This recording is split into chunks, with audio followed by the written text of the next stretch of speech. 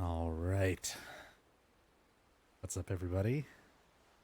Hey, lad. Just hosted Peeve 1 minute ago. It's all good. It's all good. Appreciate you coming by, hanging out either way. Hopefully, you can help me out. Shooting any of them varmints. Explode some varmints for me. All those spoiling, tip-giving varmints. Nah, yesterday it was kept to a real minimum. I was really impressed with how smoothly it went. Salamira, hello, welcome. Selenarmo, hello. But yeah, we're on day 2. Yesterday started my first playthrough of Death Stranding.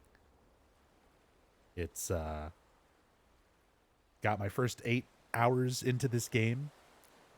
I'm absolutely loving it. And I'm just going to be jumping back into it, playing it for probably at least another 8 hours today. We'll see. Kind of depends on how I feel. My allergies and stuff are, of course, giving me some more trouble today. So my throat's a little bit off. And nose is a little stopped up. But we're going to be getting back into it.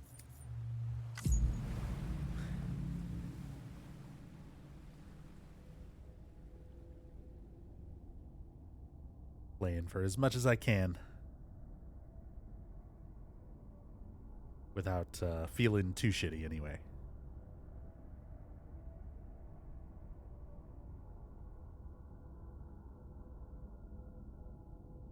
Hey Meep, how's it going? Hope you're doing well today. Hey Libuste.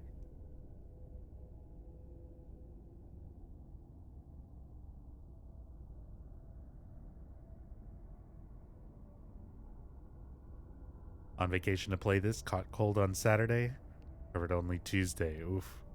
Isn't that always the luck? Like, have time set aside to play a game, and then stuff just doesn't work out for you.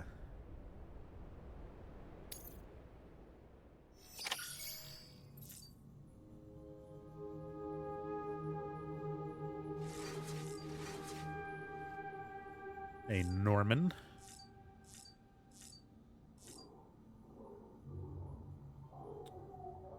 Oh, do I have a thing in my weapons rack? I don't remember there being a thing in the weapons rack.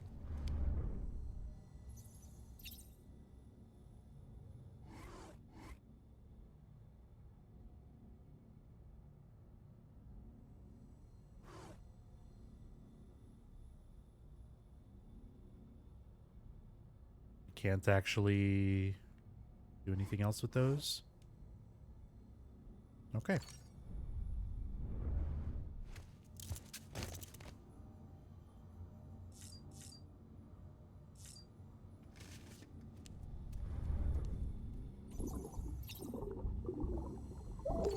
How's my little man? Tired, huh? Yeah, me too, buddy. Me too. Oh, we got likes already flowing in.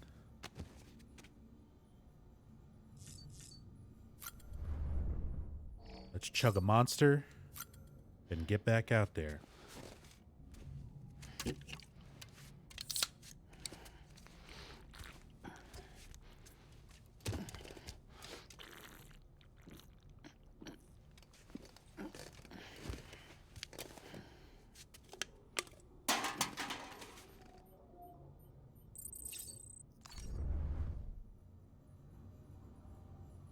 Oh, right, I can put this stuff on.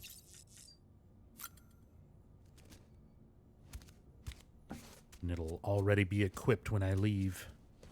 I don't even care too much about the glasses. I want the hat. Hat is stamina reduction. Well worth it.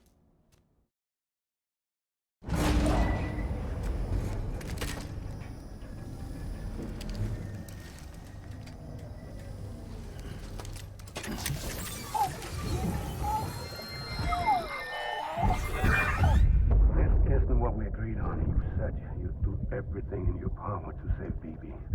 We are. But we cannot release your son just yet. Believe me when I tell you it's for the best. Says the woman in the mask who's done nothing but lie to me. Woman in a mask.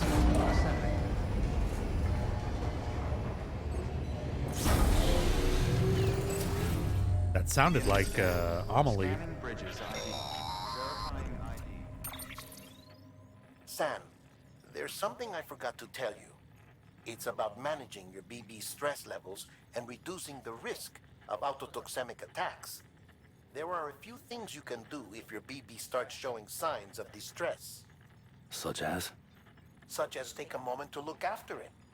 Cradle the pot, gently rock it, that sort of thing. Out of curiosity, how's it doing at the moment? Before I answer that, Something wrong? when I hook up my BB, I see things.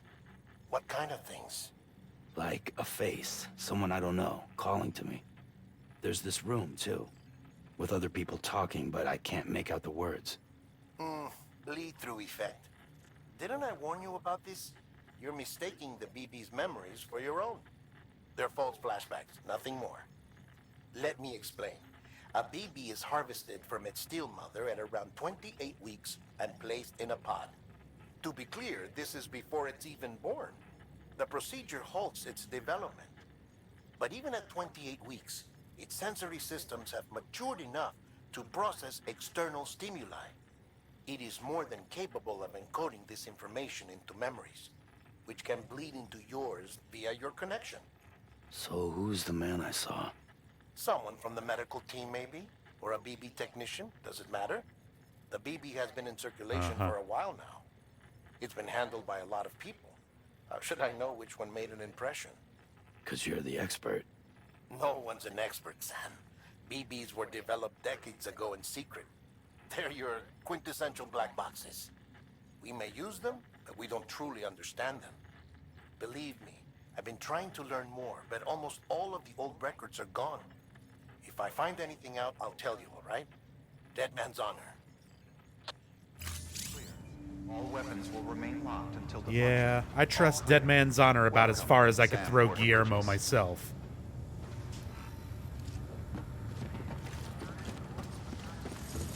Hey, Yoshio.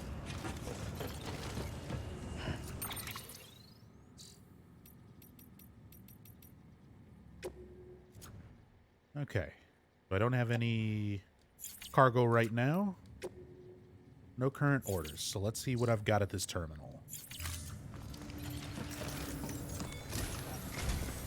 While you're resting, I ran some network diagnostics.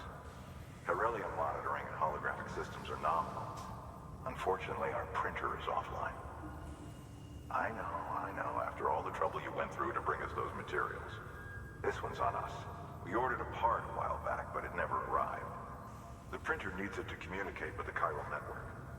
Mules must have snatched it, caught that porter en route or something. If I'm right, they'll have taken it to their drop site, which is smack dab in the middle of their territory. Don't suppose you'd be up for stealing us our property back? Can't think of anyone more qualified than you.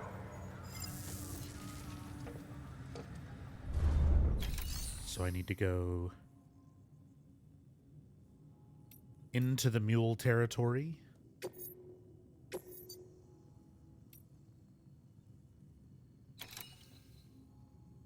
Recovery, chiral printer interface. Say that 3 times fast. Chiral printer interface.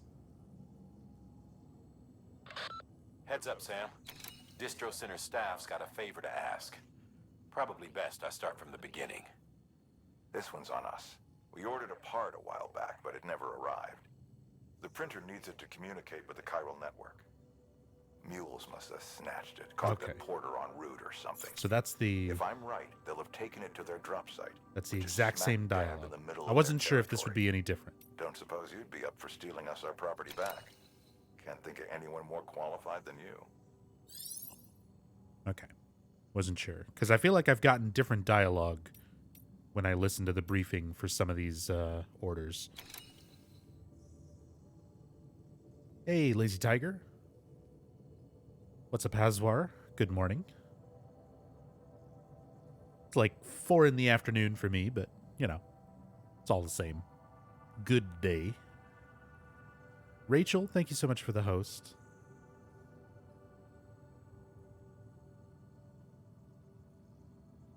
Hey, Black Ghost. Head off to get some sleep. Just finished another session. Star Trek Bridge Crew. Yeah, I still am interested in kind of playing that at some point.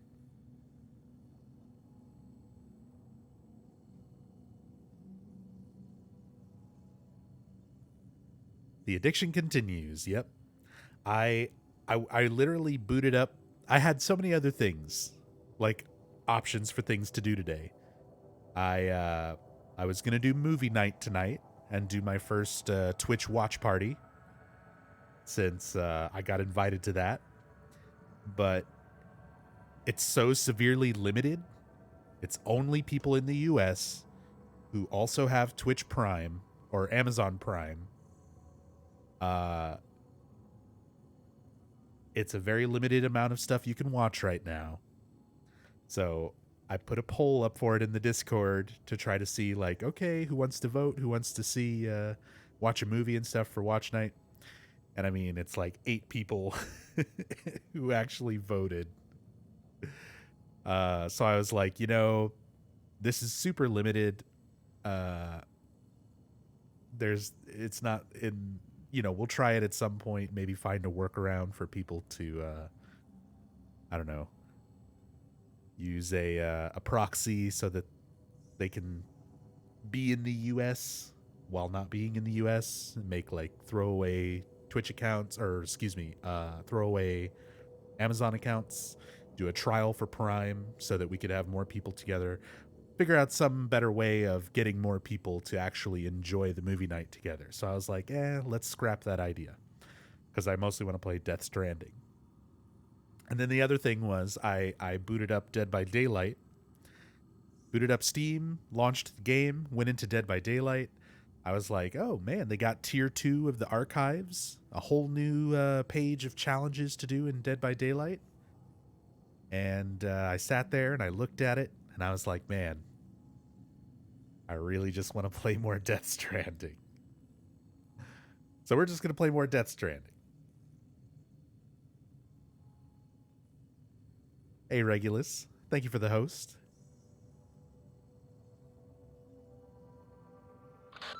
Sam, the area around that distro center has produced a significant quantity of chirocrystals. Matter of fact, that's where the chiralium used in your Cupid's internal circuitry came from. They have a range of applications, including equipment fabrication. Bottom line, they're a valuable resource and one you'll want to make the most of. I'll let Hartman explain in more detail, but chirocrystals don't exactly grow on trees. If you see any deposits, you should go out of your way to gather them. Especially since folks with dooms are the only ones that can, provided they have the necessary equipment, that is. I'll see that it's added to your supplies for this order. Sam, it's Hartman. Following the discovery of the beach, we not only began to observe heretofore unseen phenomena, but a new type of matter, chiralium. I say new, but it has doubtlessly existed since the dawn of the universe. We believe it was always there, like dark matter and certain particles. Ever present, yet overlooked because we lacked the capacity to see it. Chiralium appears to be unbound by the constraints of physics as we understand them. It can stop time or move contrary to it. On occasion, it even defies gravity. In practical terms, it can stop or even reverse time and causes objects to float. A special cylindrical case is required to collect and store it. Suffice it to say, the procurement of samples is vital to our ongoing research. Interesting. So, chiralium affects time and gravity, and is also, when it's condensed into an area, can cause time fall, which does the opposite. Instead of reversing or stopping time, it fast forwards it. Okay. Learning more about chiralium.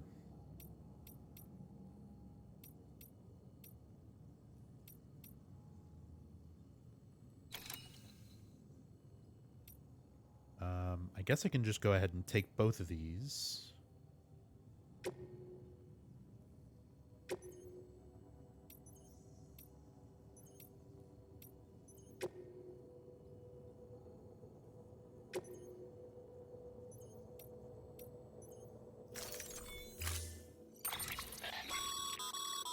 Mama's added a watchtower schematic to your PCC.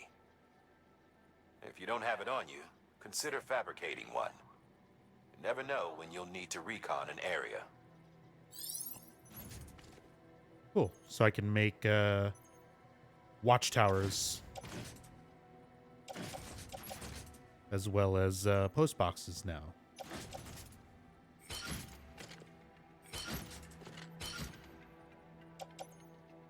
Dang, do I really need 3 of them?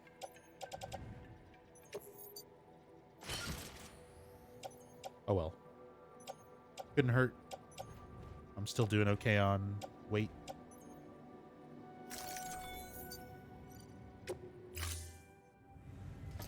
Hey, Magic Pot. That thing you're holding is a crystal collector. Now, as the name suggests, it provides secure storage for any crystals you gather.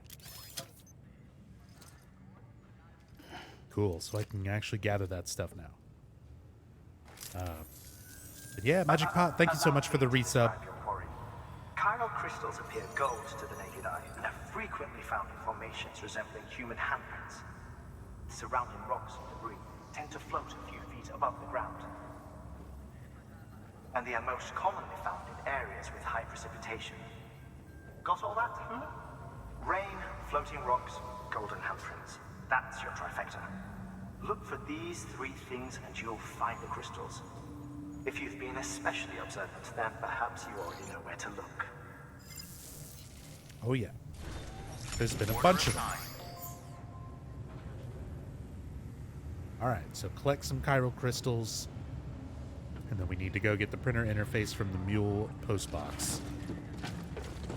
Well, there's already a shit ton of crystals over there. Beginning scan. Have a pleasant journey. I'm gonna go get those first.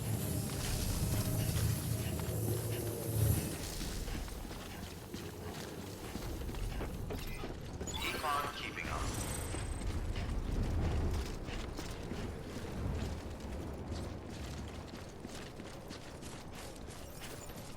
Weapons beginning scan.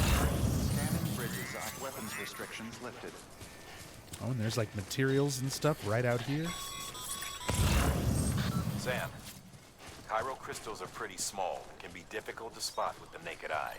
I'd advise you to use your ultra deck to point you in the right direction. If you want to survey a wider area, though, you might consider building a watchtower and relying on its sensors.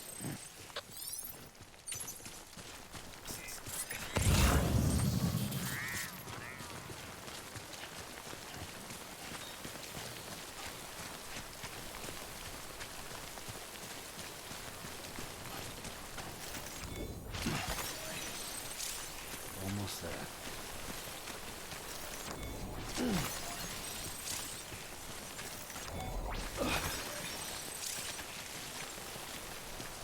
All right, if I go any further over there, I think we're going to start hitting BTs.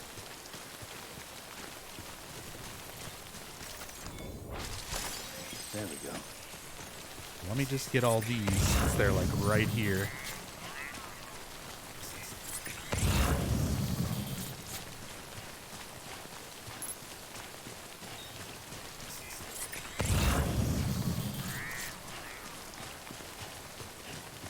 If I can cross this, I'm going to go ahead and grab these materials too.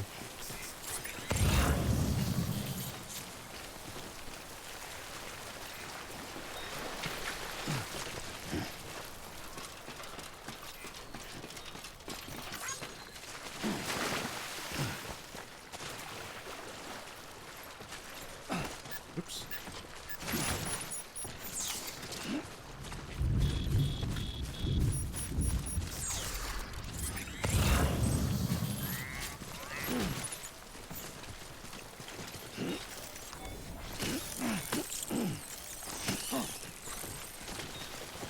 Some gummy worms.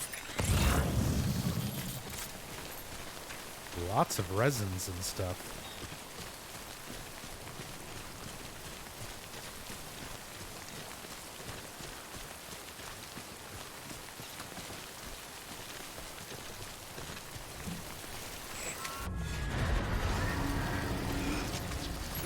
Okay.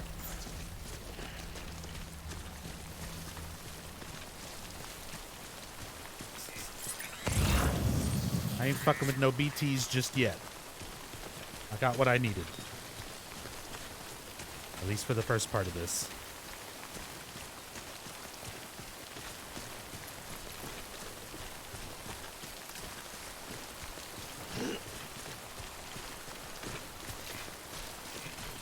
Enough already.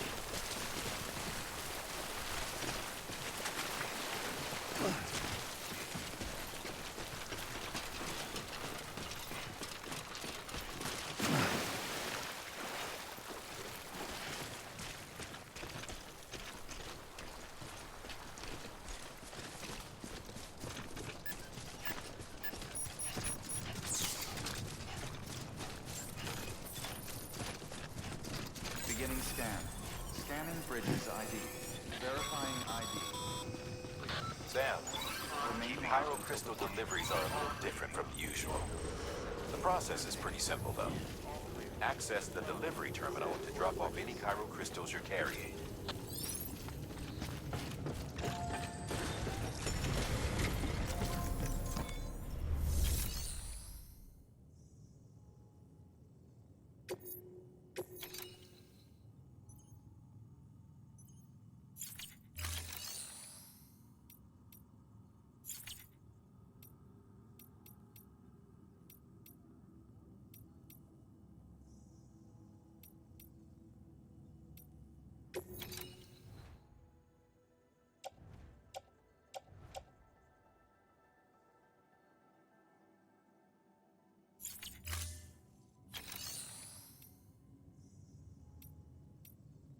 Hold on.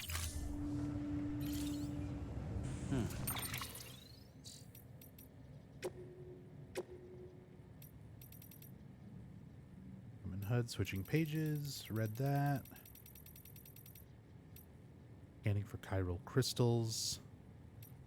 Can also be done from watchtowers. Infiltrating a mule camp. When infiltrating a mule camp, crouching will help reduce the sound of your footsteps. Holding your breath will make you even harder to detect. Hiding in tall grass or behind large objects can help you to escape detection when spotted by mules.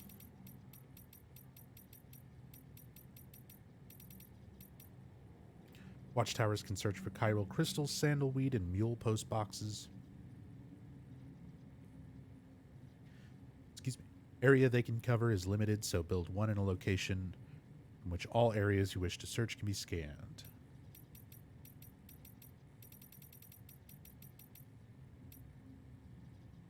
Number of chiral crystals in your possession is displayed at the bottom of the cufflinks map. Yeah. Blood level, BB's stress level, your stamina, footwear durability, current weight, and total number of likes. Okay.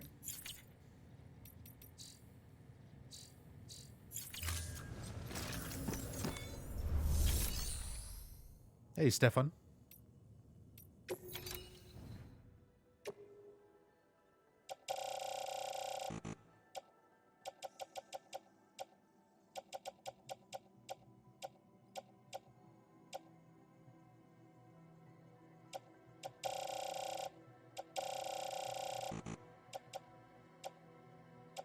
Oh, is that like the maximum? Or is that just like all that's required?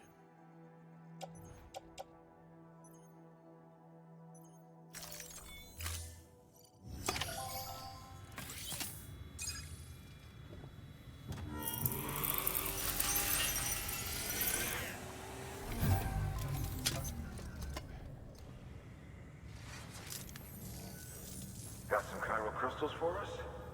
These crystals only form in places with elevated chiralium levels. Which makes me wonder if expanding the network had something to do with it. Damn, son. That is a lot of crystals. Maintenance and R&D will both get their fill, looks like.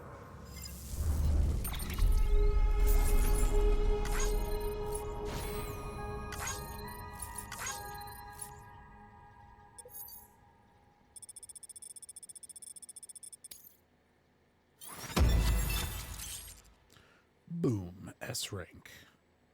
Benjamin Hancock has provided design data for the following: container repair spray. New interview data, chiral symmetry and chiralium. New options been added to delivery terminals. Claim materials. Excess chiral crystals can be deposited at any facility. They'll be added to the stores held on site. These local stores include materials that you can draw upon to fabricate equipment as needed. Cool. Recycling weapons, equipment, or materials at a facility will increase the amount of materials available for use at that facility. This can then be used to fabricate any new weapons and equipment that you require.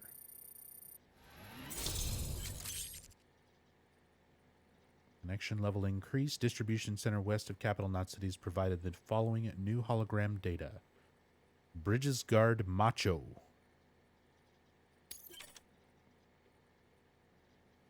See, I still haven't even made a structure that I can like customize like that with the holograms and stuff.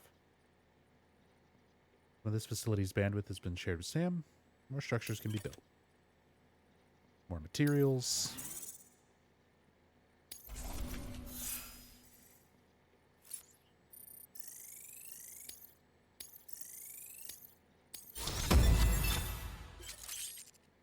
Been awarded the title of Expert Handler.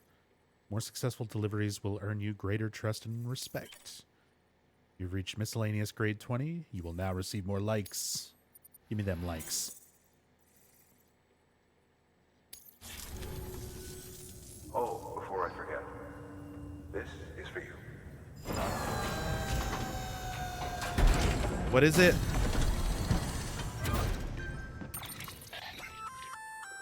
That's container repair spray for patching up cargo containers. Sweet.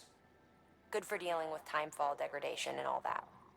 Useful stuff if you and your cargo have been through the ringer. We've added it to your supplies list, so it's readily available if and when you need it.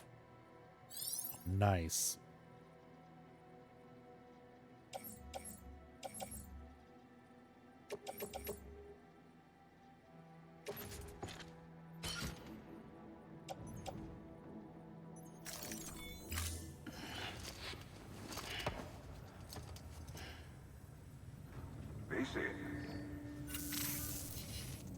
There is a correlation between elevated chiralium levels and increased crystal formation. This may well be the result of the network's expansion. You needn't worry though. Local chiral density is still within an acceptable range. If you find any more, be sure to collect it. You'll be well rewarded. If you come into more chiral crystals, you can submit them at one of our facilities. And you can deposit other resources too, along with any items you don't need. Everything has its value. What we don't use as is can be broken down into components for R&D and other applications.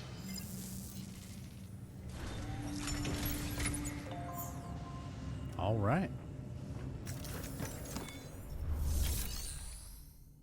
Hey, Misha. Good evening. Finally found the channel with this game. Oh, I feel like everybody was playing this game. Maybe I'm a few days late to the party, so everybody's already rushed through it and finished it. But I'm a very, very slow, meticulous, analytical type of game player, so I take my time, I read everything, I listen to everything, not skipping anything. And this is a first playthrough, so if you're familiar with the game already, please try to refrain from any tips or hints, suggestions, spoilers, anything like that. It could take away from my experience with it. But yeah, I'm about 8 hours in, and I am super, super loving this game. Unable to fabricate. Yeah, we still need the chiral printer. I gotta go get that. But once I get it, I can make container repair spray. Cool. So let's throw some of this stuff in my private locker. Oh, I've also got the grenade. They wanted me to throw this at a BT, my bathwater.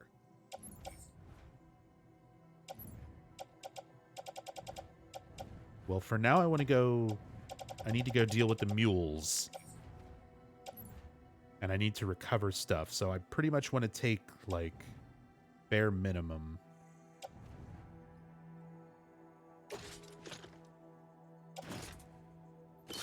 Let's put on my new boots.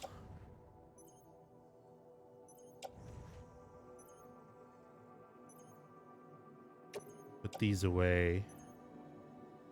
Put my ladders and PCCs away. Put my container repair. I pretty much put everything away.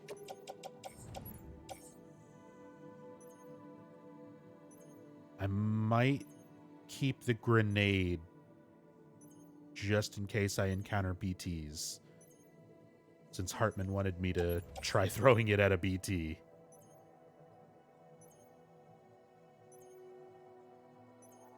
A capsule containing Sam's condensed bodily excretions collected when he uses the shower.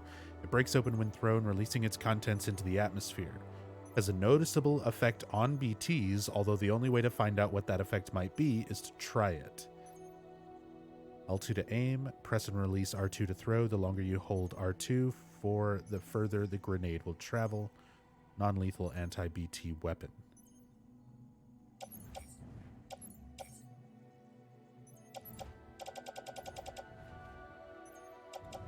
Okay, well, let's put all this stuff in the locker.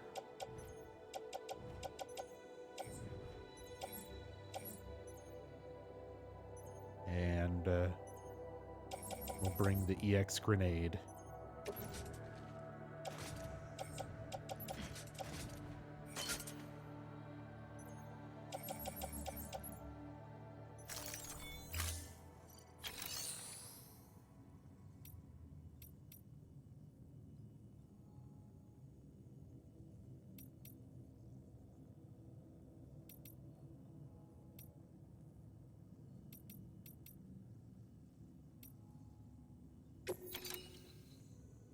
That's just to do that.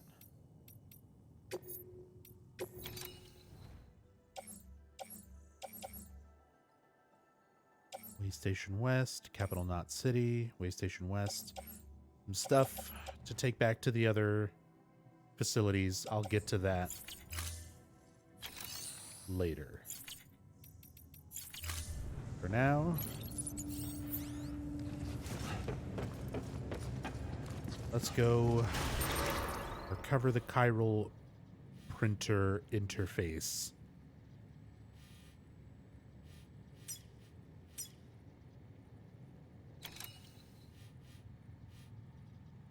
Southwest, Capital Knot City.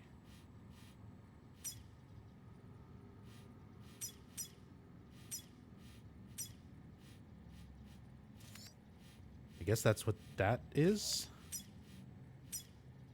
Climbing anchor. Mules. Okay, well, I'll just start heading south. Let's put a marker there.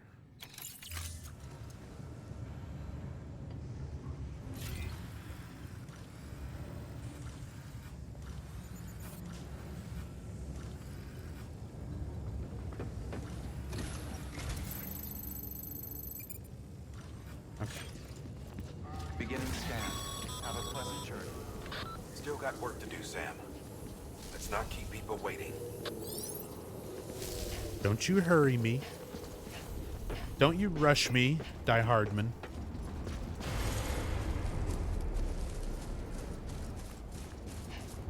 Weapons restrictions lifted.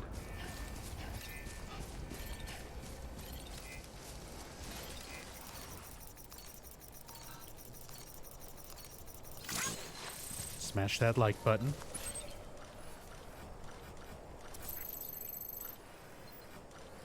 Where's my marker?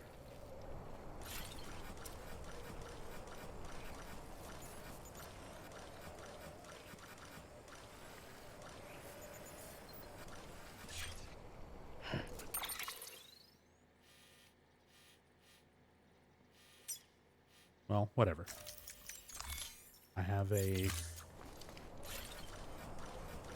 I I have a destination. That's all I need. Hey, Lexi. Beginning scan. Scanning. Oh yeah, I just started. I've been streaming ID. for Clear. Weapons 40 detected. minutes. All weapons will be locked until departure. More like All 30 clear. minutes. Welcome, Sam Porter Bridges. And I've just been, Weapons restrictions lifted. collecting my Call it rule or orders. habit, but most mules almost always bring stolen shipments home with them. Find the post box, steal back the cargo. Simple as that. But be careful. These guys are armed. If this goes sideways, be ready to fight. Subduing mules. Square to attack. Attack a mule repeatedly to knock them unconscious. Hey, purple. Loving the purple hat. Oh yeah. I had to represent the Twitch hat. Oh, we got more lore and stuff to read too. I'll get to that when we get back and rest in the room. Okay, recycling. Read that earlier. Container repair. God, I can't read today. Container repair spray effectiveness. Using container repair spray during a timefall shower will reduce its effectiveness. Seek shelter from the timefall before using the repair spray in order to ensure the best possible results. Okay. So I don't want to just bust it out while I'm actively in the rain. I want to try and use it once I'm out.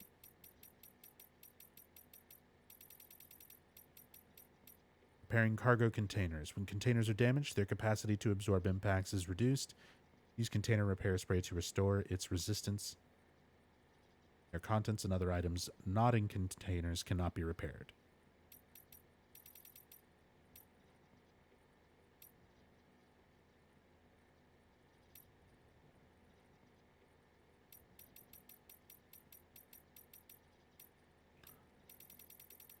Yeah, how it... Hiding in tall grass or behind large objects can help you to escape detection when spotted by mules. But they, like, scanned for me last time.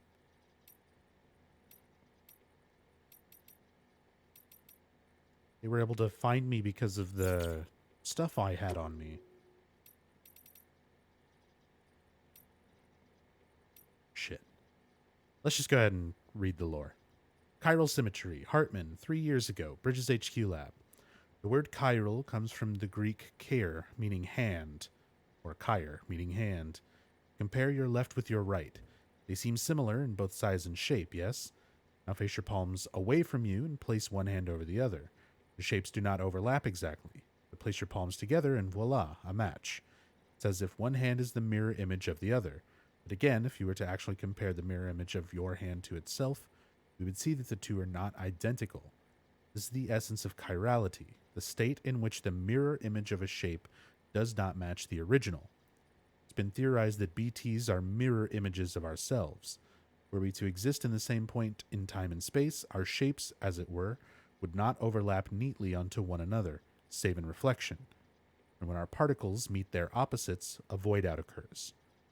The new form of communication we have devised utilizes beaches, which are akin to mirrors, reflecting this world and the other, hence the term chiral network.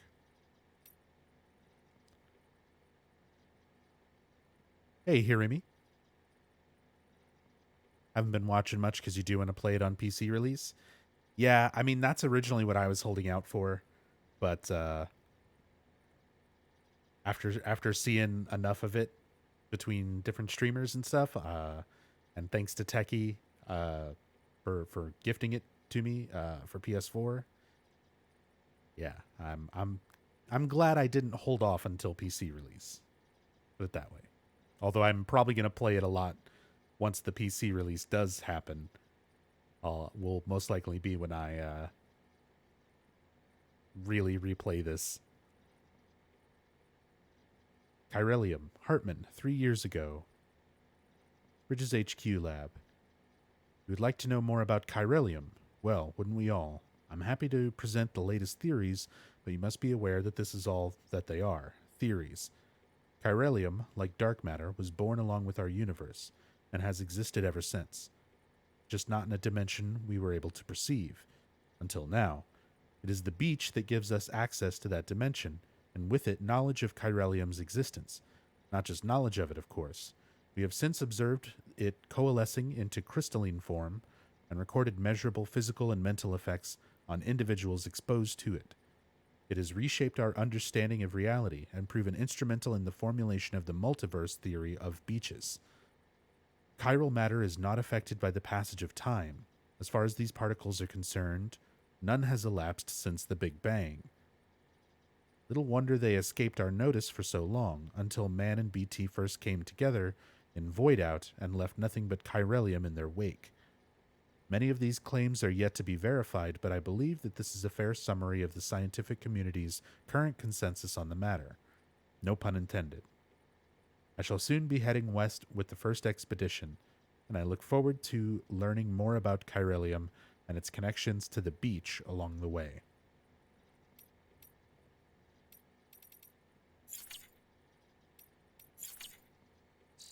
Okay.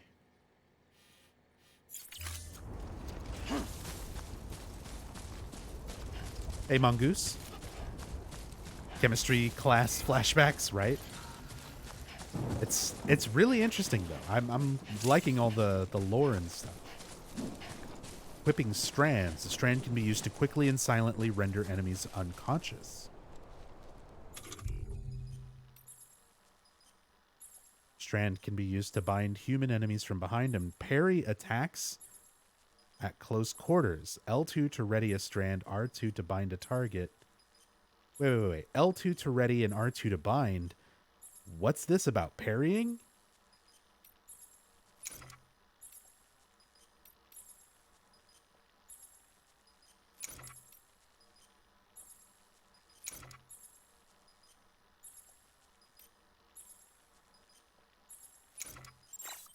Okay, well, we'll figure that out.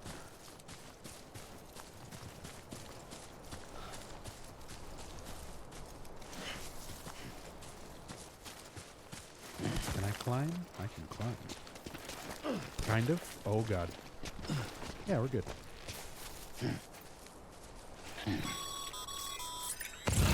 Remember, Sam, before you approach the mule drop site, we recommend you use a watchtower to confirm the location of the post box containing our cargo. That's why they wanted me to bring the PCC for the watchtower. I guess I could go back and grab one.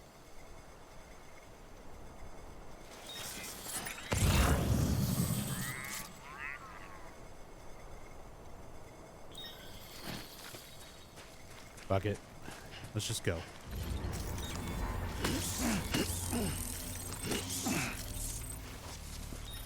Try to find it through exploration instead. That sounds more fun. And a post box.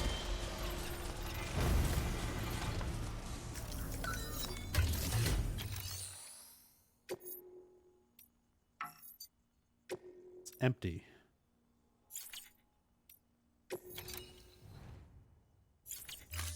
Okay.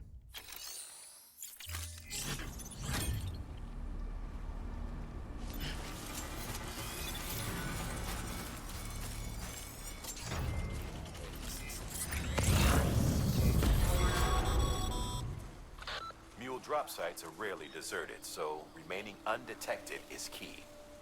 Keep a low profile and move slowly to I see him. minimize noise. Oh, that's the metals. He's holding them. Chiral printer interface. It's right there.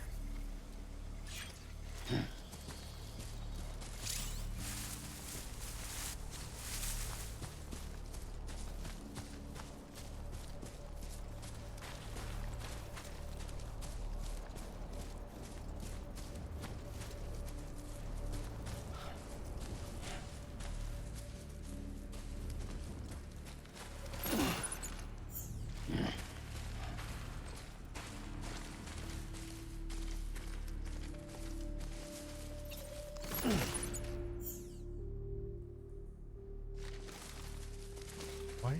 Why is this rope here?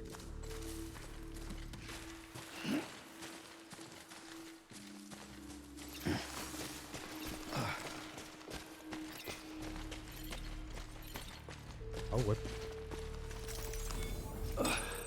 Memory chip.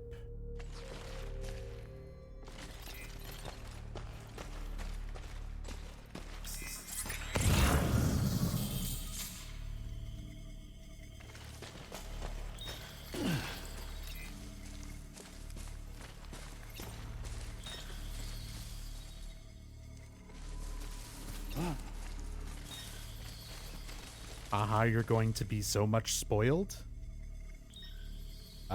Yeah. I'm not looking at my chat as much as I usually do while I'm playing this. And I have moderators here to purge anybody saying anything that they shouldn't. So nothing will be too badly spoiled. Just keep your fucking mouth shut. Simple as that. Let people enjoy games.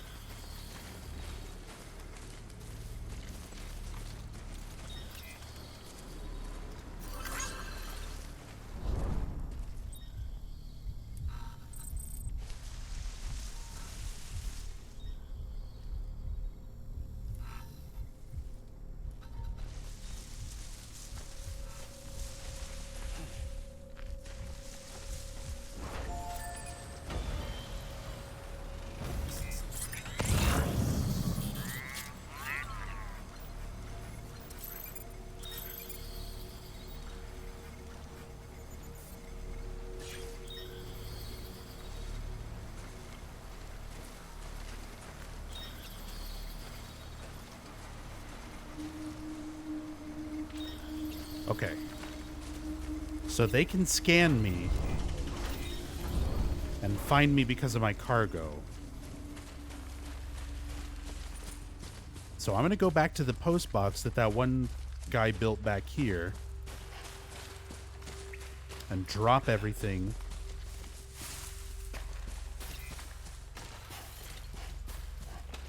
And then I can come back this way.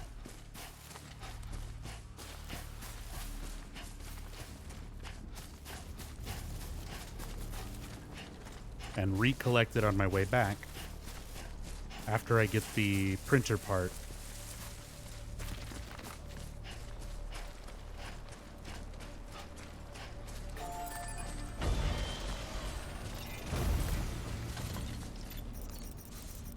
You get some likes.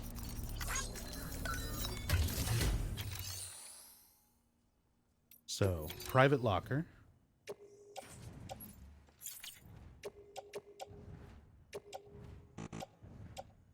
Put it all in the private locker for now.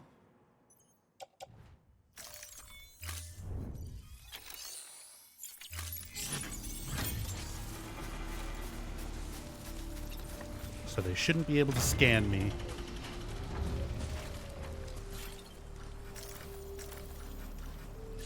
See, this is where I'm having flashbacks to Metal Gear Solid 5. And I really wish I could, like, since I can see this guy and the equipment that he's carrying, I kind of wish I could mark them the way that you could mark people in MGS5 and see their patrol routes. I mean, I guess it's essentially the same thing. Just using the scanner, you can see him going back that way.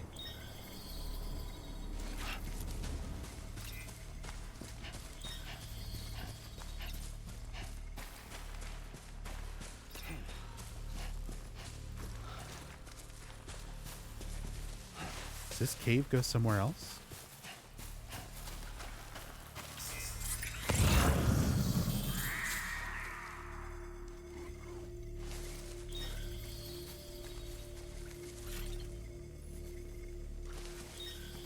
Okay.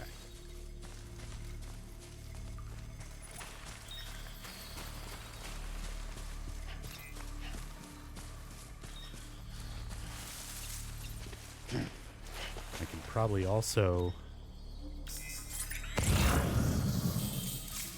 go up there, but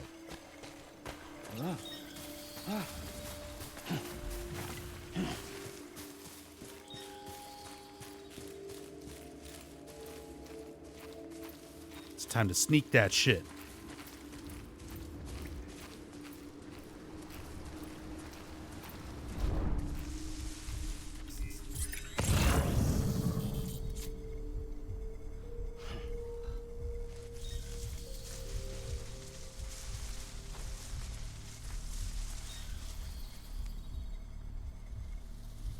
Doesn't seem like there's anybody actively here.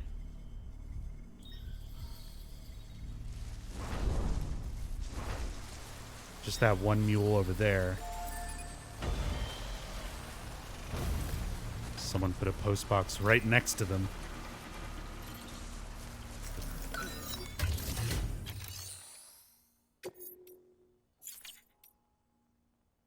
Nothing in it.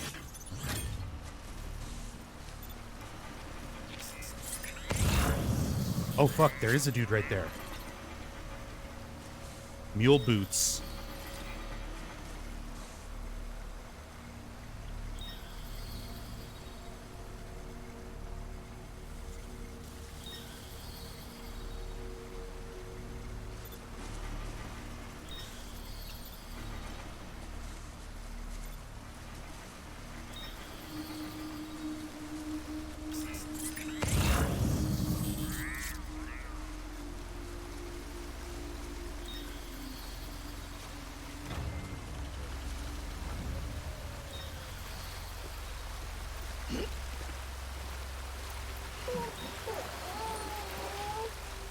Relax, BB.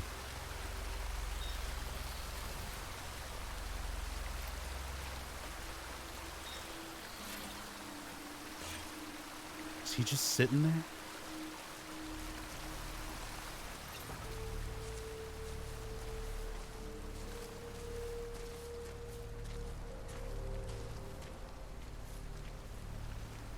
Okay, where's my strand?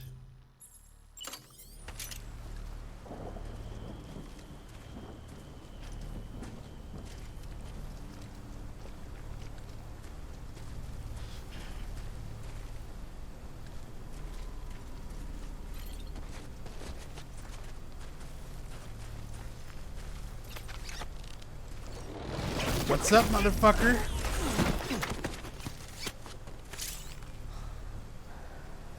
Oh, yeah. He's sleeping. Give me those boots.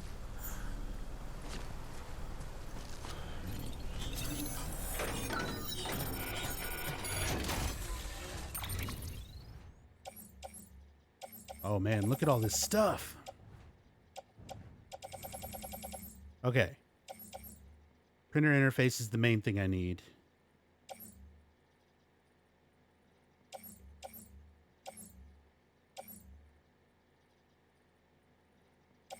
Let's try to take back the lost cargo.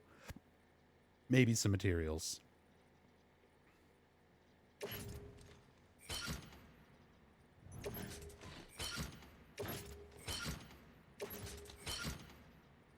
$72. I can take some of this stuff as well.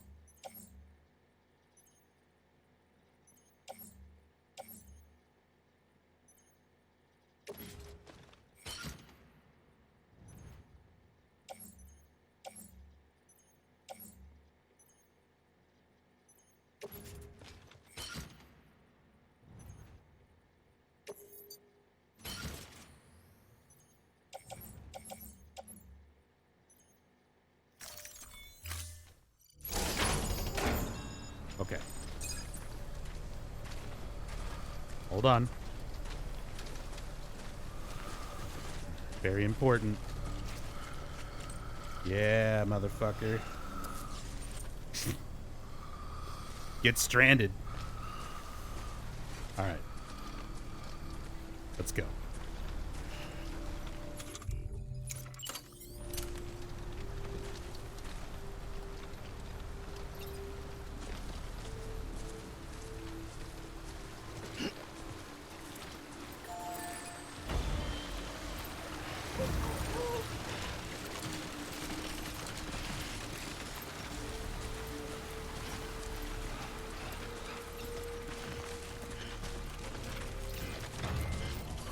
Got to assert dominance with the teabag.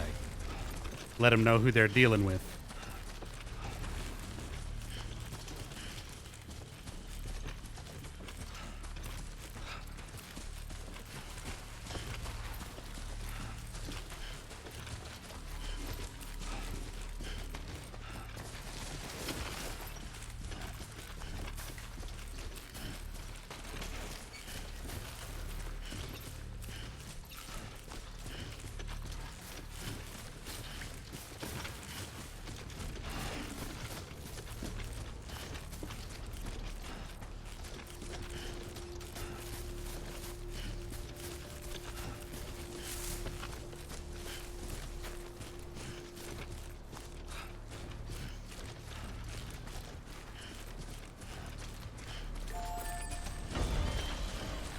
Let's get the rest of my stuff back out of here.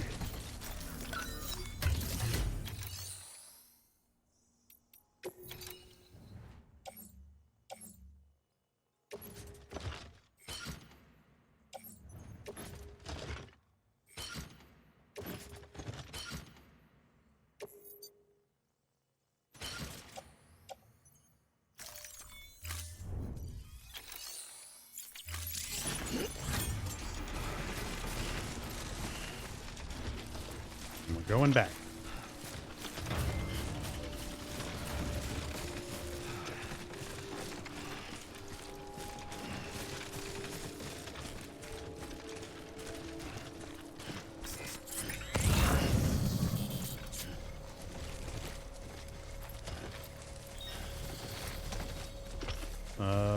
I probably won't fall and bust my ass climbing down there, right?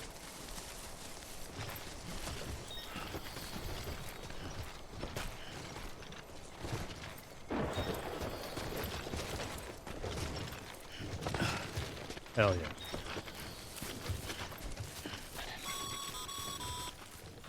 Mules. Damn addicts chasing a cargo high. Shame we gotta deal with their bullshit at all. Back in the day, AI did everything. Deliveries were handled by unmanned vehicles and drones. All we had to do was sit back and let them work. It was revolutionary, damn near singularity. No reason for it not to take off, but it didn't. People didn't like it when we took the human element out of the service industry. So, after some consideration, we put it back in. Made jobs no one really needed and gave them to folks who couldn't live without them. And from there, it snowballed. Now we got cults of cargo-chasing crazies who get off on hijacking shipments. Jackal's always on the lookout for the next porter. Make sure you're not him. Hey, don't you kink shame me. What I get off to is none of your business, Die Hardman.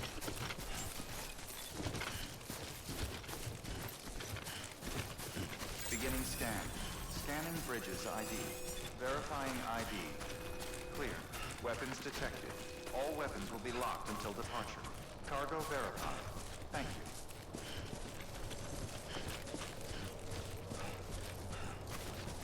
you. What's up, nobody?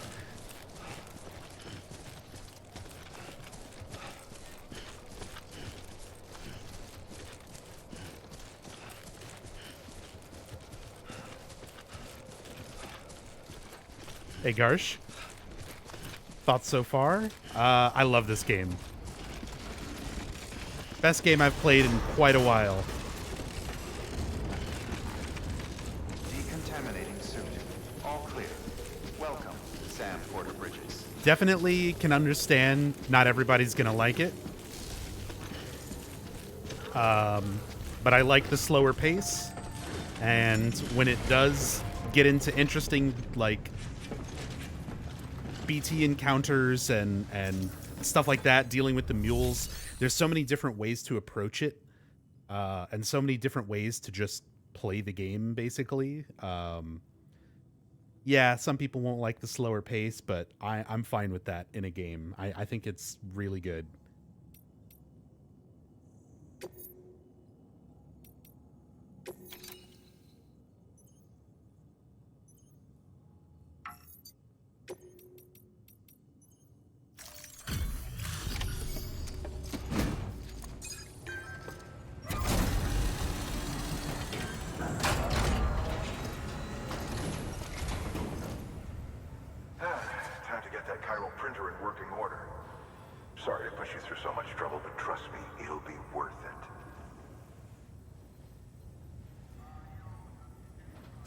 Excellent.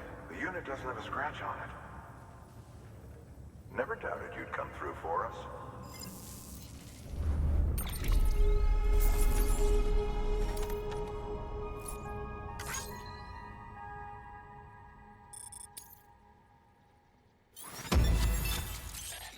S. Ranku. Sam, how are your shoes holding up?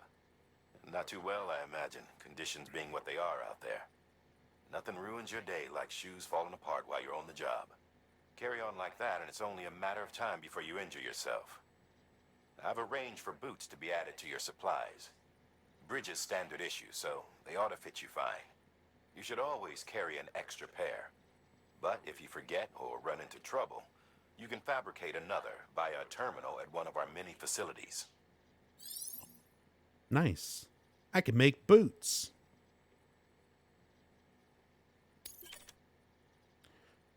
New interview data. We got more lore. Necrosis in the ancient Egyptian view of life and death. 2 years ago, distribution center west of Capital Knot City. And the Chiral Network 1.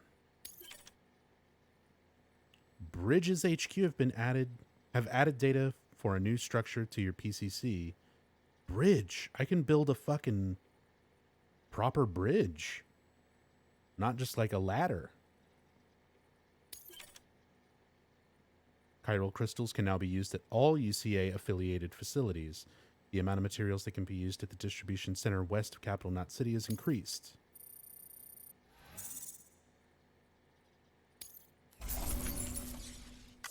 I also got you a special device.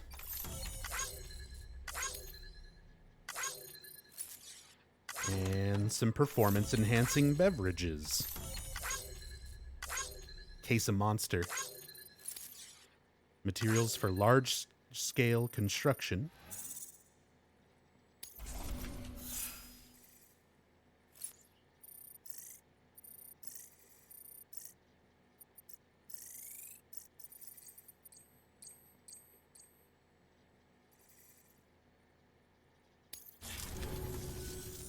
See you around. Congratulations, Sam. I understand you now have access to a chiral printer. An extraordinarily useful device that can only function because of the manner in which our network utilizes the beach, enabling us to transfer massive volumes of data instantaneously. Since under normal circumstances, such transfers would take hours, if not days, some have speculated that the chiral network might, in essence, be a time machine. That it is transmitting data into the past. Suffice it to say, we have yet to fully grasp the fundamental nature of the network and the beach which we have come to rely upon. One might liken our relationship with it to that of primitive mans with fire. Is it useful? Quite. Is it dangerous? Undeniably so. Nevertheless, we have decided that the reward outweighs the risk. Furthermore, as the BTs are linked to the beach, it stands to reason that further study and experimentation could be of considerable benefit. The same could be said regarding you, of course. Rest assured, I will keep you apprised of what I learn. You have my word. Good work. Cool. New order available. Please access delivery terminal for further information. Cool, cool, cool.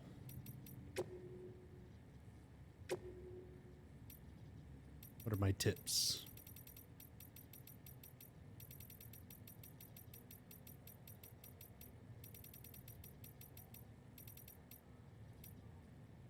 Attacks from the front can be blocked. Enemies will often guard against frontal attack, try to attack from behind, or to wait for an opening between enemy attacks. Got it. Dark Souls rules. Tackling enemies. Press square while using L2 and R2 to center your balance. Tackles can be useful for breaking an enemy's guard, but will use up stamina and cannot be performed when carrying cargo by hand. Oh, I can do the Metal Gear Solid 5. I can Goldberg spear them. Dodging close range attacks. L2, R2, and X to dodge. When a nearby enemy attacks, a well-timed jump while centering your balance can be used to avoid the blow. Using strands, use L2 to prepare the strand, then use R2 to bind the enemy. Dude, that shit worked so well. If you can sneak up on a mule from behind, you can use a strand to bind them. You can also use strands to avoid mule melee attacks, although your timing will need to be just right. That parry... I'm going to have to, like, go fight a mule just to try out some of these things. Equipping strands.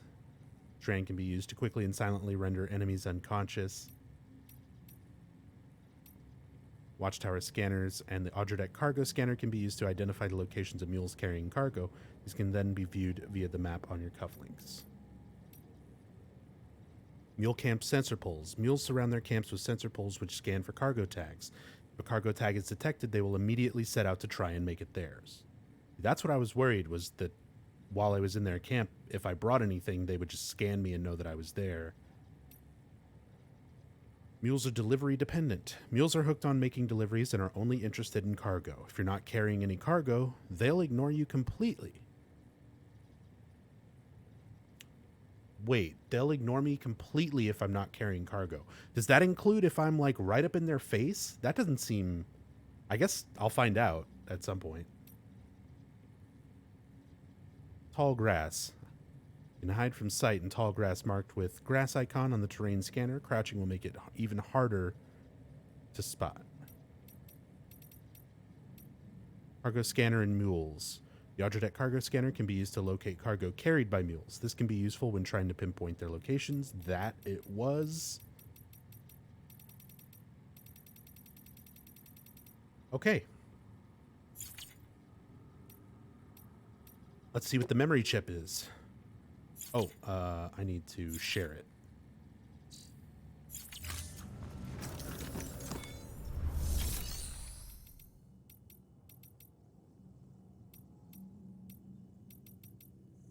There it is.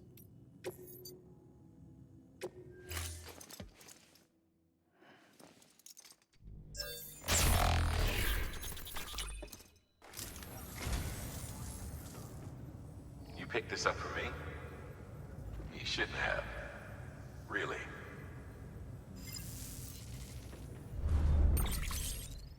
Memory chip data restored. Following data can now be viewed via your cufflinks, The Seven Samurai. It's a good movie. Thank you for your contribution.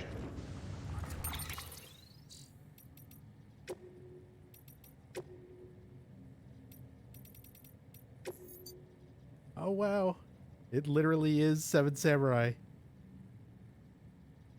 A classic work from Akira Kurosawa. Became, alongside Godzilla's Ishiro Honda, one of Japan's most globally acclaimed directors. The movie developed a huge cult following worldwide, and its story was retold in the Hollywood classic The Magnificent Seven. The image of the villagers hiring the Seven Samurai in order to protect themselves strikes a chord with many preppers, living as they do without the support of an organized nation state, and making this a classic, old copies of which are much sought after.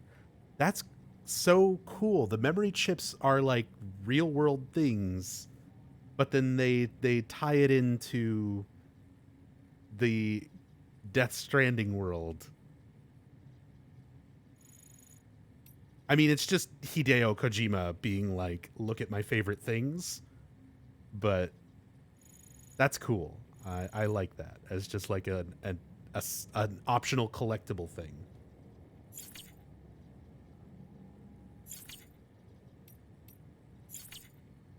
I'll read the interviews in a second. First, let me turn in some of this stuff. Mule boots. Boots favored by mules. Their old-fashioned design isn't particularly hard wearing. They tend to break fairly easily. Okay, but it's still an extra pair of boots.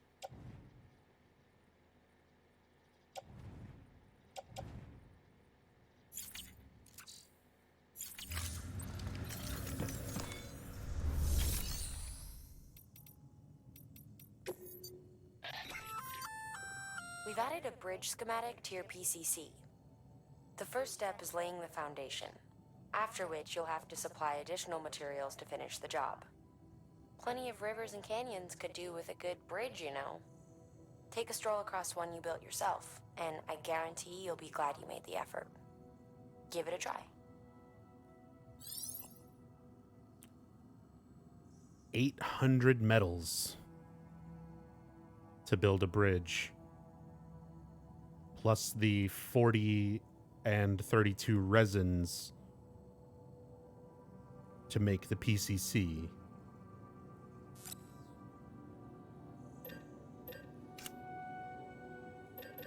I can get container spray. Sweet.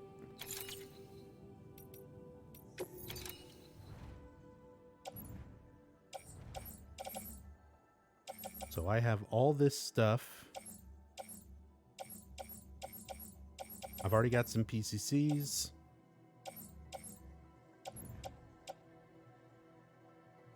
So let's do some science. I need to see how some certain things work here. I should be able to put these resources, these resins and metals, along with the stuff that I brought back from the mule camp,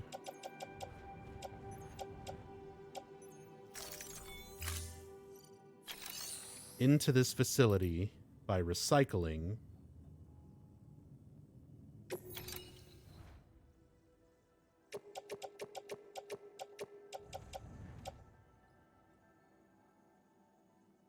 Sure. Oh, maybe not. I'll do that separately, I guess.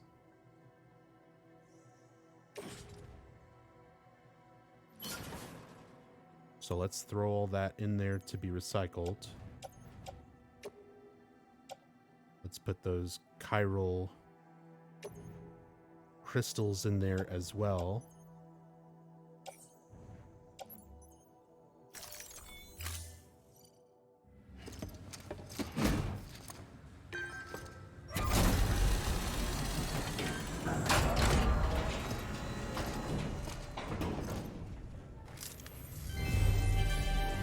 Thank you for your continued support.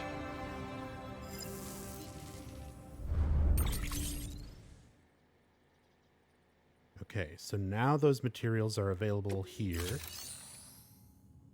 And if I was like going to build a bridge, I can come here and select materials. Hell yeah. And you can choose the quantity that you remove.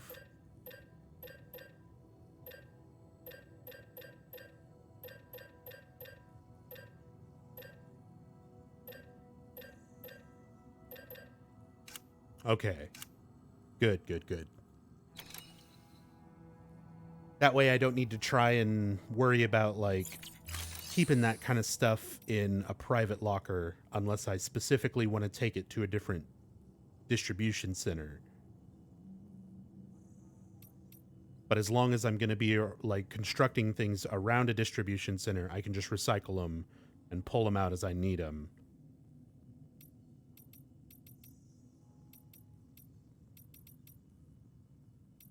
Dope. All right. So now I don't need this much stuff on me, most likely.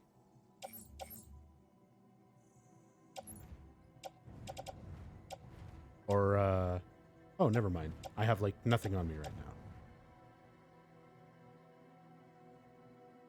Let's go ahead and put that away. Keep my grenade.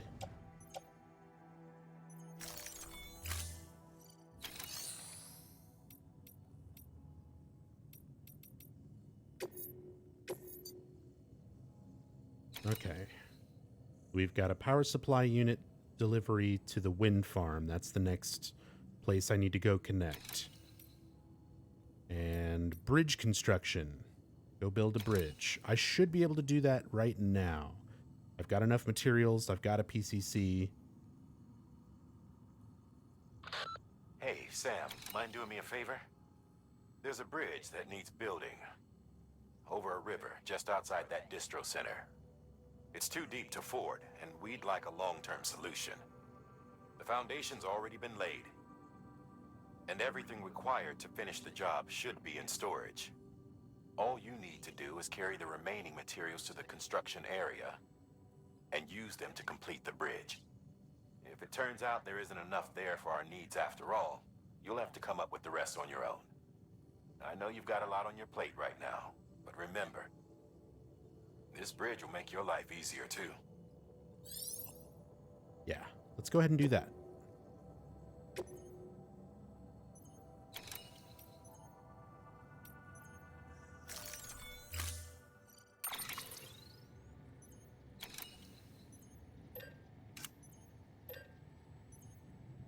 Yep, don't need to fabricate anything for that.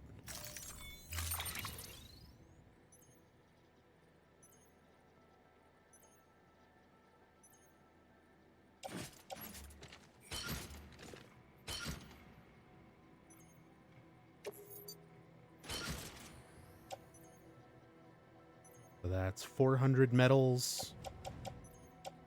I guess I'll see how much it needs when I get there. Because what did it say on the PCC? 800?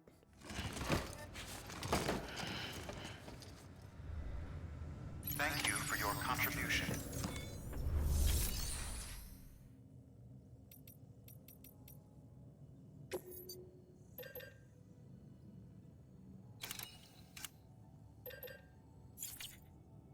Do I have a way to check that again?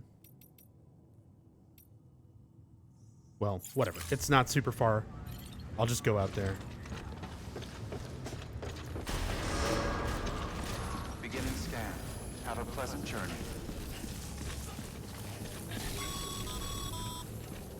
Okay, Sam. Make your way to the designated construction area for the bridge. The foundation should already be in place. With your help, we'll have the thing finished in no time. There should be a terminal nearby. Oh, there it is. Access it to submit additional materials. Weapons restrictions lifted.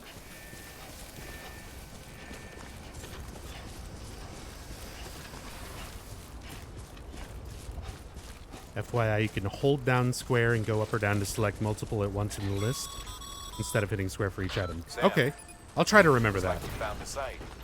There should be a terminal nearby. Access it to submit additional materials.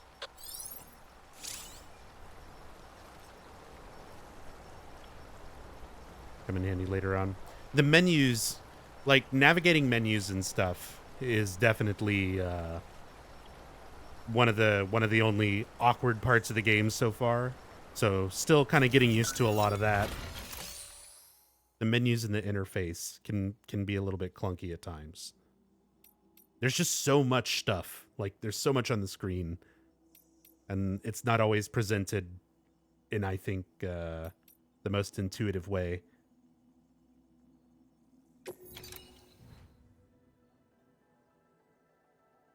Okay, yeah, so it's already got some metals. See, like, already, it'll take me a while to get used to that stuff.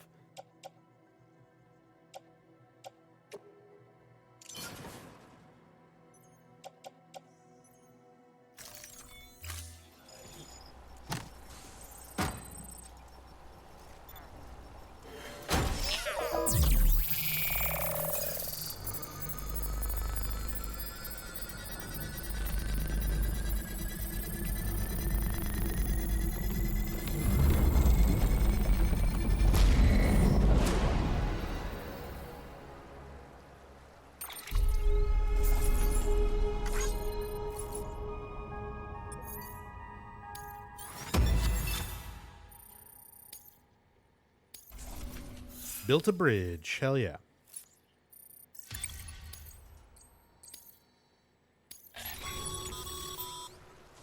Bravo, Sam. That bridge should make life easier for a lot of people. You can be sure that every traveler and porter who passes that way will put it to good use. Keep an eye out for other spots that could do with another well-placed bridge. Nice.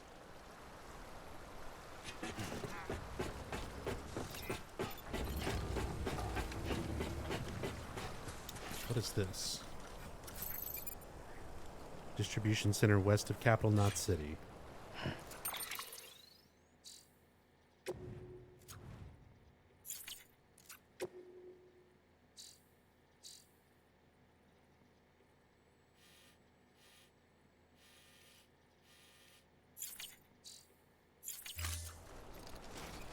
Oh, it's literally just the terminal downstairs. Okay. It seemed like it was something further away. I guess that's why I should just check distance. Still, as I said, getting used to that kind of stuff in the interface, it's going to take a bit. Beginning scan. Scanning bridges ID. Verifying ID. Clear. Weapons detected. Like, there's just so much to it. I forget things that I've, like, already figured out. All clear. Welcome, Sam Porter Bridges. Oh, while I'm not holding anything, I want to try something.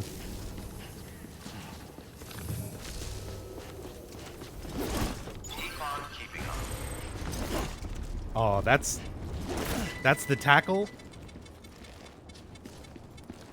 Oh man, that burns the fuck out of your stamina. Weapons restrictions. I was expecting, like, the Metal Gear Solid 5 Venom Snake Dive, where he just, like, Goldberg spears into people. But that's good to know. And then dodge. It's not much of a dodge. Okay, at least I know. Beginning scan. Scanning bridges ID. Verifying ID. Clear. Weapons detected. All weapons will be locked until departure. All clear. Welcome, Sam Porter Bridges. Decontaminating Sam. All clear. Welcome, Sam Porter Bridges.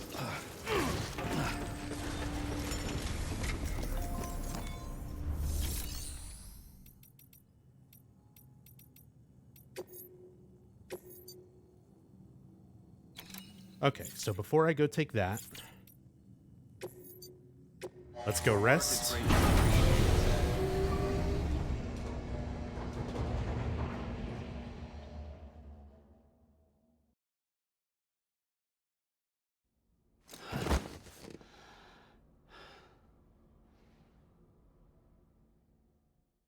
May behave differently when you're actual combat, but I couldn't say for certain. That's okay. That kind of stuff I don't want to know, Garsh. I know it might seem like mundane control stuff, but even things like that, I want to kind of play around with and kind of discover on my own. Like, good example from yesterday's stream, when I figured out that there's a double jump. That was like a hype moment for me. I was like, what the fuck? So I don't want that kind of stuff, even if it seems kind of basic control things. I still have fun discovering it, so.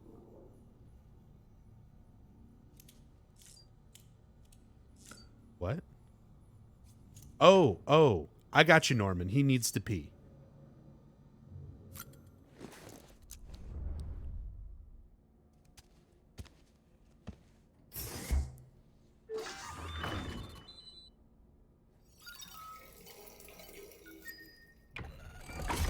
EX grenade number 1.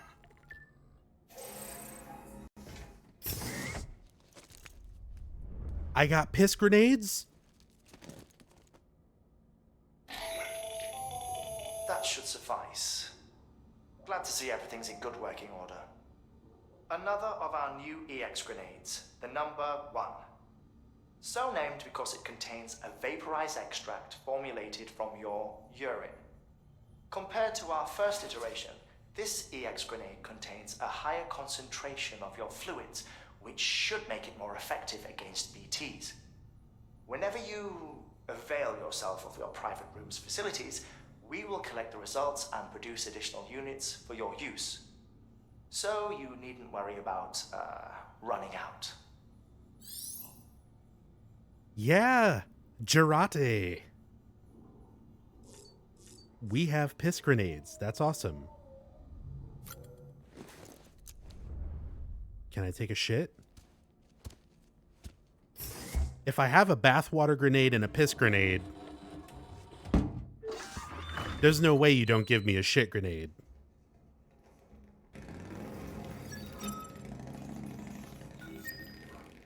EX grenade number 2. Oh, it's blue. That's not what I expected.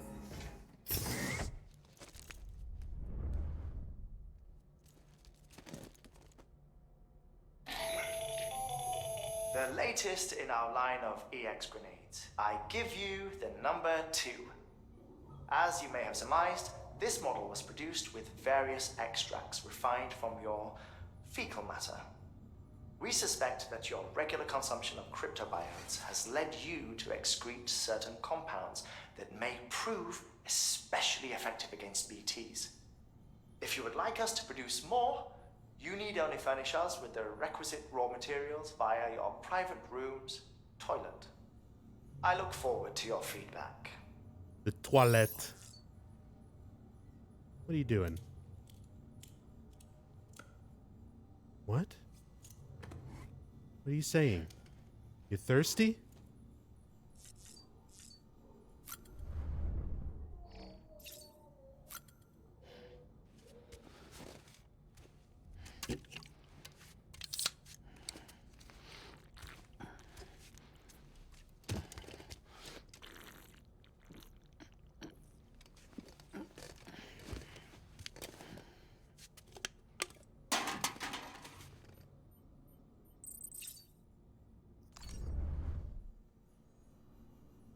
How about now? How you doing, buddy?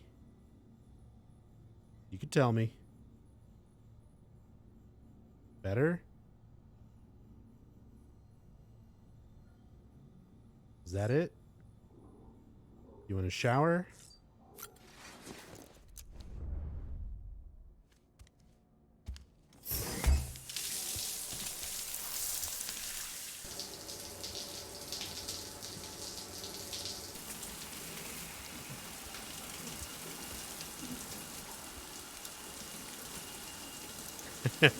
What did you eat?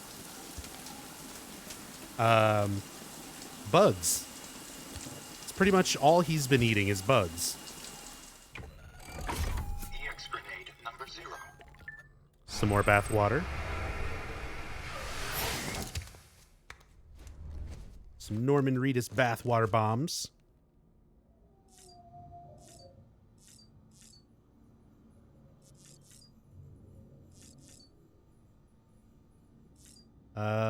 Lore. I was gonna read the new interviews I got.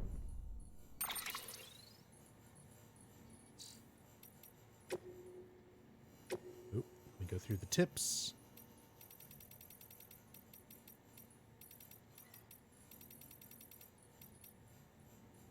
Bridge foundation. Foundation of a bridge. Once the foundation's in place, add materials to level up a structure and complete the construction. When constructing a bridge, use L2 to prepare the bridge and R to move the camera up and down in order to select its length, 50 to 80 meters, and then 800 metals to complete it.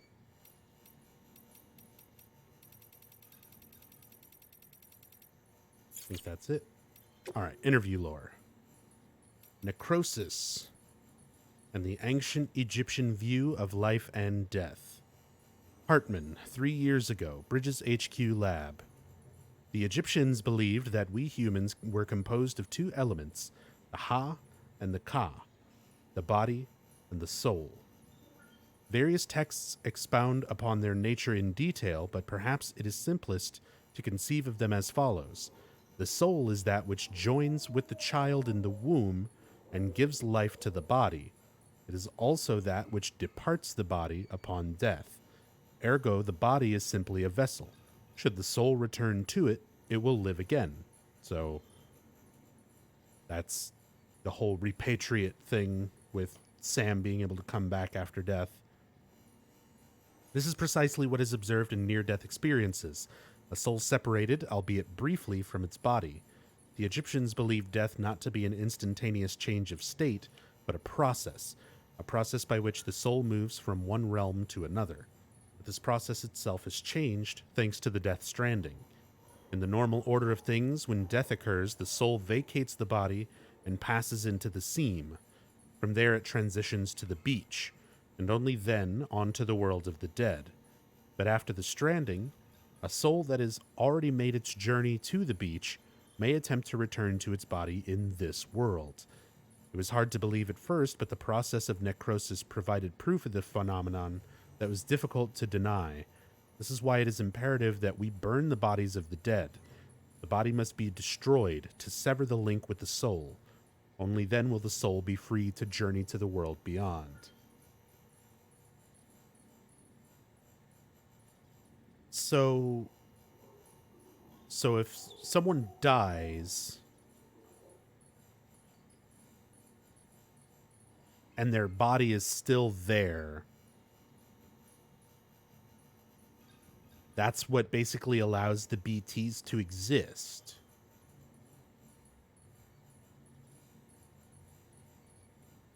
But in the intro scene with the first suicide guy, the body that we were transporting,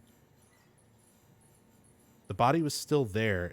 I guess it's still there because it was like absorbed into the ground. I guess that was the BTs reclaiming the body and causing the void out.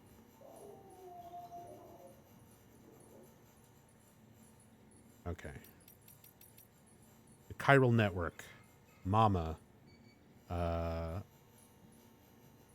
3 years ago, before first expedition's departure. Central Knot City HQ. So the core infrastructure is complete. The basic Cupid-ready chiral network setup is good to go. Now all we have to do is connect Central Knot City to Capital and prove that it actually works. Sadly, I won't be here to see it. I've been assigned to the expedition team's second group, so I'll be heading west with the others. But the people in charge here are the best of the best. I'll have the network operational inside of 3 years just as planned, I'm sure of it. And while they're seeing to that, we'll be visiting towns and whatnot across the country, putting the facilities in place for when things are finally up and running. Amelie and the others in the lead group will be forging the connections and laying the groundwork to make sure everything goes to plan.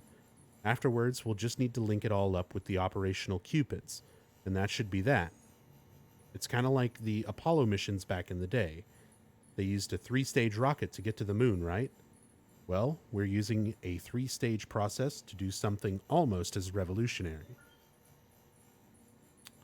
Okay.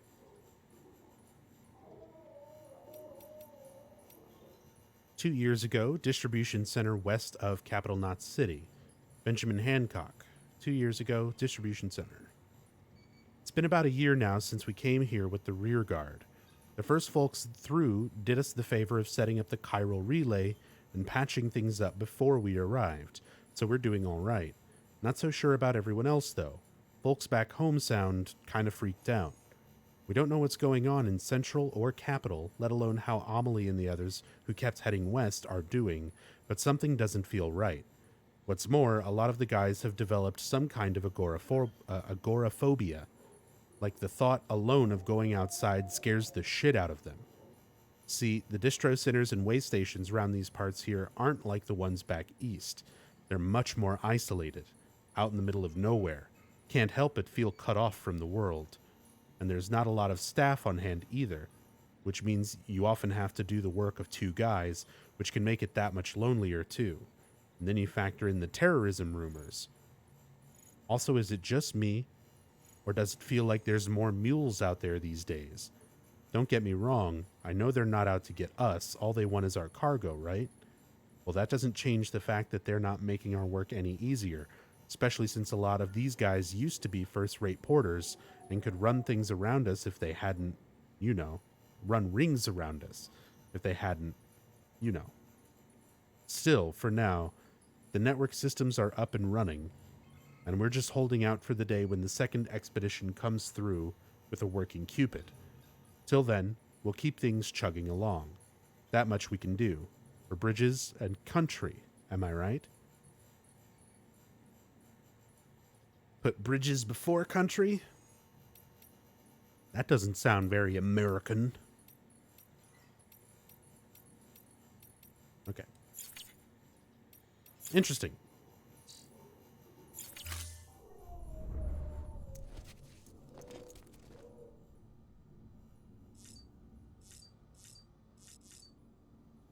All right. Let's pound a monster and go take that order.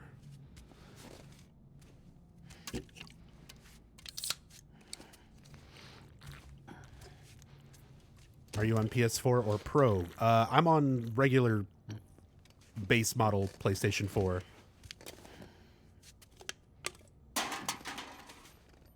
And I mean, so far the game is running really well. Load times are a little bit slower, but not, honestly, not even by that much.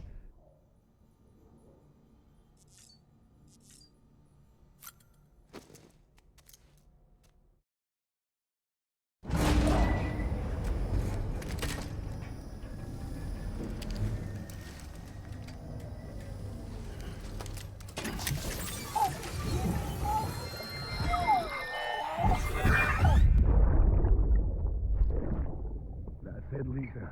Don't be shy. Just like we used to. Dad's Mickelson. Come on. Keep up.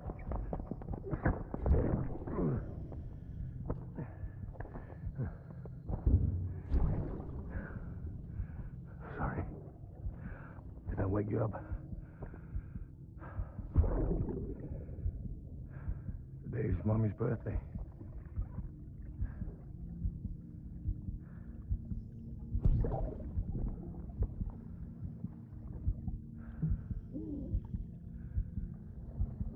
It's also the anniversary of when we first met.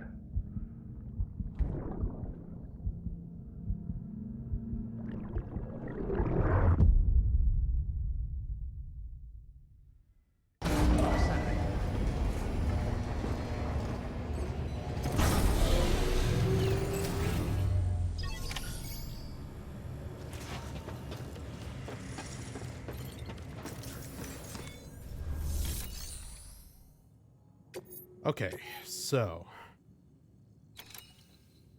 I can progress to the next main story thing, which is going to be linking up the chiral network to the wind farm, or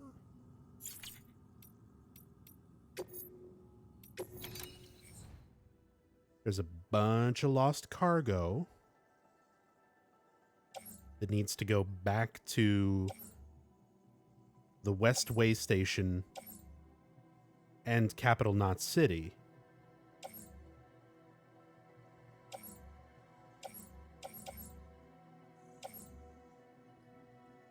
And I can take pretty much all of it.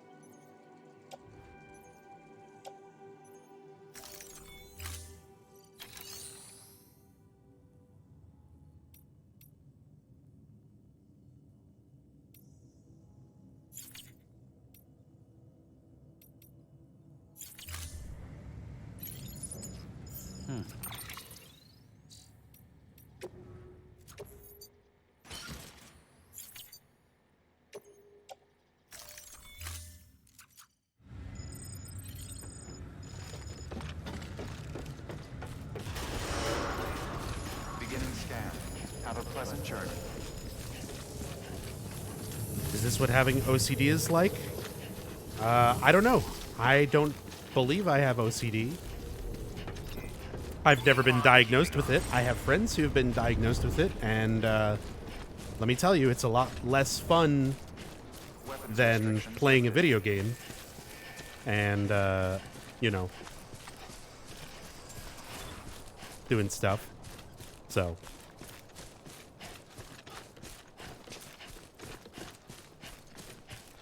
Maybe not make light of that for people who actually deal with it. Give me them crystals. There we go.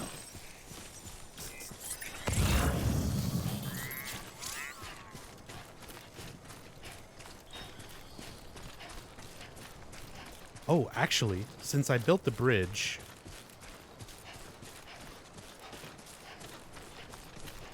let's go back on that side of the river.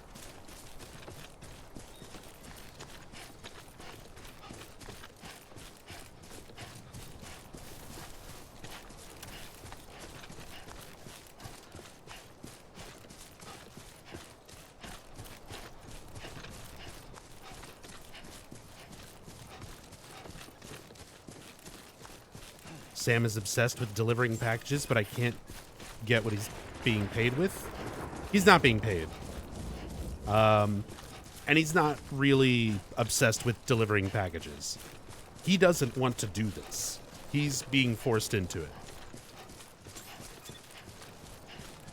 Me as the player playing the game and wanting to get everything I possibly can get out of it makes me obsessed with delivering packages, because that's how I unlock new equipment and new abilities and things like my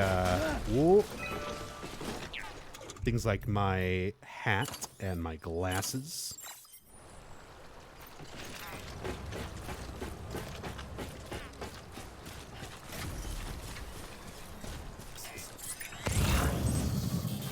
But Sam kind of got forced into the situation.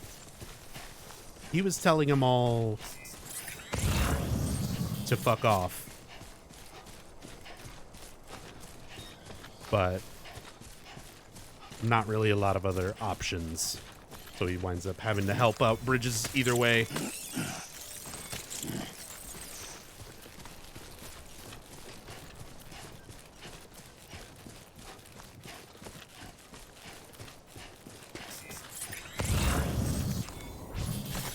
There we go.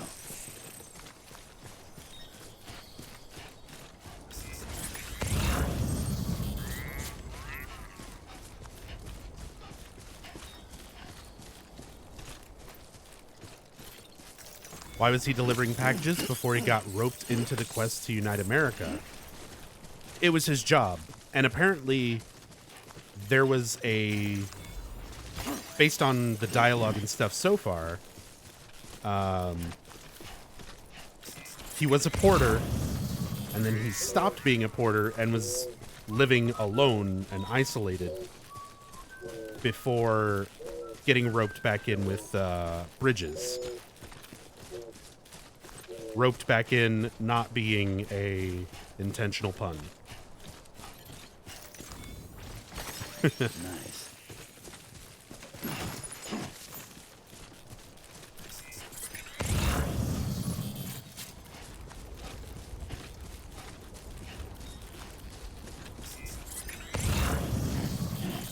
Oh, it's a player sign.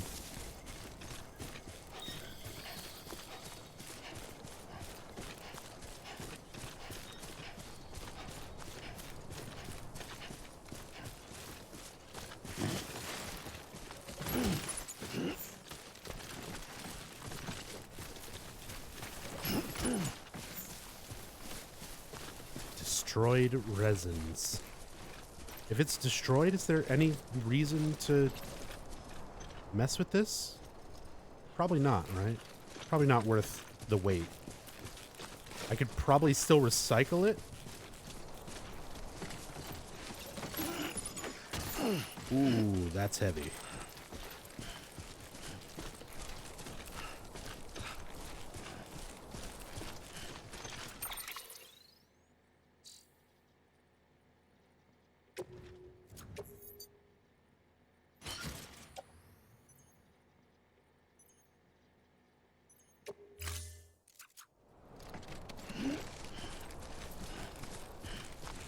You could yeet it at a mule. Ah, there's the cargo limit. Okay. Lost cargo, freshwater. This is going to capital not. Let's leave the resin here.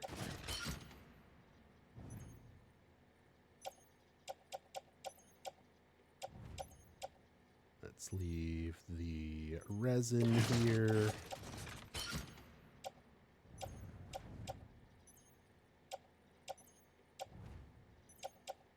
Fuck. I really want to take all of this.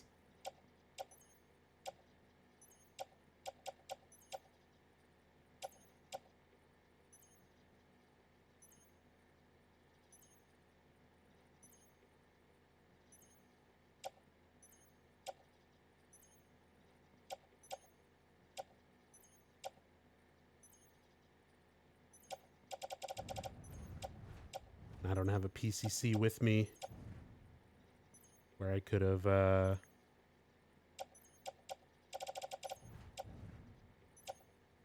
of this lost cargo is actually tools like that, right? No.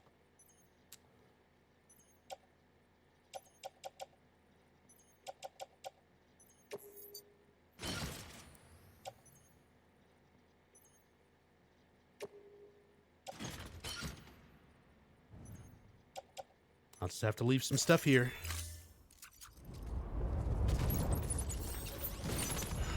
Oh, I didn't want to do that. Leave them. Okay.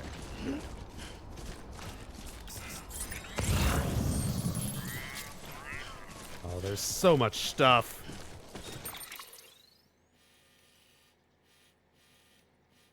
Oh, yeah, and I gotta go past mules. It'll be fine.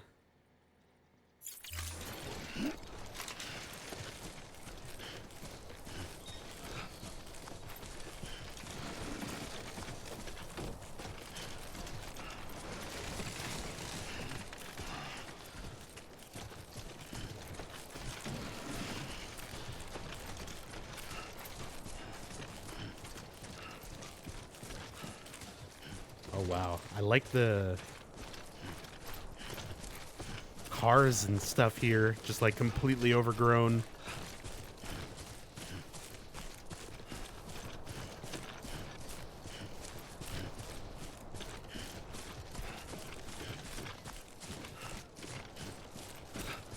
What's up, Sombrolo? Hey, Melvin. Oh yeah, I am enjoying the game quite a lot.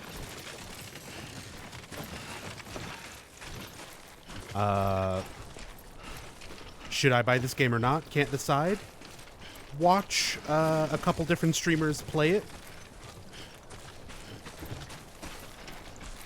And see if it's something that you might enjoy.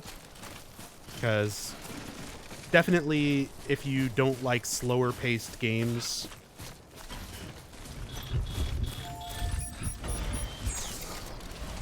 oh, postbox.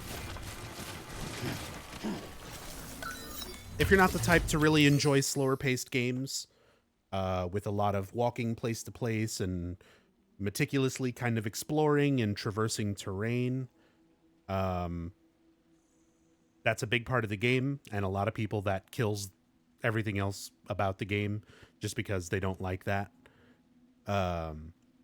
For me, I like the pacing of it. I like slower paced games. I like being able to take my time and explore and find stuff and choose what I do with that stuff. How to approach situations if you're gonna run through certain things, try to take longer routes to avoid certain obstacles, terrain, enemies, things like that. And then the story, anytime you're getting these cutscenes, like the whole intro part of the game, the story just immediately grabbed me. The horror elements when you're interacting with like the BTs and stuff is some of the best horror that I've experienced in a game in a while. So it's got a lot of really, really great qualities to it, but the slower pace of it is definitely going to turn a lot of people off from it. So if you're on the fence about it, I'd say watch some streams. You know, maybe wait until you can find it on sale, or maybe after the PC release, which will be next summer. So if it doesn't seem as interesting to you, might be something to hold off for. But for me, I love it. I've been loving the hell out of this game. Way you say it makes me want to buy it, but I spoiled the game for myself, so I know the ending. So I did the same thing. Not the ending, but I did see some cutscenes and some segments of the game from later on from watching some of my friends stream it before I knew if I was going to buy it. Or I didn't buy it. I had a friend luckily gift it to me. Shoutouts to UFO Techie, my good friend and teammate. Because I was going to wait on this game until the PC release myself. I was like, it seems interesting, but not $60 interesting. But after watching some people stream it and seeing just small glimpses of some of this stuff later, after that, I decided I don't want to spoil any more of it. I want to play this game. So, even if you've kind of seen the ending, there's so much to the game as far as exploration and ways to approach all of these situations and orders and missions that I think even knowing the story, you'd be able to really enjoy the game a lot. It's a beautiful game just to get from place to place and see everything in it. So that's my thoughts on it.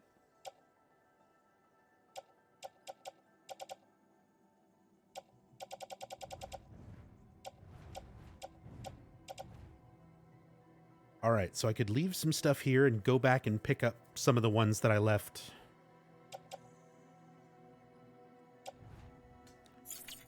I'm not going to worry about it. We're just going to march through.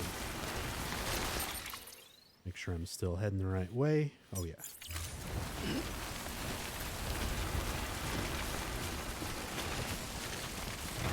Easy, easy. Too close.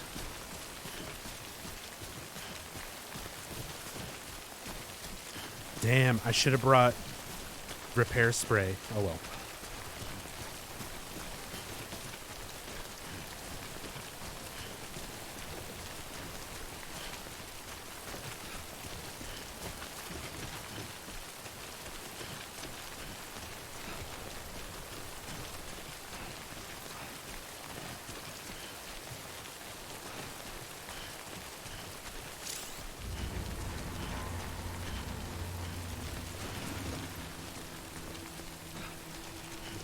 All right, I'm gonna have to deal with mules here.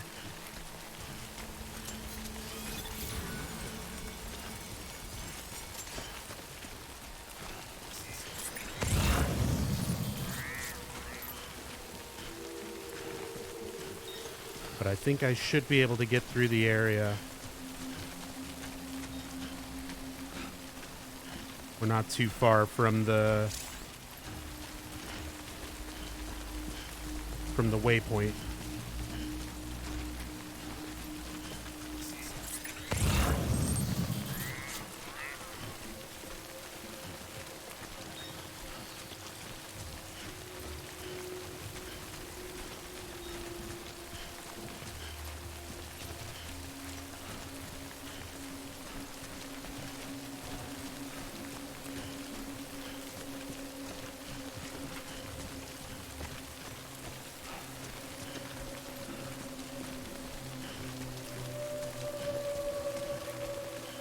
Wonder if mules will spawn during timefall dealing with BTs.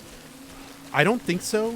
When it first introduced the mules, it starts raining and they run off. And you get a message from Die Hardman where he's like, even the mules won't know better than to mess with BTs.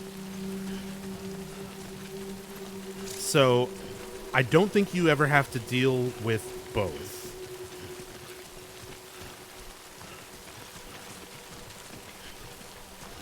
Again, don't spoil anything, but that's my assumption based on what I've seen so far.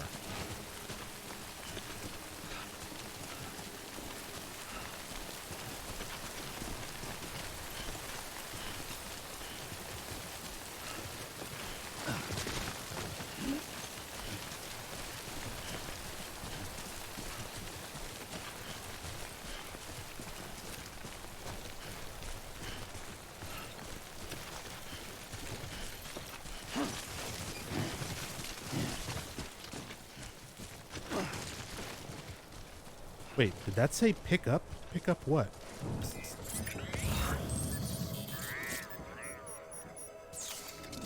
Okay, it's just chiral crystals.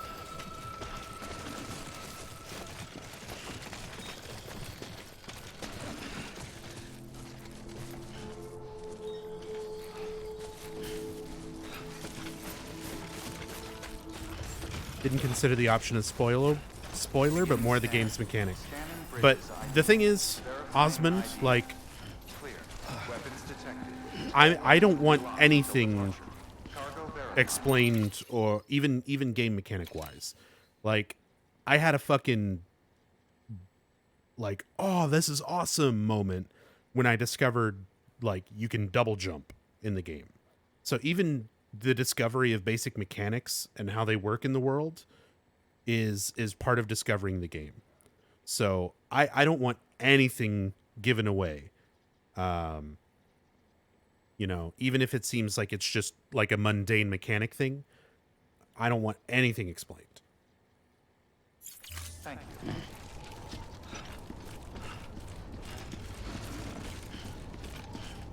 Because that's what's going to allow me to discover that stuff and have that moment of discovery of like, oh, fuck, you can do this? That's awesome. Or, oh, shit, that can happen? That's crazy. And, you know, that's some of the best moments in the game. It's also what's going to let me kind of determine how I approach situations. If there's a mechanic that I don't know about, it'll make me be like, oh, okay, well, maybe I should approach this one way. And then once I discover the other mechanic, it'll just guarantee that, you know, oh, there's an easier way to go about this once I know I can do this. Or, you know, as I said, it doesn't seem like a big thing, but it's definitely part of the game for me. Something that I enjoy. And having that stuff kind of explained or spelled out for me takes away a lot of that enjoyment, that process of discovery. That's what this game's all about. This is not the kind of game where you want it overly explained to you going into it and learning it. It's all about figuring out this stuff as you go.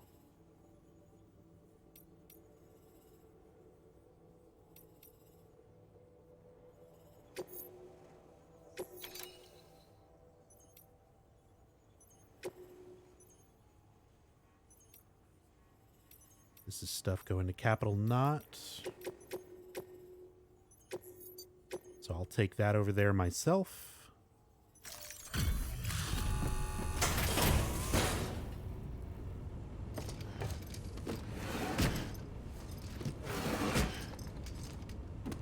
Delivering cargo.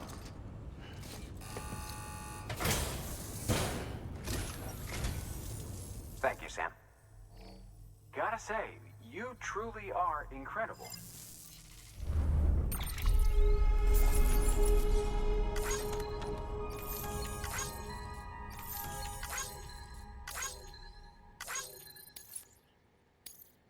Old books, old media, more interview data, likes secrete oxytocin. More bandwidth.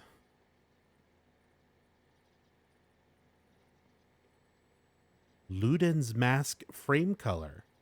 That's my glasses? I can make them pink? Oh, shit.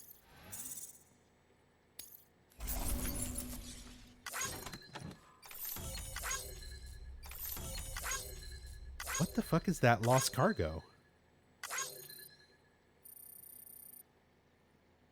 Is that a dildo? Someone dropped their dildo. Some disc-based media.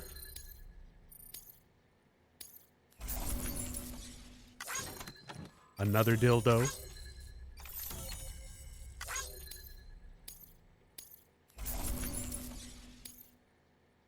Oop. Accidentally went by that one too quick. I like seeing what all this lost cargo actually is. Alcoholic beverages. I'm getting used to what the icons represent as well.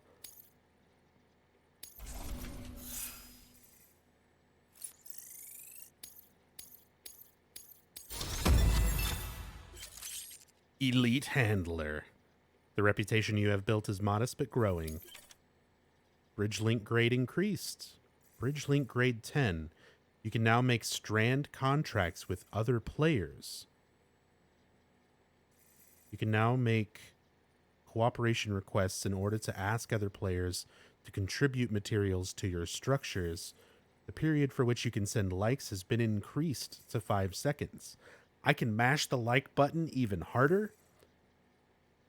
I can request materials to finish structures and strand contracts.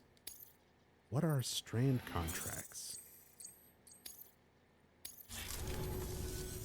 All right then. Thanks for everything. Also, Good work. I know I'm gonna sound hypocritical when I'm like, don't Sam, spoil anything, and I'm constantly can saying, now what is submit this? What is that? upgrade I'm requests just for thinking out loud. structures. I don't actually want If answers. there's one you use a lot, you should definitely consider it. Okay. Requesting help with upgrades. You can ask other players to help upgrade any structures you have built. Doing so will result in the structure being marked the please icon. Structures marked in this way are more likely to be shared with other players. When those players respond to your request by donating materials, they receive bonus likes.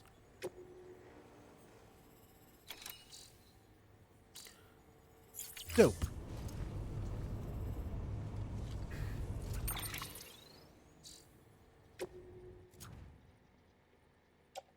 All right, so this is going to Capital Knot City.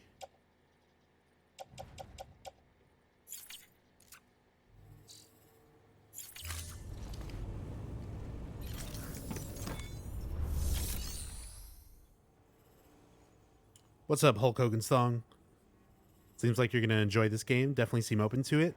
Yeah, I'm about 10 hours in now, and I'm still hooked. I'm still really enjoying this game, and I've barely scratched the surface. I'm on episode 2 out of, like, I think 15.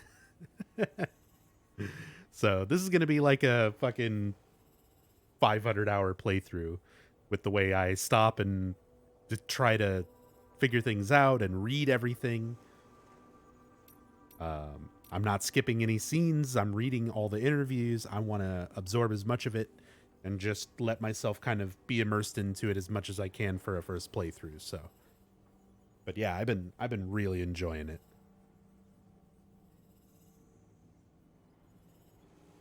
And Rushmore 2, thank you so much for the 9 months. Very much appreciate the resub. Thank you for the support. Can't stick around, unfortunately, but huge thank you, Nub, for keeping all the YouTube stuff on Twitch. I'm immensely enjoying the Silent Hill lore runs at work. Keep up the fantastic work. Absolutely, Rushmore. Yeah, YouTube was always the secondary archive. I've always been focused on Twitch, so everything that's on YouTube, it's always been here on Twitch first.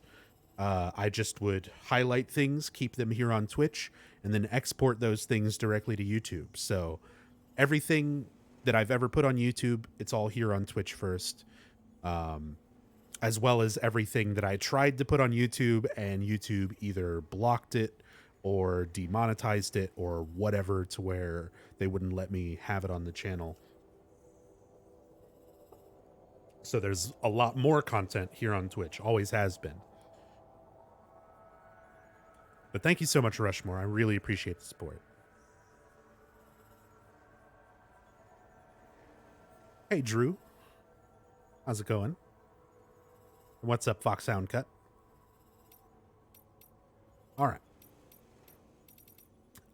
Let's see. Do we have some stuff to take to Central Knot City? Or excuse me, Capital Knot City. We do.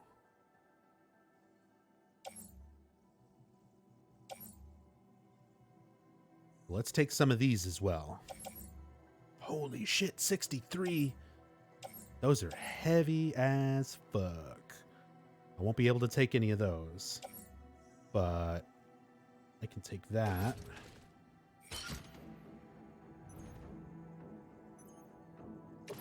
Take that.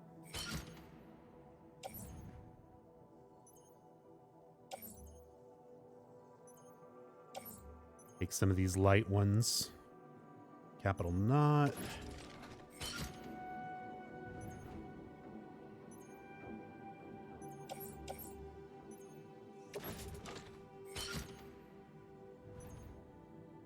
That's enough.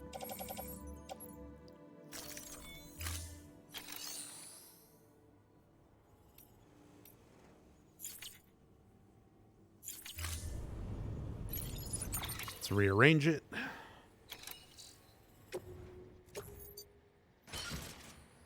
That's still so ridiculous. But it's not going too far. All right.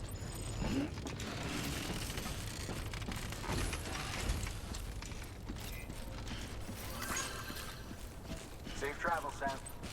You be careful, okay? Weapons restrictions lifted.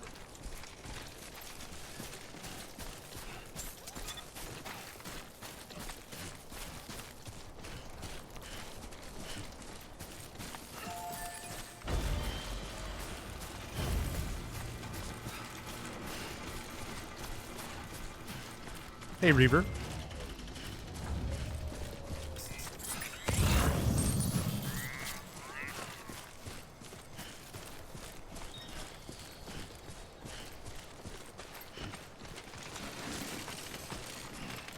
Easy, Norman.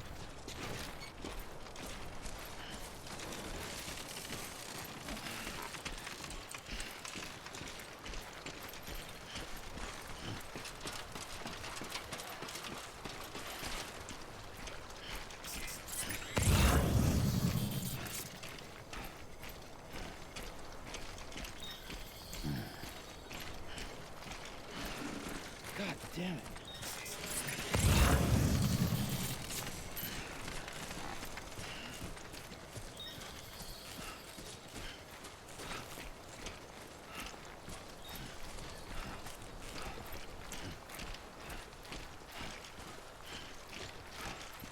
Came to Twitch from watching Nub's YouTube.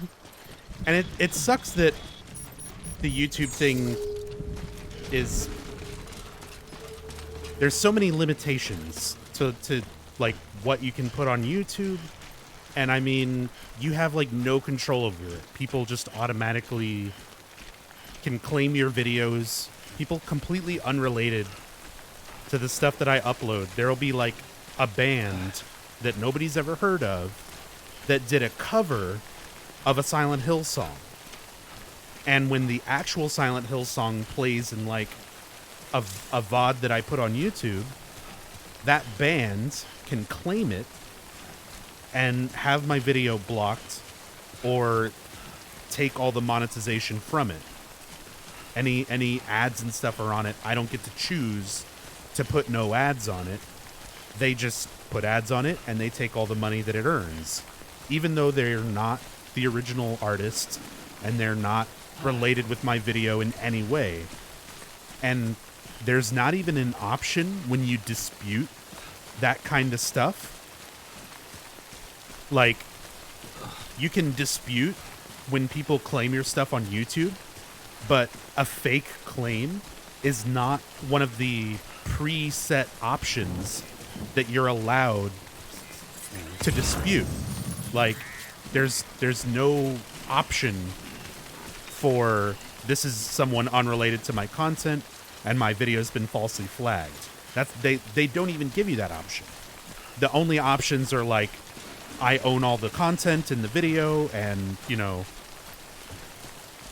or I have explicit permission, and it's like, I don't have permission from them because they're completely fucking unrelated, you know? So there's already so much shit trying to deal with YouTube because of that. And now the whole COPPA agreement that they've had to consign to, where your channel has to be marked as being for children or not for children explicitly. And if you are determined, like I marked mine as not for children, but a lot of the YouTube automation will look at how my videos are tagged. And because it's video games, even though they're mature rated video games, just because it's video games in general, they could flag my channel as being for children, even though I marked it as not for children, and they can fine me. They can fine me for that. I can be charged for that bullshit.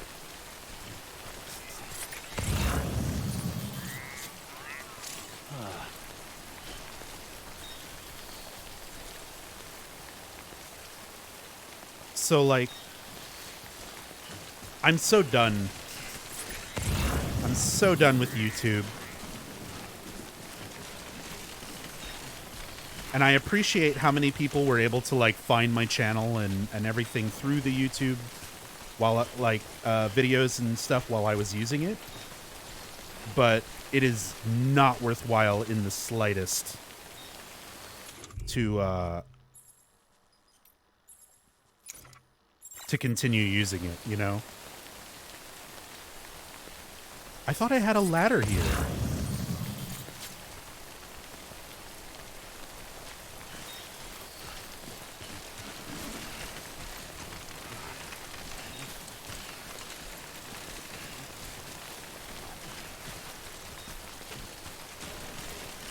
Yeah, Salamira. And anybody who did come here through my YouTube stuff, I cannot thank you enough for taking the time to, like, use Twitch instead of YouTube to continue supporting me, because there's so many people who are like, oh, you're not on YouTube? That's not convenient for me, so fuck you, basically. I won't support you anymore because you're not on the only platform that I will choose to use. And that's whatever. That's their call to make. But I feel like it's such a weird stance to take, to have this brand loyalty to YouTube and just be like, I refuse to use Twitch. I only use YouTube. Goddamn cottonmouth. I don't want to learn to use another platform. I don't know how Twitch works, so I'm not going to bother, you know. But a lot of people did. They make the effort to make Twitch accounts and to learn Twitch and continue supporting, so those people are the real MVPs.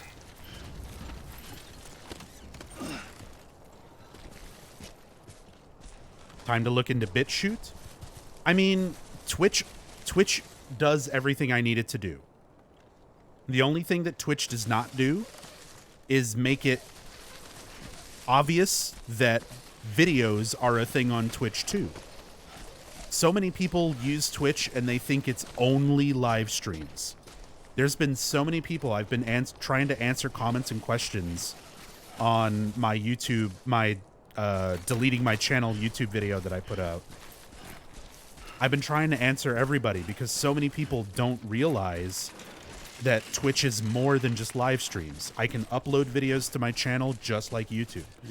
They stay on my channel forever just like YouTube. They don't just drop off after, you know, 2 months or 2 weeks or whatever. So and I highlight any of my important streams and stuff so that they don't drop off after 2 months. But so many people who are not familiar with Twitch don't know that. They only know it as the live stream aspect. They don't realize that it literally has every function that YouTube has. But there's so many people who just refuse to look into it. They don't want to learn. They don't want to figure things out. So, I mean, I can't help that. VODs were deleted after a certain period of time. So if I, like, don't highlight this stream right now, after 2 months, it will drop off. But I can highlight every single stream that I make, and highlights never go away.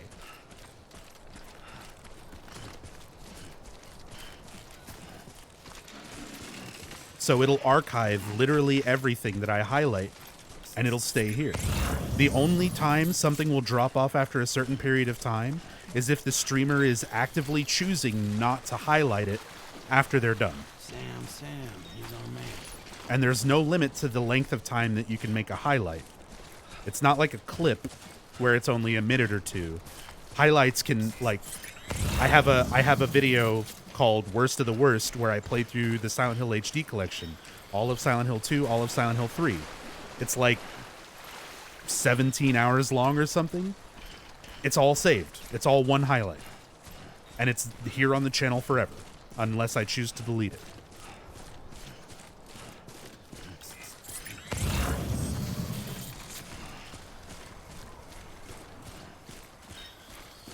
What's the fun in watching a several-hour-long video if you can't interact with the player?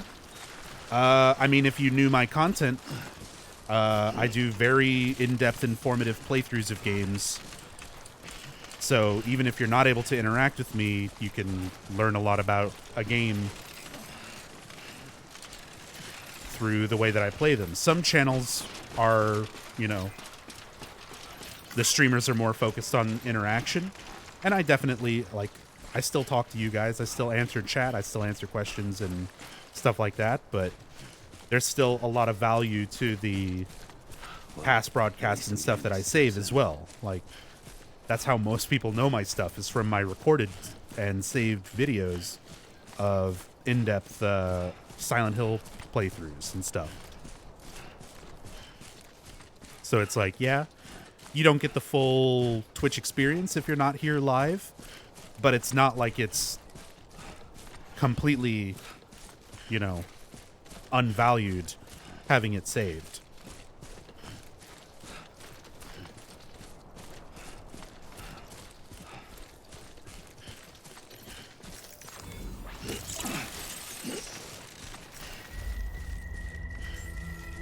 More than half the people watching now aren't interacting. It's still worth watching.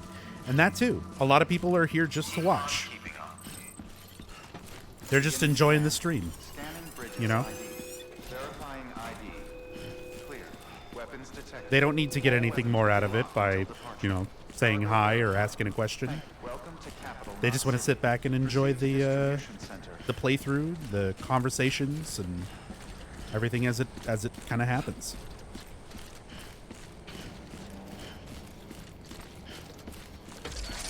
To be honest, at first I was bummed because as a mobile user, YouTube was always easy to use UI-wise, and I was worried that Twitch would have a bad UI for videos. While it isn't easy to use as YouTube, Twitch is still perfectly acceptable. That is the main thing. If you are not on a browser, if you are on mobile, or if you're on like a console app, like the PS4 Twitch app, or the Roku app, or anything like that, the Twitch apps for anything but computer browser kind of suck. Like, I get that. All clear. Welcome, Sam Porter Bridges. So for some people, not being on YouTube is going to be a bigger deal than, you know, for others. But for most people, anything that you can watch on YouTube, you know, anything that you would go to my YouTube for, it's right here on Twitch. And it's just as accessible. You just have to get used to Twitch's less good user interface. And they're still updating their apps. So the Twitch app stuff, it does get better as time goes on. It just not as quickly and not as good as YouTube. Not yet.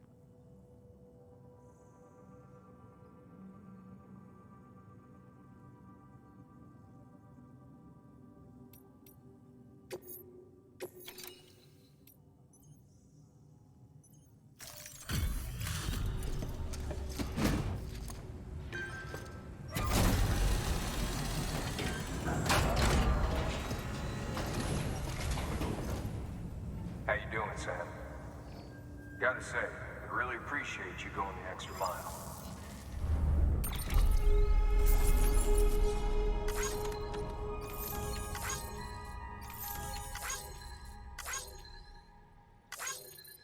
Are these people of Knot City Underground or something? Because it's a hologram. So yeah, everybody's holograms or chirograms.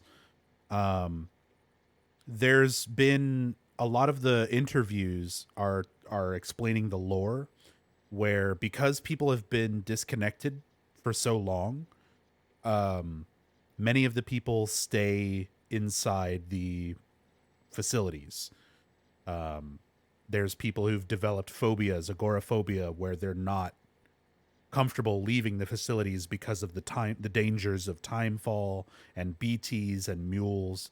So it's made all these people very reluctant to leave these areas, which is why I'm going through and connecting them to the chiral network, the internet, basically. But yeah, it's mostly holograms or chirograms that you wind up interacting with. Hey, Crash Bandicoot.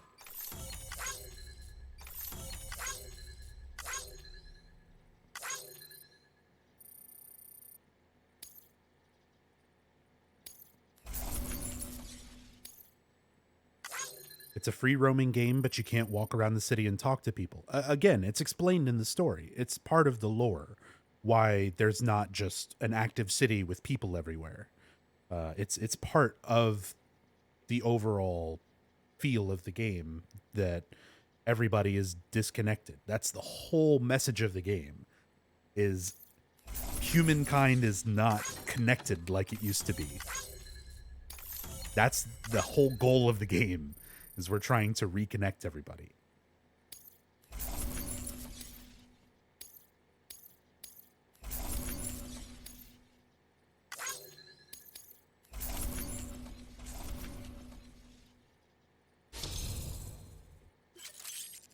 Master Handler.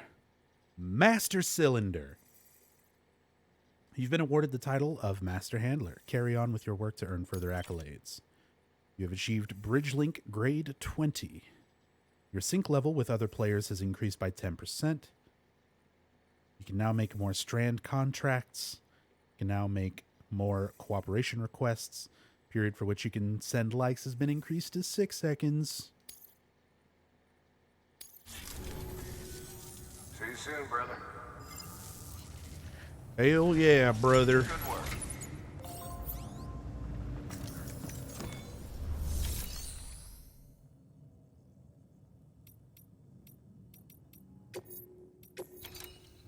Got anything lost? Going to way station.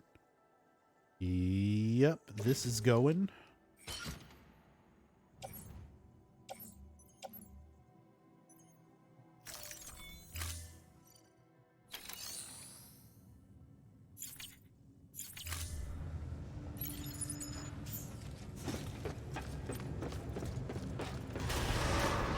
Beginning scan. Have a pleasant journey.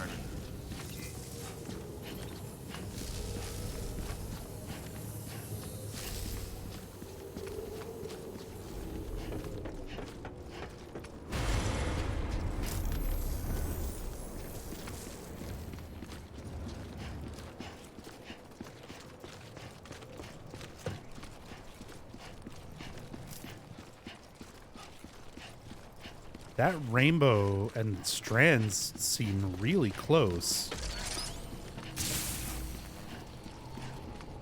Do we have BTs like right outside?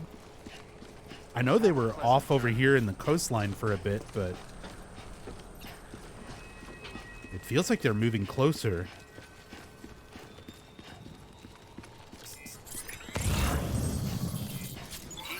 Weapons restrictions lifted. Keeping on.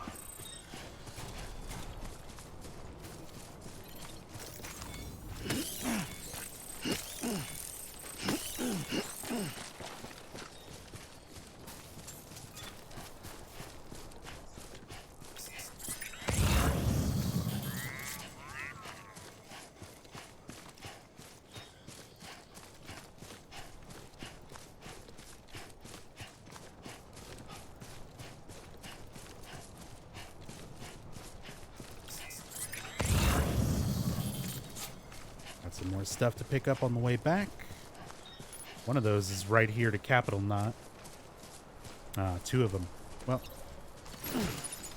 start grabbing them.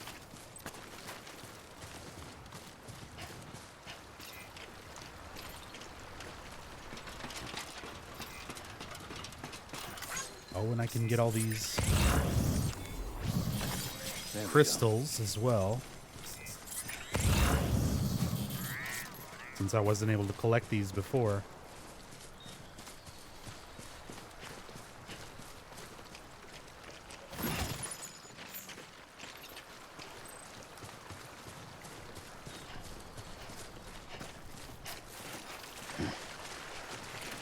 Hey, Metallica fan. Oh, I'm like 10 hours in, a little over 10 hours in, and I am in love with this game. Nice. I just want to deliver all the packages and help everybody.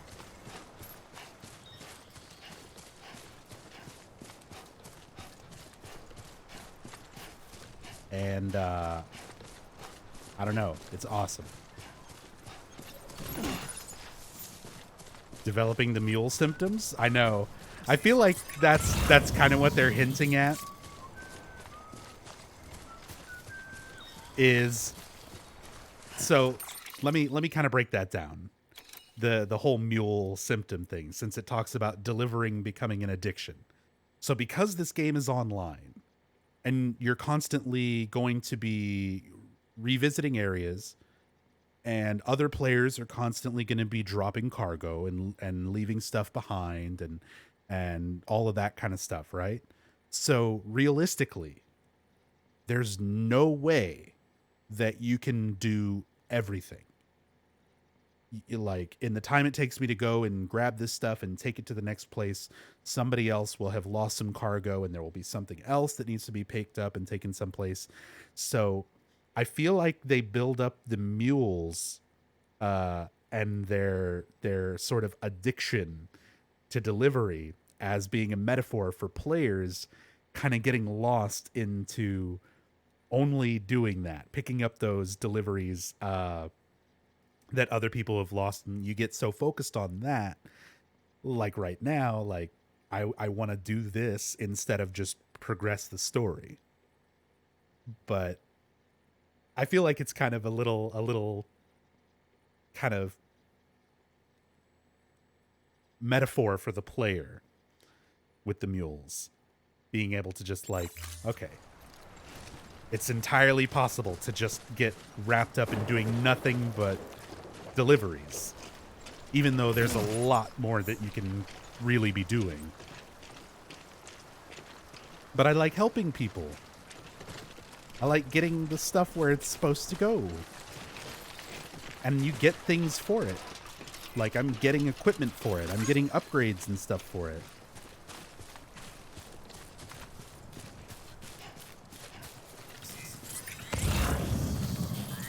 And I don't have any interest in rushing through the story. I want to take my time.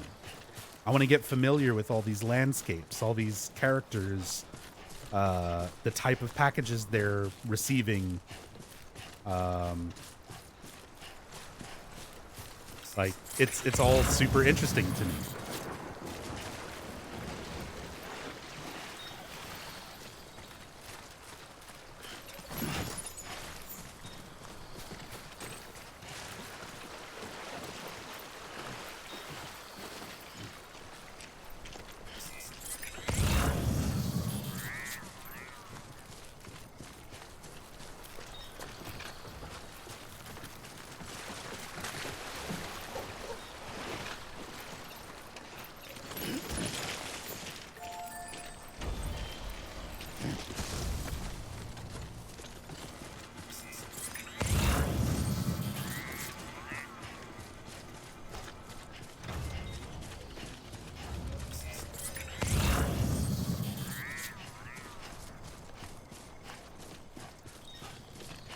Hours in and still taking your time in the early chapters.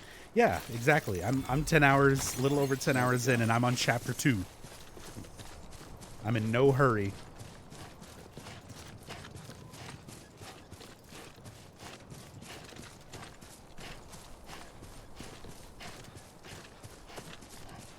Spent a whole day building roads from each knot so people could drive there easier. See, I haven't even gotten to that point. Like, I haven't even gotten to the point of making roads or vehicles or anything.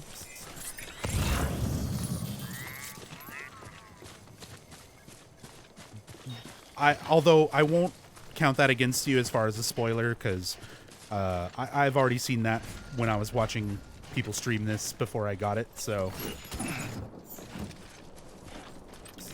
But I do want to try to keep that stuff to a minimum.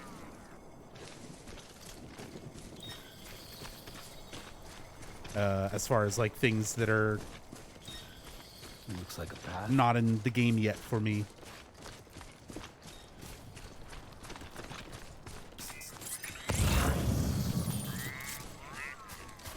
Because I'm still very early on.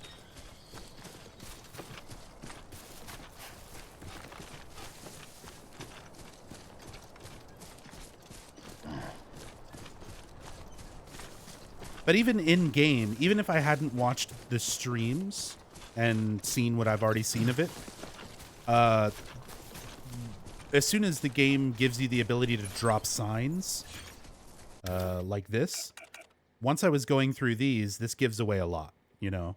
So it's like, you know, you're going to get bikes and vehicles from these signs. You know, at some point there's going to be snow. You know, there's going to be bikes. There's going to be roads. There's going to be zip lines, generators, timefall shelters, weapons. It kind of gives all that stuff away when it tells you, like, here, make a sign.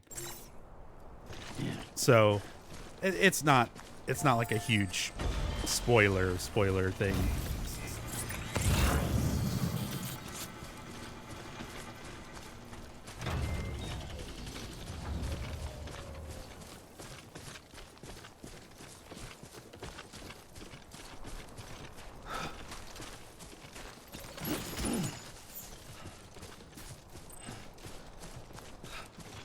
Some people gave this game terrible reviews. I definitely can see that. Absolutely. I can see people really hating this game. If you're the type of person that needs constant stimulation from your entertainment, you know,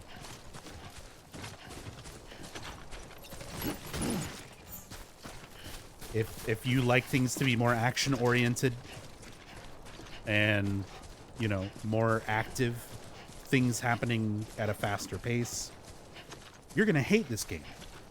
This is going to be the worst game you've ever played. But if you like, you know, weird, intricate Kojima style, you know, storytelling and long periods of calm that break up the intense moments of the game, dealing with, you know, BTs and you know, other things like that.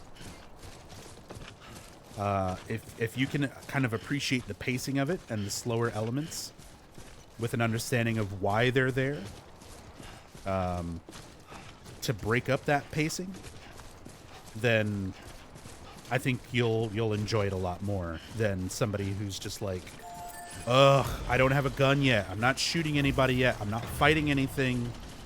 I can't do anything against the BTs, you know. If you're trying to be that more active about it, yeah, it's not going to be enjoyable for a lot of people. There we go. But that's the thing. Everybody gets different enjoyment out of games, you know? You can't harp on somebody for having a preference. It's the same reason, you know, with anything, any form of entertainment. I know so many people who are really good friends, and I appreciate their taste in games and movies and things like that. But they'll look at any movie that's like a 2-hour drama and be like, ugh, it's a chick flick. It's slow. It's people talking. It's people crying. And it's fine. It's not their type of thing. It's not what they're looking to get out of a movie. They want to watch John Wick, you know? They want to watch something happen. They don't want to watch people talk and cry and drama. And that's fine. It's just personal preference. And this game is the same way. It's not going to appeal to people who have played all the Metal Gear Solid games and they're shooting, they want to shoot and run and flip and, you know, have that kind of experience. This is something totally different.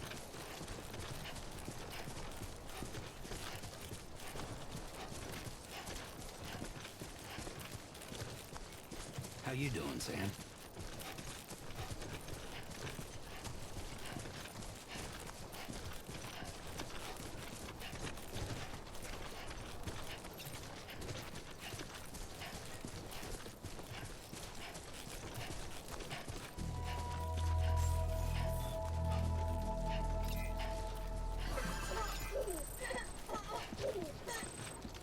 BB's happy. Beginning scan.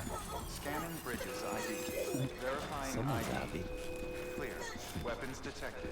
All weapons will be locked until departure. Welcome to Capital Knot City. Proceed to distribution center.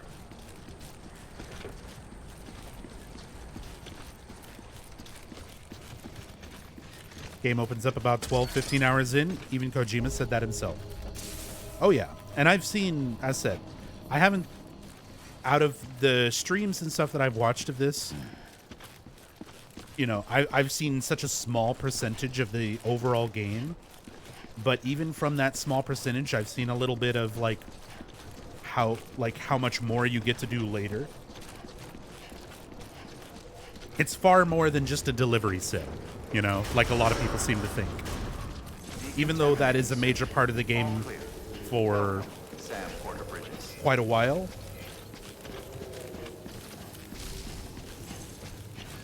There's a lot more to it than that.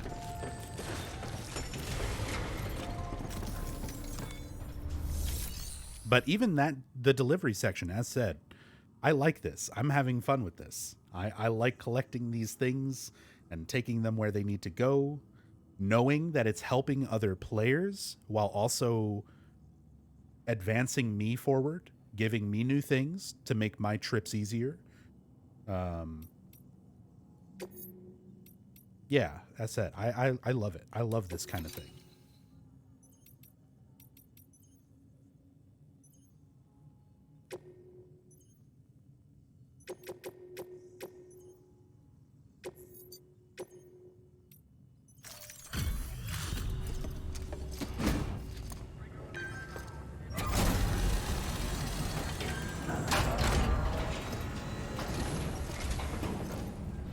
Thanks for the delivery.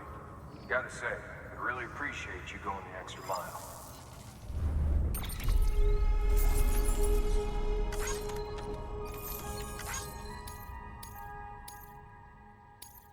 Plant samples, tableware, disc-based media.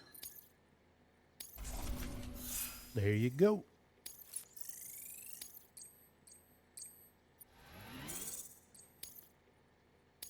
Quarter grade 60. See you soon, brother.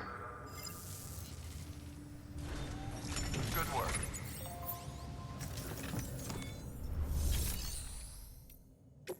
Oops. Anything going to Way Station West? Hell yeah.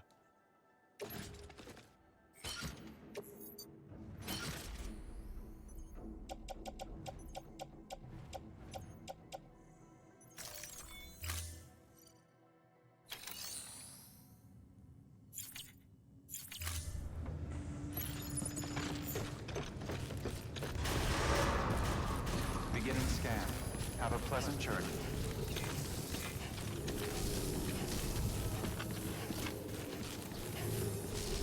Hey, what's up, Tickle? What you think so far? I love it.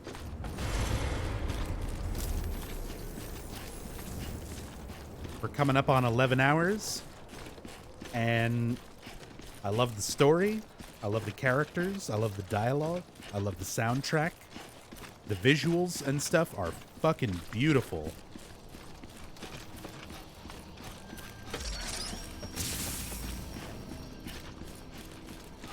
And even this, the most mundane part of this game, you know, picking up boxes and taking them where they need to go is still a very enjoyable thing for me.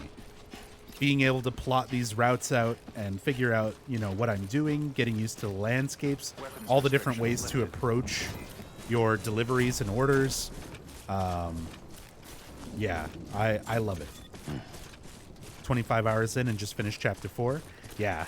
I'm still on chapter 2, and I'm taking my sweet time after 11 hours, so.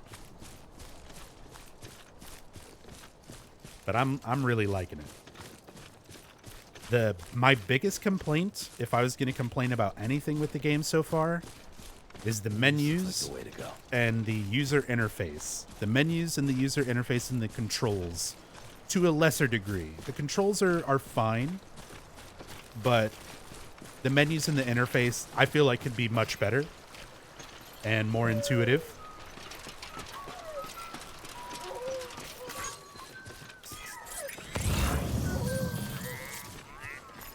But a lot of it is just getting used to it, you know? But that's like my biggest complaint so far. Everything else I've absolutely been loving. DRK plays it like a video game. Dog tries to immerse himself in it. Yeah. And that's totally understandable.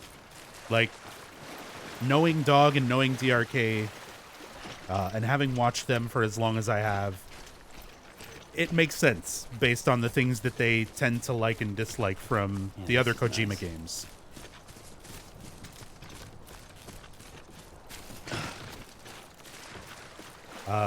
But I'm very similar to Dog in the way that I approach games. I like to immerse myself in it. I like to really take in everything, all the world, all the atmosphere, all the sounds, all the little bits of lore and like everything that you can read, and yeah, just all that stuff. I like taking my time and really soaking it in. I'm not in a big hurry to like get on with the video game, you know. And I'm like, no, this is it. Exactly, Sam. This is nice. This is that stretch of nice, enjoy the scenery and do your thing, to break up those moments of holy fucking shit, BTs, mules, you know, crazy stuff happening. This looks like the way to go. So I can appreciate the pacing of it and stuff for sure.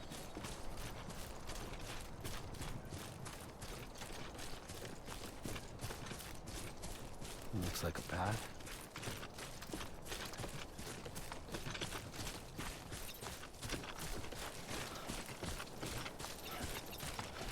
Play video games like a kid that has to make it last until the next birthday or Christmas. Hey, maybe that's where that comes from, because my family didn't have a whole lot of money. You know, we were pretty poor growing up. I'm still pretty fucking poor even now. So I have like that's been my history with games a lot. Is I gotta make them last. I gotta get the most out of them. So I replay stuff a lot. And I take my time with stuff a lot.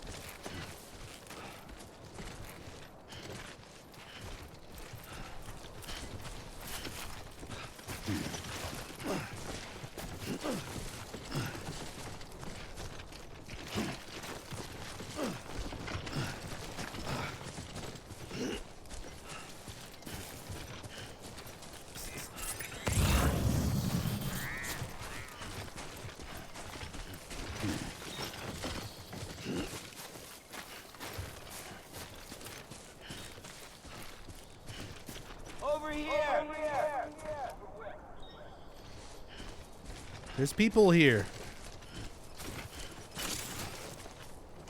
Oh shit, I didn't mean to do that. Here we go. Anyone?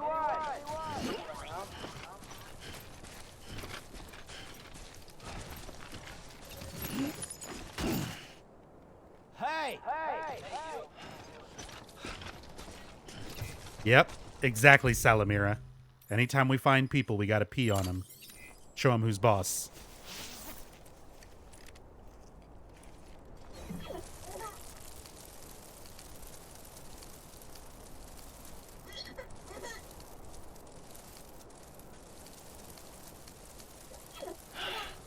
Sweet fucking relief.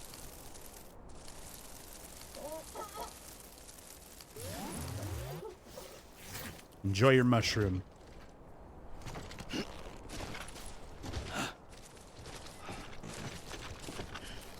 Oh, don't forget to unequip your dick. Never forget to unequip your dick.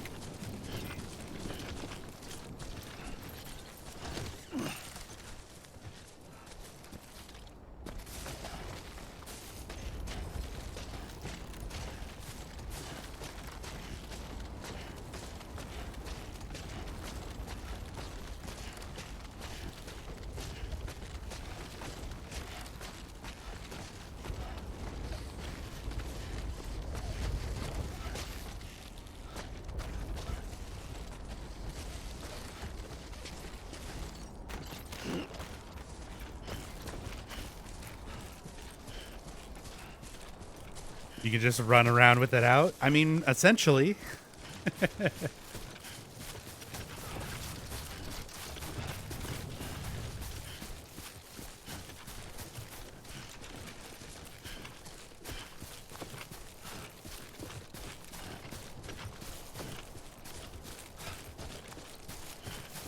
Imagine how this game will look on PC. Oh man, I can't wait. As much as I'm going to play this on PS4 in the meantime, when this comes out on PC, I will definitely be replaying it. That sweet, sweet high frame rate, even sharper graphics, goofy fucking mods. I can't wait. I can't wait.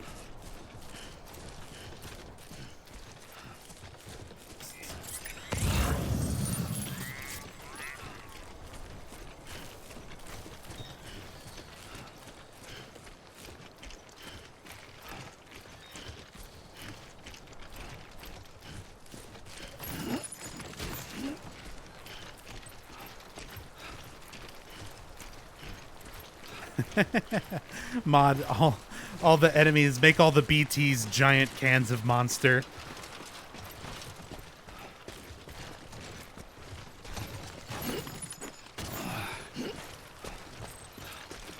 Day one mod will be nude mod. Oh, for sure.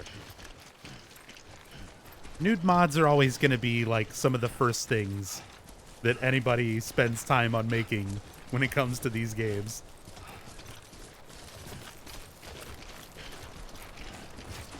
I hope someone does an accurate fragile nude mod where she has an old granny body.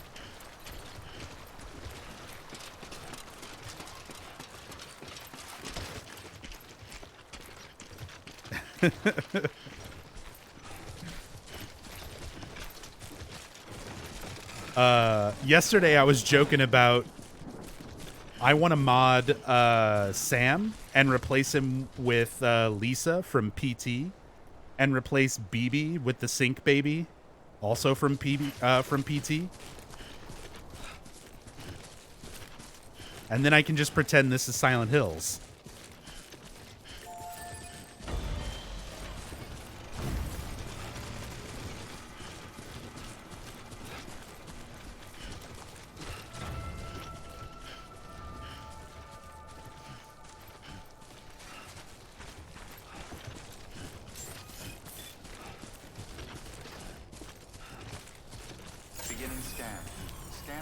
Oh yeah, anytime, Metallica. Thank you for coming by, sharing your thoughts on the game. Cargo verified. Thank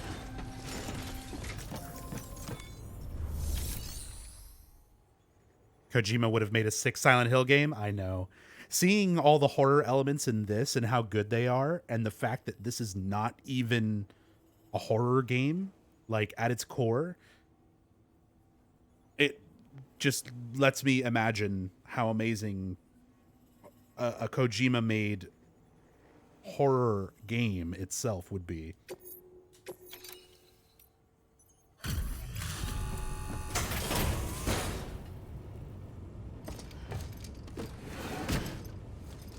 the rain is a total stand-in for transitioning to the other world. That's Downpour. That's literally Silent Hill Downpour. I'm so glad you're here. Gotta say, you truly are incredible.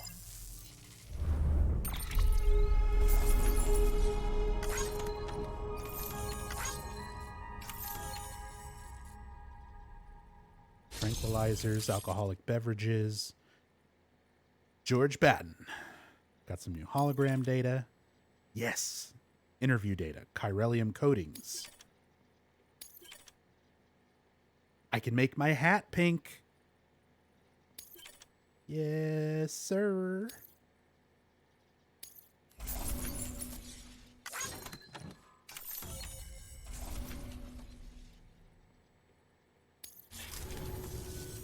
Safe travel, Sam. You be careful, okay? Good work.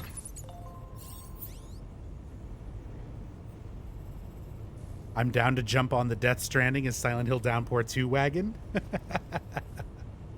Exactly. I'm fine with that, Techie. Let's get this wagon moving.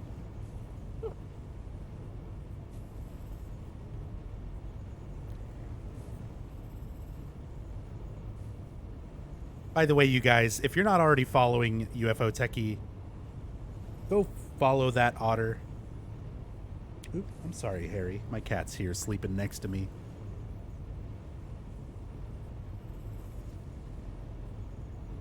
It's thanks to my friend and fellow teammate here, Techie, that I'm even able to play this game right now.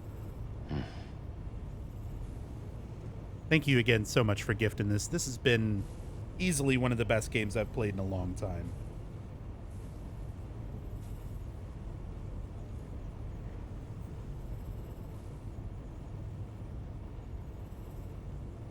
Okay, Harry.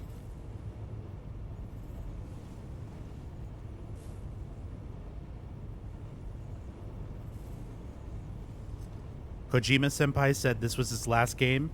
Kojima's been saying that since Metal Gear Solid 2. Let's just sit here for a second. Because Kojima has wanted nothing more since 2001, probably since before that, but he's been more vocal about it. Since 2001, he wants to make movies. He's a fan of film, and he wants to make movies. But lately, like his interviews and stuff have been all over the place. He said he wants to make movies. He said he wants to make a horror game. He says he wants to make Death Stranding sequels. He's got his own studio and his first, I would say, successful project now. So he's just kind of looking at it as like the world is his oyster. He can kind of do whatever he wants right now. And I'm totally fine with that.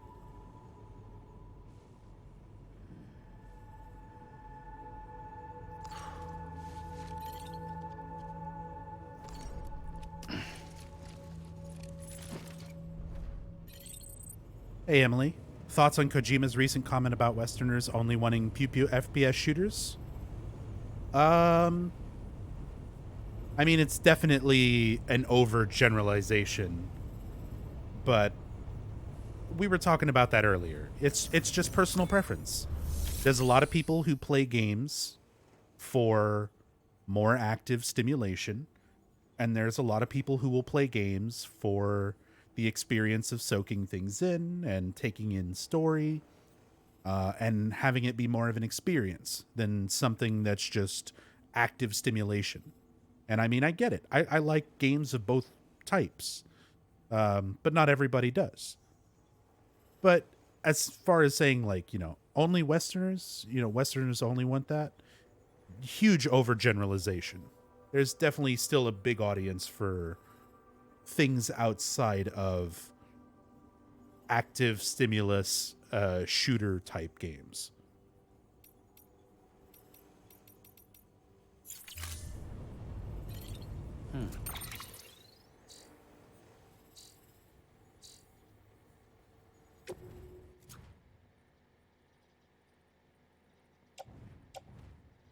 All right, so I've got resins. These are just supplies. I can just,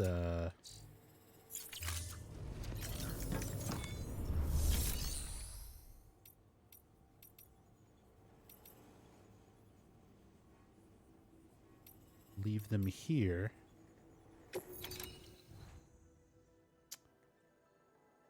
I'll leave these here for now. Just put them in the private locker. And if I wind up needing resins for somewhere else, I can always claim them.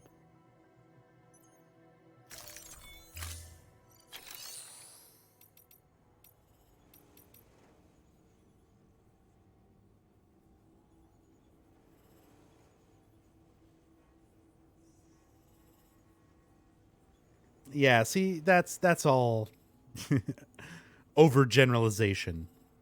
It's not good to overly generalize any group of people like that. You know,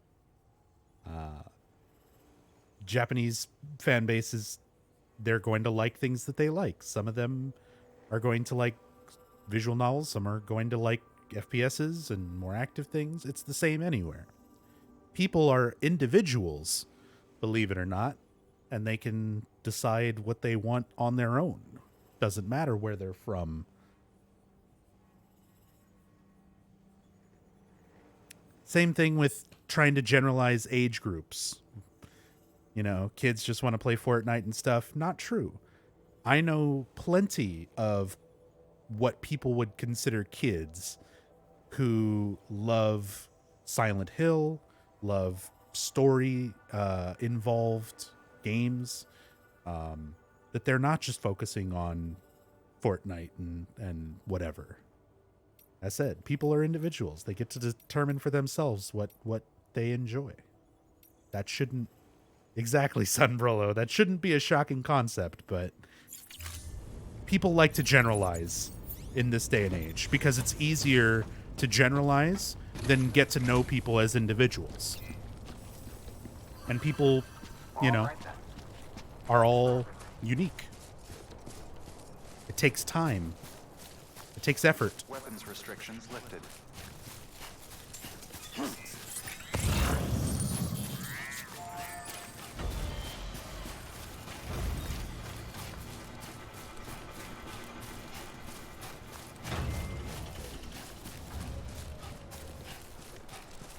All right.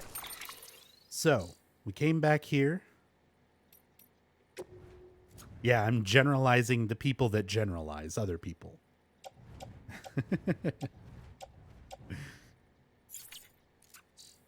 But I'm allowed to do that because I'm a hypocrite.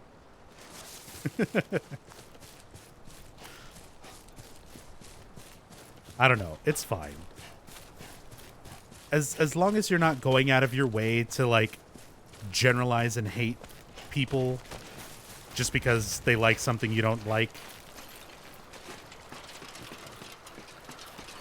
Like, it's fine if you disagree, but you don't have to hate people over a disagreement on personal preferences. Yeah, this is nice. This is nice.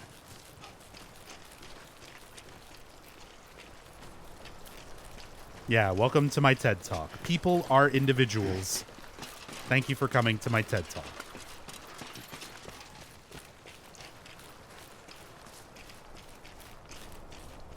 Yeah, this looks like the way to go. Oh, double jump. Double jump. Hang on. Why am I not double jumping? There it is.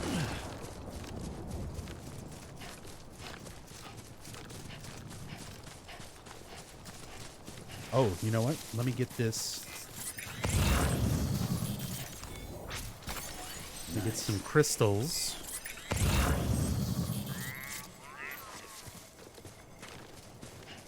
Take them back over there to Central Knot. Get up there. I keep saying Central Knot. It's Capital Knot, right? Capital Knot. Central Knot is different.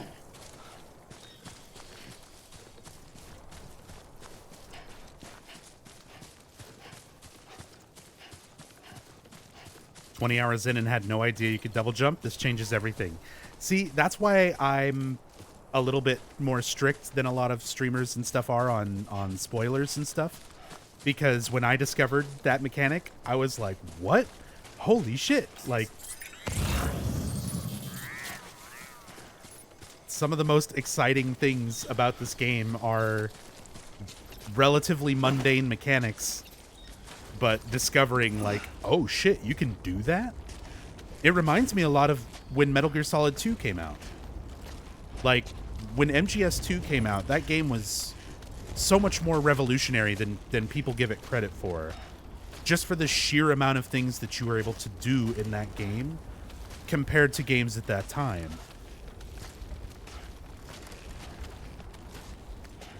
And this game is turning out very, very reminiscent in that aspect. Where you just kind of figure stuff out and try stuff and you're like, oh fuck, you can do that? Oh, you can do this? Oh, this thing will react, you know, this way? It's part of the game, just learning what you're even capable of.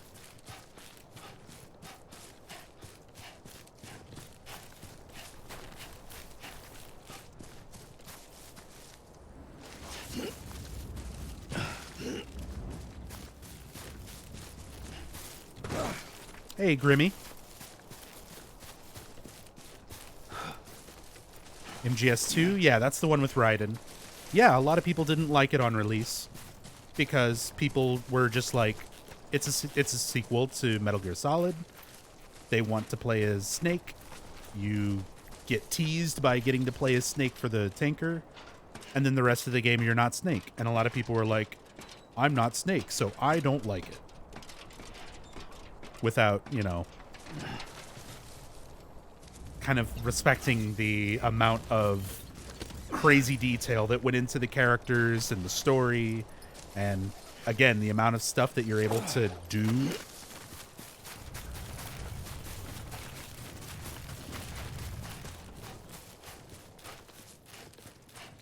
Yeah, like leveling up the Metal Gear Solid 2 grip level. You know, it's like, oh, this is a thing? You can do that? And then you start trying to figure out, like, well, if they made it so that you can do that, there must be something to get out of knowing that.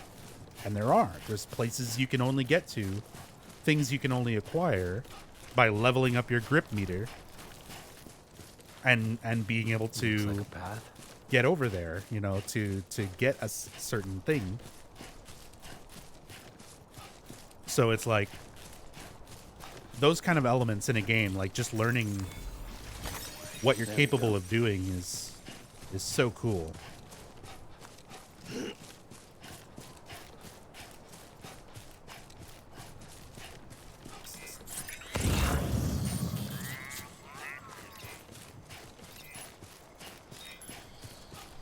Thought Raiden was all right though. So from a personality standpoint, I don't like Raiden. But from a overall understanding of Metal Gear Solid 2's plot, you're not supposed to. And that's kind of the point.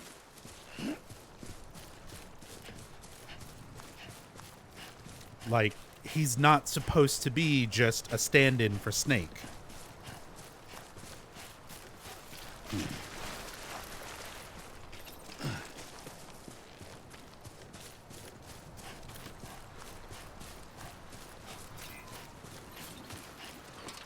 So, like, from that perspective, I like Raiden.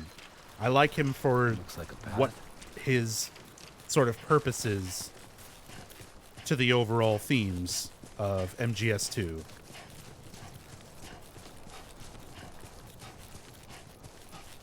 Even if I don't like him isolated just as a character.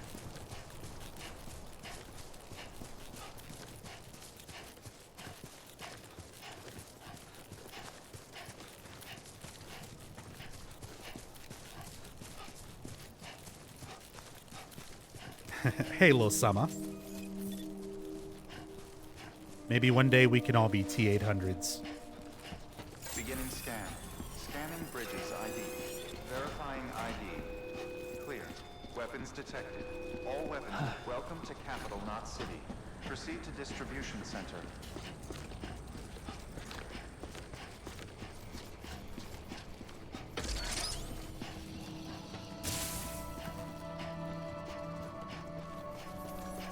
Grow attached to characters easily. Has to be a really bad character for me to hate him or her. For me, it just depends on the quality of the writing. Like how well the game is written and how the character is presented.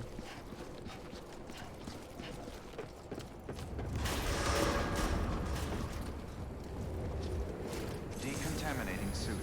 All clear. Welcome, Sam Porter Bridges. Because if you can have enough elements of relatability and kind of realism to a character, where you can see them as a person and understand more of their motivations and you know what kind of fits them into the overall story of the game, then I will enjoy a character. But if they're just sloppily written and their motivation doesn't match personality and stuff like that, then it gets really hard to give a shit, you know? It's one of my problems with like a lot of the later Silent Hill games. They try to build up characters, but then their actions don't fit the character. So you just don't care because they just seem so fake. Whereas like James Sunderland, you play through Silent Hill 2 and you get a sense of kind of who he is and his situation with Mary and how that would have changed him as a person and why he would be the way he is. It makes a lot of things make sense when you see his reactions to things. So it makes him a more believable character. Even if like the dialogue isn't always the best or his line delivery isn't always the best. Everything overall makes him feel more like a person than Travis Grady. He's a truck driver whose mother went crazy and his dad killed himself. Does any of that play into his character or his dialogue or his actions? Nope. So you just kind of don't care. And the game doesn't care, so yeah.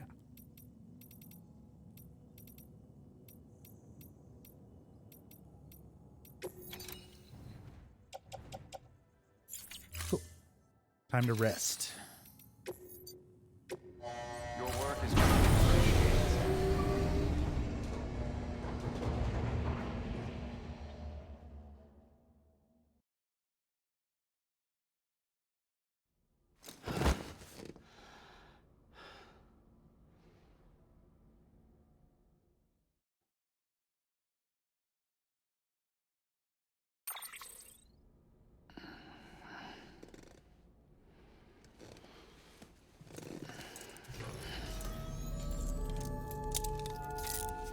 Good morning, Sam.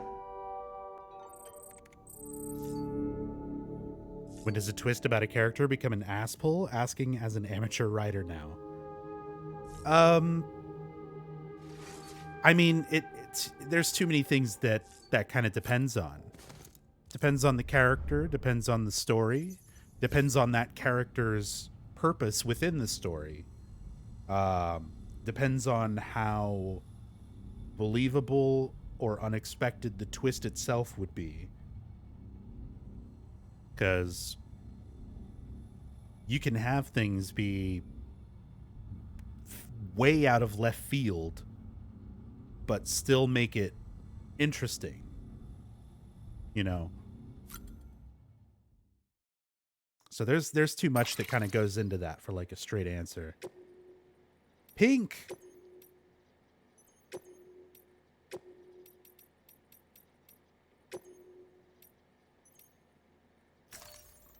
Hell yeah.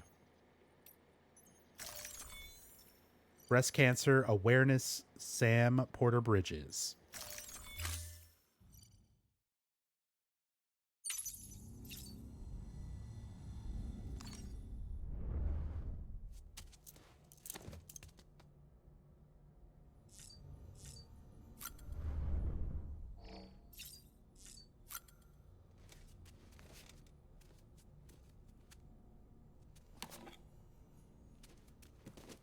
Dude, I worked hard to make these things pink.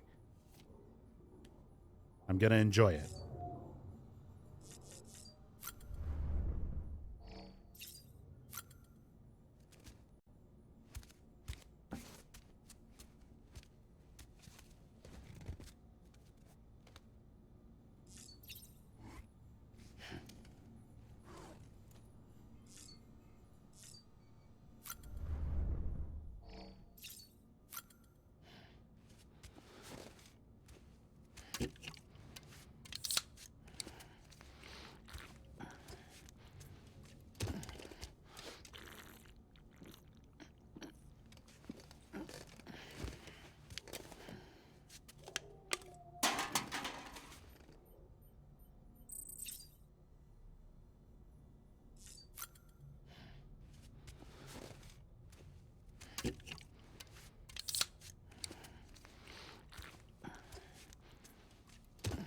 Gotta pound these monsters down.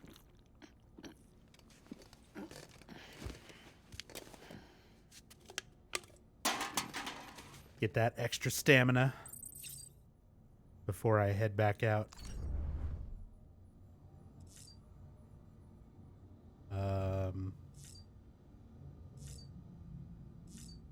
I had an exclamation point for resting. Do I have lore to read? I do, and I have mail. Okay, I'm going to take a short break. I need to go use the restroom, go make some EX grenades of my own, and grab something to drink, not Monster.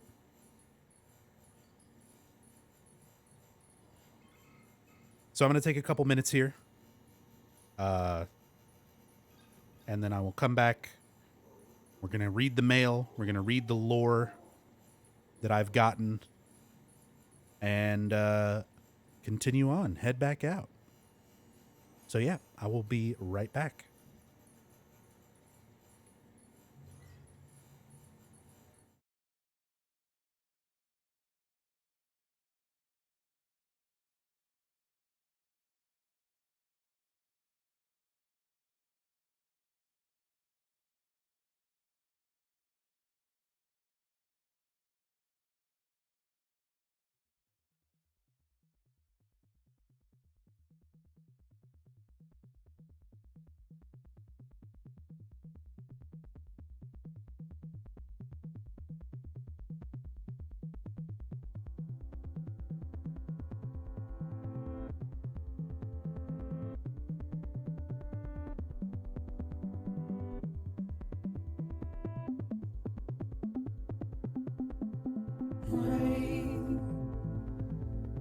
Heavy pulse, bloody eyes, sweaty clothes, the routine that I've learned to understand and know. Play my tricks, fragile mind, wrist your head on me. Shut my eyes, I'm not here. There must be some mistake.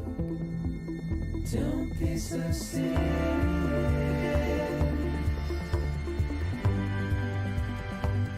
Don't be so serious.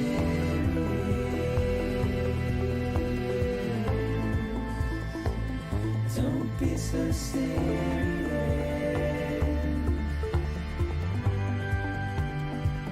Don't be so serious.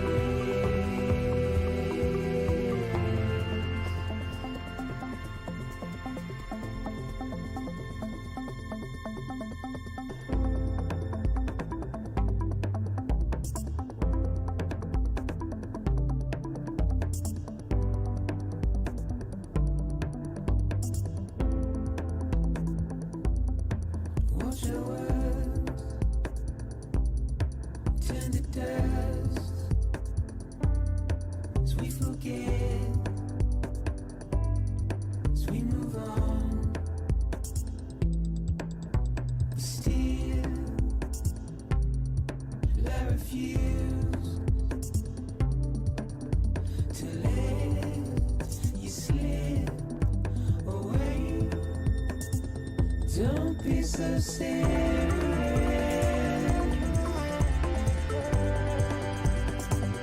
Don't be so serious.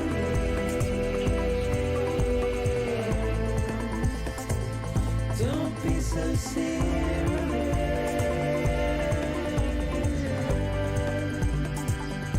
Don't be so serious.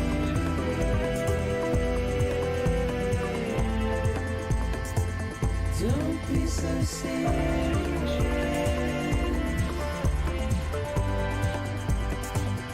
Don't be so serious.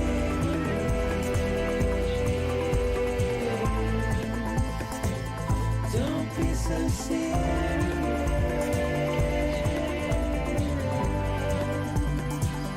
Don't be so serious.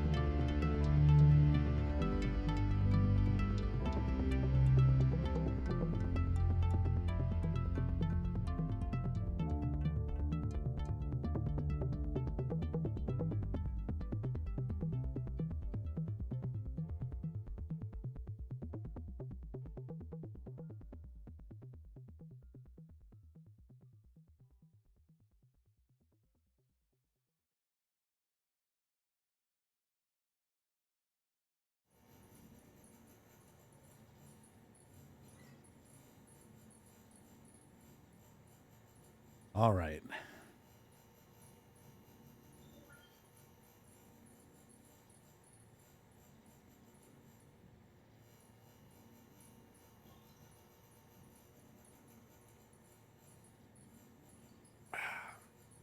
Got a new drink. Ready for some lore.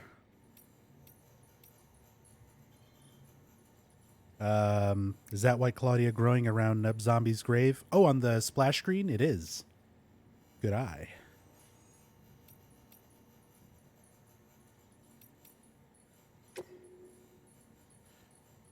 A weird glowing object in Capital Knot City. Capital Knot City, Nick Easton. A weird glowing object in Capital Knot City. Hey, Sam. You heard the latest rumors out of Capital Knot City. People have been seeing some kind of weird glowing thing up on the rooftops near the isolation ward. Seems it's a Ka, the part of a human that doesn't turn into a BT. That's what people are saying anyway. Apparently they were a common sight back in the old days. Back before the Stranding, I mean. Story goes that they were lost souls, wandering around. One of my pals tried to go take a closer look, see what's what, but he couldn't find anything. I'm sure you could do better if you put your mind to it, though, right?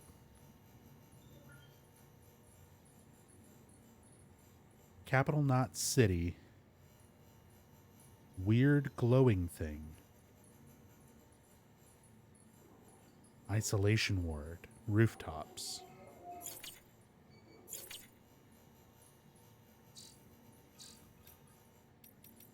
I'll have to go see if that's a thing. Any good new tips? Questing help with upgrades. You can ask other players to help upgrade any structures that you have built. Doing so will result in that structure being marked with the beg icon, the please icon, the two hands together. Structures marked in this way are more likely to be shared with other players. When those players respond to your requests by donating materials, they receive bonus likes.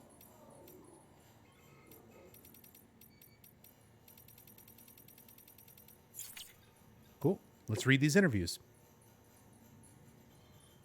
Likes secrete oxytocin.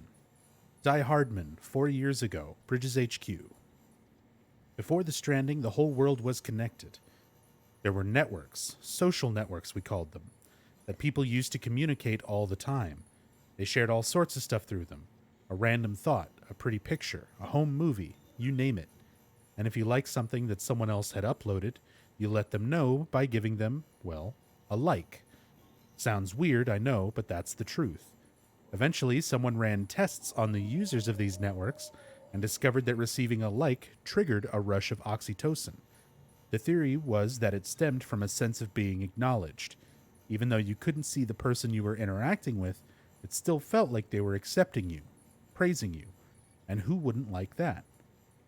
But that same process is at the heart of the mule phenomenon.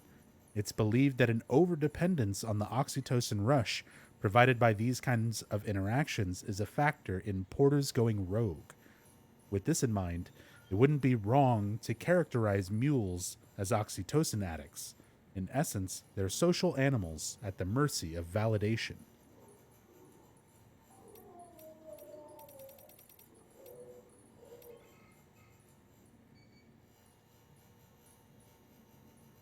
Hey, Capsaicin. Finally, a Death Stranding stream that's behind where you are so you can watch without spoilers. Yeah.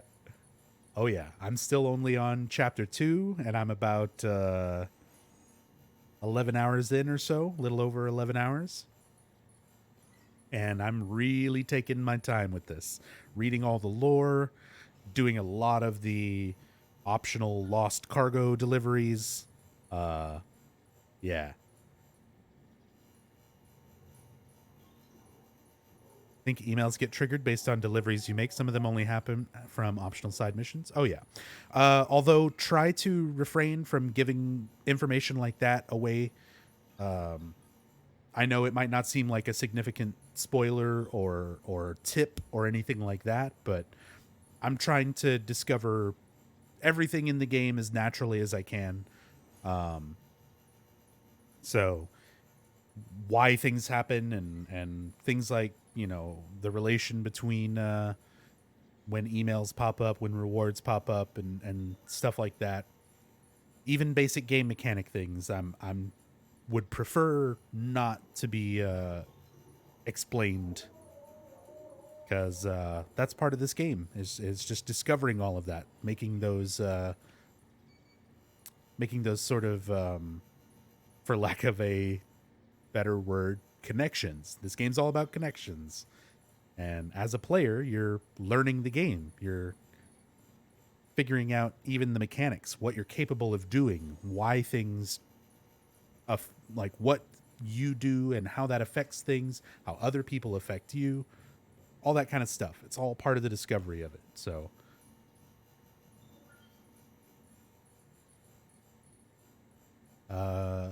what do we got? Chiralium coatings. George Batten, 2 years ago. Way station west of Capital Knot City. Truth is, we discovered it by dumb luck. Folks had made a point of building cities outside of Timefall regions, but the way stations and the distro centers were a different story. No way around it, really. Even through all that exposure meant they'd deteriorate quicker. When you're keeping an eye out for those things deteriorating, you soon notice how chiralium crystals react when exposed to timefall, which is to say, not at all. They showed no signs of degradation whatsoever. Stayed rock solid, even after getting soaked. Sort of made sense. Chiralium comes from the beach, right? And over there, time doesn't pass.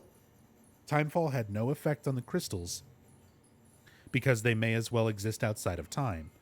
And when we ran a few experiments, that's pretty much what we confirmed. Now I know what you're thinking. Why not build way stations out of chiralium, right? Yeah, if only. Turns out overexposure to that stuff is lethal, and it can't be stored in large quantities either. Still, at least the chiralium coatings we came up with do just enough to keep the rot manageable. That's something. Okay. So that's why things don't just immediately deteriorate in timefall.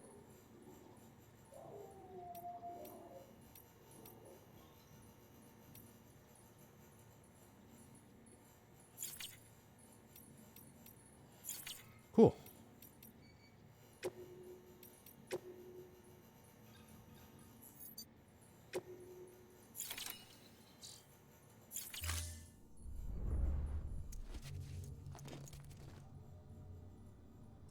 Let's go. Thank God I didn't buy this game. I'd have to mute myself. It's understandable.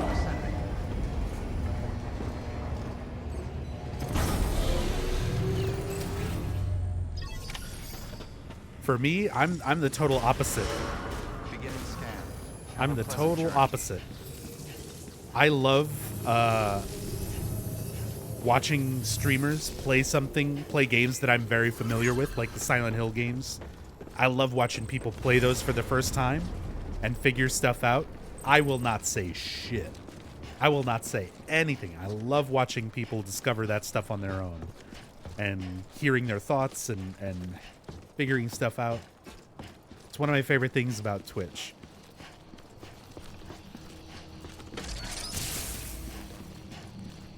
Oh yeah, we're heading out. It's Friday night.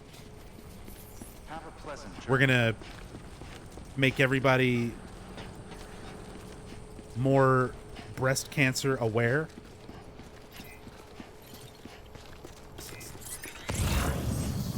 Weapons restrictions lifted.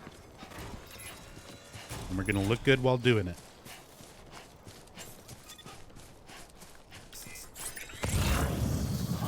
Footpath.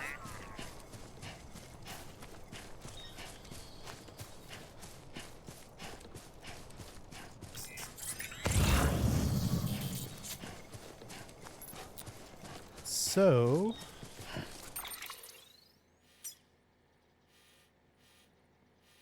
I'm done here for now. And I'm done here for now.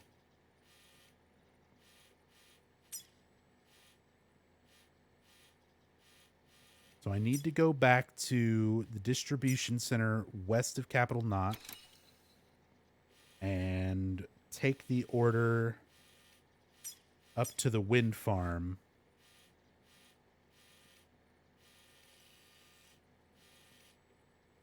And I have not followed this all the way over here.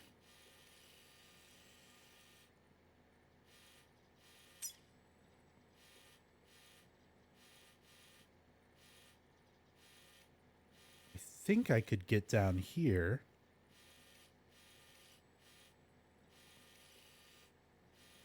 So let's try revisiting the incinerator area and then climbing down this way to get to the distribution center.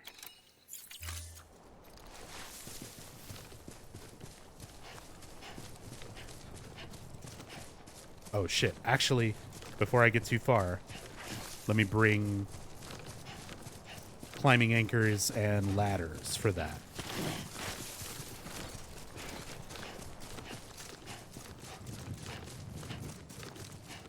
Hey Kafka, how long did I play yesterday? About 8 hours. Beginning scan. Scanning bridges ID.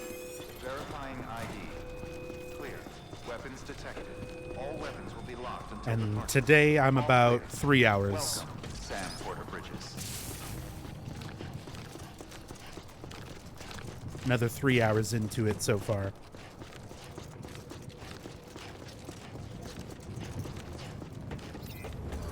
Decontaminating suit. All clear. Welcome, Sam Porter Bridges. Yeah, Sumbrello, like that's been so far my biggest complaint about the game is the menus and the user interface, all of that kind of stuff, making markers and using the compass, all those kind of elements feel sort of clunky. But it's a very small complaint compared to everything else that I love about it so far. Oops.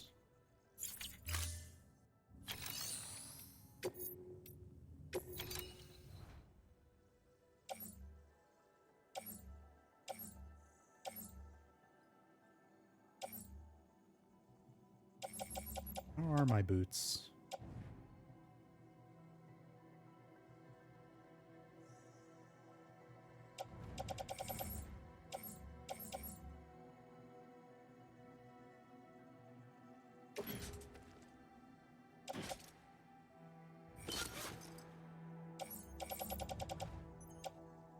Put those there.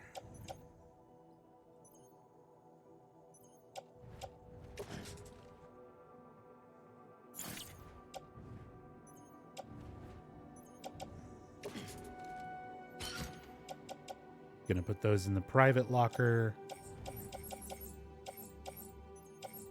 There's a climbing anchor.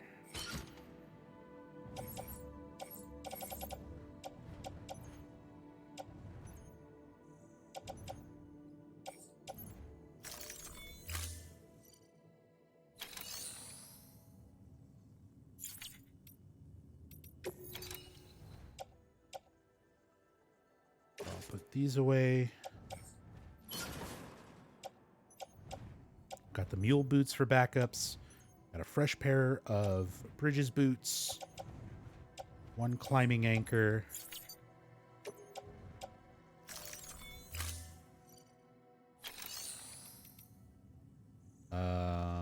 Fabricate equipment. So let's take a couple of ladders and another climbing anchor.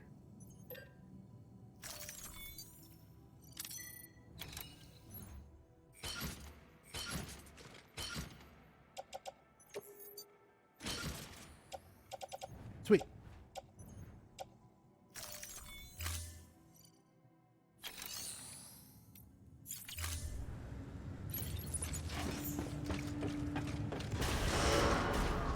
Beginning scan.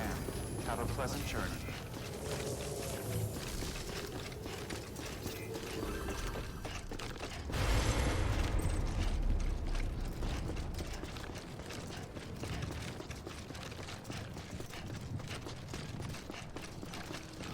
Love nerding out in menus and configuring your loadout. It was your favorite part of Metal Gear Solid 5. Have a pleasant journey. I mean, don't get me wrong. I like setting up the loadout and doing all of that, and I did in Metal Gear Solid 5 as well, but MGS5 had much the same issue as this, where the UI and the menus to do all that stuff are a little unnecessarily cluttered and complex, more than they like, way more than they need to be.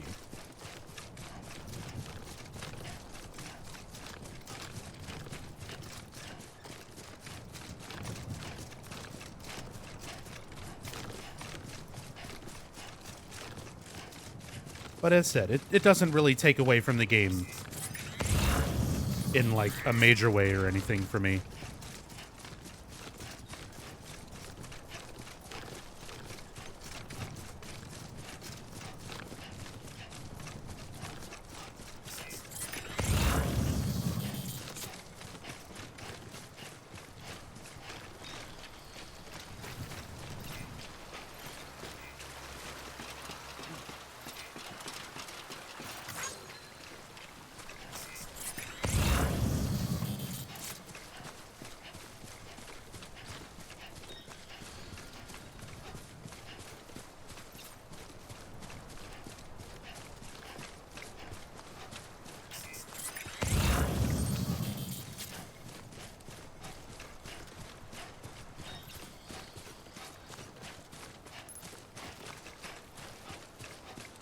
Give me them gummy worms.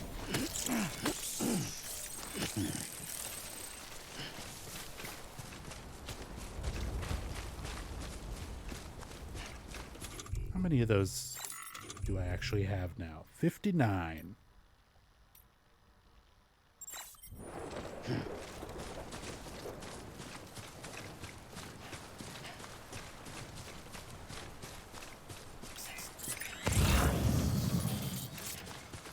Yo, what's up, Maxie? How's it going, man?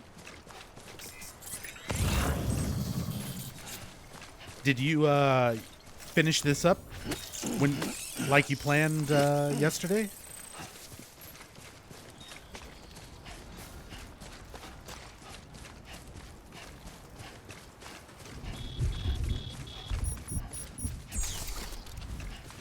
What was your final playtime?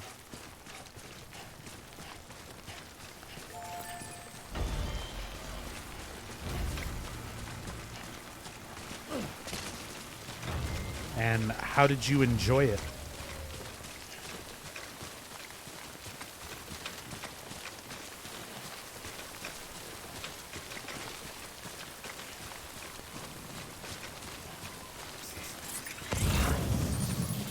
Oh, this is nice.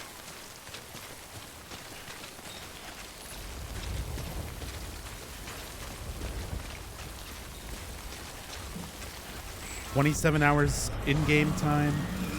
Oh, this area is still fucking covered in BTs. I should have known, but I'm gonna risk it anyway.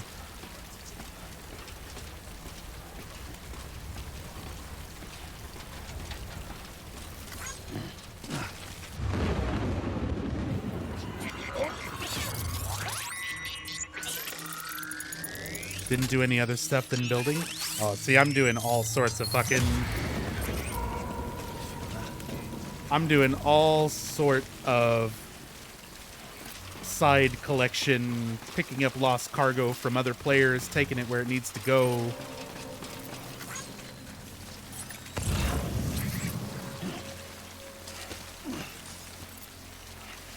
Because I'm at like the 11-hour mark, a little over 11 hours. And I'm on chapter 2.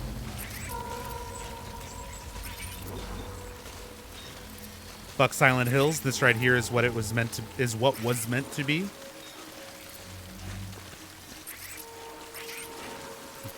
That's some strong words, but honestly, I'm enjoying this game enough. I might just agree with you by the time I'm done. Not quite yet. Because, you know, Silent Hill, a new proper horror Silent Hill from Kojima, I think would have been amazing. But I'm glad that this is a thing.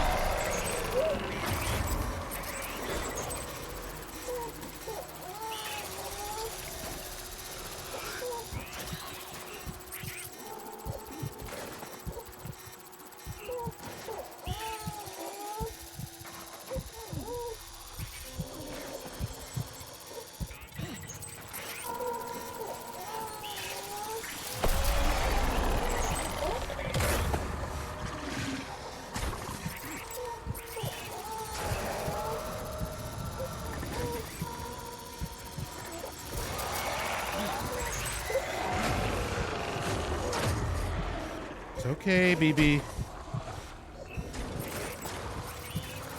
Keep holding the breath.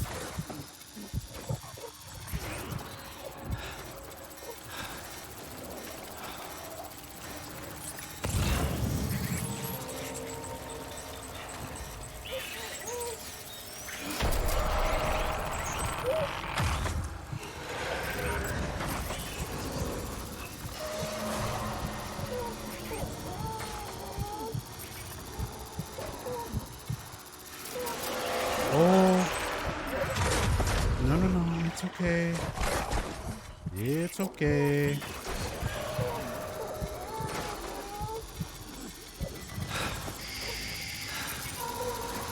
No, BB. Slowly, steady.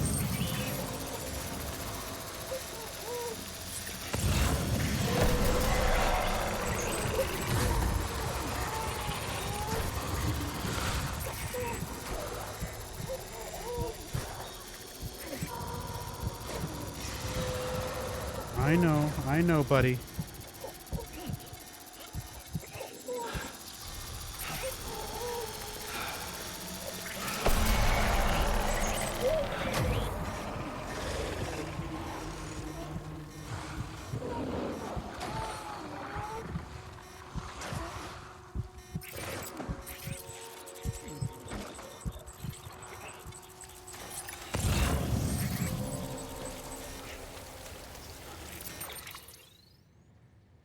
Okay, well, I needed to know if I could still get over here and if there was still BTs.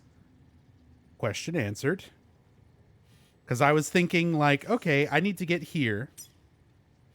I've already been this way, but I wanted to see if I could maybe climb down this little area and have a pathway over here.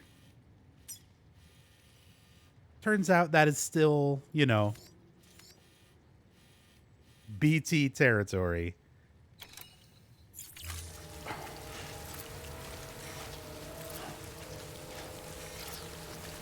It's fine.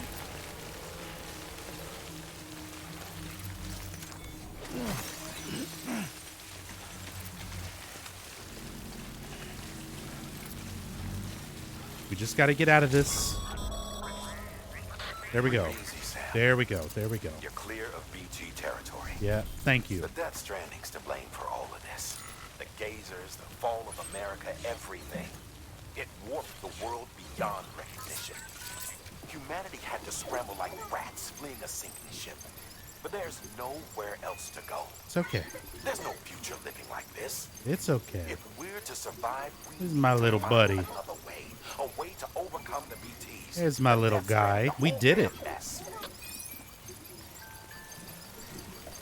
We snuck by all them BTs. Yes, we did.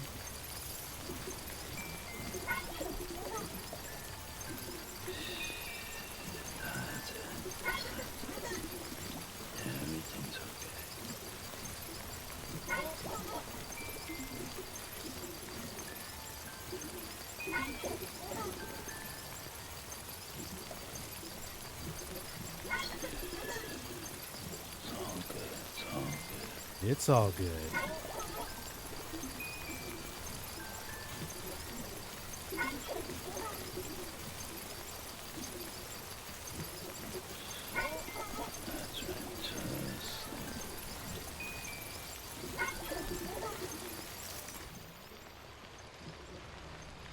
There's my little guy.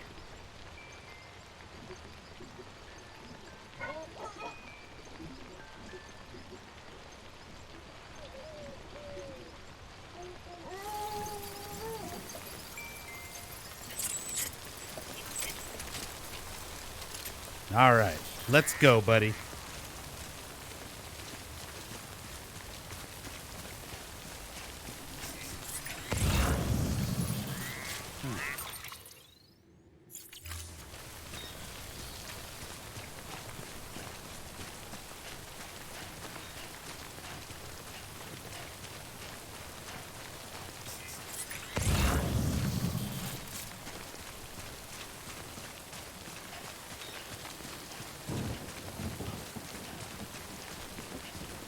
spin it in Creative Vortex. No, I'm being nice. I've already seen plenty of streamers abuse and shake their BBs. I'm going to be the one who takes very good care of my BB. He's my little man. My little ass kicker.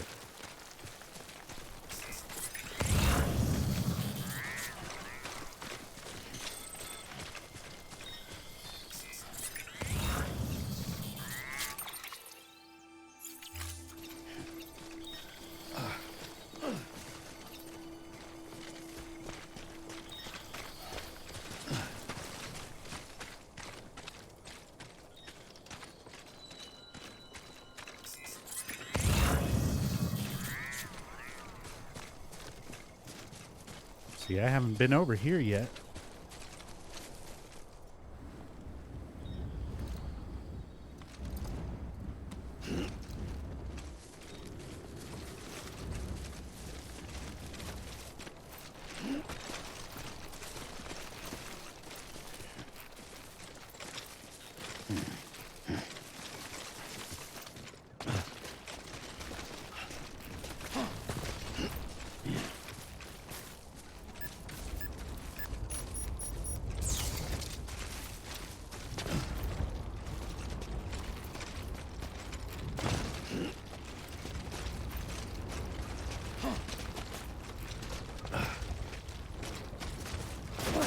Oh. Okay.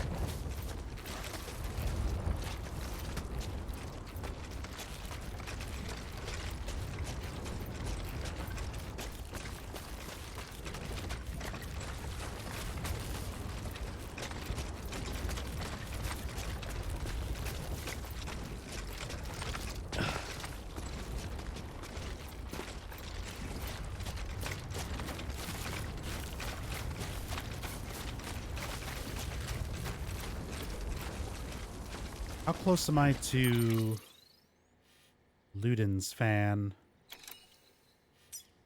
57 meters. Last time I checked it out, it was closed. Oh, no. We're still good. Almost 12 hours into this game. I have not fallen yet. I have not been captured by a BT yet.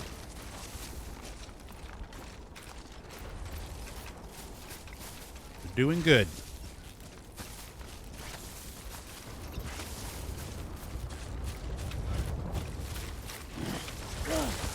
Oh god, I'm falling. I'm falling for the first time. It's happening. It's okay.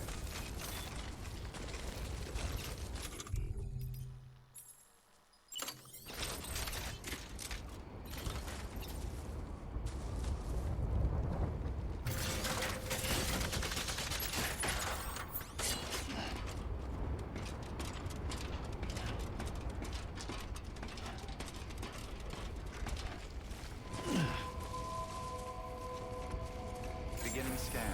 Weapons detected. All weapons will be locked until departure. All clear. Welcome, Sam Porter Bridges. Still won't let me in. Name's Sam.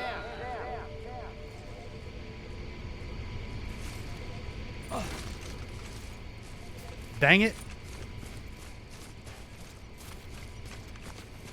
Weapons restrictions lifted.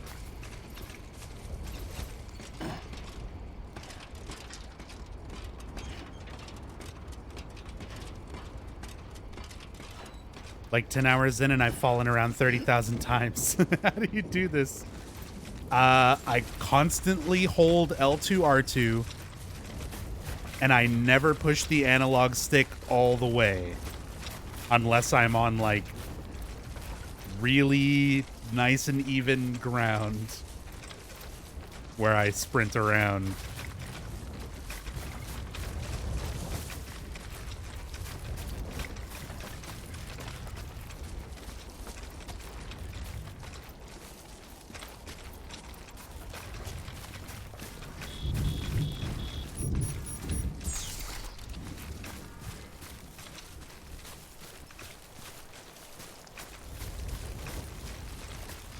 Okay, well, now I know.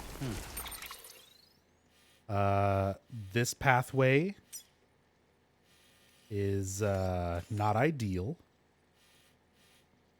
Going past the incinerator, all this shit. Now I've still got BTs over here. There's mules and shit. But now I know.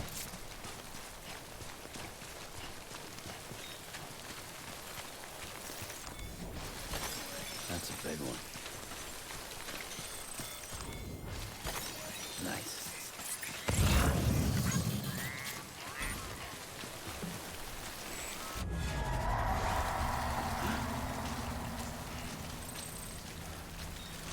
Okay, more BTs to go through.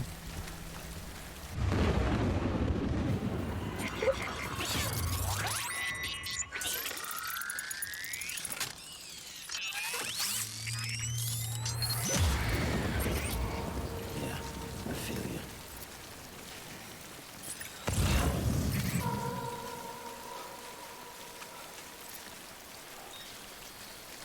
you. Look at that stuff just floating away. Pikuzo lost a ladder.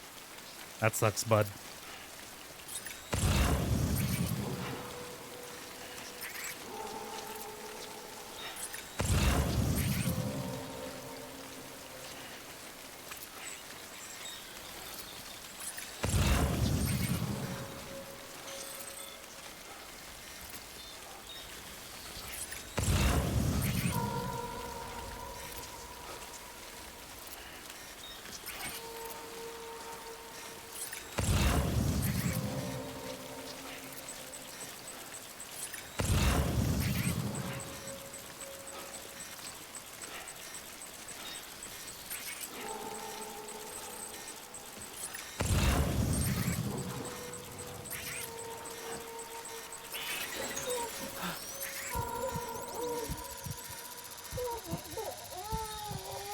It's okay, BB.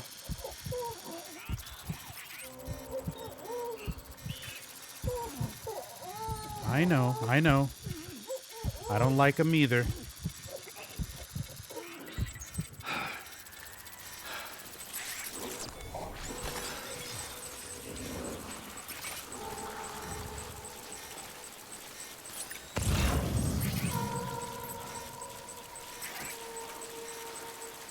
Keep it down, Sam.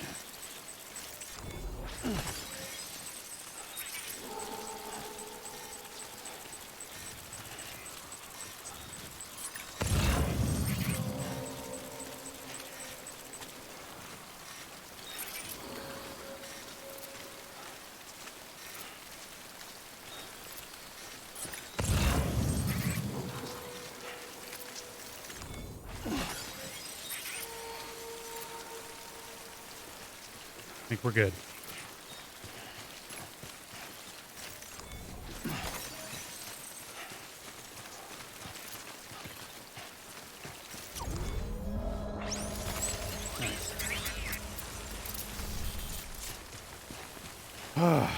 That's always so fucking tense, dude.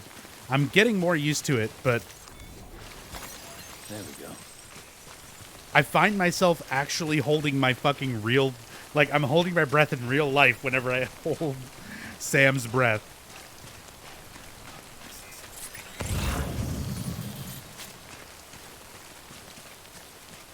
It's so fucking tense.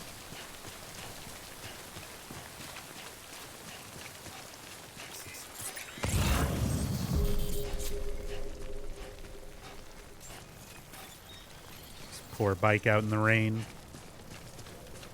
Beginning scan. Scanning bridges ID. Verifying ID. Clear. Weapons detected. All weapons will be locked until departure. All clear. Decontaminating suit. All clear. Welcome, Sam Porter Bridges.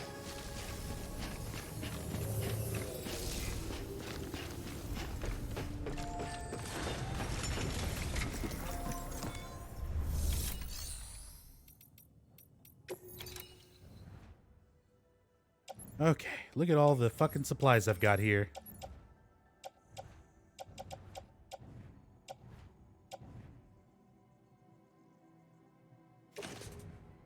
Oh, I keep forgetting. I need to use EX grenades at some point.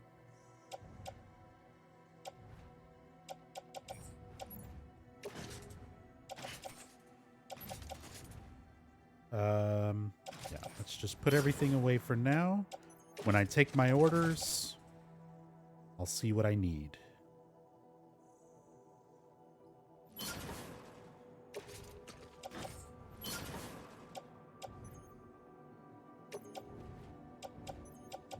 Pretty much I'll just keep my boots.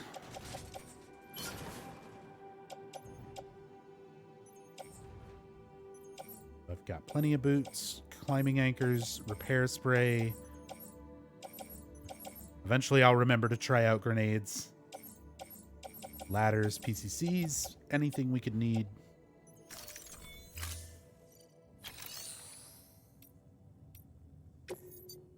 Let's rest.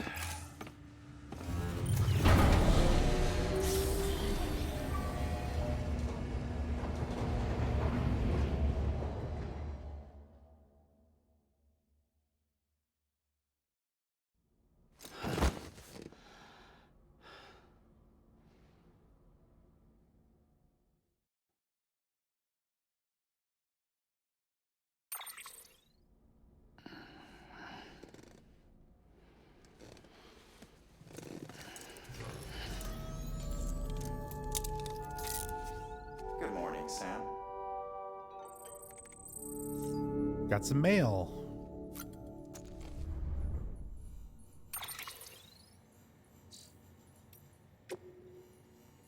Nick Easton, you're the great deliverer, all right. Hey, Sam, you're quite something, aren't you? Delivering cargo out there all by yourself, stitching America back together. I mean, I'm not surprised you're up to it.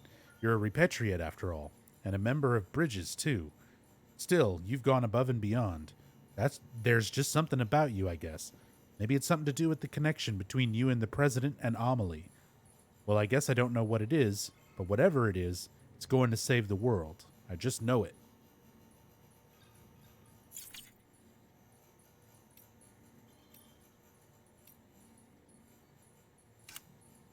Why do these have exclamation points? I've already read them.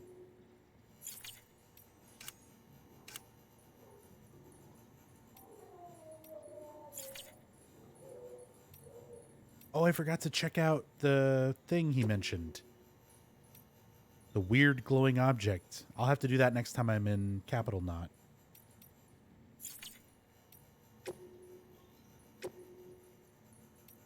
Tips. L2, R2 to shift your balance. When traversing areas indicated by yellow on the terrain, such as steep slopes. Be sure to center your balance to avoid falling over. Yep. I guess I got that one because I finally slipped. Sliding down or being swept away, you will produce a rush of adrenaline that rapidly restores stamina. Stamina drops hard once the rush passes, so be sure to rest or drink from your canteen to recover.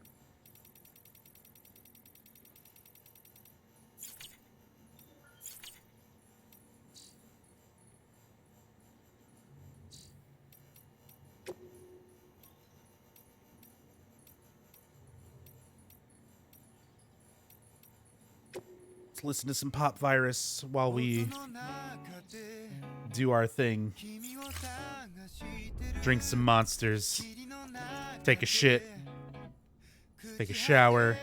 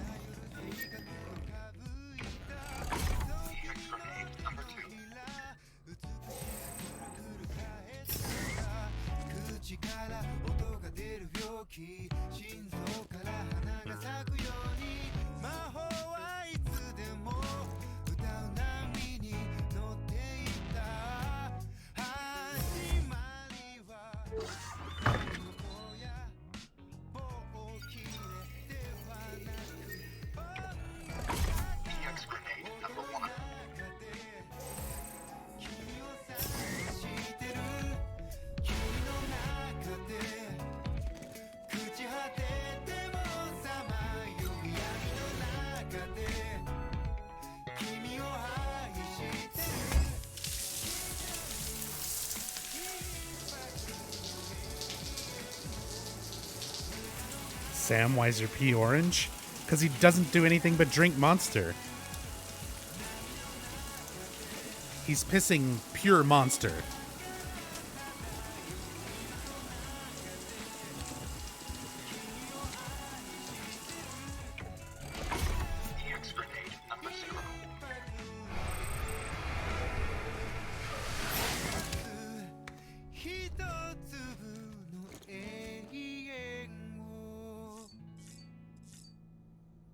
All right.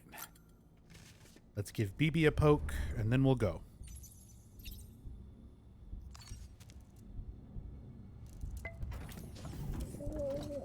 Tired, huh?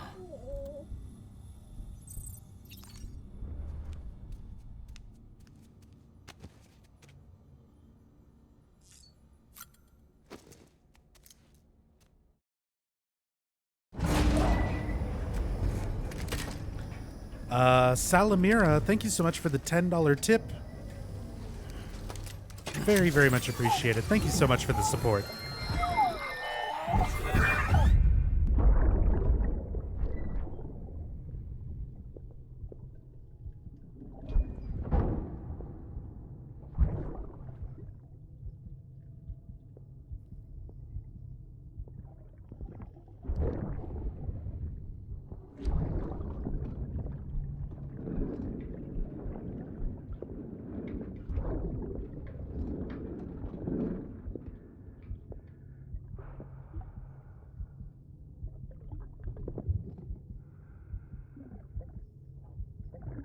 Fuck, idiot.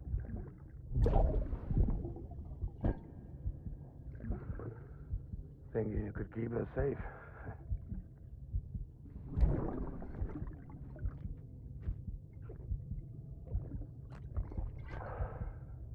It's like a Man whale. like you. Whale tail on the booze bottle.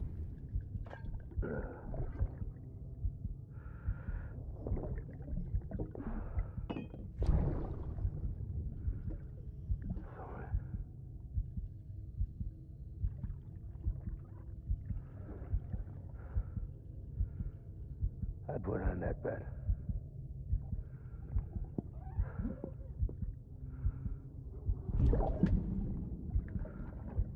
It's just you and me now, baby. That's all I got. I'll keep you safe. No matter what.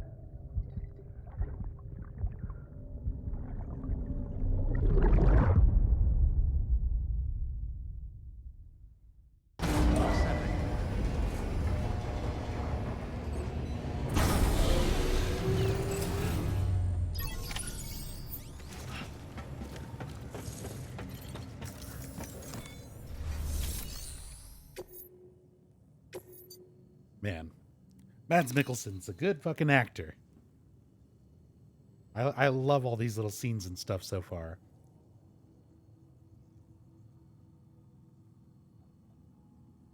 All right.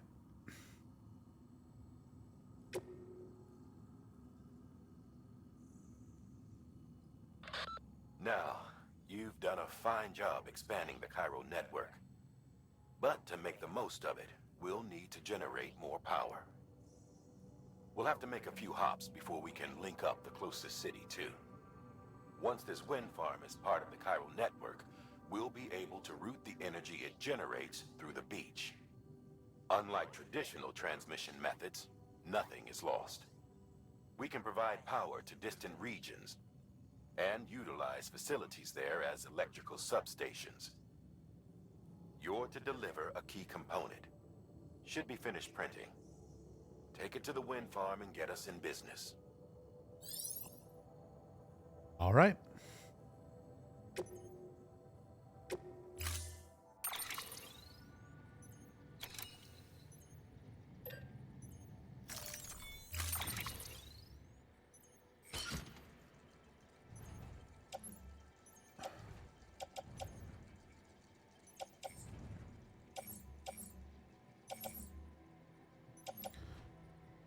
Got their power supply unit.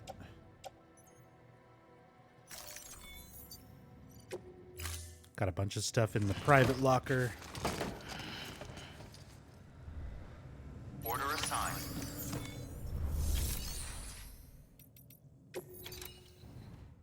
So let's take along some grenades.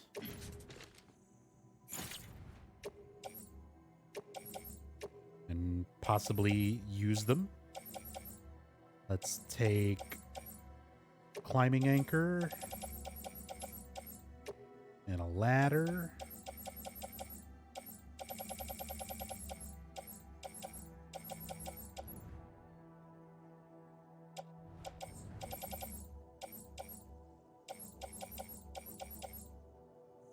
That should be good.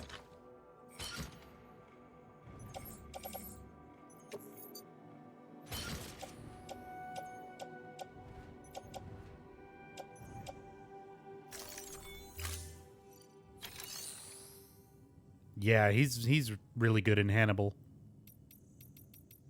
In general, like, Mads is just a really good actor. All right, anything going to the wind farm? Way Station West, Way Station West.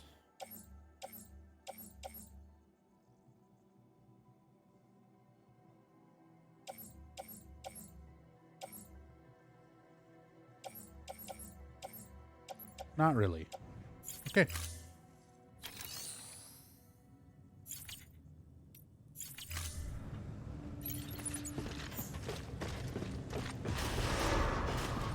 Beginning scan. Have a pleasant journey.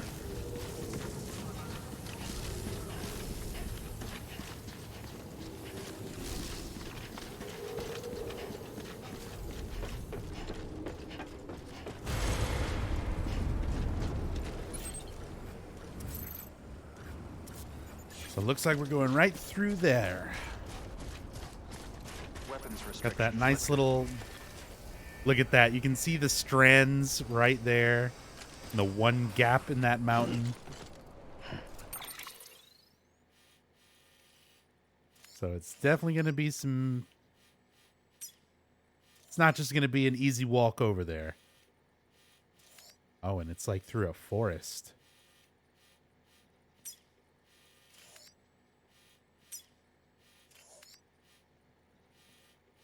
And I like that I can't even see the rest of the area around. Like, I could try, maybe go around it different way. But let's just go straight through here.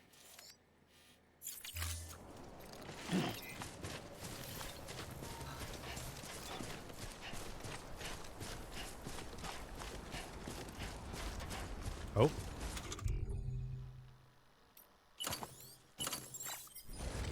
Can't forget my hat.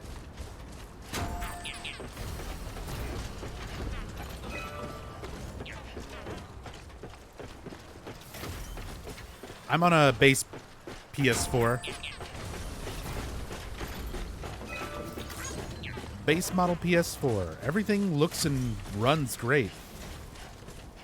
Load times are the only thing that really seems to take a hit, and it's not even that bad compared to the Pro.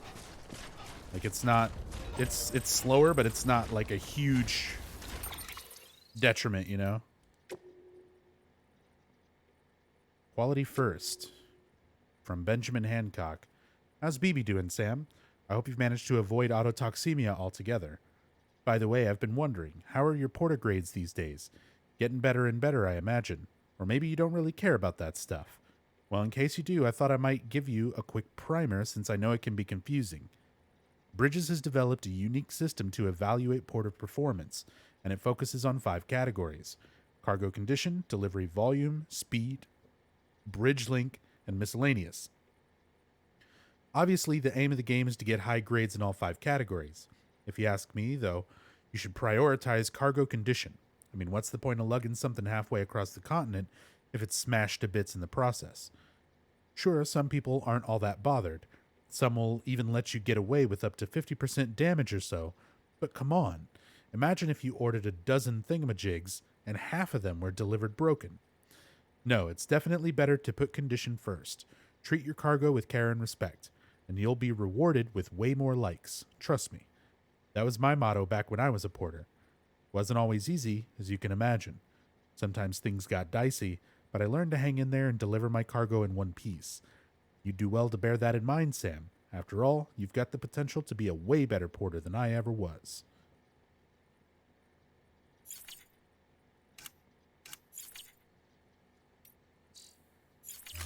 All right. Thanks, Ben.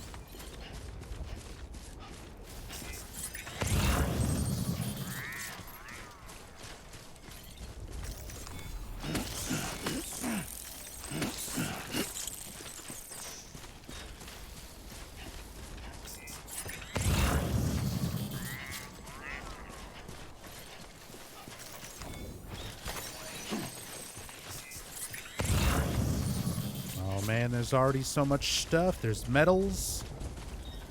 There's things over there. There's a rope and some things up there.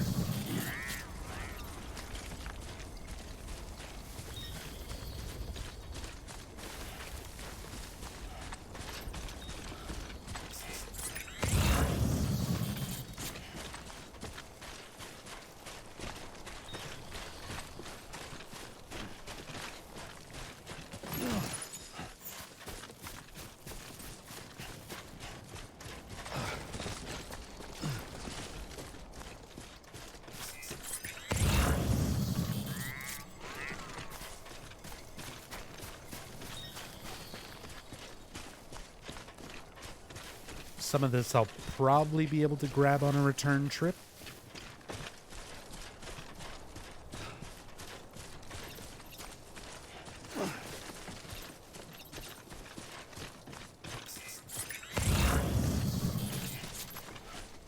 Nice piss mushroom.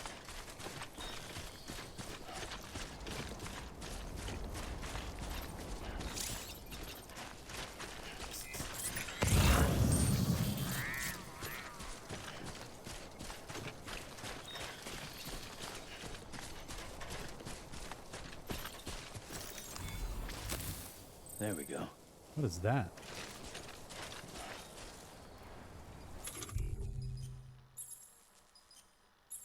Sandalweed. Treasured by porters as an emergency replacement for boots, sandalweed is not very durable but can save you in a pinch. And walking in these footsteps are almost inaudible to others and can be helpful in sneaky situations. Interesting. So they're not as durable, but they can be emergency boots. And they're quieter than normal boots.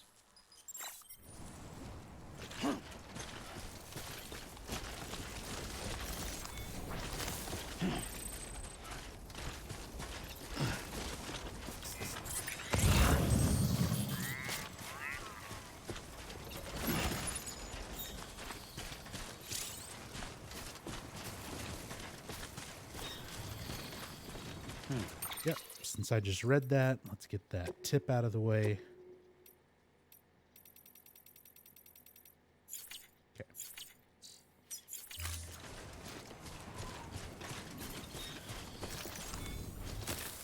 There we go.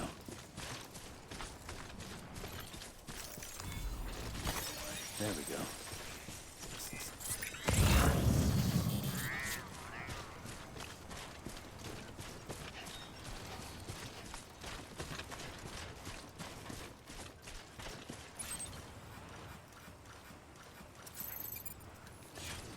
Kilograms of metals.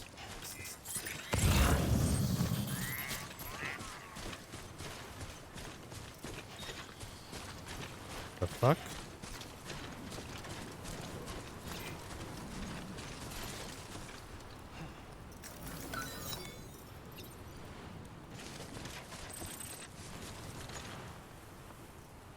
Why would you put a rope there?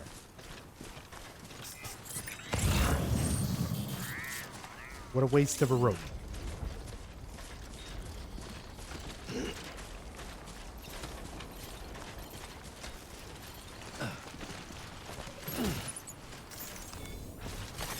There we go.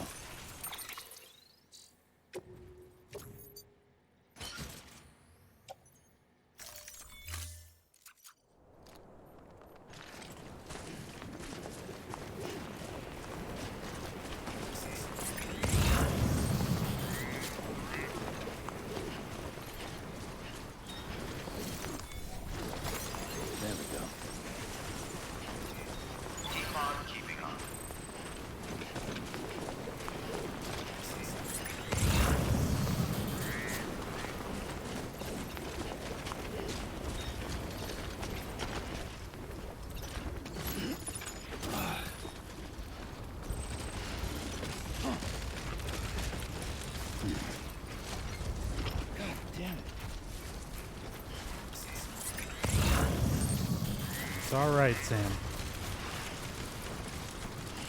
We're getting it.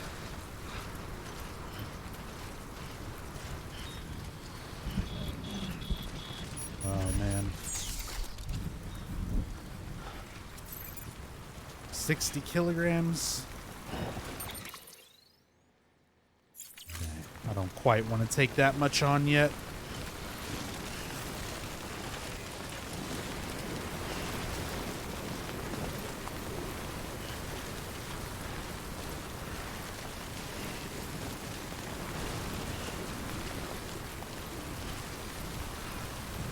Oh, memory chip. There we go. Hell yeah.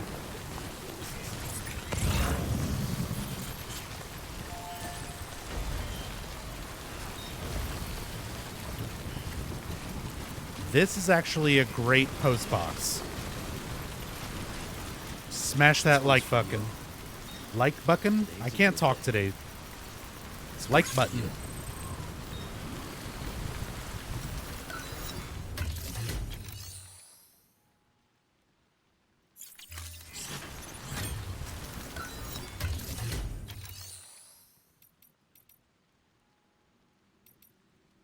Okay.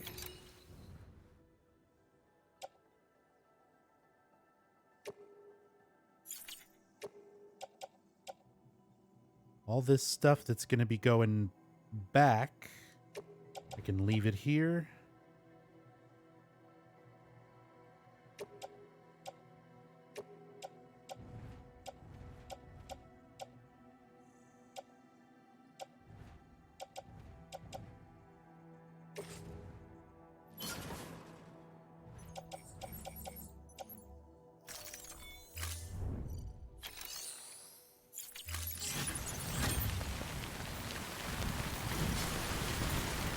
And I'm going to actually go grab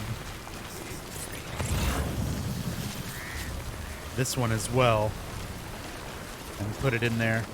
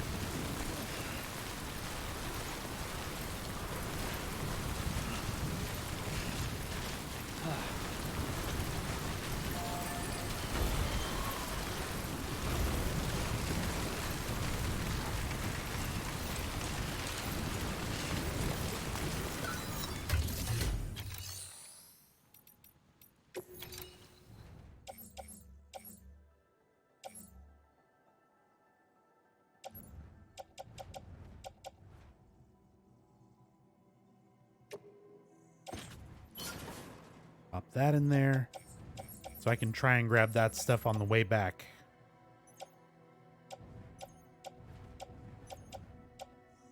All right.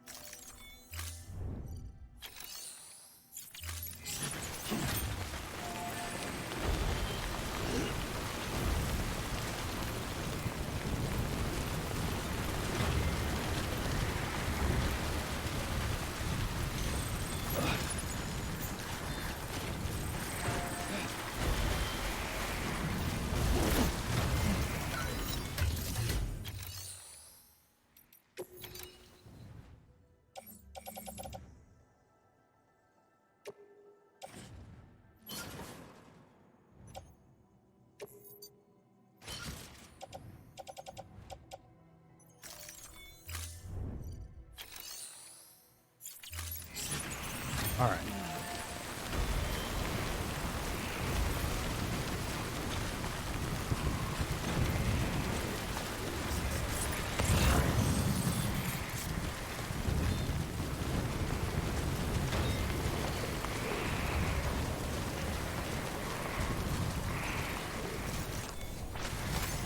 There we go.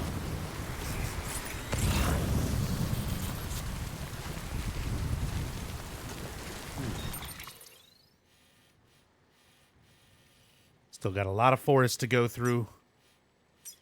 There's a lot of materials just sitting around in this forest. Bunch of metals.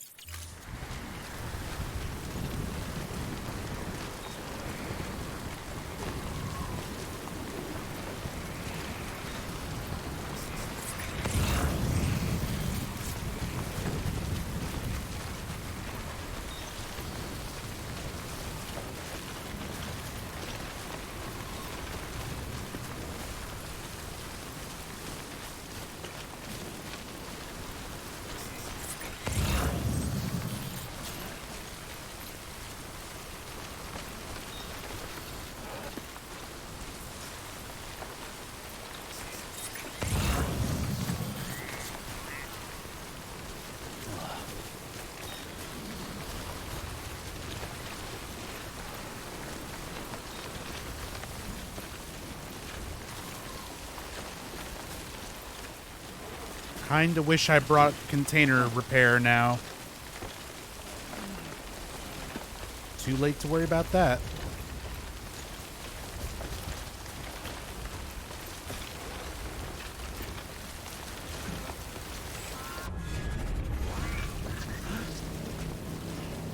And we got BTs.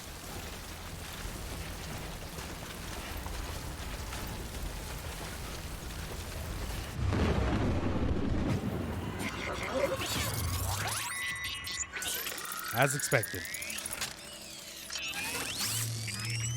All right.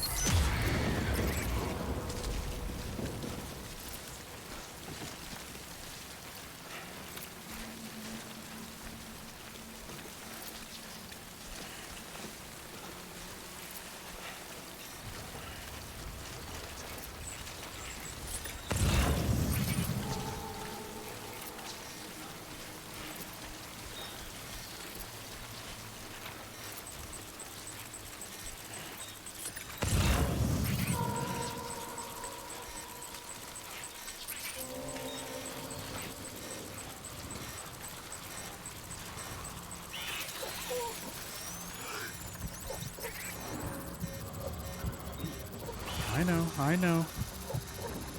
Relax.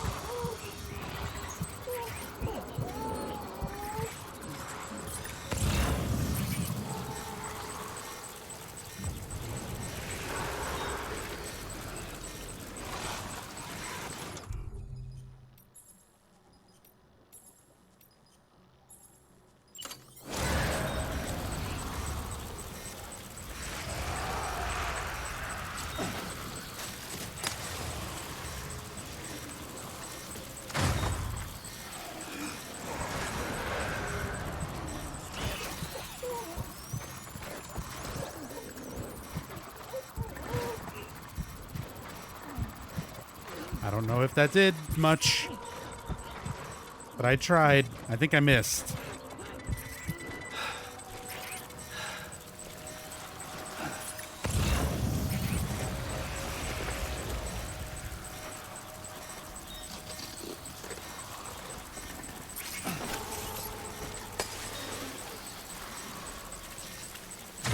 I definitely missed.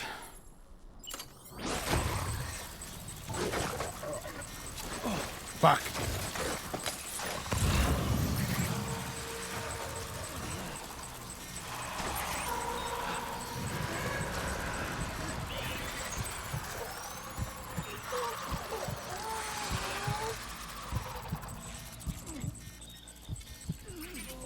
This is like my first time trying to throw anything in this game.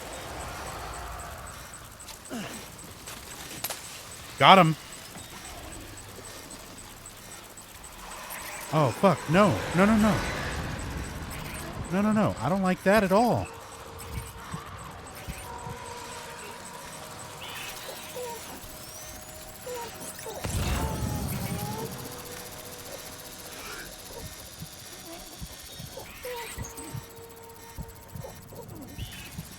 Great.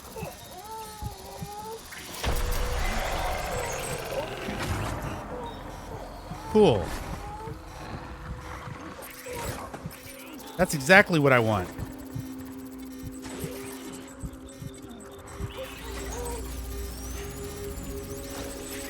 Let's throw things at the BTs to make them angry. and move towards me.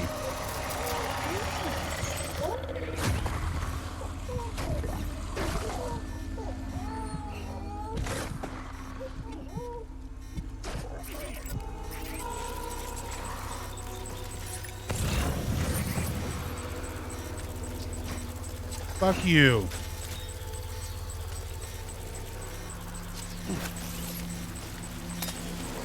Okay, bye. Ah, fuck. Ah, fuck.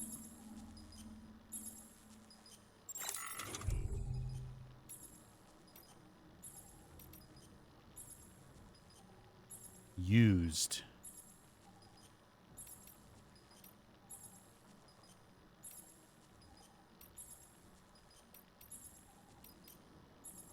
Okay, so I'm out of those.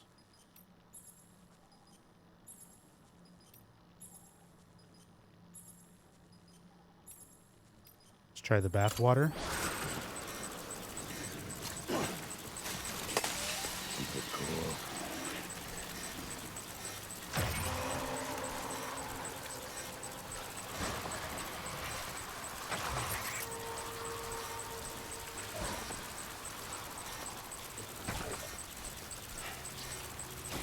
Seems like a little bit of a distraction.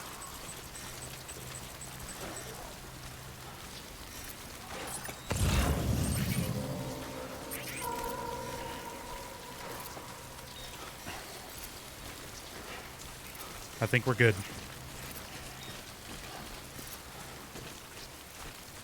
God damn.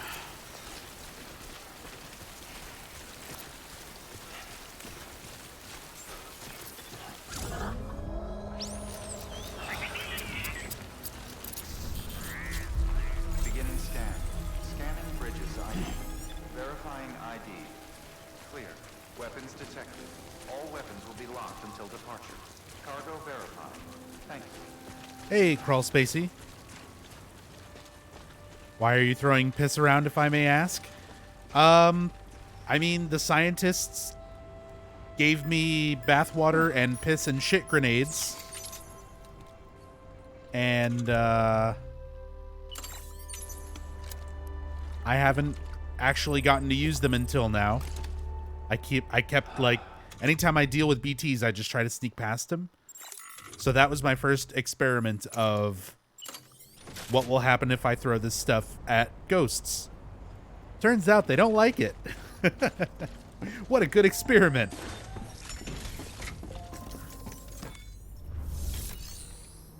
It seemed like the bathwater, when I hit him with the bathwater, that one BT started looking around, like the handprints started appearing on the ground away from me. But when I hit the one with piss, it looked like it got angry and started coming towards me.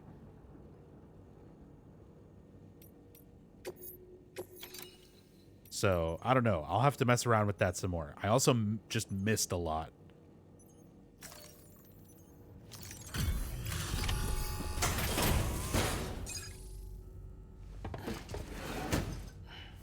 Delivering cargo. Thank you. With this unit, we should be able to power the distro center via the chiral network. Other places too, if it works. Here's hoping the UCA can put our electricity to good use. Mind if I have a look? Incredible. How'd you get this here? You fly? Something like that.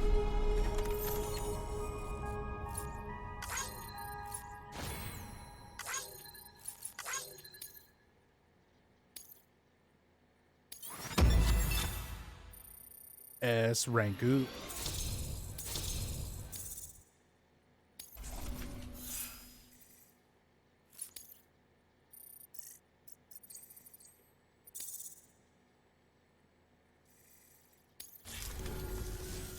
All we need now is a connection to the chiral network. Go for it.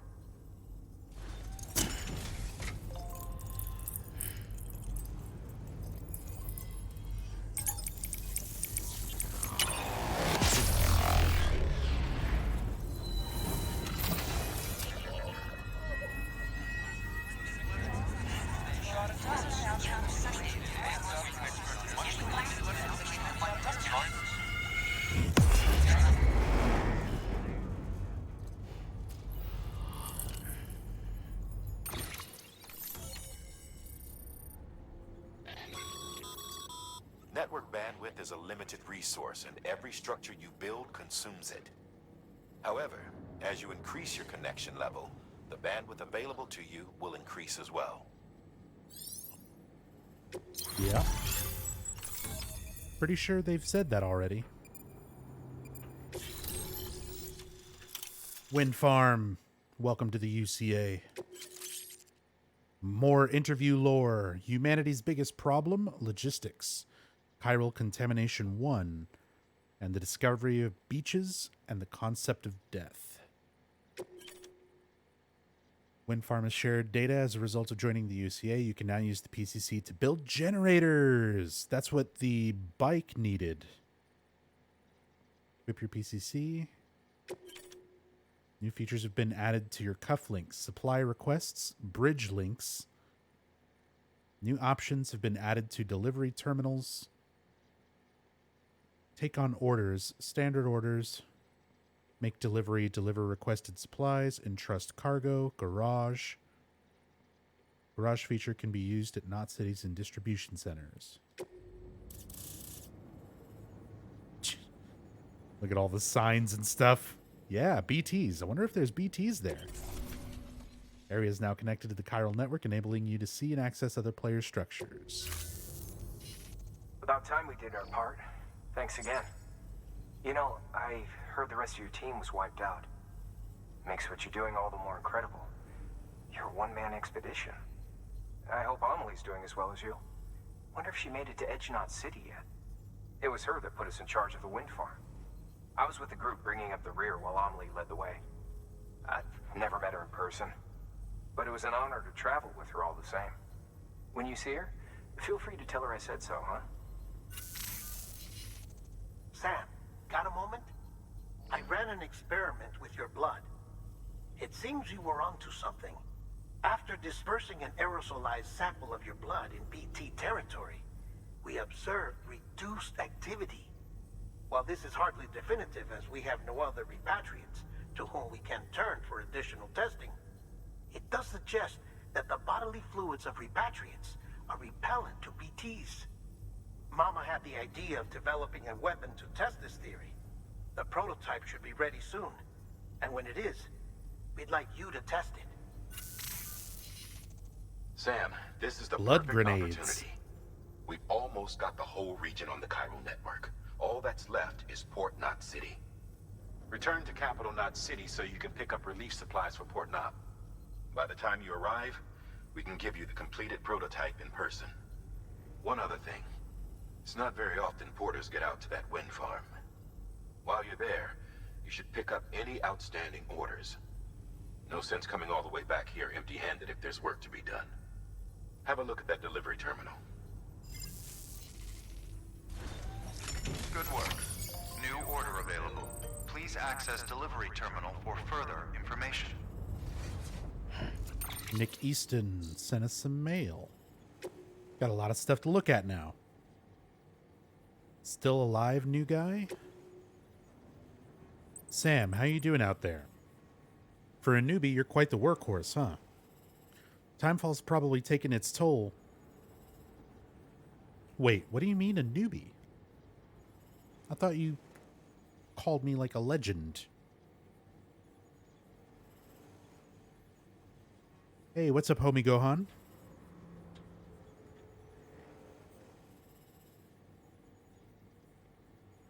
For a newbie, you're quite the workhorse. Timefall's probably taken its toll on your equipment, am I right? Maybe some of your kit's not even usable anymore. Well, don't jump the gun and throw that stuff away just yet. One thing you can do is take your old equipment to a delivery terminal and recycle it. Okay, that's what I was asking earlier, wondering earlier about the stuff that's already destroyed. You can then fabricate yourself a shiny new whatever to use instead. Don't know if you're aware, but the whole recycling system is operated by the Bridget Strand Foundation. That's right, the president herself set it up as a means to convert busted tools and gear back into usable resources. On the other hand, if your equipment's only halfway to broke, but you still want to part ways, you could use the share locker to donate it to another porter whose need is greater than yours. You may well end up getting a like or two for your generosity. Never mind the warm, fuzzy feeling of having helped your fellow man. That's why I do it. Of course, the system works both ways, meaning you can snag stuff other porters have put in share lockers too, if you're the one who could do with a helping hand. That's the wrong you're.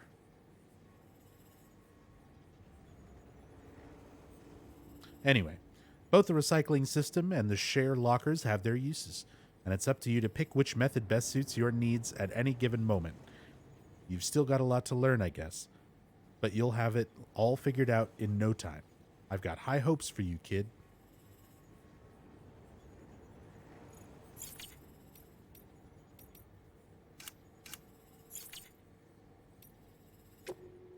Hey, what's up, Egan?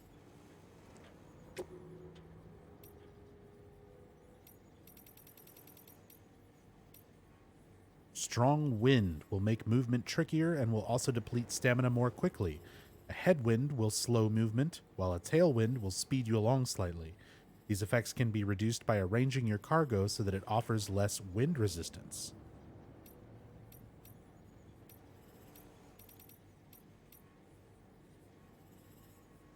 Eating cryptobiotes. Any cryptobiotes you've gathered can be eaten in order to instantly restore blood levels. Yep.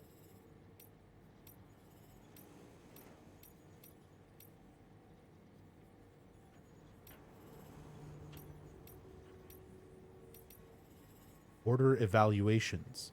When you complete an order, you'll receive an evaluation for each category, color coded by according to how well you performed. Yellow is the best, followed by blue, cyan, and white. Final evaluation will be determined by the total of these individual colored evaluations. Note, different orders focus on different categories, and your evaluations will be affected accordingly.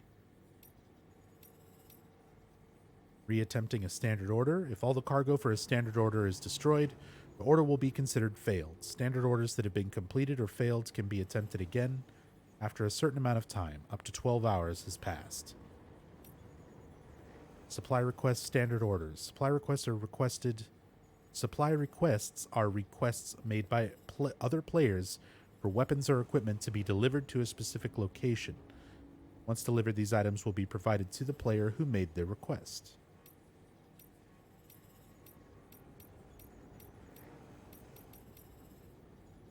Acquiring materials for upgrading structures. If you do not have enough materials, try collecting drop materials or claiming materials from a nearby facility. See the amount of materials required, open the cufflinks, select structure on the map. You can check the number and type of materials required in order to upgrade a given structure, moving the cursor over the corresponding icon on the map. Able to upgrade structures built by other porters. Other porters are also able to contribute materials in order to help upgrade your own structures. Other porters can contribute. I hate how they have like 6 tutorials to tell you the same information. Like, this is another small annoyance. And I get that these are just like player tips in general. You know, it's not a big deal. Most people probably don't even look at this shit. But as somebody who goes through and reads everything, it's weird how repetitive all this is.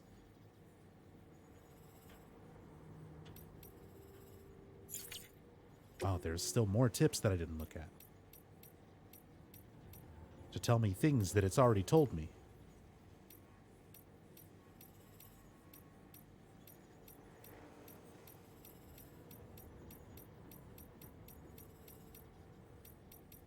Vehicles. Automatic vehicle charging. Vehicle batteries are solar powered, so they'll recharge in clear or cloudy weather. Facilities and major roads have their own power grid, meaning the battery will not be drained while you're using them. Repairing vehicles. Vehicles have a durability rating and will no longer move once this is depleted. Durability is restored by storing a vehicle in the garage. To store a vehicle, park it on top of the vehicle elevator. Container repair spray cannot be used to restore vehicles. Cargo on vehicles near delivery terminals. Cargo carried by vehicles can be submitted to delivery terminals directly without having to unload it first. You just need to make sure that the vehicle is close enough to the terminal. That's good to know. Now that I can make generators, I'll have a bike soon.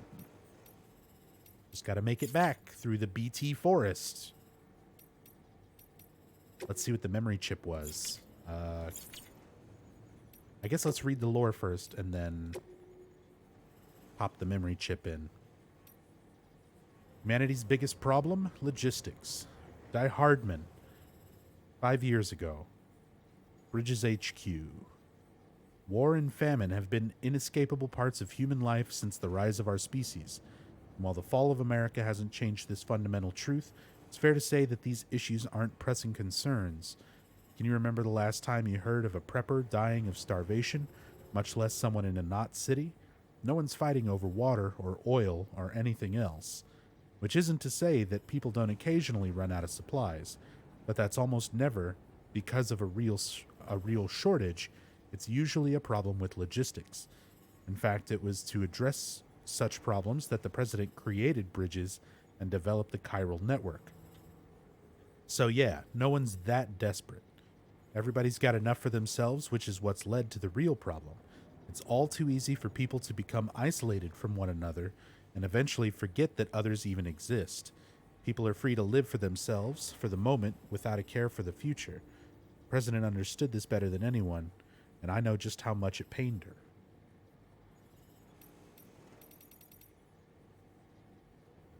Chiral Contamination 1. Hartman, 3 years ago. Bridges HQ Lab. Chiral contamination is the result of prolonged exposure to chiral radiation, which is emitted by chiralium, substance discovered at the same time as the beach. Prolonged exposure can significantly impact physical and mental health.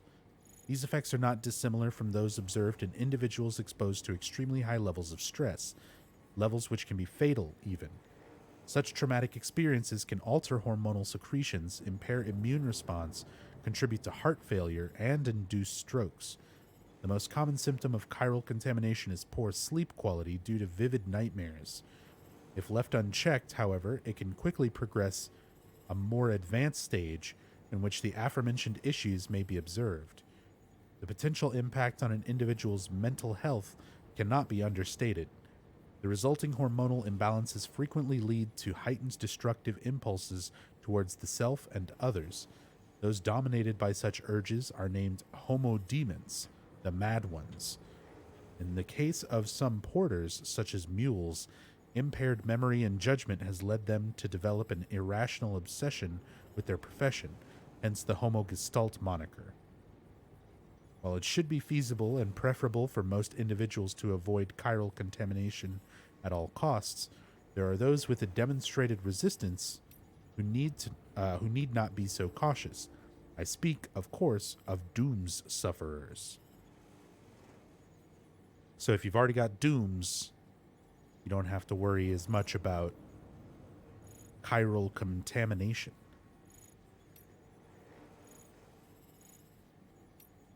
Which is why they mostly rely on people with dooms as porters. Interesting. The discovery of beaches and the concept of death. Hartman, 3 years ago. Bridges HQ Lab. With the discovery of the beach, the fundamental truth of death was upended. I doubt you will find many who would deny this. Alas, we can say little with confidence in any objective or scientific capacity, for our understanding of this new realm remains in its infancy and is ever evolving, much like our understanding of the universe as a whole. Perhaps the closest thing we have to a working explanation of the beach relates to the conception of a multiverse, but I digress. The beach is arguably both a concept and a reality. A discrete beach is influenced by the mind of the associated individual, and therefore linked to them irrevocably.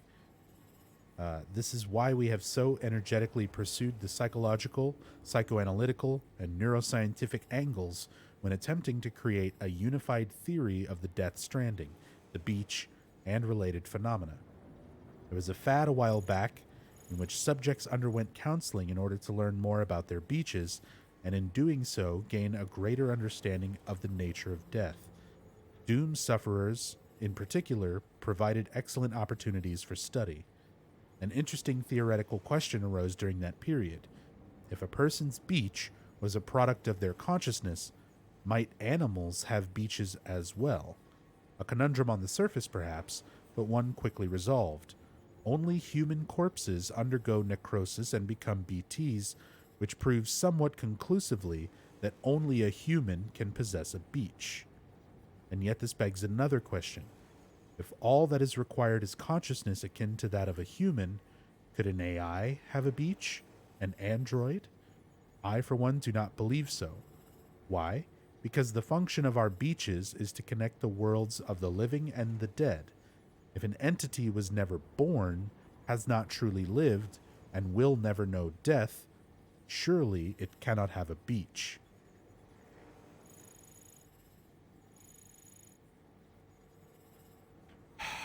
But here's the thing. In Sam's visions of Amelie on the beach, there are animals. Even though they don't create BTs, there are still animals. There's whales and stuff, which presumably have higher intelligence, more of a consciousness, which is why they're there.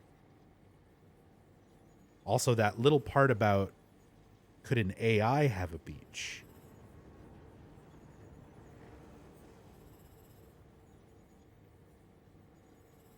Yeah, there's crabs and fish.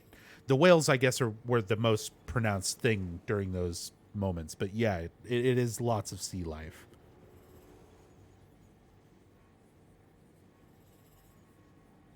But that's the thing, is they're not creating BTs.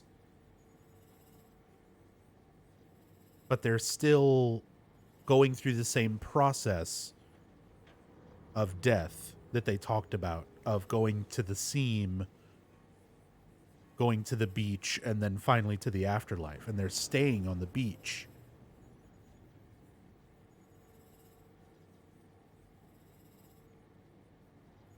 Interesting stuff.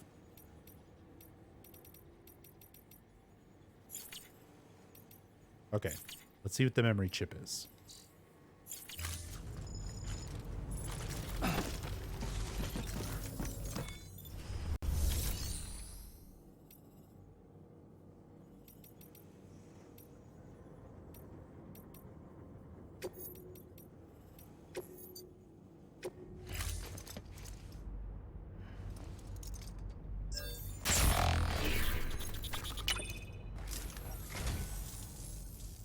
I say, I don't know what I did to deserve such kindness.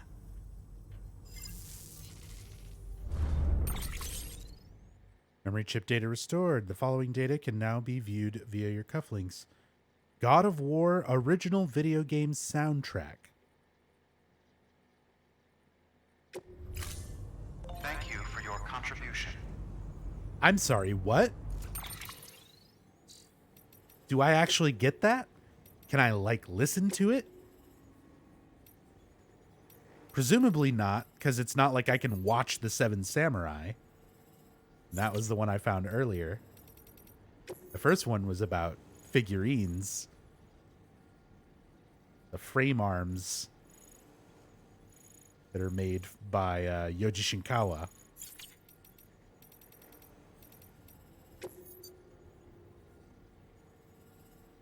Huh.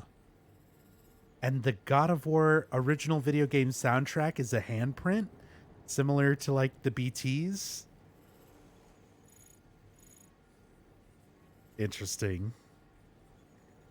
God of War was a 2005 action game that made use of the imagery and themes of ancient Greece. Many titles were subsequently released in the series, with the most recent, 2018's God of War, proving to be a true return to form, featuring an all-new story and settings which range from Greece to Scandinavia. Listening to the soundtrack is sure to provide a wind beneath the wings of your imagination, carrying you away to the world of the gods for another epic adventure. Wow. It's so wild finding all this stuff. Fungo, thank you so much for the raid. Speaking of epic, Fungo, thank you so much. Welcome everybody coming over with Fungo. The God of War original soundtrack is actually a memory chip. Yeah, I just found it. Or found it a moment ago and just turned it in. Found out what it was. But yeah, welcome everybody. Thank you so much for the raid, Fungo. Yeah, I started playing Death Stranding yesterday. I played it for about 8 hours. I've been going for about 5 hours today. I'm loving this game. I'm taking my time. I'm reading every single interview, every single note, every single like in-game tip. I'm getting distracted and trying to deliver everybody's lost cargo where it needs to go. None of that entrusting stuff to other porters. Fuck that. I've been taking everything myself where it needs to go. So I'm, 13 hours in, and I just got to the wind farm. So I'm like, I'm barely advancing the story. I'm really taking my time with this one. But that feels like how you're supposed to really experience it. And of course it is a blind playthrough, so everybody please refrain, if you would please, from any tips, hints, suggestions, spoilers, even for things like mechanics and stuff like that. Half the fun of this game has been discovering what I'm even capable of, let alone all the actual major story elements and things like that. So yeah, but been really enjoying this game so far. I'm glad to hear you've been liking it too, Fungo. I've had a few times now where I've taken more than I can carry. In fact, I'm about to be heading back and I'm getting a bunch of stuff out of a private locker that I left there so that I can go do some more backtracking and lost cargo delivering now that I took care of my main orders here at the wind farm. Looks like you've got an empty container there, huh? Feel free to submit junk like that to Bridges. You might not have a use for it, but we do. Unusable items. Cargo and chiral crystals that are no longer fit for purpose can be recycled. The raw materials produced are made available for use at the facility performing the recycling. Okay, so I need to recycle this stuff. Off to grab some food and rest.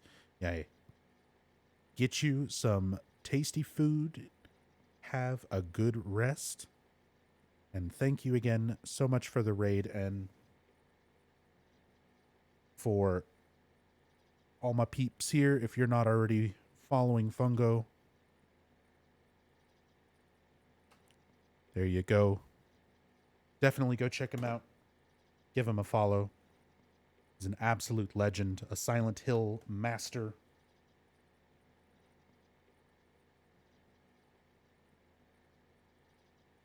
Sorry, I'm trying to like set my keyboard down. I gotta let my cats out because they're getting in my way now. But Fungo's a legend. Definitely go give him a follow. Super great guy. But yeah, take it easy, man. Thank you again so much. And yeah, give me just a moment here. I need to eject some cats from the stream room. I will be right back.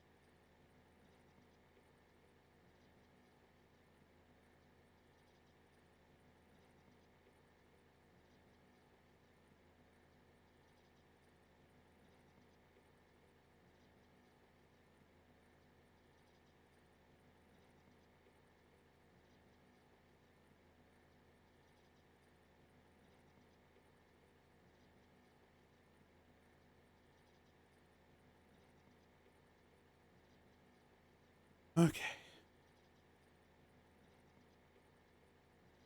Let's get back to it. If I can recycle my empty grenade canisters. Good to know.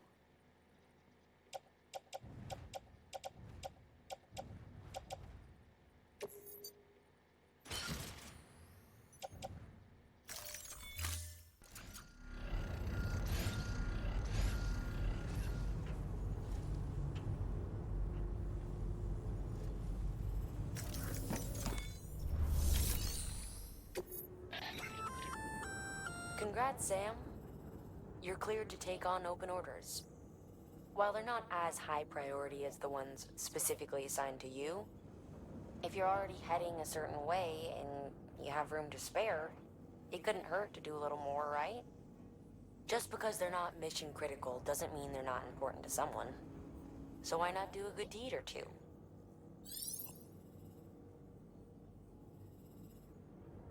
Yeah, let's do some good deeds. I'm all about that. I've been loving doing all the little lost cargo and side mission stuff. John, thank you for the host. Much appreciated. How am I enjoying Death Stranding so far? What chapter? I'm on chapter 2. I'm like 13 hours in. I'm really taking my sweet time with this one. And I'm loving this game. Very, very minor complaints. The menus are a little clunky. And the UI and stuff like that. But overall, like the atmosphere, the interesting like multiplayer cooperative type of feel. Like I feel compelled to help these other players get their stuff where it's going. I feel compelled with all the story, like all the cutscenes, even the little stuff. Like there's so much of it that's out of context, of course, that's just being pieced together as we go along. But in conjunction with reading all the interviews and notes and stuff that I'm picking up, along with all the cutscenes, I'm loving the story. The acting and the visuals and stuff is just so amazing. The encounters with the BTs are some of the best horror that I've seen in a game in a long time. Yeah, this game is hitting all the things that I love pretty much right on the head. Everything that I want out of a game, I've really been enjoying this. I can definitely see how it's not for everybody. Not everyone's going to feel the same, but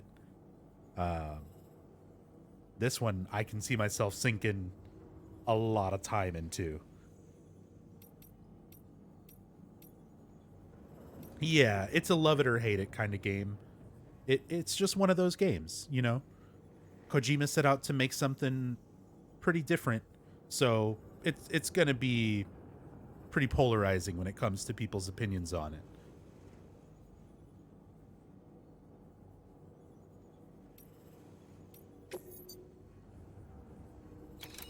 We got 32 kilograms needing to go back over to the distribution center. Some resin delivery. Bridges has printing materials stored at the wind farm. We'd like you to bring some to the distro center. These materials are pretty varied, and to get the most out of the Cairo printer, we need as many different types as we can get.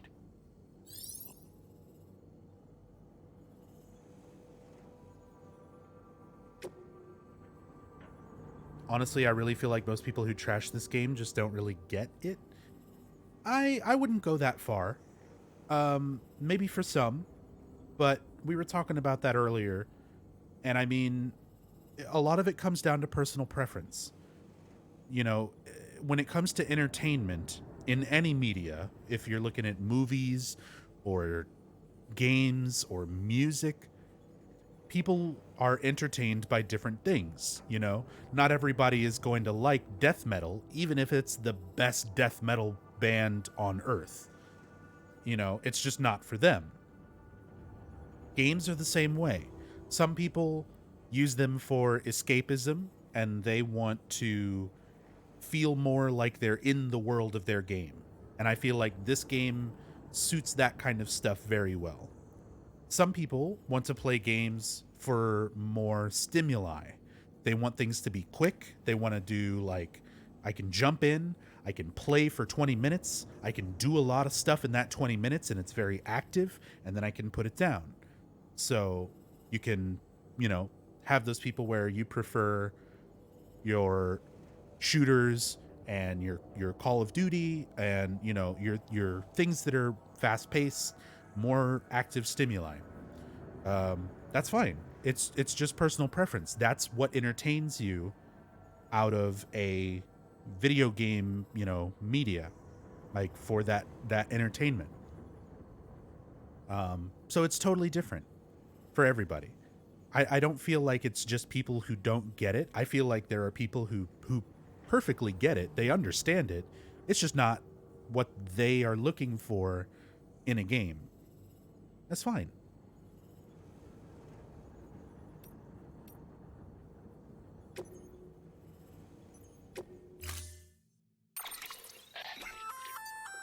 Hey, great work. That wind farm you've brought into the network is essential for our continued expansion. By way of reward, I've added a little something to your PCC. A generator option. Generators recharge the batteries of all nearby devices. That includes machines, bikes, and other battery-powered vehicles. Cool.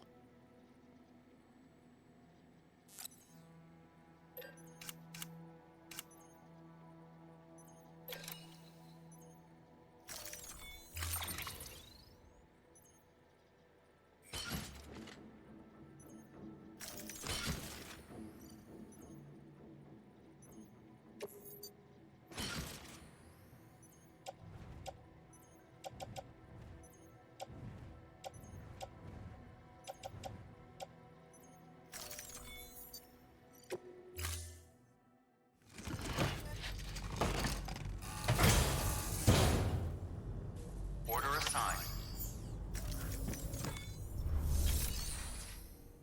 Okay, let's see. So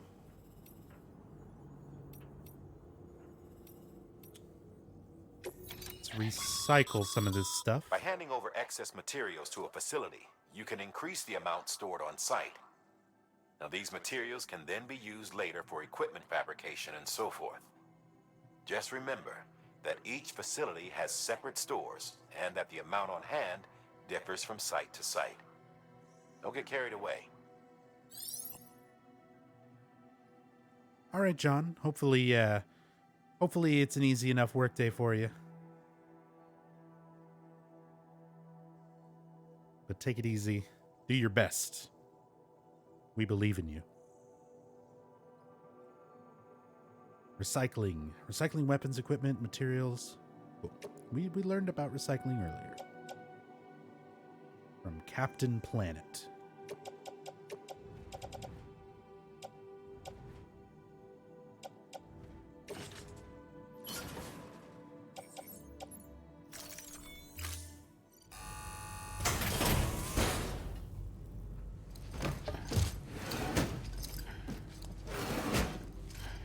Delivering cargo.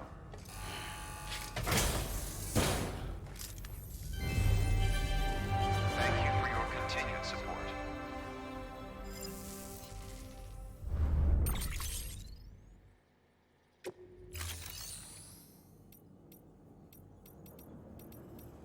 Okay, what are my standard orders?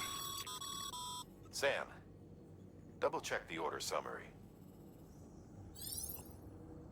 Delivering materials to increase facility stores. Completing delivery of materials to a given facility will increase the amount available at that facility for the construction of weapons and equipment and for other functions. Limit to the amount of materials that a given facility can store. L1 R1 between taps to check what items to be delivered.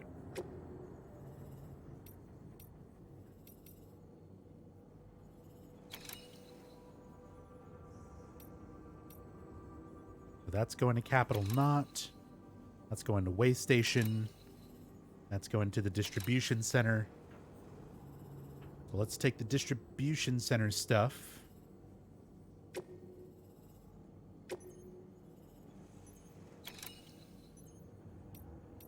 And then I'll come back later and grab those.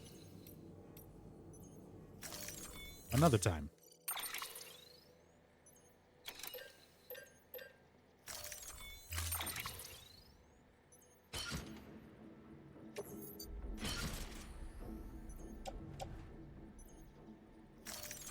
Okay, so we're at 57 out of 125.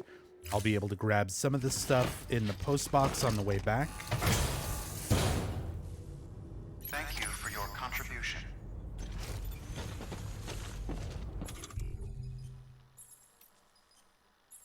And I've got a couple EX grenades. Might be able to help me deal with these BTs. But maybe I can find a better way around them.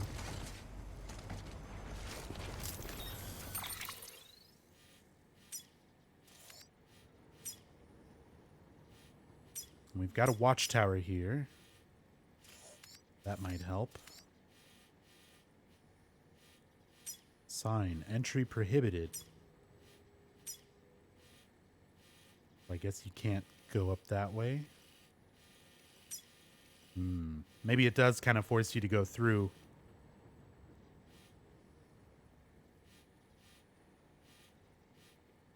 And there's just BTs all throughout there.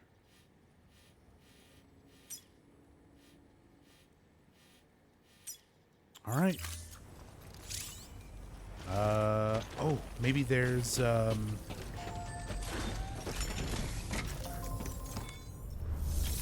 since I've got to slowly take stuff through the rain around the BTs, is there... Oh man, there's a lot of stuff I could potentially take back from here too. So much stuff.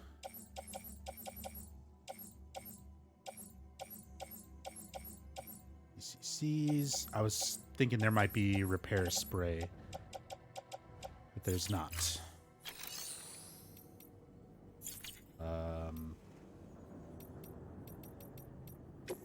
Fabricate one.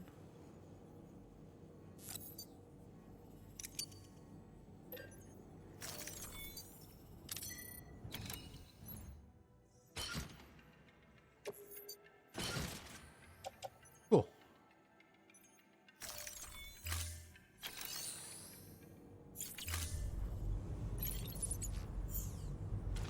Hey, Wizzy. Missed 5 hours today. Oh yeah, been started a little bit earlier. Wanted to jump back into it and get some more done today.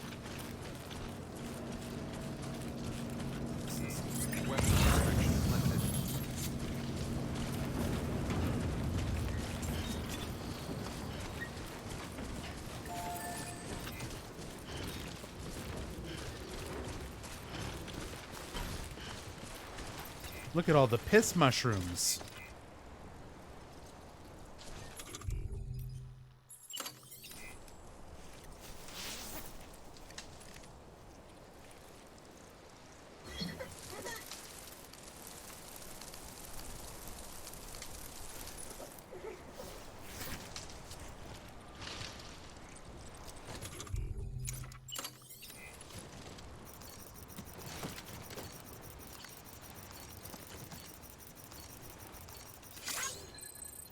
Boom. I'm doing my part. BB, yeah, BB's laughing. Oh my god. That scared the shit out of me. I looked at chat and read that and then looked back and saw that thing on the bridge and it wasn't there a second ago. God damn it. I was like, what the fuck is that thing? Jesus.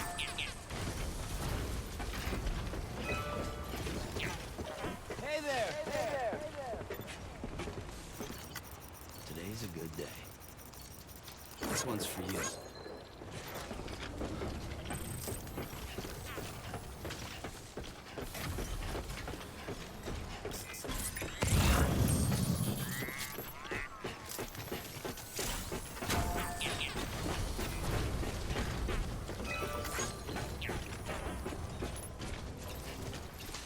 Yeah, it's a giant version of the the Ludens, the Kojima Productions mascot. But still, I wasn't expecting it to be there, and it scared the fuck out of me.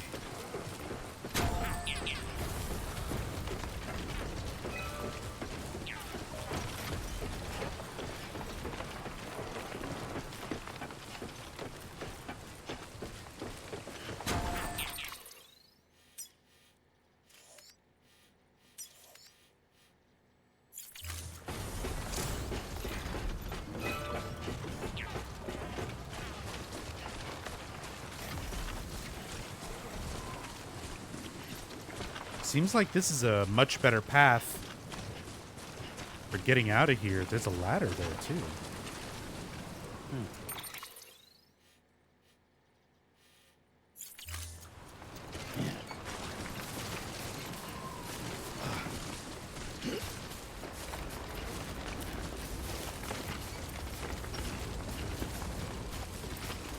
Oh, God. Oh, God. No, no, no. Okay. Fuck it.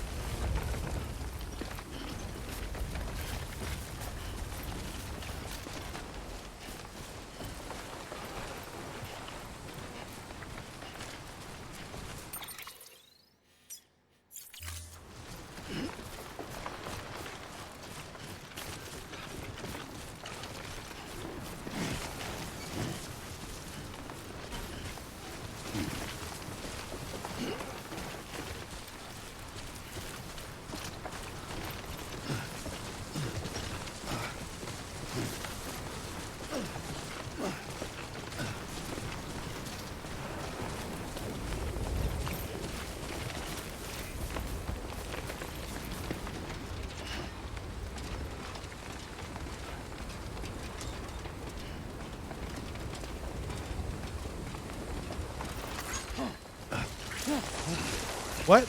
Oh my God.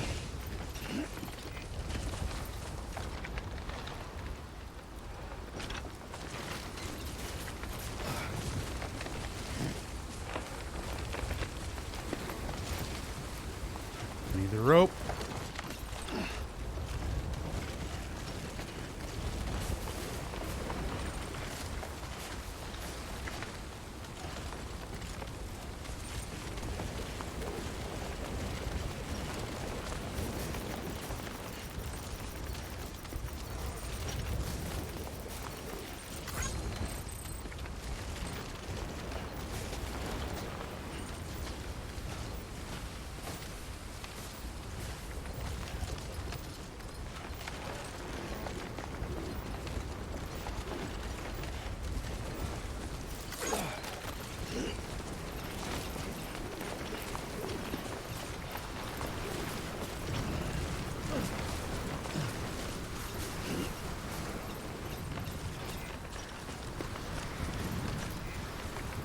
Oh, hell yeah. That's a really good pathway. I mean, it's a little bit trolly because it's so easy to slip, but it's better than going through BTs.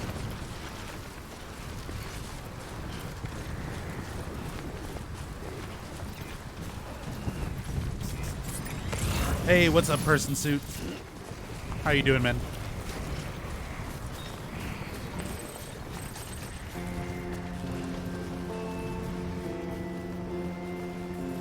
Oh, hell yeah. It's been a while since we got some low roar.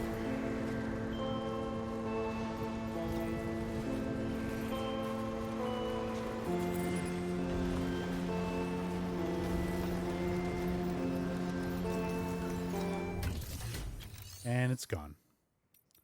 Okay, so I can take some of this stuff back with me.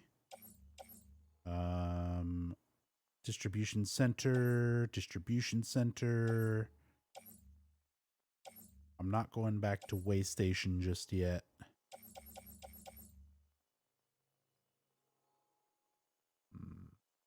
That'll really be cutting it close if I take that.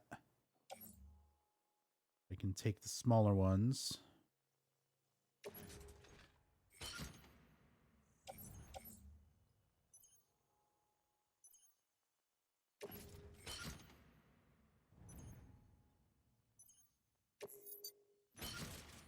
Let's leave it at that for now.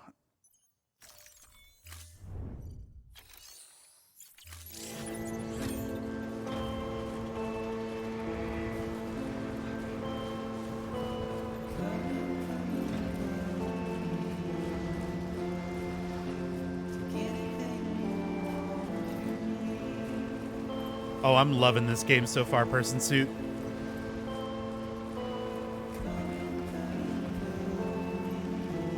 Like, I'm really trying to think what's the last game that I enjoyed as much as I'm enjoying this right now.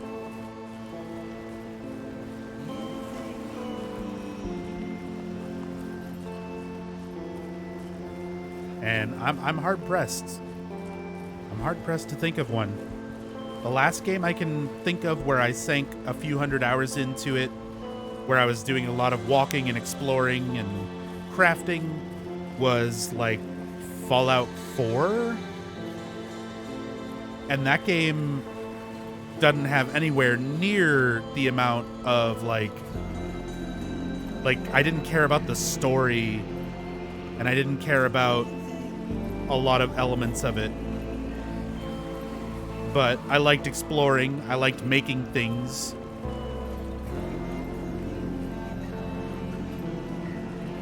And I sank like 400 hours into that game. And I love this game so much more than that. That's like, top of my head, the last type, like even somewhat similar type of game that I enjoyed this much. And I'm still liking this a lot more.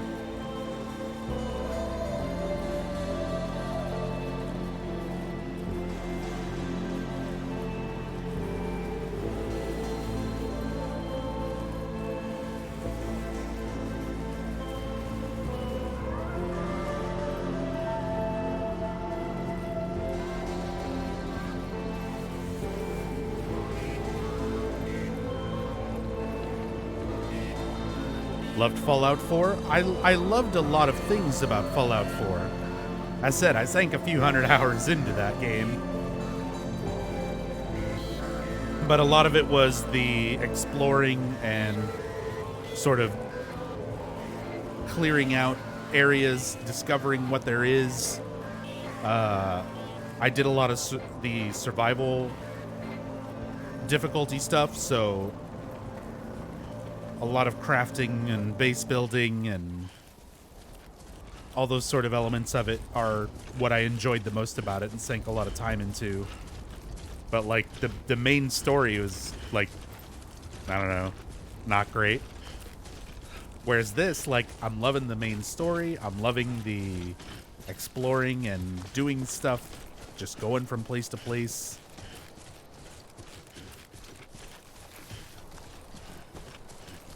All the little bits of lore through the text and dialogue, the acting and visuals and stuff are all so well done. Yeah, it's fucking great.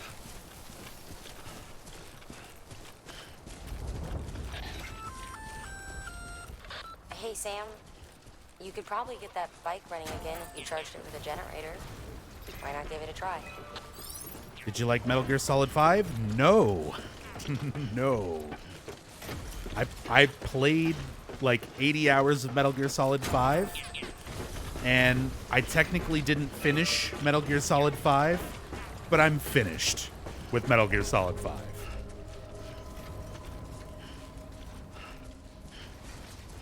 I did not like that game very much.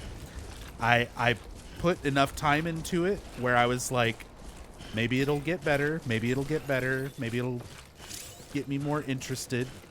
And again, there's elements of 5 that I like. Scanning bridges ID. Verifying ID. Clear. Weapons detected. But All weapons will be locked until there wasn't enough to it to captivate me contaminating suit. All clear. the way this Welcome game to has. Sam Porter Bridges.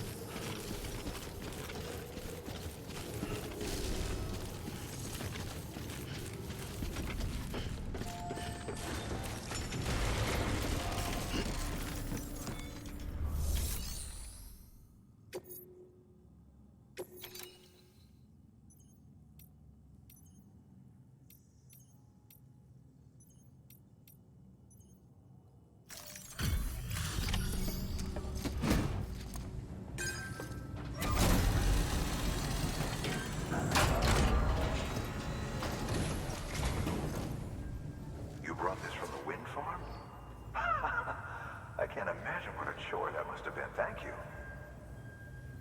Wow, don't do things by halves, do you? Hard to believe one man could bring in a hole this big. Then again, you are a legend.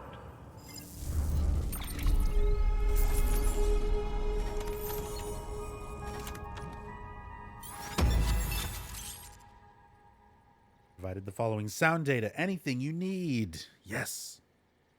More music to listen to. While I pee and poke my BB.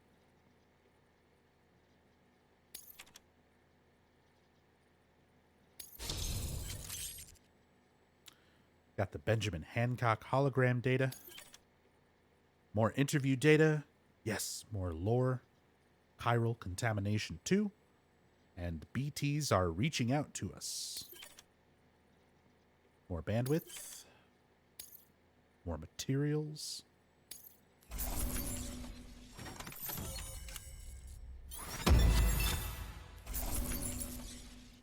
And I got you some lost cargo as well.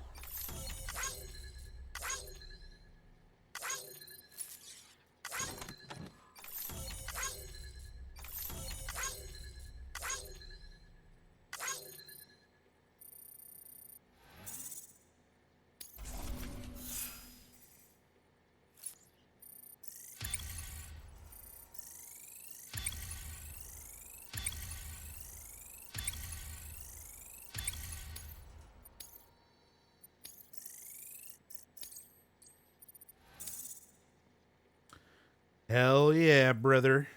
Porter grade 69. Nice. I don't know anyone who's done more to bring people together and get them back on their feet. It's hard to believe you're just one guy. Can't help wondering if the Great Deliverer isn't actually a small army. Because it sure seems like whenever someone's in trouble, you're there to lend a hand. It's enough to make me think you just might make it all the way to the coast. Good luck out there. I'll be rooting for you. Good work. New order available. Please access delivery terminal for further information.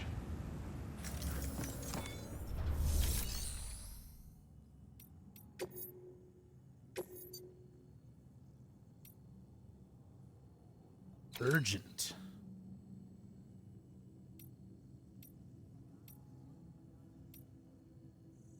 Oh, it's got a little clock icon, so that one's going to be time sensitive.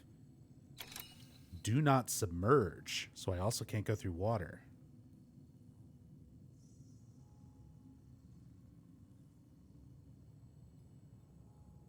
Yeah, doggo. I've really been trying to stream a lot more regularly again.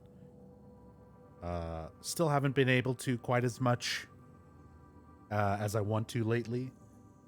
Got a lot of chronic health issues. I don't have health insurance, so I can't do much about it. So when it gets bad, I just can't really stream. But while I'm feeling all right, I'm going to definitely be streaming as much as I can, you know? Hey, Lexi. Just got back from the wind farm. I can make generators. I'm about to go make a generator and get that bike going.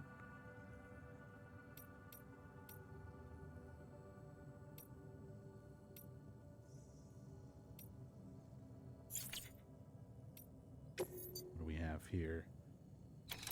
Some forest soil samples going to Capital Knot. Some pre-Stranding movie footage going to the Way Station West.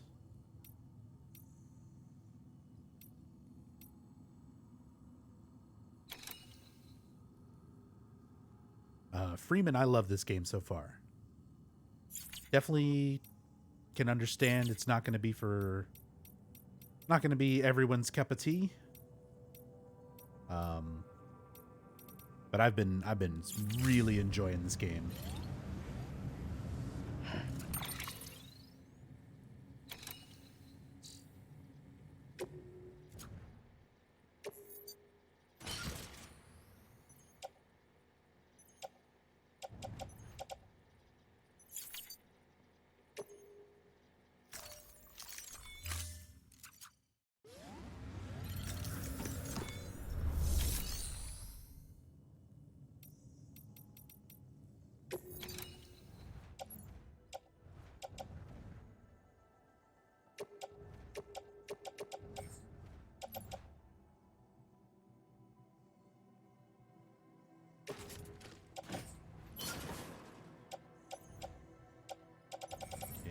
grab a PCC.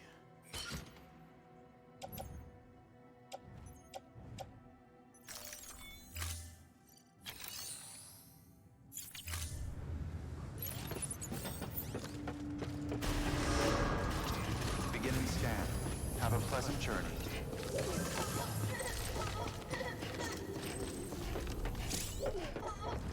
Love MGS games. First one I remember learning the enemy foot patterns. Now other players follow my foot patterns. Weapons restrictions lifted. See, I also am a big fan of the Metal Gear Solid games, but this is not that. I feel it's unfair to like categorize this game and compare it to Metal Gear just because it's a Kojima game. I mean, would you also compare it to Snatcher or, you know, anything else like that? It is its own thing. It definitely makes reference and stuff to Kojima's other stuff. That's just what Kojima likes to do. But gameplay-wise and the feeling of the game and everything so far feels totally different. I built the wrong thing.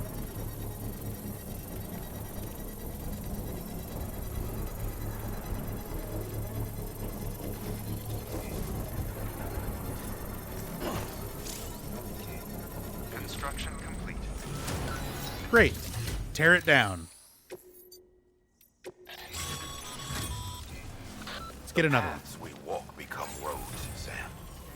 See the tracks you left behind? They tell a story. If you were a spy on a mission, you'd have failed. But you're not.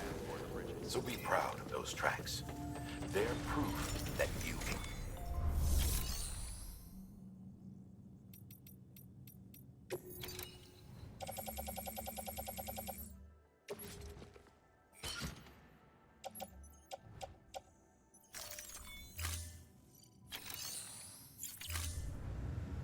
I know, the perfect timing of the Die Hardman talking about the footsteps. Have a pleasant journey. You can hear me.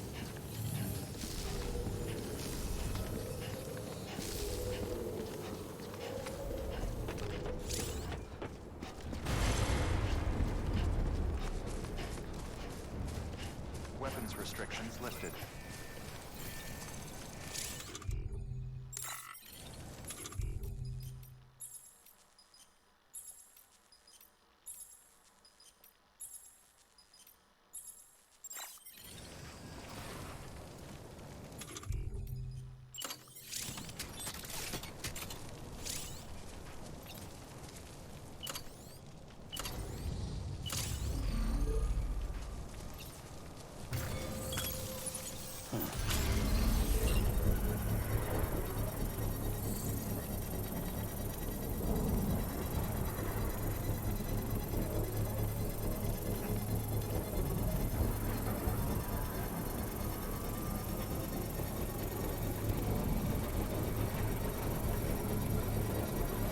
Construction complete.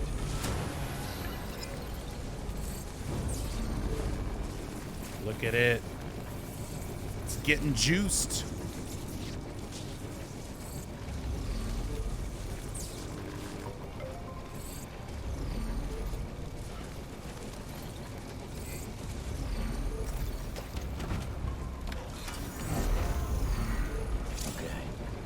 All right, time to learn how this shit works.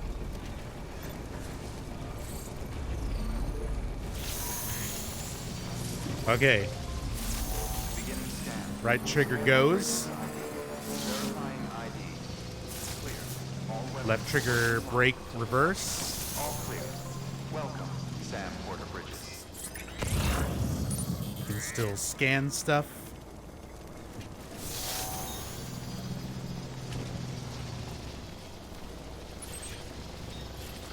You can still compass mode.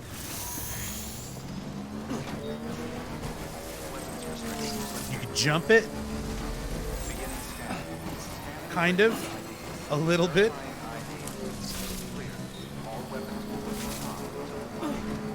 Hell yeah. You can dive off of it.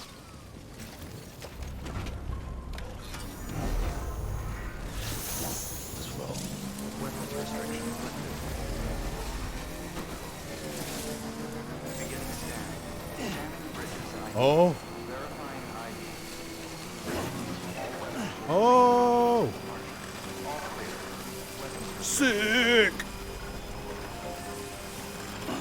beginning scan. Scan the bridges ID. Verifying ID. Clear.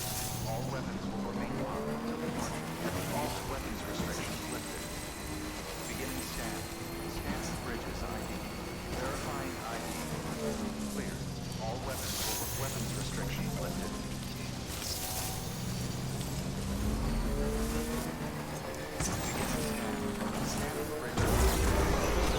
Oh shit! It's got crazy boost mode also. Drift.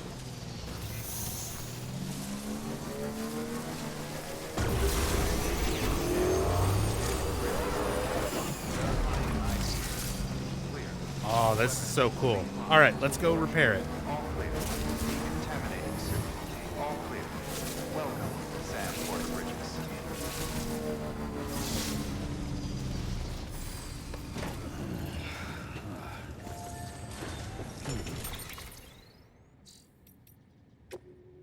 That's fucking wild. All right. What do we have? Nick Easton sent in. Did I read this?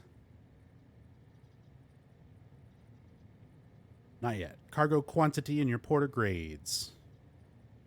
How are your porter grades these days, Sam? I'm sure you're aware that trying to account for all 5 factors is the basic premise, but if you're anything like me, you just want to deliver as much stuff as you can, am I right?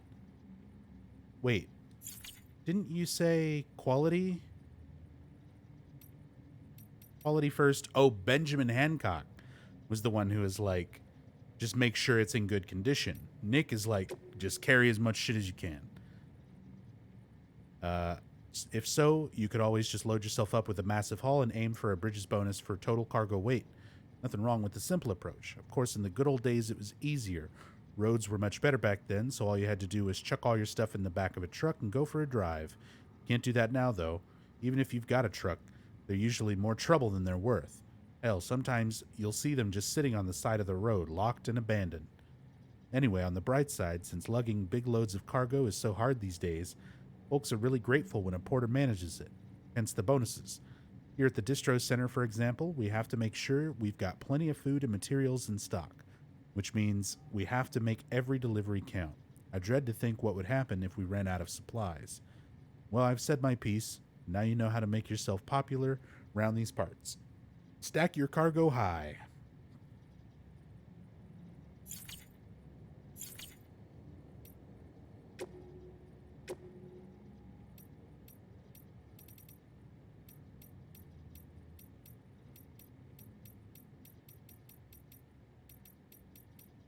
Generator level 1, a wind power generator capable of charging vehicles and equipment in its immediate vicinity.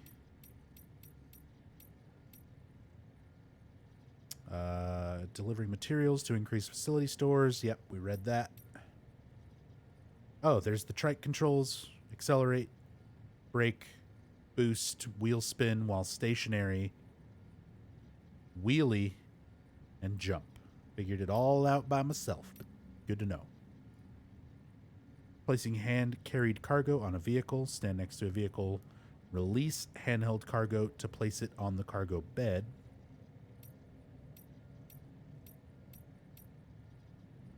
Unusable items, cargo and chiral crystals that no longer fit a purpose can be recycled.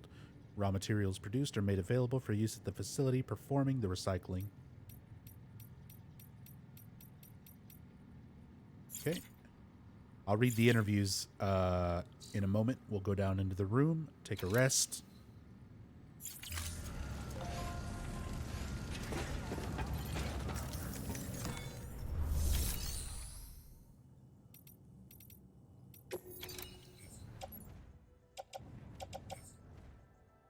Got all my supplies put away.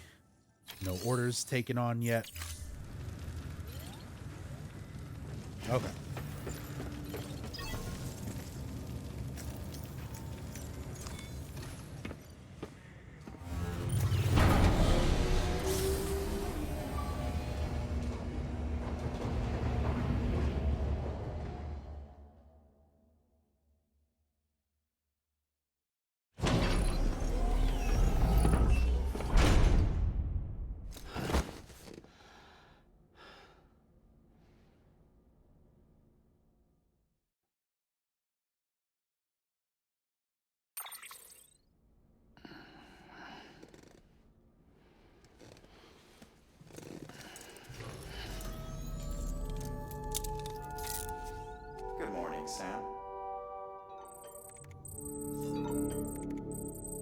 Got some more mail.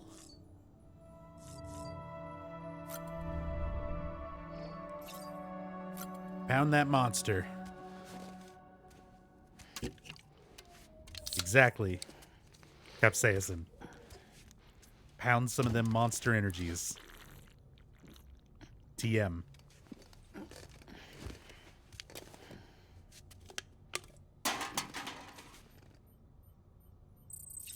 Where did I get the hat? From Capital Knot City Distribution Center. I was just doing a whole bunch of extra delivery missions, picking up lost cargo, and they gave it to me as a gift. That's why I've been going out of my way to spend time doing the side stuff and the lost cargo stuff, even though it's not necessary to the story, because you get so many rewards and extra things for putting in the trouble. The hat is really good too, because the hat it reduces your stamina costs, so you actually get use out of it. Like the sunglasses are just cosmetic as far as I can tell so far, but the hat actually makes your stamina like more valuable. You get more out of your stamina bar, so it's super worth it.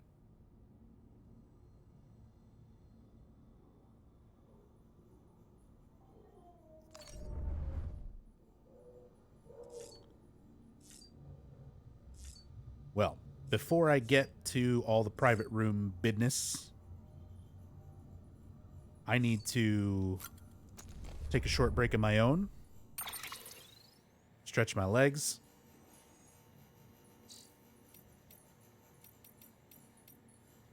and go grab another drink.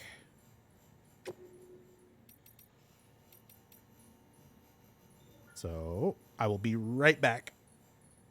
Enjoy some low roar.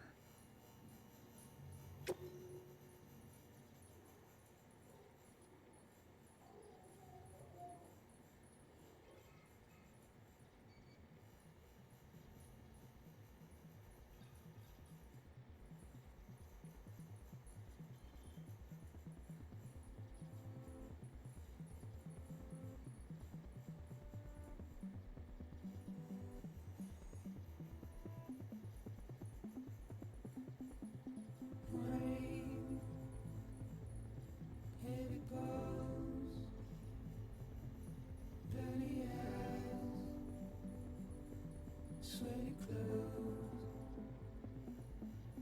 new routine, then a plan.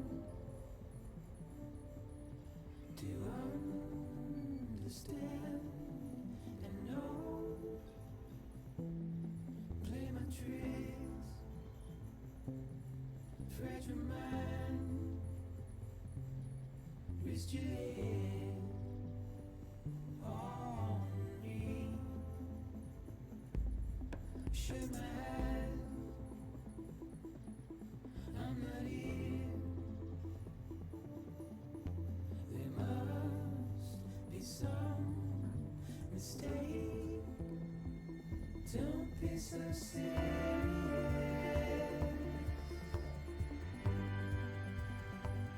Don't be so serious.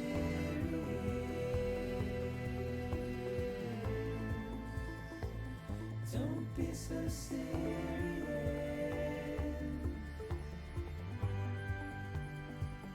Don't be so serious.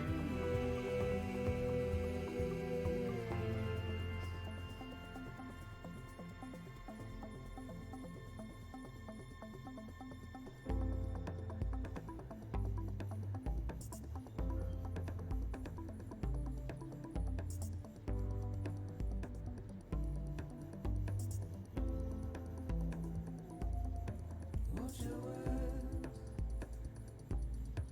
turn to dust as we forget, as we move on. But still,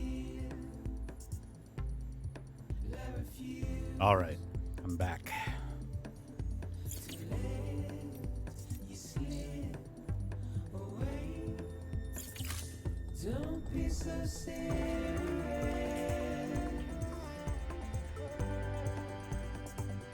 Don't be so serious.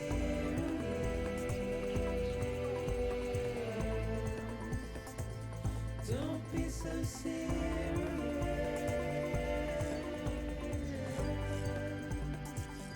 Don't be so serious.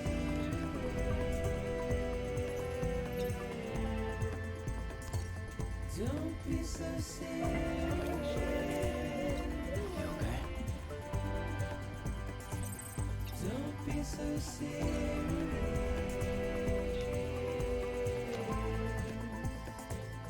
Don't be so serious.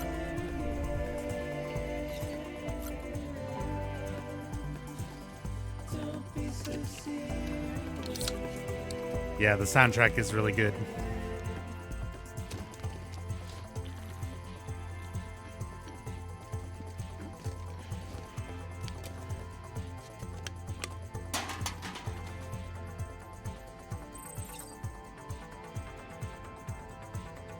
See, I still don't have a Switch. And I mean, I barely use my PlayStation 4, to be honest. I just do most of my gaming and stuff by PC now. But my PS4 is basically my Bloodborne, like, this is my 5th game that I own for my PlayStation 4. I have Bloodborne, I have Until Dawn, I have PT, I have Project Diva, and now I have Death Stranding.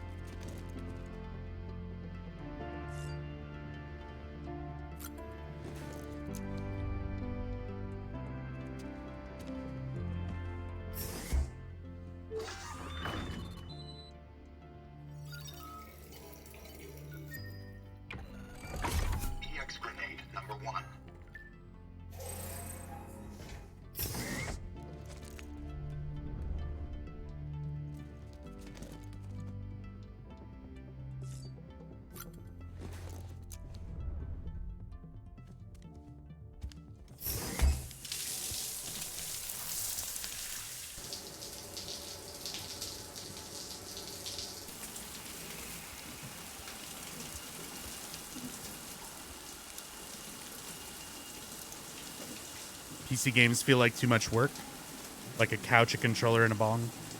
I mean, I can definitely understand. It's a little different for everybody. Like, since I stream, this is like predominantly the thing that I like doing is playing PC games because they're easy to capture. And easier to stream. So a lot of times if I have the option to play something on PC, most likely I'm going to be streaming it. So I go that route and play it, get the PC version. Because like now I'm playing this through my PS4. So I just have a big mess of wires all over my table where my PS4 is set up. I'm running it, the HDMI from that through a splitter that removes the DHCP, and then I've got from the splitter going to my TV, and from the splitter also going to my capture card, going into my computer. This is a lot more work for me, but as far as setting up for streaming. But if you're not streaming, it's definitely a simpler setup to just plug in your console to your TV and have your controller and everything already set up to go. But different for everybody.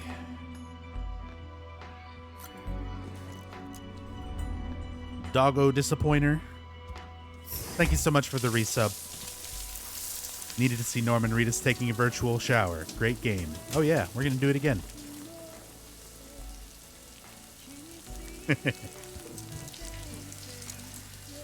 Ten out of 10.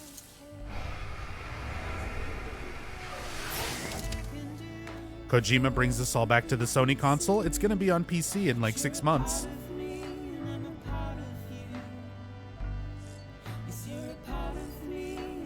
It's not like it's PlayStation exclusive. I mean, for now it is, but if you're willing to wait, it'll be on PC.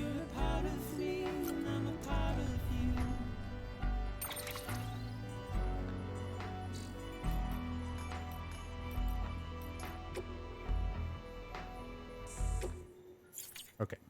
Turn the music off just while I'm reading stuff.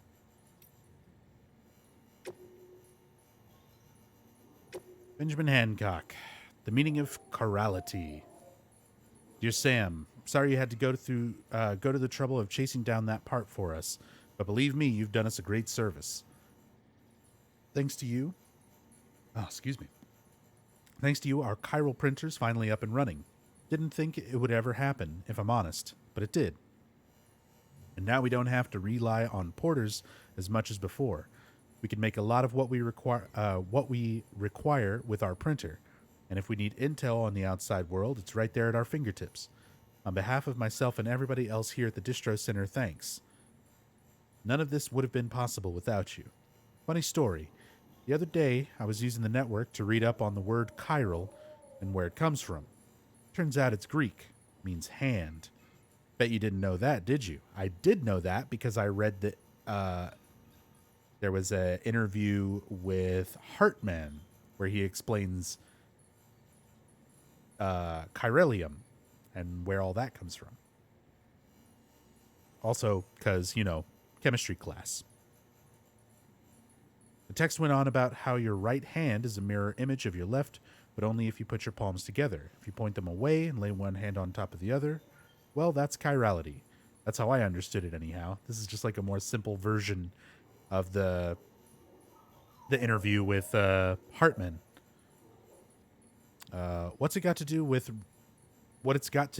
the network, I'm not really sure. That was also explained in another interview. Something about routing communications through the beach, which is basically another world like ours, but not really. So when you force elements of the two into contact, that triggers a void out. Anyway, all I know is while I hope you keep on doing what you do to bring us together, you'd best leave the dead out of it. You hear? Okay. Want to watch that interview? Well, they're not visual. I mean, like, if you look at your data, you have this tab here for interviews. And these are all the interviews that I've gotten so far over the course of the game. So, like, much of the game's lore, the explanation of the timefall, the chiralium, the BTs, the beach, the chiral network, it's all explained here in the text that every stream I've seen, everyone skips this shit. Nobody reads this. I've been reading every single piece of information in this game for my playthrough, so I'm not skipping any of it. Every single one of these I've been reading out loud, and I'm going to read this one too in a moment. But I want to finish up the mail first. Wind Farm, Jake Wind. Our hard work is paying off. Dear Sam, I wonder where you are right now. If it's somewhere powered by our wind farm, if anyone should be benefiting from our network, from our work, it's you. Until you brought us into the network, we could only provide power to a small region. Now we can send it to the big cities and beyond. I'm still not 100% on the details, but basically transmitting it via the beach means we don't suffer any additional loss due to increased distances, so it can go as far as we need it to. Good thing we kept the faith in the second expedition and kept this place properly maintained. You made our efforts worthwhile. We can't thank you enough.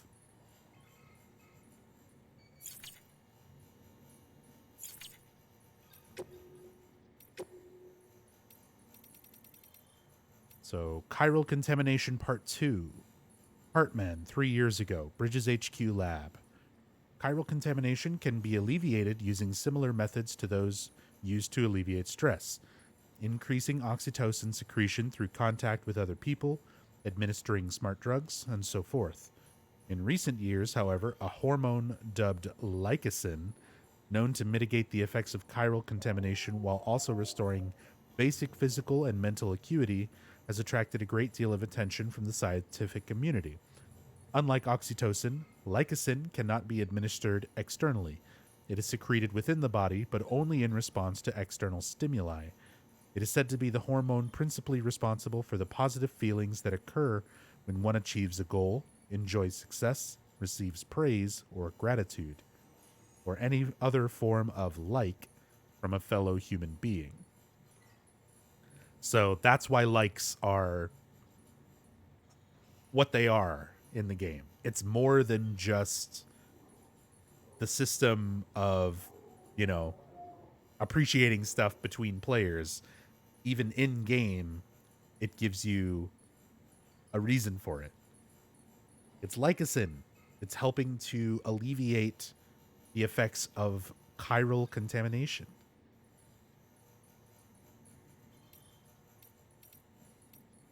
BTs are reaching out to us. Hartman, 3 years ago. Bridges HQ. 2.4 million years ago, Homo habilis started to craft stone tools. Hands are so very important, don't you think? Our other sensory organs passively interpret data. Our eyes light, our ears sound, our noses smell, our mouths taste, but hands are different. To touch requires conscious action, to grasp more so. To connect that which is in our left hand with that which is in our right, still more. And the handprints we see when BTs seek out humans, why, I'd say that's just evidence of our otherworldly friends yearning to forge a connection. They're reaching out to us, attempting to bridge the gap between realm of the dead and that of the living. So, more explanation on why the BTs predominantly leave the handprints.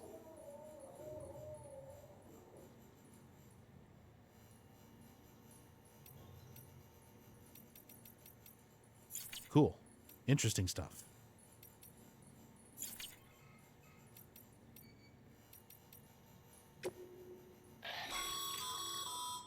Supply requests. Submit one if you're in need of anything in particular. Requests can be made to other players for weapons or equipment to be delivered to a specific location. Another player accepts your request and delivers your supplies. They'll be made available to you at the destination specified. Cool. I don't actually need anything, but bridge links. A bridge link is another way of describing the connection between you and another porter. If you want to forge a powerful bond, consider a strand contract. The bridge link screen. Here you can view a list of other players you've interacted with, along with their details. You can also further strengthen your connection to other players here through the formation of strand contracts. Forming a strand contract with the player makes their structures and lost cargo easier to see. After using X to select View Own Records, use L1 and R1 to switch between various records. Ah.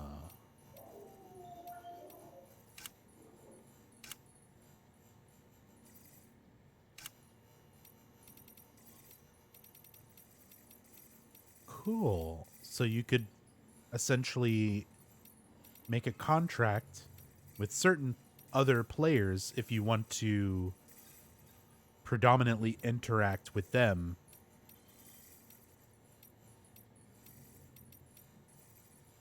So, like, if a particular friend of yours, you happen to come across their stuff, you can make sure that you're seeing more of theirs. Or just somebody who you consistently see doing useful things. Interesting. These These are just going to be the tips that I just read. I just want to clear them out so that they're marked as read.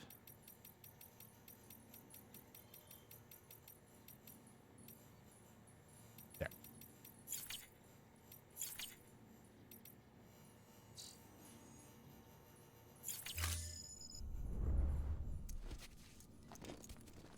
All right.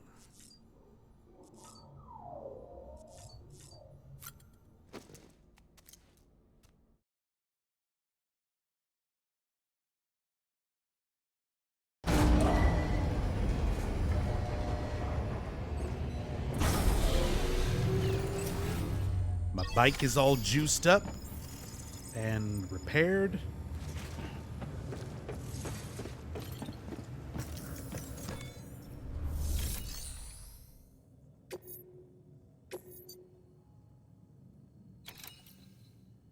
Recovery of confidential documents. Cargo recovery from a mule camp.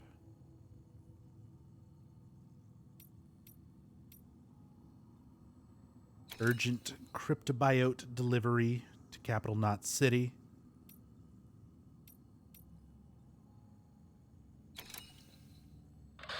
For this retrieval order, you'll be hunting down a book.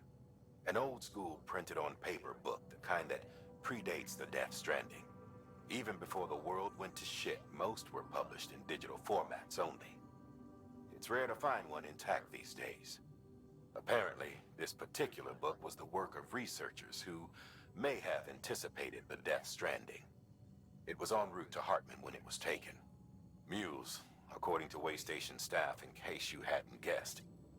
The book's no different from any other cargo to them. But to us, it's priceless. Get it back, ASAP. Okay.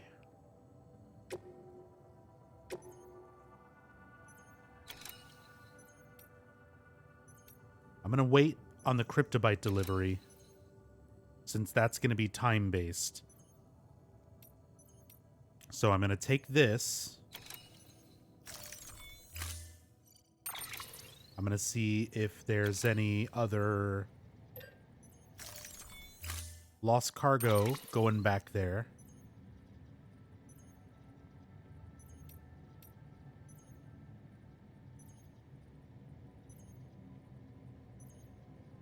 Battery-powered reverse trike, standard issue for bridges operatives. Cargo shelf can carry up to 6 pieces of medium-sized cargo.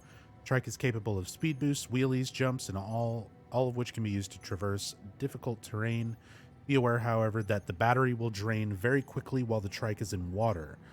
Battery will gradually recharge in sunny or cloudy weather. The trike will also short circuit when struck by a mule's electrical attack, resulting in becoming temporarily unusable.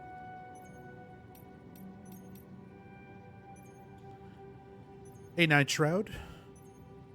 I mean, we've had this discussion already a lot, so I'm sorry to repeat myself so much, but there is, I love this game.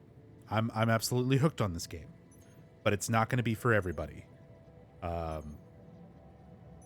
If you're not okay with very slow-paced delivering segments and stuff like that, you're probably not going to enjoy the gameplay enough, and it might turn you off from the game even when there's really amazing story and acting and dialogue. There's a lot to it. Interested into the story and exploration? If you like story and you like exploration, you will probably enjoy this game. You will probably get a lot out of it. But yeah, if you're looking for that Metal Gear Solid,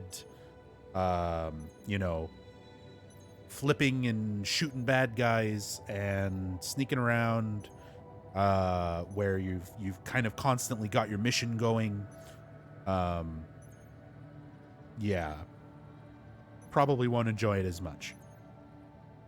But if you're willing to sit and kind of take your time with it, enjoy the little calm moments in between the fucking crazy moments I think you'll like it a lot.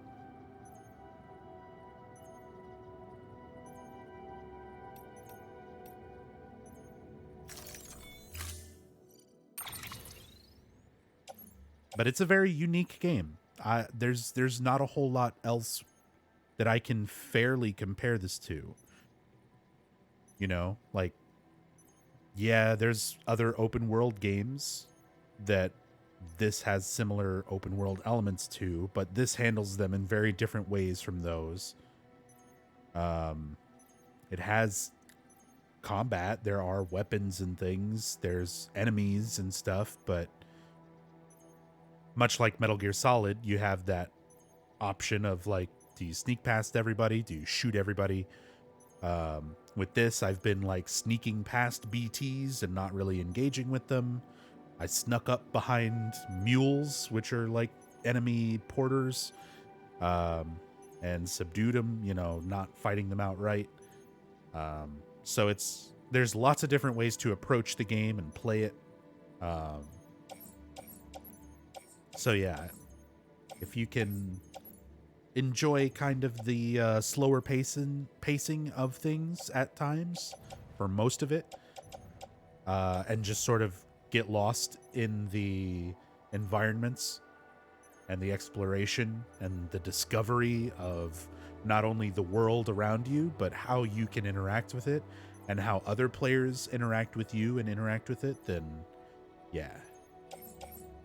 But I would say don't listen to like reviews, like straight up game reviews on it.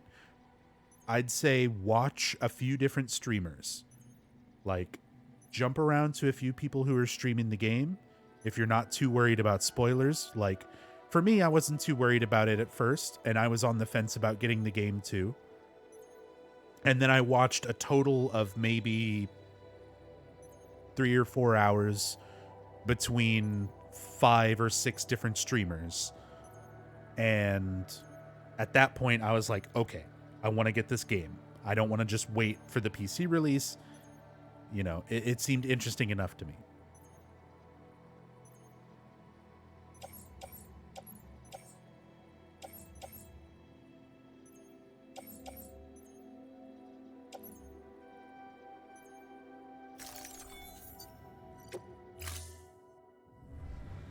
Order assigned.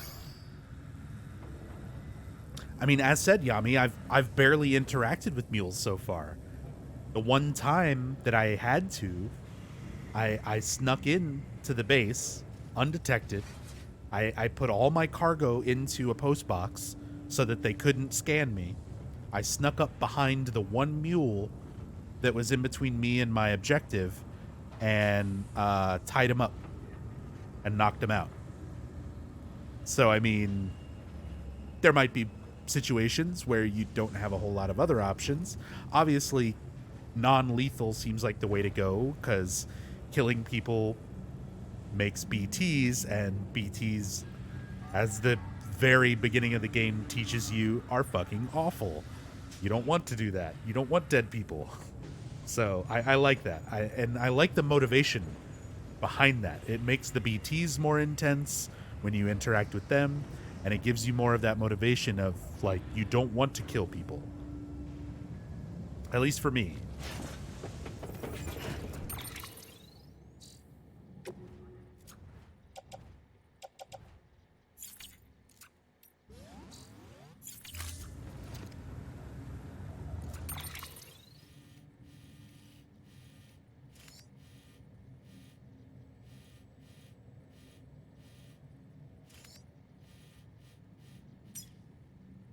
Okay, so here is the mule post box. Is that the same post box where the documents are?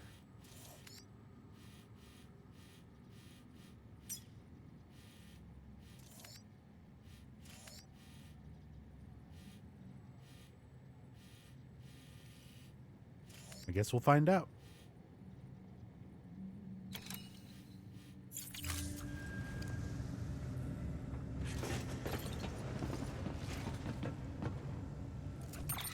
So since I'm dealing with mules again,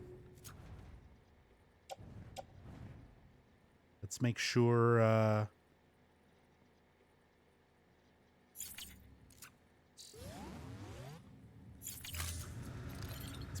don't have any other equipment on me. When you go for a nap and take full, deep 5 hours sleep, hey, if it happens, you probably needed it. I've been there multiple times.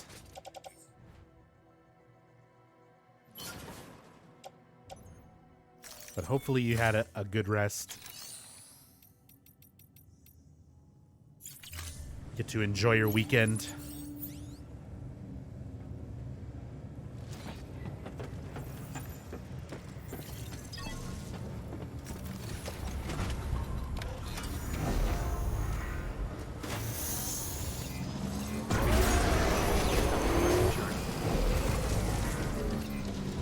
Keep on keeping on.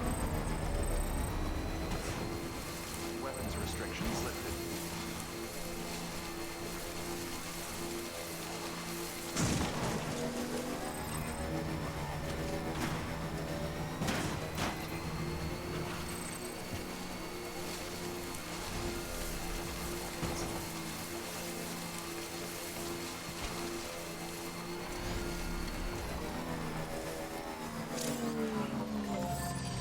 Marlboro, thank you for the bits.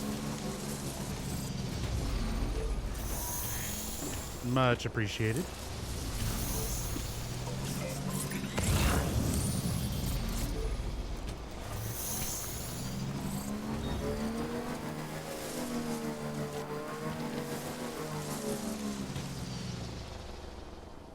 Let's see.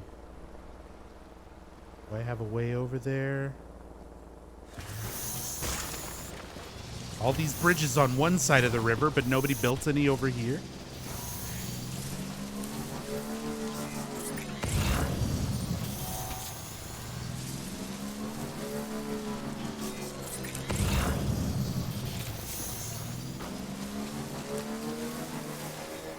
I guess that one. Let's go over there then. We can build one? I could.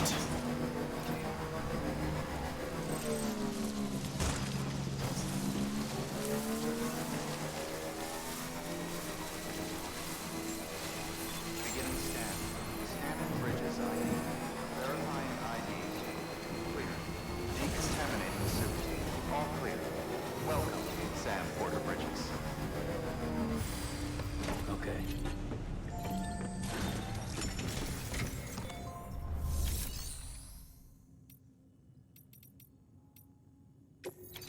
So I need 800 metals and a PCC. Let's grab that. Let's just put everything on the bike if I can.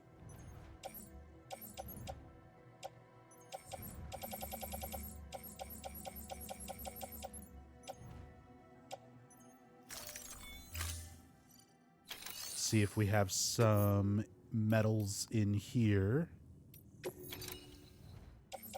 Lost cargo. Bridge boots. Resins. There's 50 metals.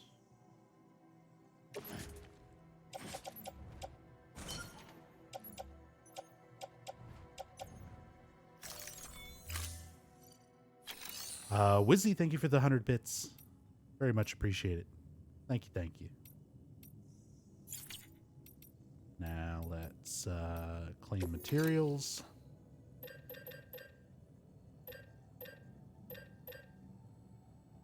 Nah, I should have just taken it all from here.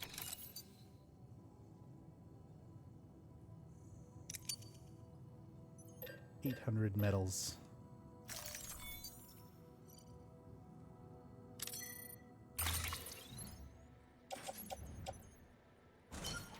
Put them on the bike.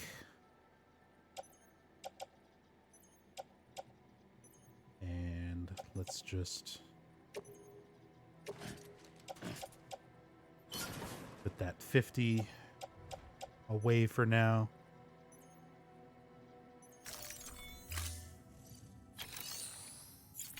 Okay.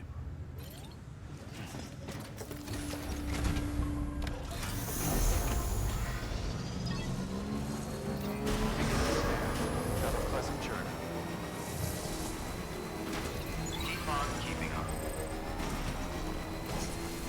Weapons restrictions lifted.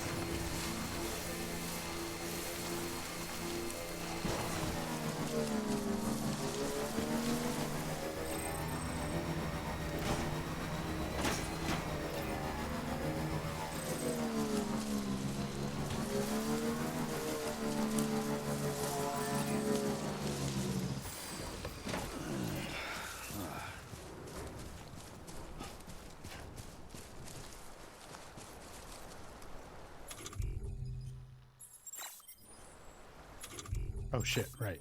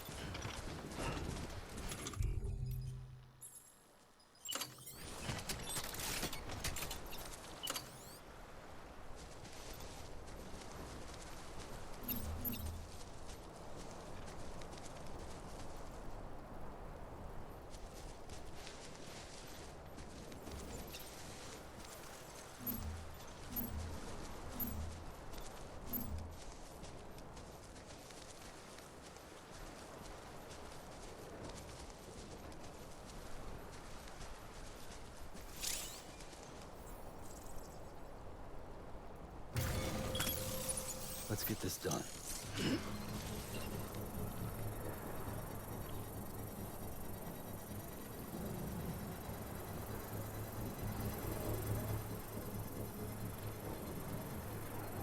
Nope. Ain't ready.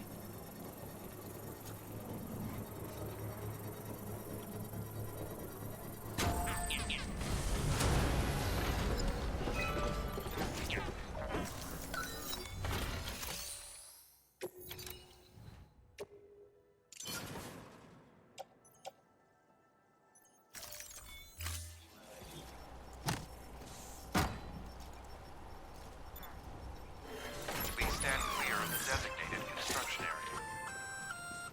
Just so you know, Sam, distro centers and the like are stocked with materials you can use to fabricate equipment. You can also take what you need to build structures. That said, there are limits to what each facility can spare. Check their terminals to see what they are.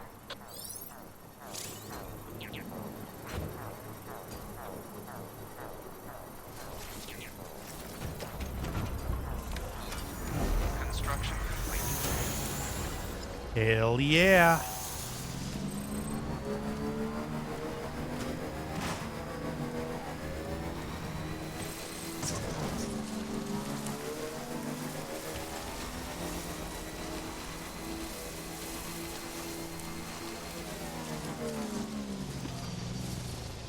Damn. As much as I want to pick stuff up, I'm trying to not have anything on me. So because I want to see exactly how much the mules will leave me alone.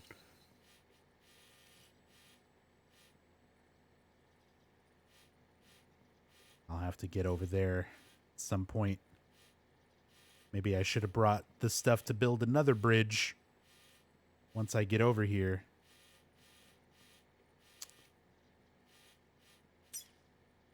That's fine.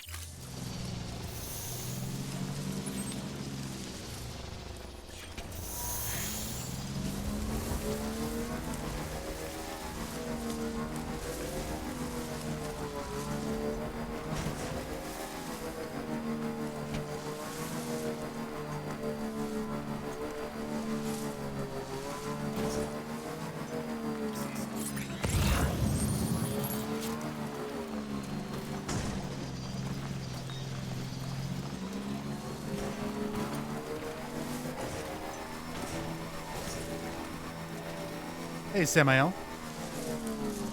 Building a skate park? Not quite. Not yet. Maybe eventually.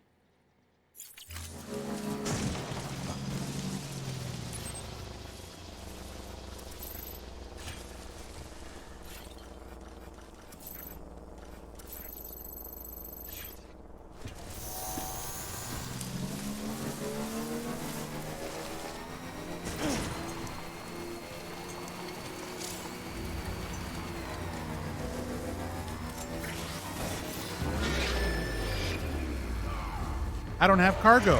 Fuck you.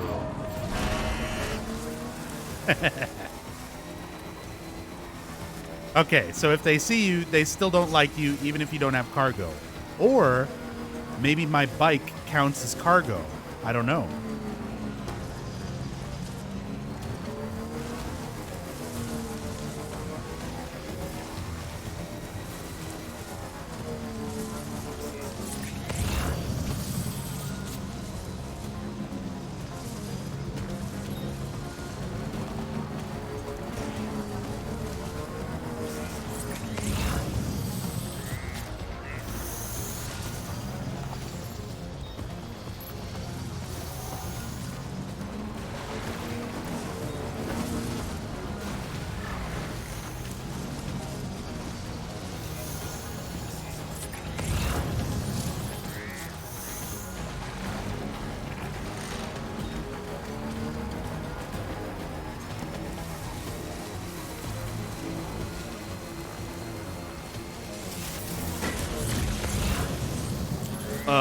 Did you just throw...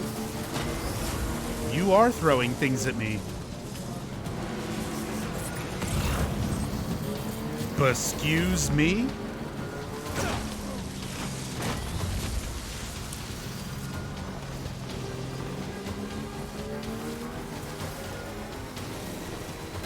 Fuck you.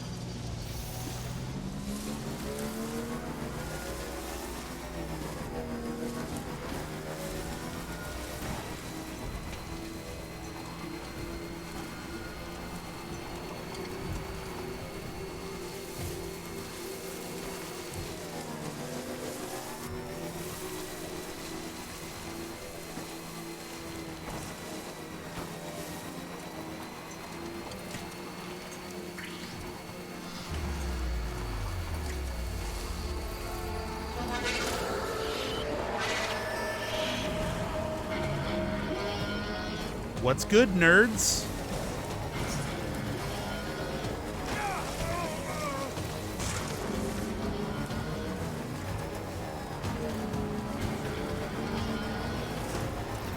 This music is fucking cool. Boom. Oh, they're not dead. They're just sleeping. I'm stuck. I'll be with you in a moment, sir.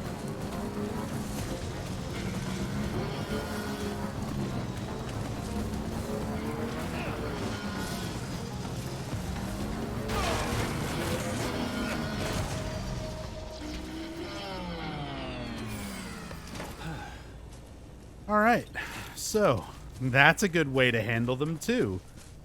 Last time I took the stealthy approach, but also motorcycle to the face. Puts them right to sleep. Works very well.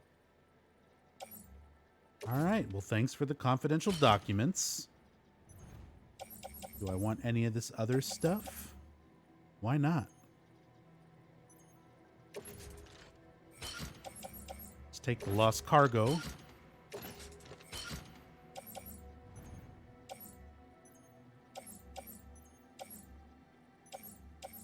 We got a lot of materials, too.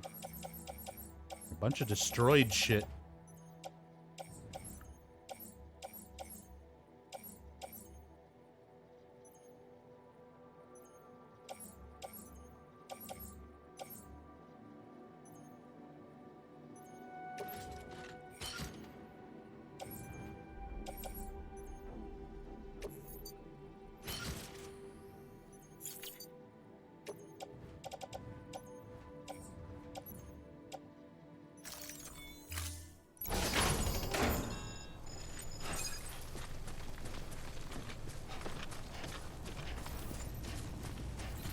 All right.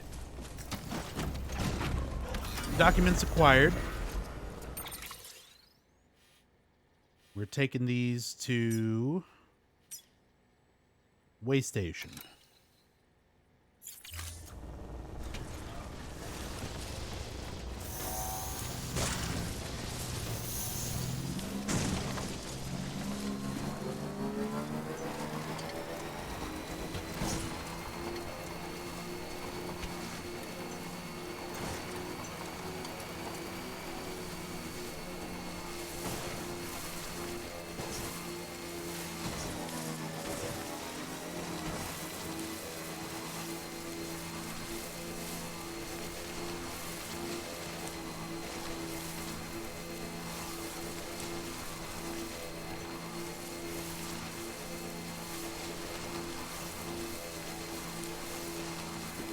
Look at all the bridges being built.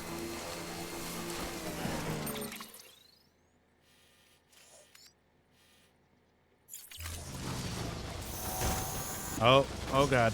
Okay.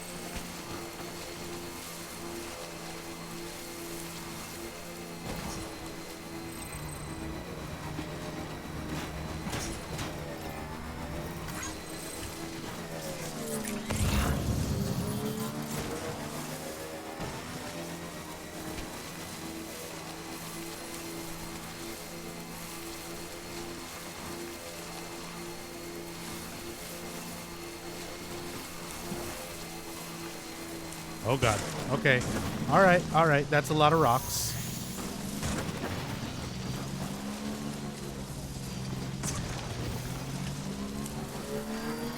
It's fine.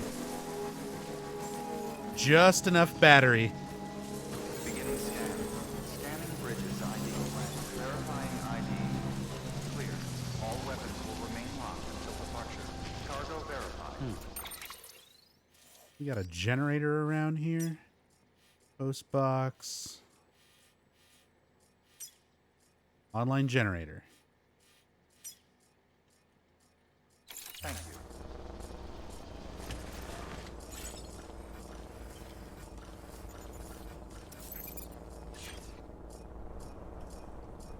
I don't know if my bike will have enough to make it over there. So I'll just build a generator closer to this. I should have PCCs here, or I think I can. Leave that for now.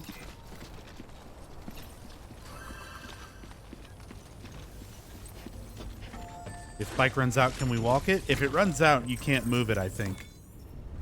But it will recharge as long as it's not... It's solar powered. So as long as it's somewhere where there's sun, and it's not just constantly in rain or something, it'll eventually recharge. Just very slowly.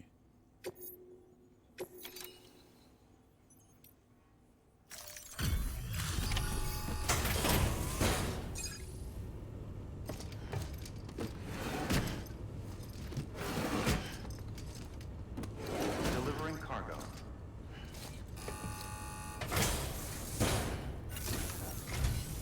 Well, I'll be. We've just about given up on seeing this again. Let's not judge a book by its cover, though, huh? Let me take a closer look. Because it's a book. Very, very nice. It's exactly like I remember it. Talk about lucky.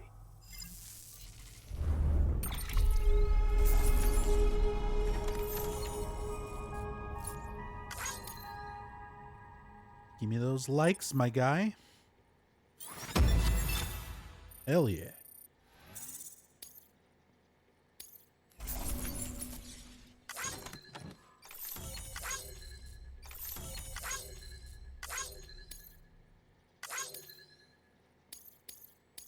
Plus the lost cargo.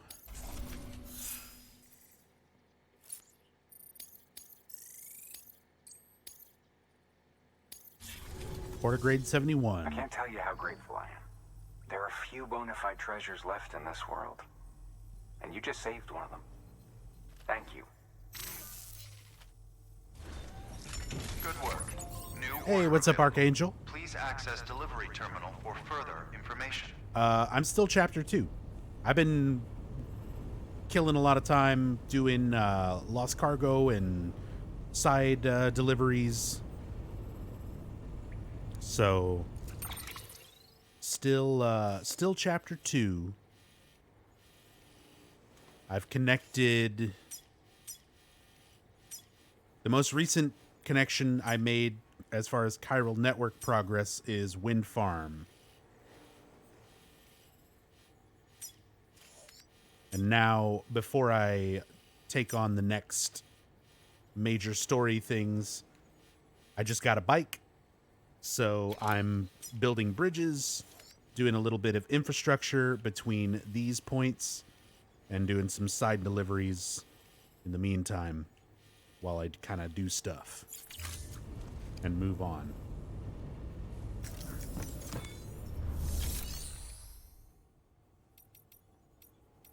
So let's see. Do I have... Got resins here.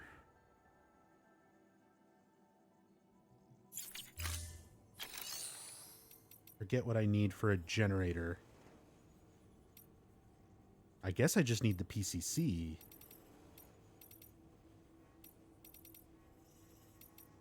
Let's see if maybe someone left one.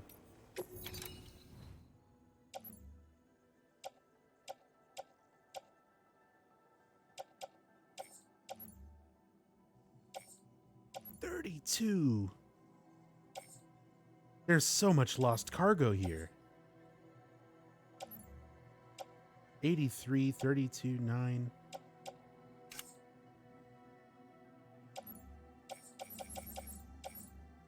Ladders.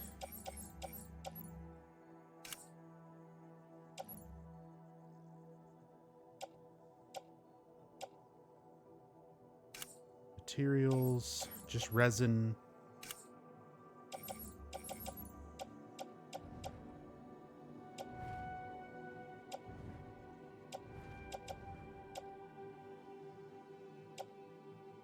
Okay, I'll have to make one. That's fine.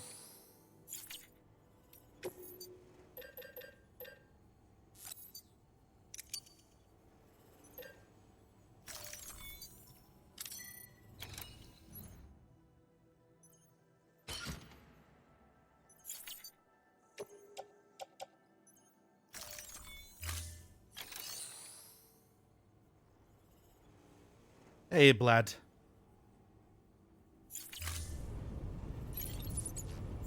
Game and chat is going well. I have a bike. Be safe out there. And we're doing stuff. Weapons restrictions. I'm doing a bunch of side deliveries before I move on from Wind Farm. Still on chapter 2. But I'm trying to go through and make sure that there's bridges and routes between Capital Knot, Way Station West, Distro Center West, and Wind Farm. And once I've got some bridges and main routes and stuff laid out for these 4 points, and I can just use the bike to bounce back and forth and do some of these lost cargo and standard deliveries, and then I'll move on with the main story stuff.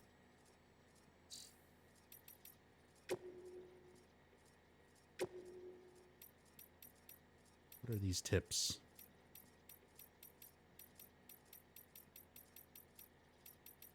Adjusting bridge length. Yep, figured that out. Claiming materials from facilities. Yep, you've told me that like 5 times. Riding your bike through rivers and wetlands. Riding over wet ground through water will increase battery consumption. Got it. So we can put a whole route of bridges along with generators so that we can just constantly get the bike back and forth between all these points, no problem. And there's lots of other players building bridges and stuff, so a lot of the work's going to already be done.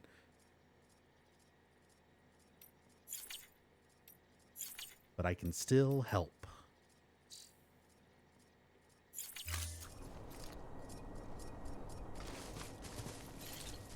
All right, so first of all, I would like a generator somewhere over here as you come up this way.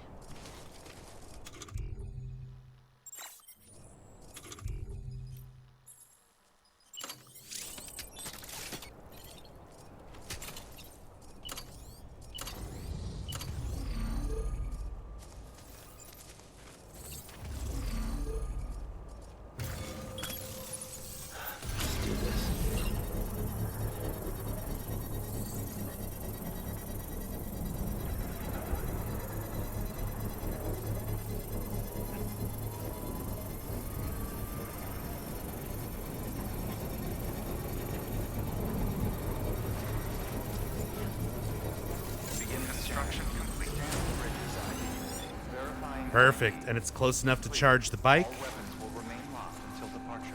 All clear. Welcome, Sam Porter Bridges.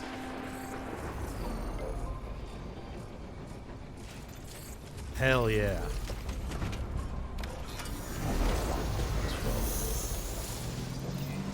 Okay.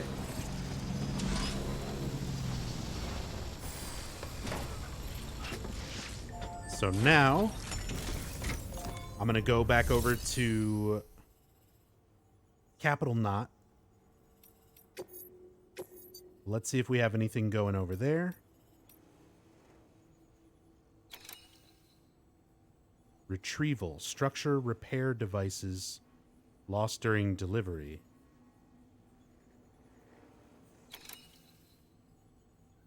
Can I get the... Huh. Delivery. Time sensitive. Fish from a BT area.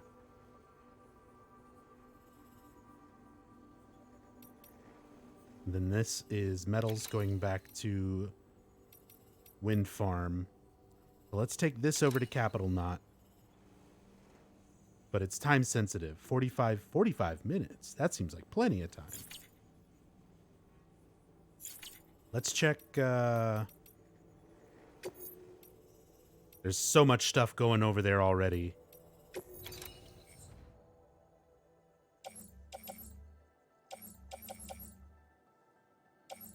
So let's take some of this. We can load it up in the car or on the bike.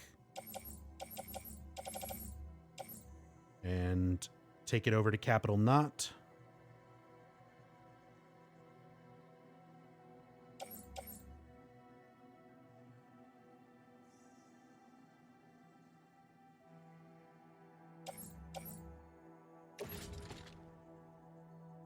Oh, I can load onto the bike from here. Perfect.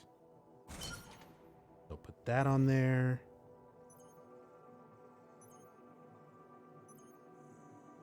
This one's going to distribution center. This one's going to Capital Knot.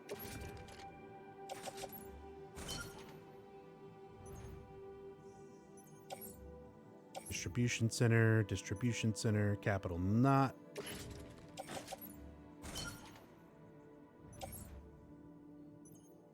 Capital Knot.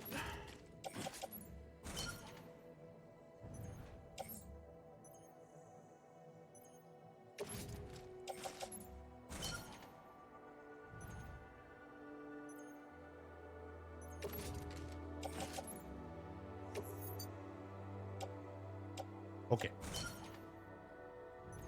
So that's about it for there.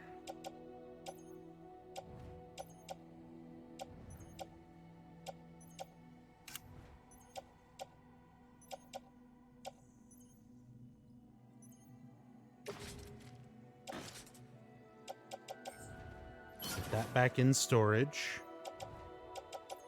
So I got my bike loaded up.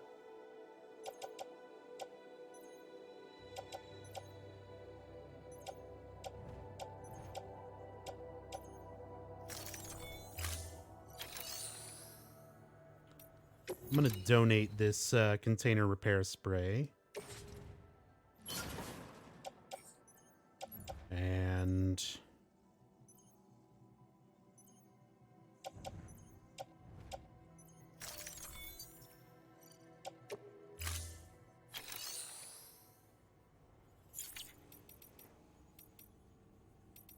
let's also take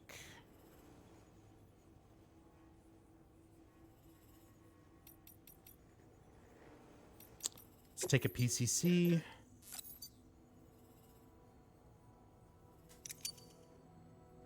And I won't be able to take all the materials for a bridge since I've loaded up the bike with so much. But I can take the PCC, figure out where I want to put a bridge, get to Capital Knot, get the materials, complete the bridge on the way back.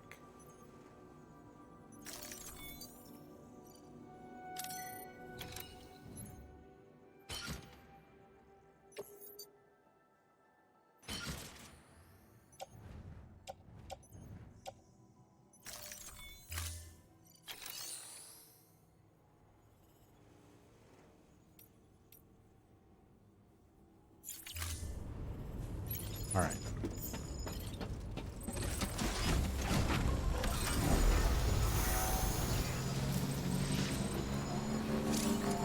Weapons restriction lifted.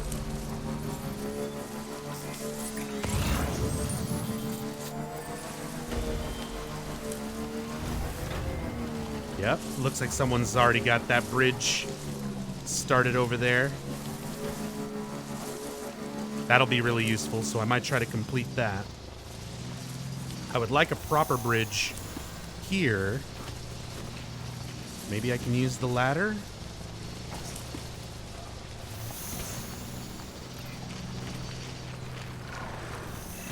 Oh, wow. Okay. That's awesome. What can't you do? So yeah, that bridge looks like it'll be super useful to make. Looks like someone's already completed a bridge over there, too. A little further down. I need to go around that way with the bike anyway. I won't take it over the mountain. Let's go see.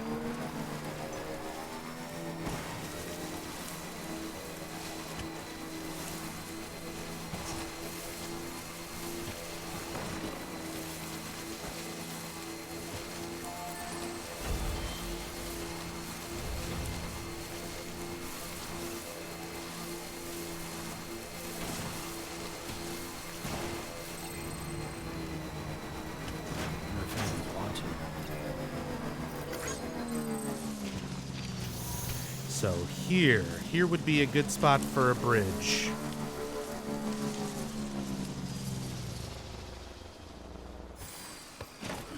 Gotta stretch my legs. So let's go ahead and get the foundation for it.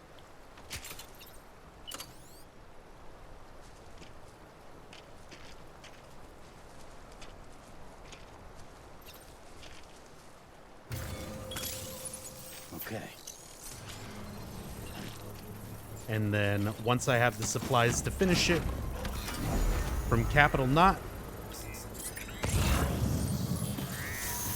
I can complete it on the way back.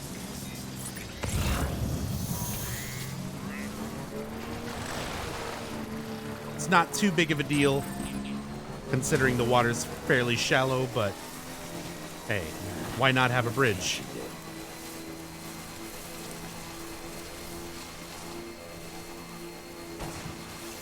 So much destroyed stuff out here. Oh, this is going to Capital Knot.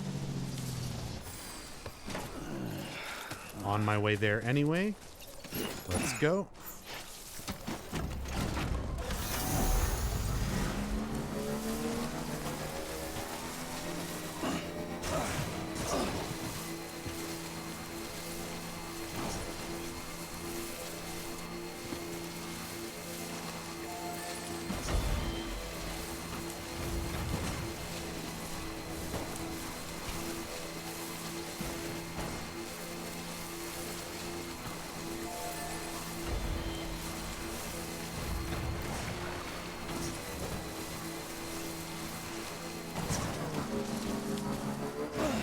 Oh, fuck.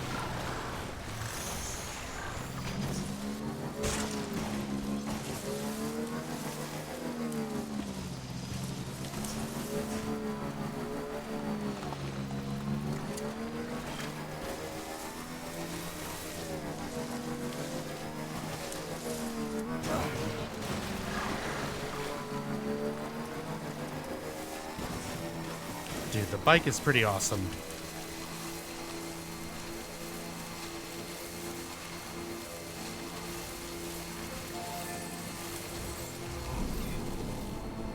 Beginning scan. Scanning bridges ID. Welcome to Capital, not City. Proceed to distribution center. Had to delete it for bandwidth. Made a highway over some rough terrain out of 7 bridges. There you go. That's why they call you Sam Porter Bridges. All clear. Welcome, Sam Porter Bridges. Keep on keeping on.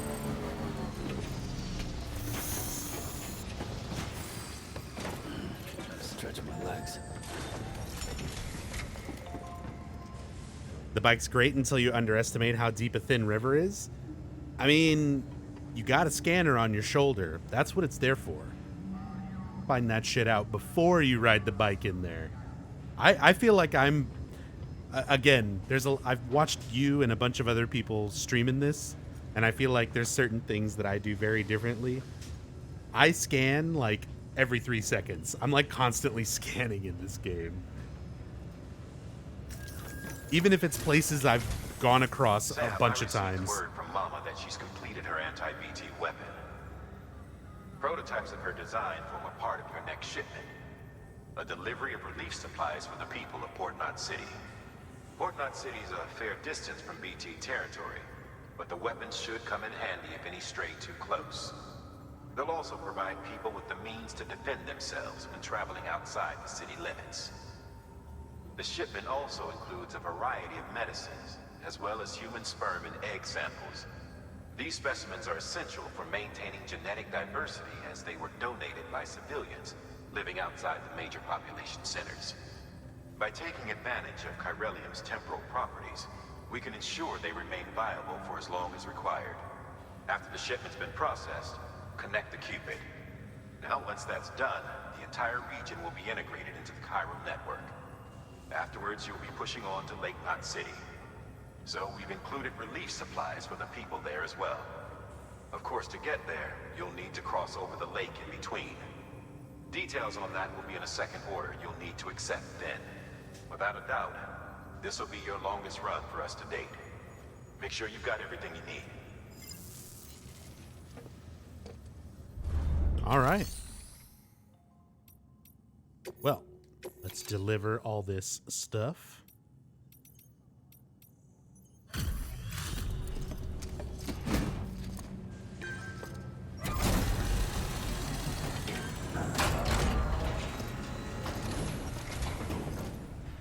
How you doing, Sam? Gotta say, I really appreciate you going the extra mile.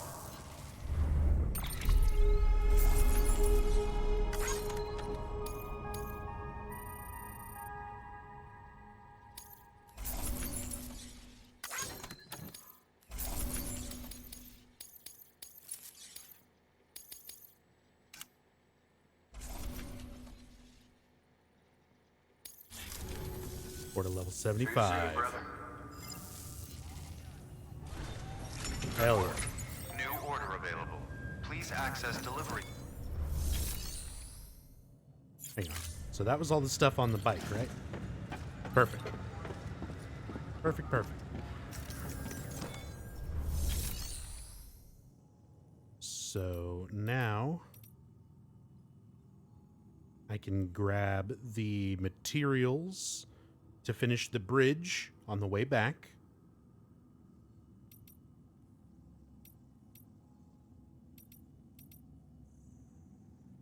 Maybe some more generators along that path.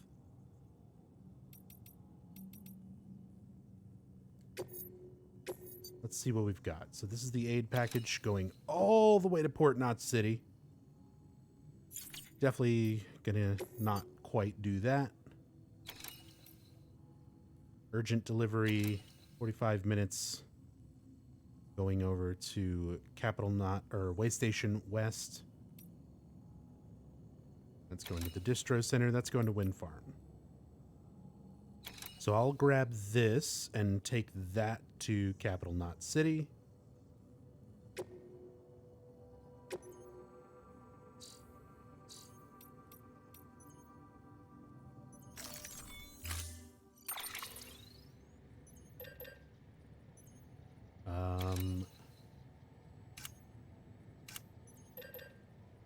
Grab a couple of PCCs to make generators.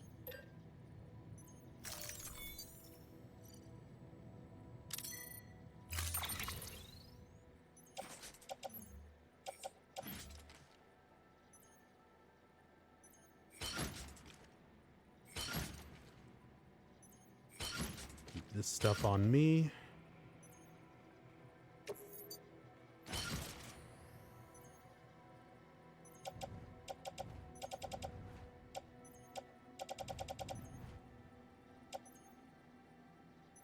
So now let's get the materials for the bridge. Order assigned. Deliver.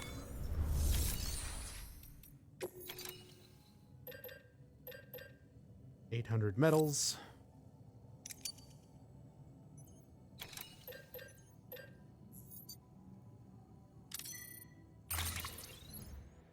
Put him on the bike.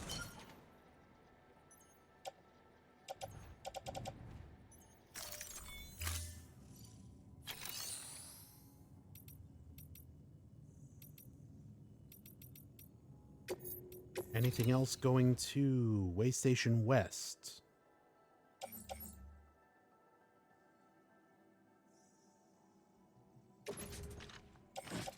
Put it on the bike. Way Station West. Put on the bike. Way Station West. Put it on the bike. Okay. That's our limit.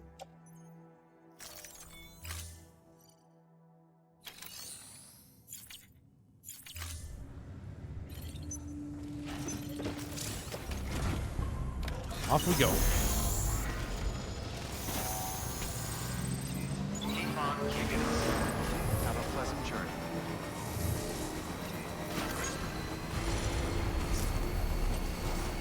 I could have loaded up more onto my back, I guess. Let's do that. Before I go too far.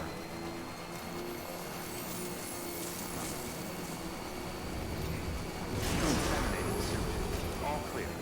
Welcome, Sam Porter Bridges. Keep on keeping on.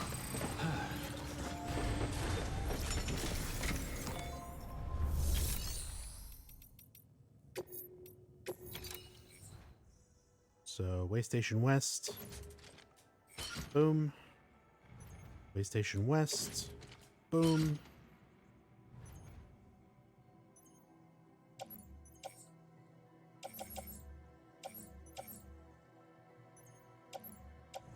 Okay.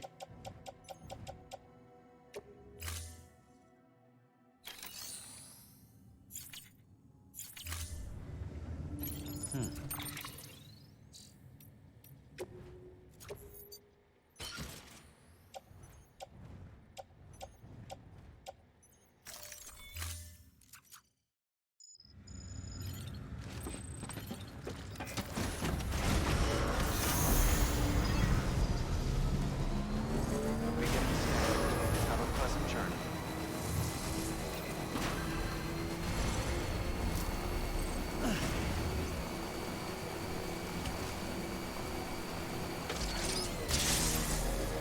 Thinking about the lack of spoilers in chat, probably because people who like this game and who could spoil it are too altruistic. That's a pretty good point, actually.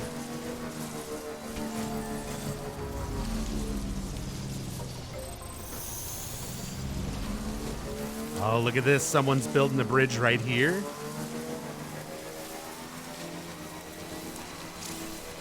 So we'll have a proper bridge there in a moment. I'm not going to finish that one yet. We got a more important one to put these materials towards.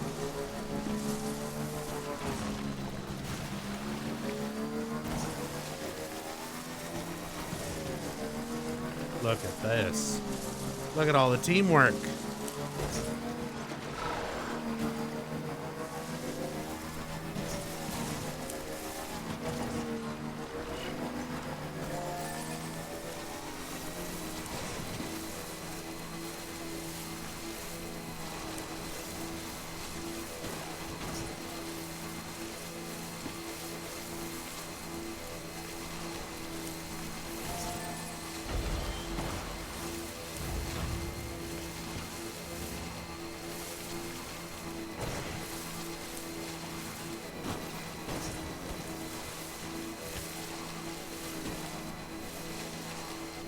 Yeah, Metallica. I know.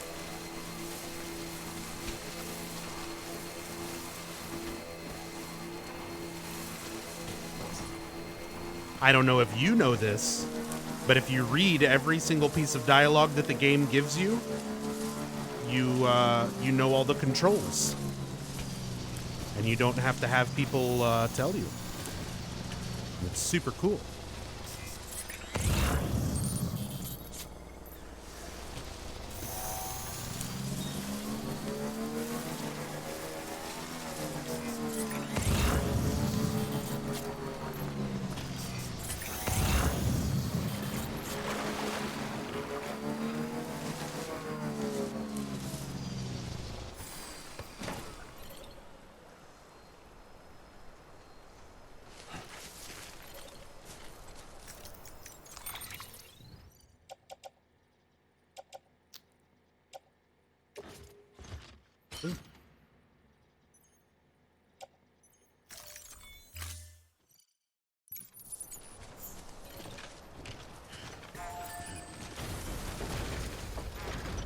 But yeah, literally the first thing I did as soon as I got the bike was ride around, test the controls, and then read the tip that it gives you where it tells you all of the bike controls.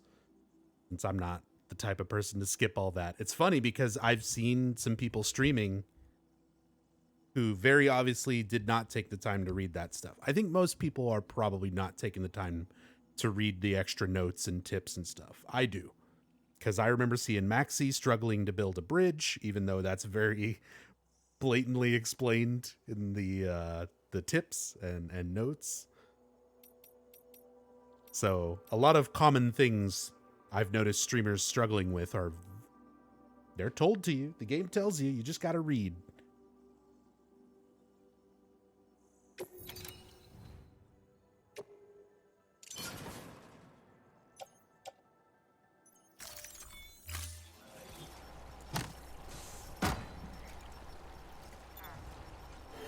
Please stand clear of the designated construction area. Please stand clear of the designated construction area.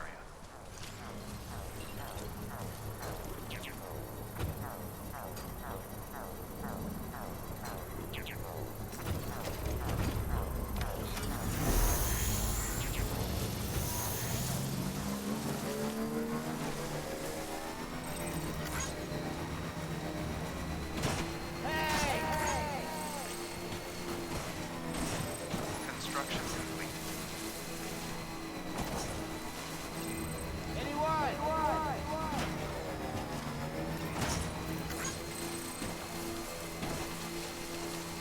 Hey, Arnold.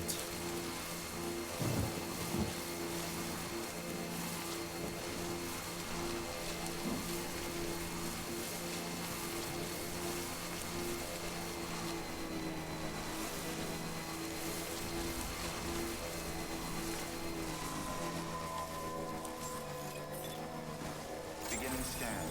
Weapons restrictions lifted. Beginning scan. Scan bridges ID.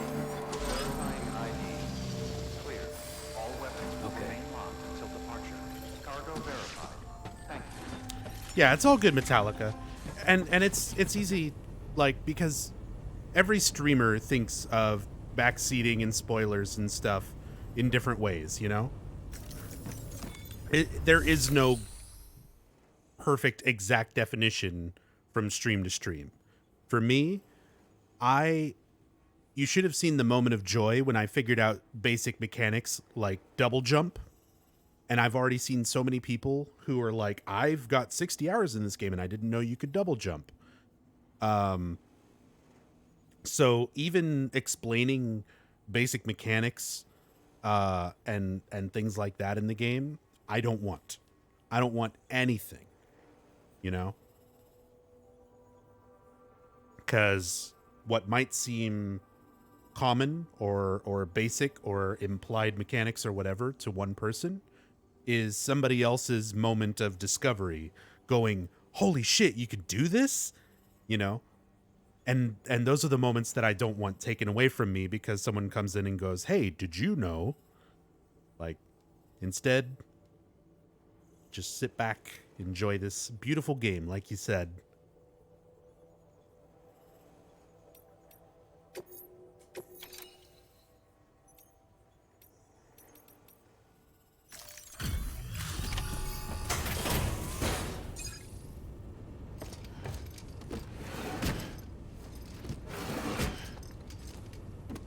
Delivering cargo.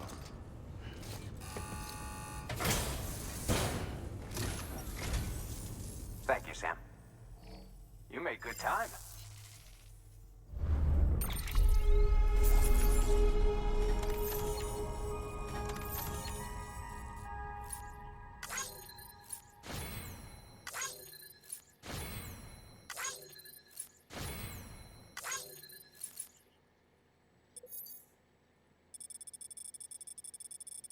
Oh yeah, you can double jump in this.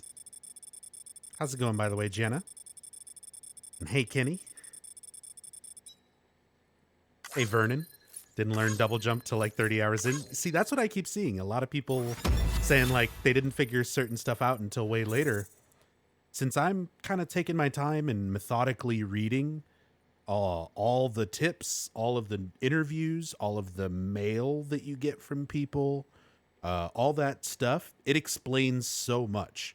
Like, they've explained the beach. They've explained chiral infection. They've explained the chiralium and stuff in general.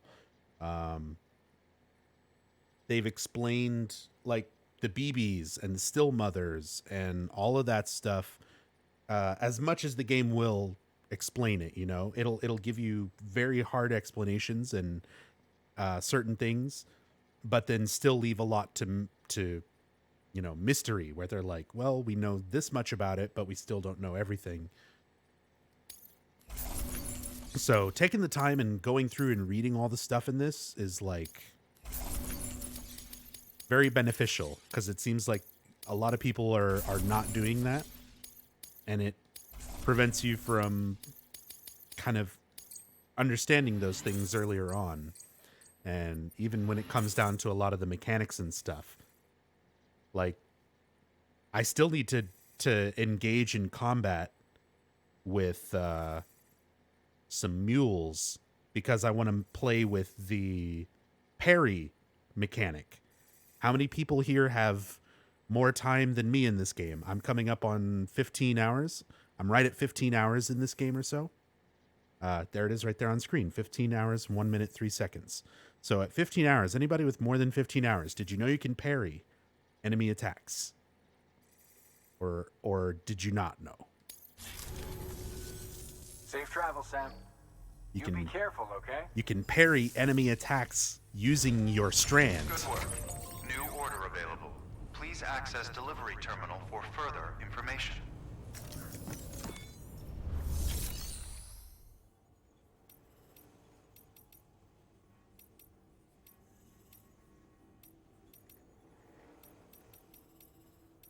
All right.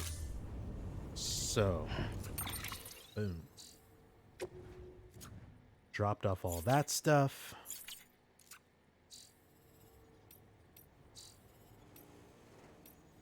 Got some new mail to read.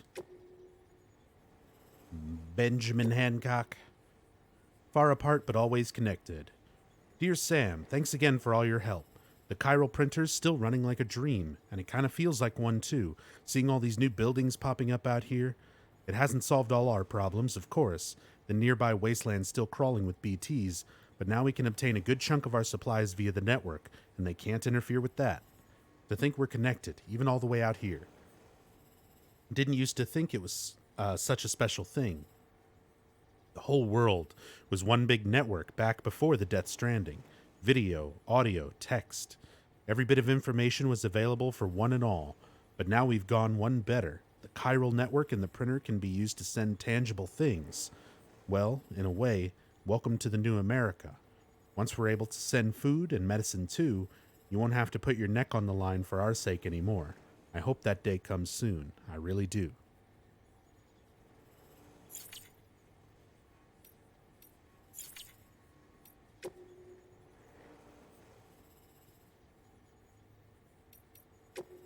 Some more tips. See, like every tip that you see on this screen, I've gone through and read out loud. Some of them multiple times. Just because, like, I don't want to miss anything. Overloading your bike. Loading a lot of cargo onto your bike will reduce its top speed and will also increase battery consumption. Yep.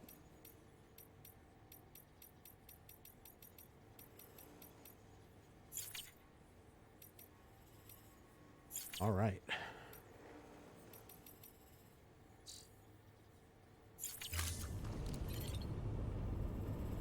So let's take on...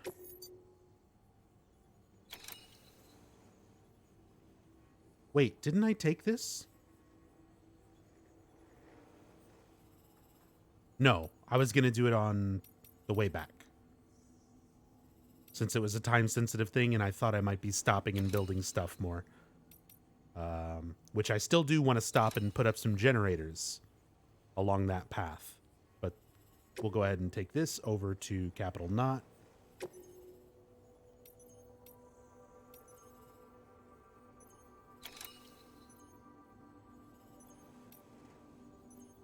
Let's just go ahead and take all of these on.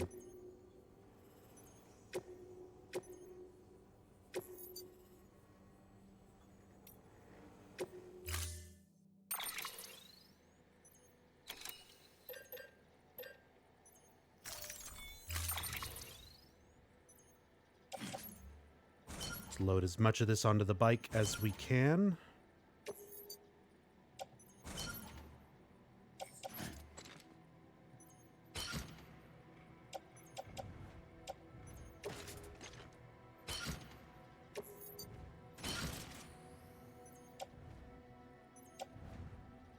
All right, so we got to get the fish over to Capital Knot first, and then everything else.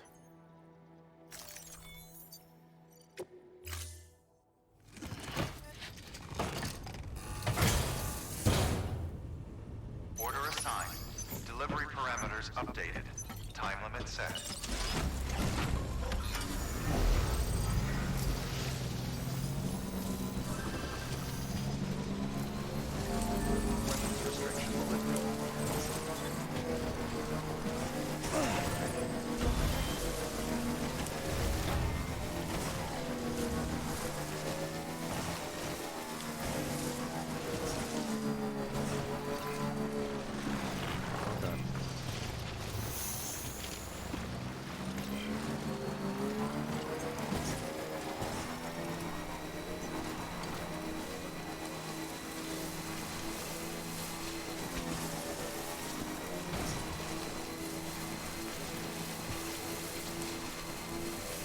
Favorite thing about the game so far?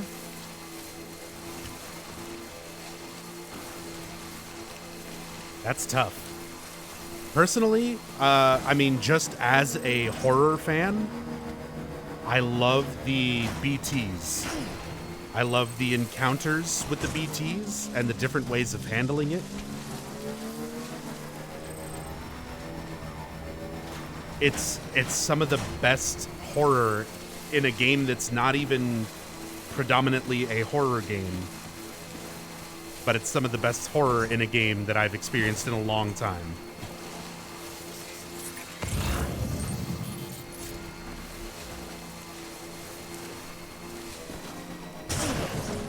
But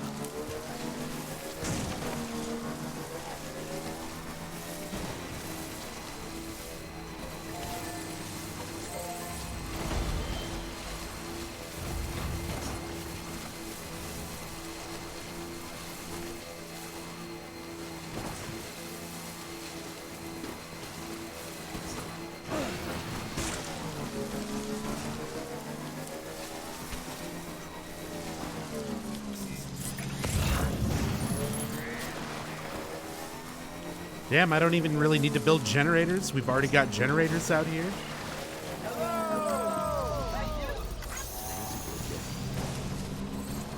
This area is really coming together.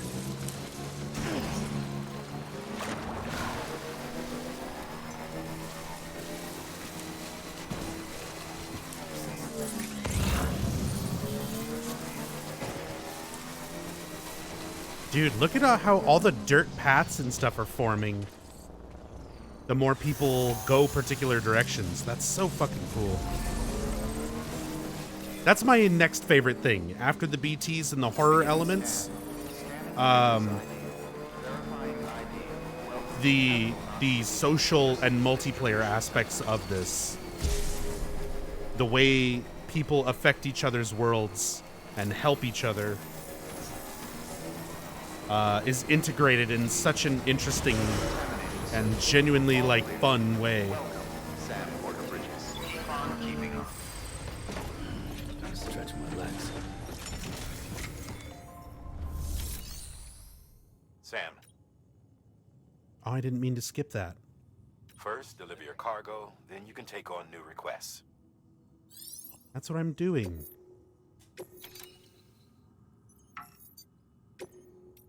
Die hard, man. More like waste time, man.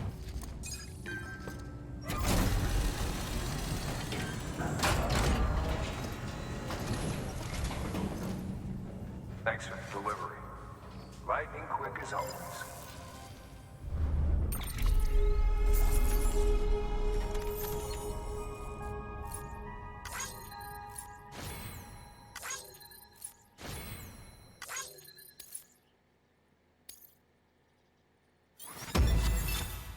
Awesome.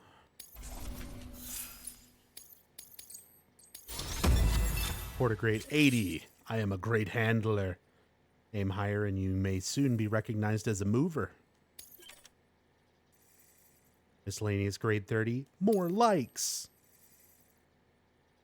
Fuck yeah. See you soon, brother. Good work. New order available. Please access delivery terminal for further.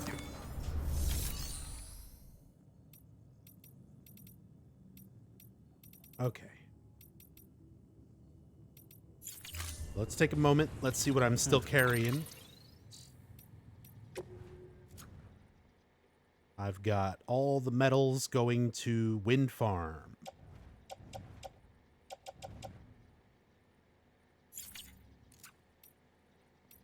No time limit on that.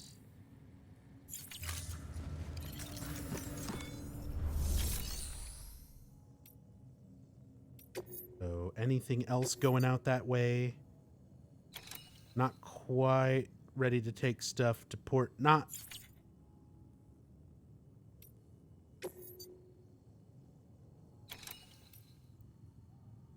Some materials, some resins going over there. And I'll be close enough to the distribution center. I should be able to take all this.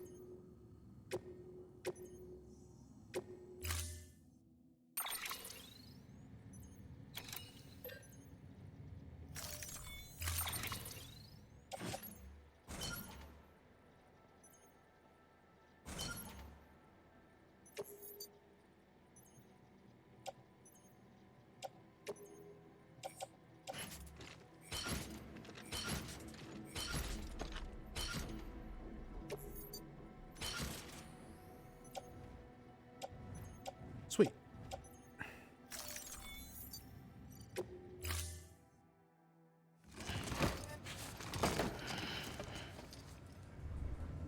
Order assigned.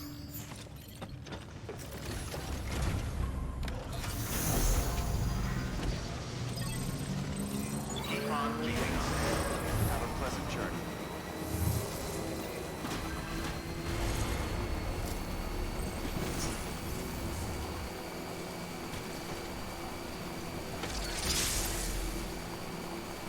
Have a pleasant journey. Weapons restrictions lifted.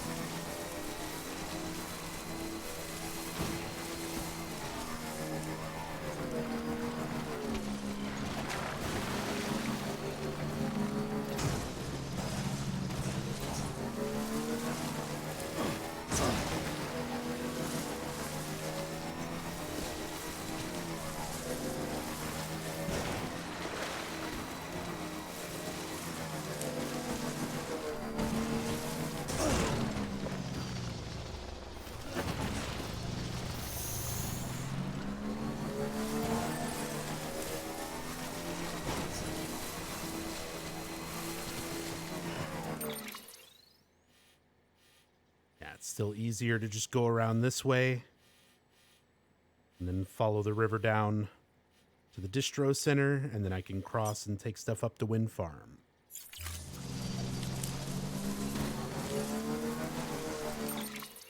Nothing's going here, right?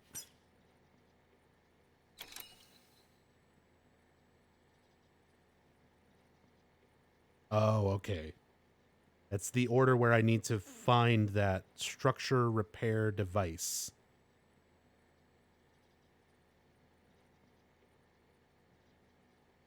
Standard order number 114.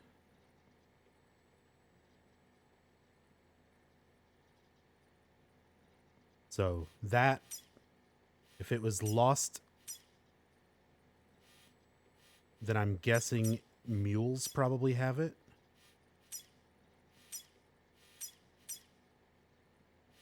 Well.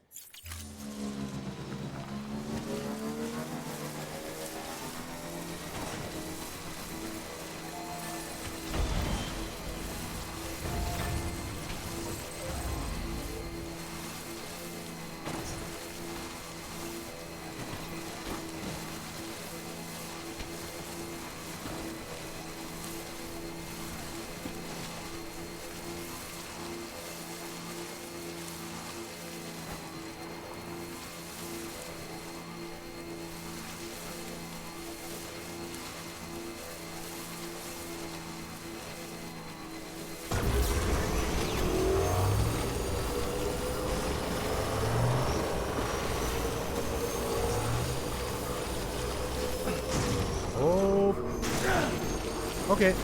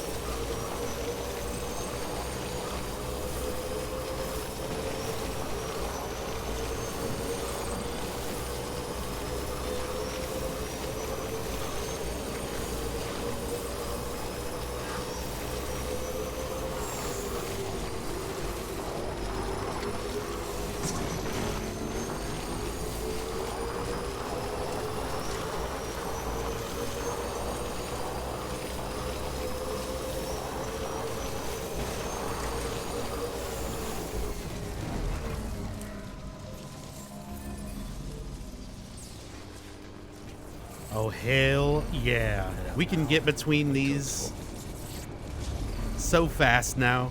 That's so fucking cool.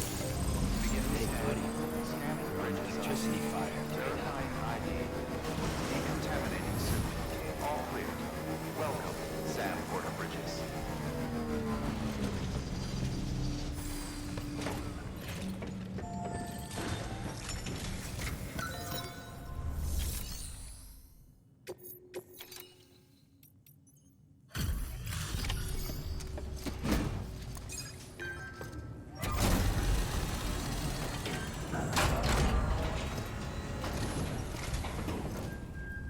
Back, are you?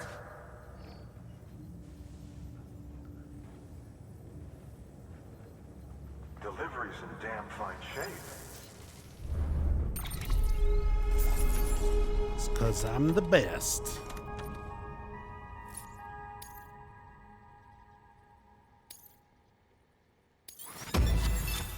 S. Ranku.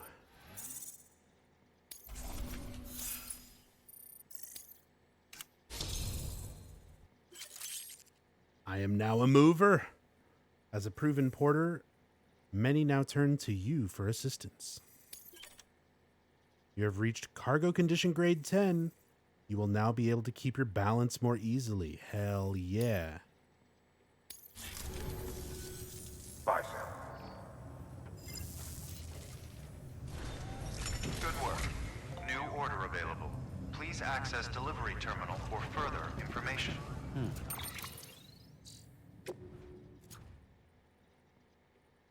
So this stuff is all wind farm, wind farm, wind farm, wind farm.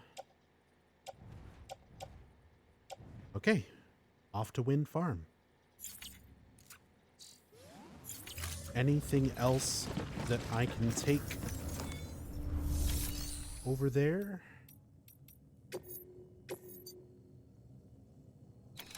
Cryptobiotes to Capital Knot.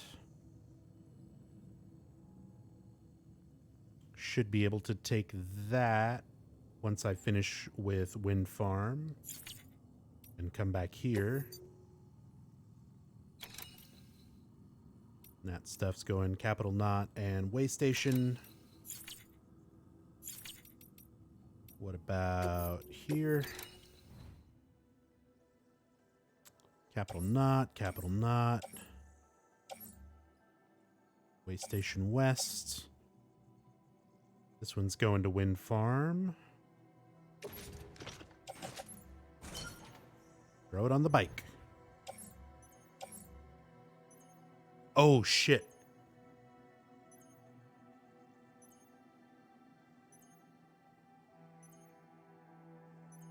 Let's not take too much here, actually. Because I'm not going to be able to take the bike all the way to Wind Farm. It's like a fucking forest with cliffs and rocks and shit. I'll be able to pull the bike up pretty close, but I will have to do the rest on foot, so I don't want to have more than I can carry. So let's just keep what I've got now and go there now.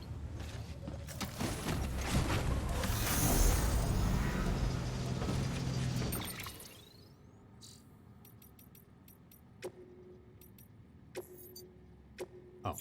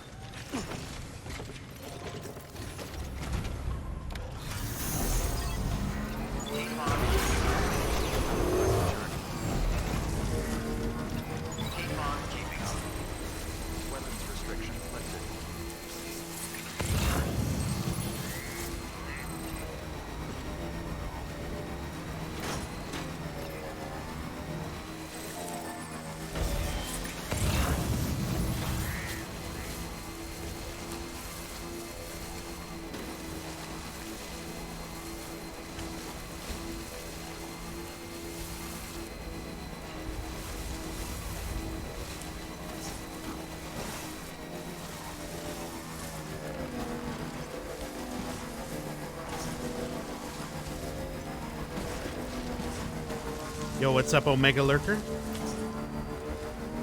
6:30 a.m. for you, dang. It's 11:30 for me. Not quite so late or early.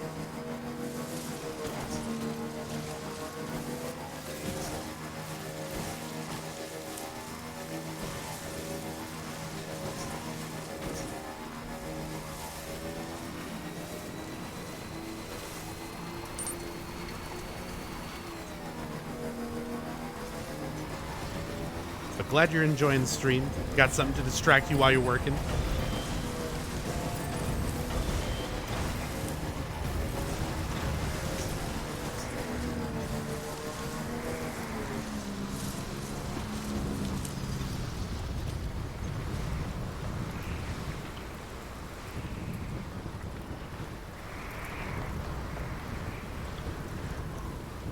All right. Let's leave this here.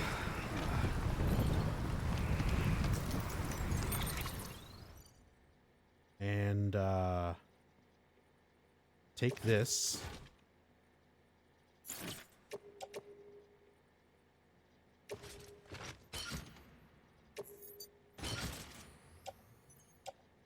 I got everything I need off the bike. I'm not going to need my PCCs here.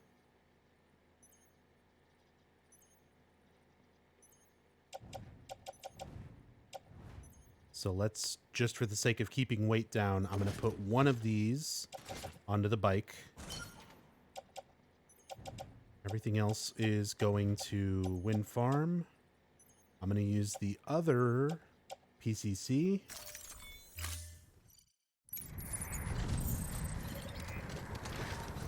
And put a generator here.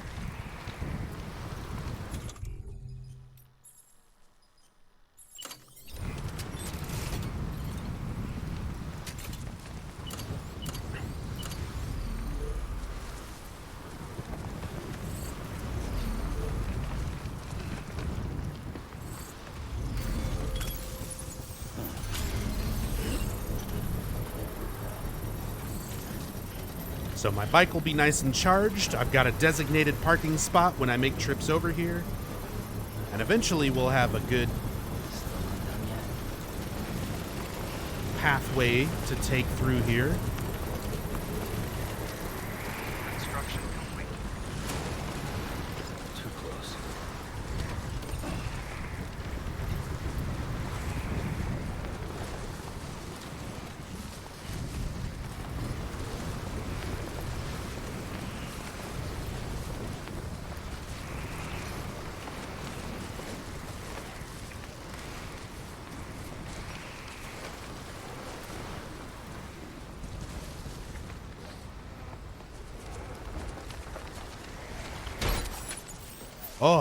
Oh, why?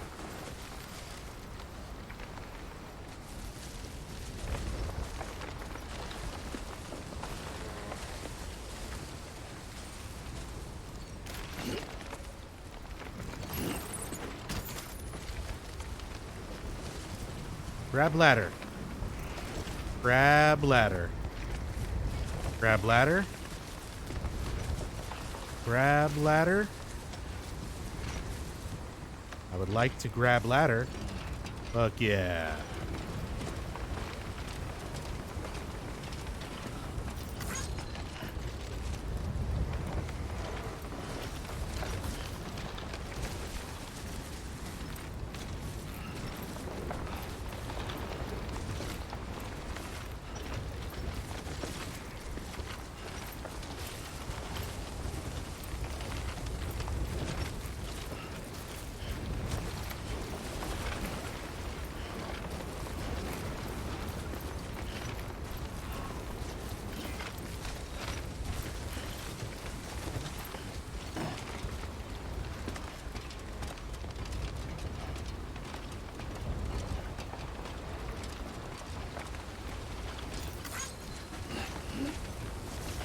Looks like a way through.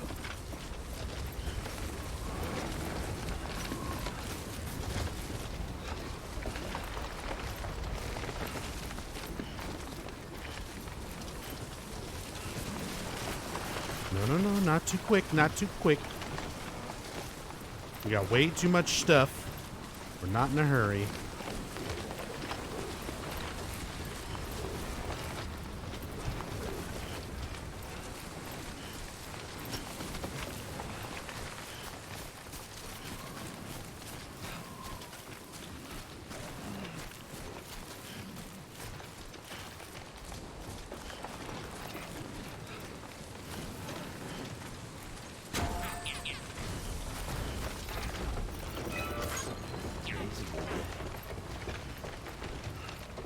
I love this bridge with the, like, tree coming out of it.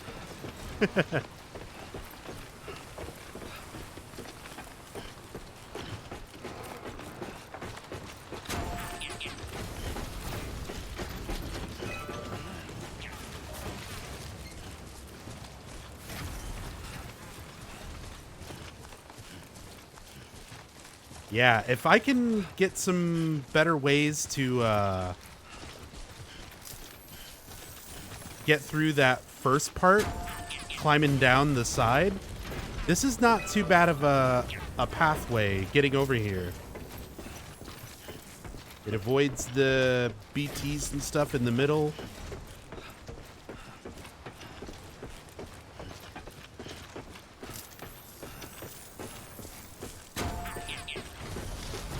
Gonna be hard to set it up and be able to bring bikes through here, but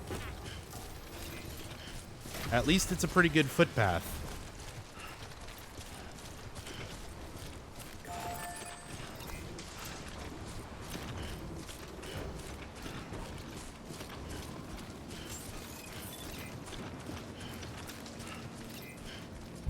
Beginning scan. Scanning bridges ID. Verifying ID. Clear. All weapons will remain locked until departure. Cargo verified. Thank you.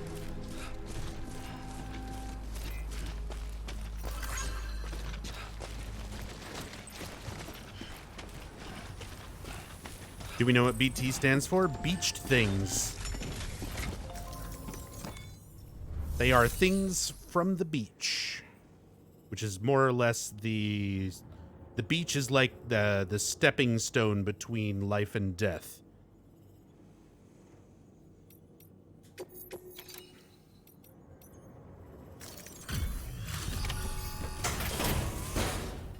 Yeah, Garsh, I already came to Wind Farm once before. Delivering cargo. And linked it up. Hey, thanks for coming. Yeah, don't take the purge. Don't take the purge too personally.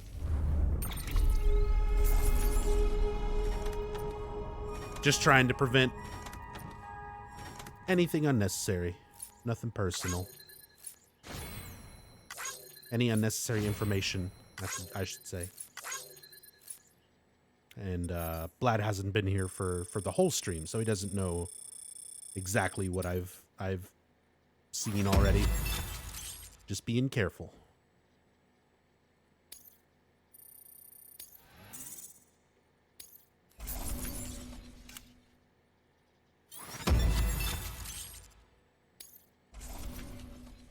Hell yeah. Don't let me keep you. Good work. New order available. Oh, it's so Please nice. access delivery terminal for further It's so nice when you have like your back full of shit and then it finally gets where it's going and that's like all your stuff. And for those very short brief moments you have like nothing on your back.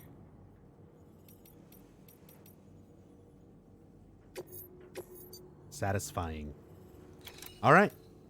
So some stuff going to distribution center, one to way station, one to Capital Knot. If I can carry them all out of here, I'll take them all. I think I can. Maybe not. 60, 124.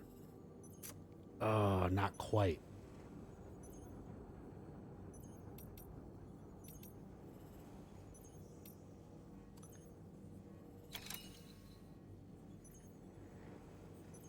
Kate Mia Meow.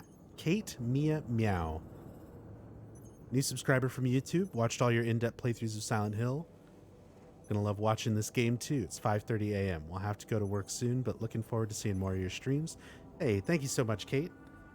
And very much appreciate you going through the trouble.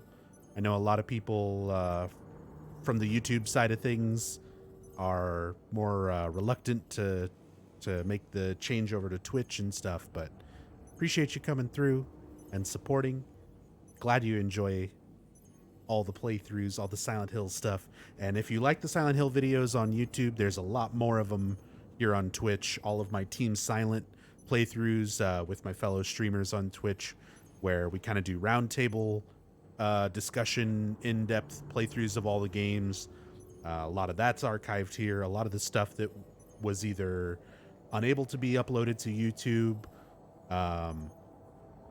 or I uploaded it and it got blocked or claimed, and you know, I just wound up taking it down. So there's a lot of extra stuff on this channel too. Plus, of course, I'm gonna be playing a lot of Death Stranding for a while. Okay, let's cancel. Figure out what we're gonna take. But yeah, thank you so much, Kate. And Blad, thank you so much for gifting a sub to Kate. Very, very much appreciate it. We need to ban Blad for ruining the 69 gift sub streak.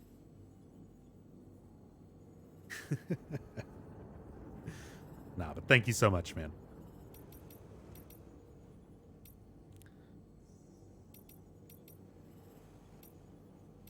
All right. Let's just take these to the distro center.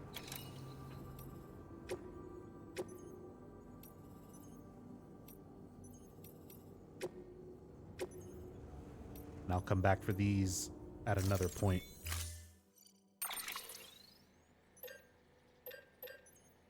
Oh, should I get some ladders to maybe make that pathway going back a little easier? Or maybe more climbing anchors? I mean, there was already stuff there. It's a little awkwardly placed, but it still works well enough.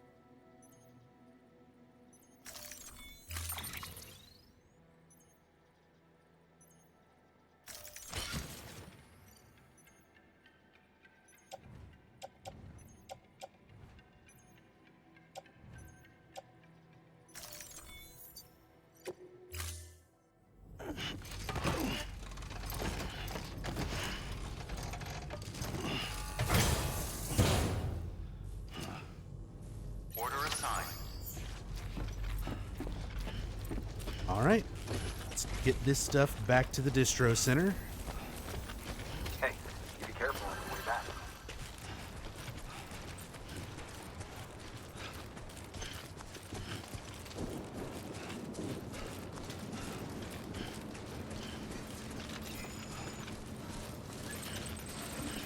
Weapons restrictions lifted.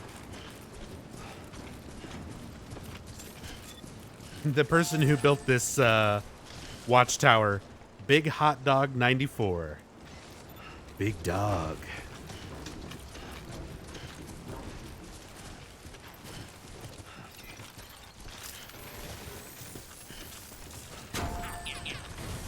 Give him 4 more likes. Oh shit. You're right.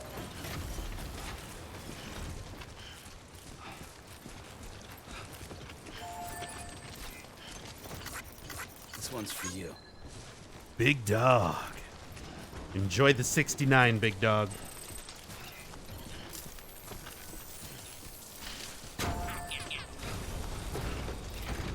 This bridge is dope as hell. You get all the likes.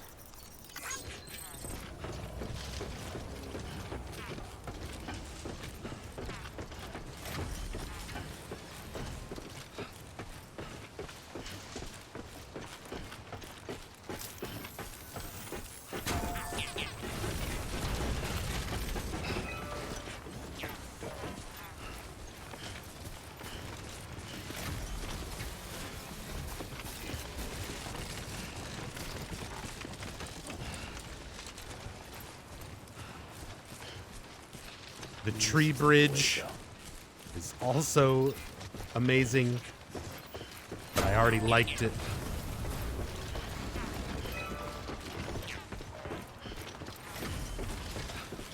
Someone dropped something.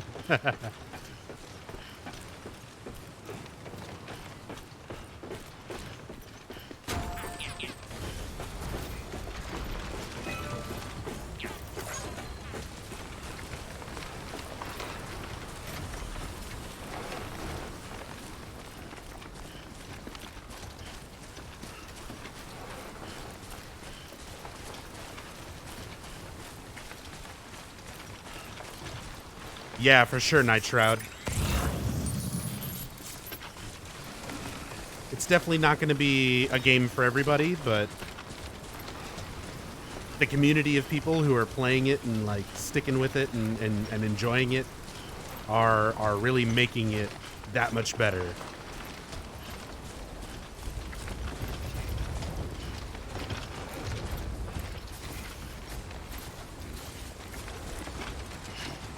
See, this is the only kind of sketchy part of this route getting to Wind Farm right now, is this little descent here. No, no, no, no, no, no, no, no, no.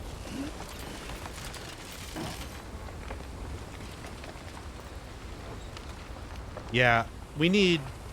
I should have got a climbing anchor.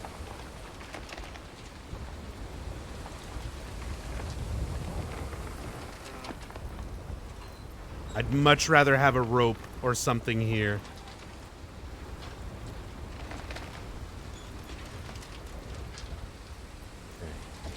Okay. Oh, come on. Come on, dude. Come on. Okay.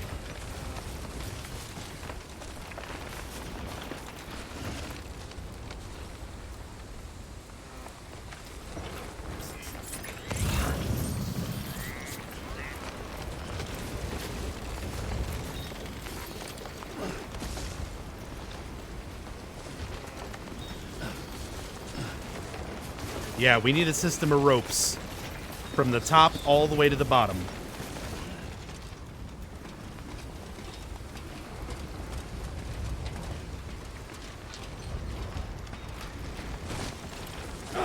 Grab it!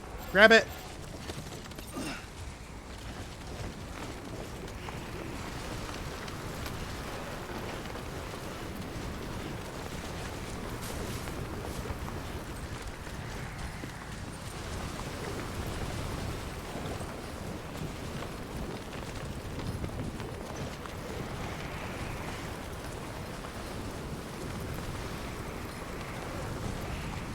All right. Easiest wind farm trip of my life. Oh, okay.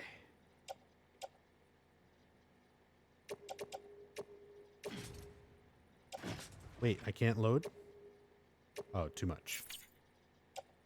What about just these? Still too much. What if I take PCC off?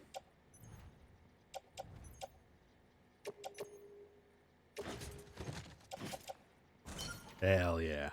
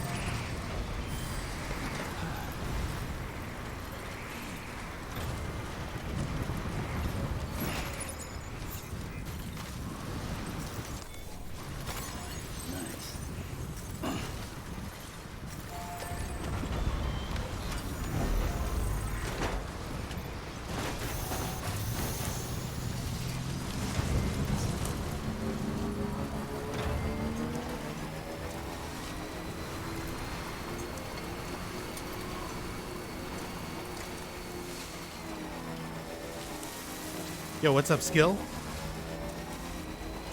I am loving this game so far. This is the most, like, invested in a game I've felt in a long time. I am absolutely loving it.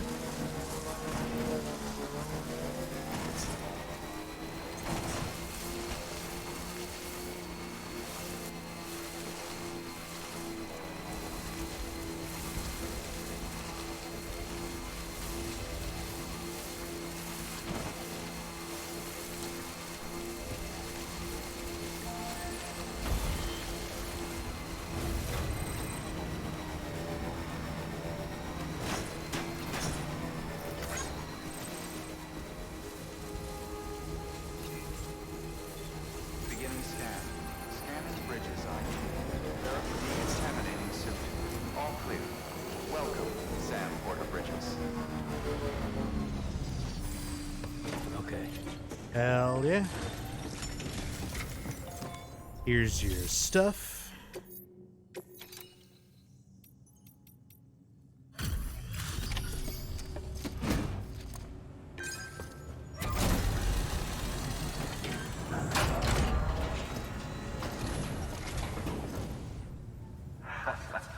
legend return. How you doing, Sam?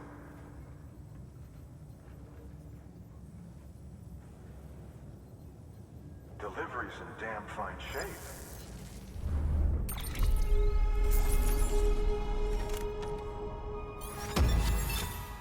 S rank.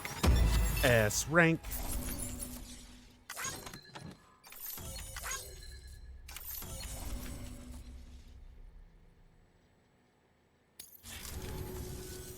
Bye, Sam. Good work. New order available. Please access delivery terminal for further information. All right. Another successful set of deliveries. Cleared everything out. Let's take a rest.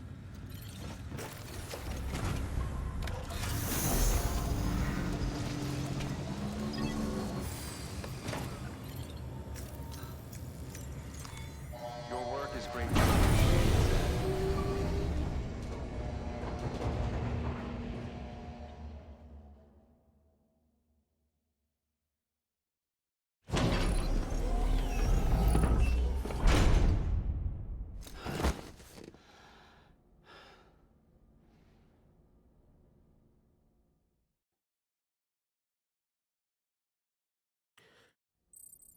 How's the pathing to your locations? How hard is it to follow? I mean, right now there's pretty decent infrastructure between all the main, these first 4 waypoints. Capital Knot, the Waypoint West, the Distro Center, and Wind Farm. I've got a pretty solid pathway infrastructure between all 4 of these for now, which is why I'm trying to do all of this stuff between these 4 points before I move on to the order to the next city, which is Lake Knot.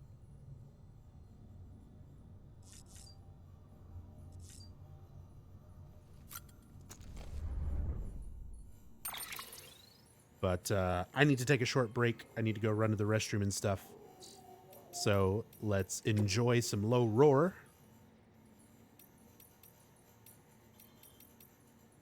Actually, let's enjoy some Pop Virus. And I will be right back in just a moment.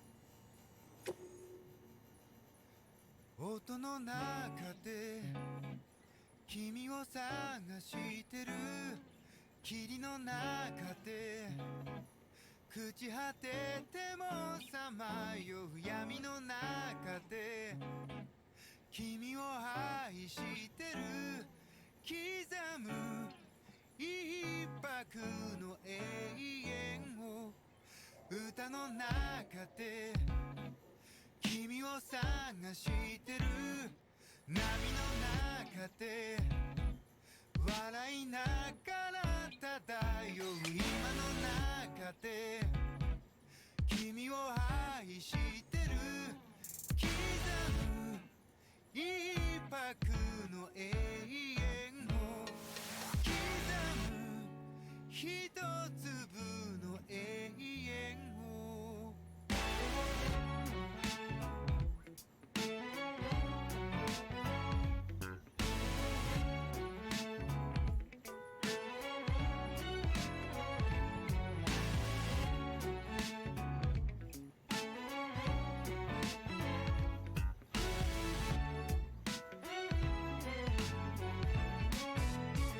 ふざけた人間なんだ偏る生活をかぶいたそう君の手のひら美しくくるくる返ったんだ口から音が出る病気心臓から花が咲くように魔法はいつでも歌う波に乗っていた始まりは炎や棒切れではなく音楽だった音の中で君を探してる霧の中で朽ち果て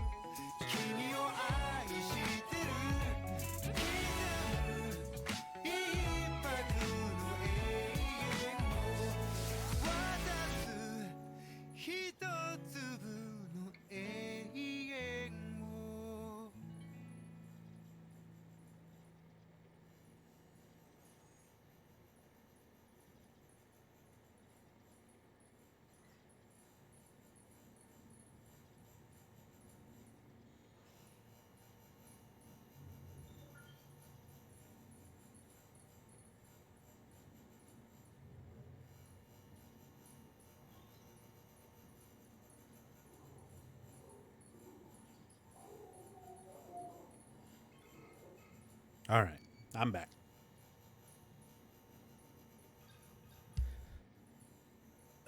My microphone keeps... My mic stand keeps, like, drifting away from me. There we go.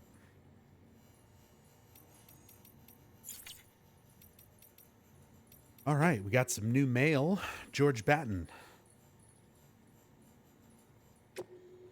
Casualties of Twilight. Hey, Sam, you really helped me out there. Thanks, man. And that book you brought me, it's actually a movie script. I mean, I knew that all along. Sorry if I didn't keep you updated. Anyway, it's an interesting movie from an interesting time, back when the world was divided, East versus West. The Cold War, they called it. Oh my God. That's a very blatant Snake Eater reference. Not just, I mean, obviously the Cold War is a real thing and they're just referencing it, but that particular wording. The movie is called Casualties of Twilight, and it's about two lovers who are caught up in the ideologies of the global conflict and about how they destroy the world in order to be together. It's just a short movie, but it's interesting from a psychological perspective. Some people actually say it predicted the Death Stranding. I didn't think it'd get mixed up with a consignment of cargo that'd be stolen by mules. I really panicked once I heard it was gone. So yeah, thanks for bringing it back. I really appreciate it.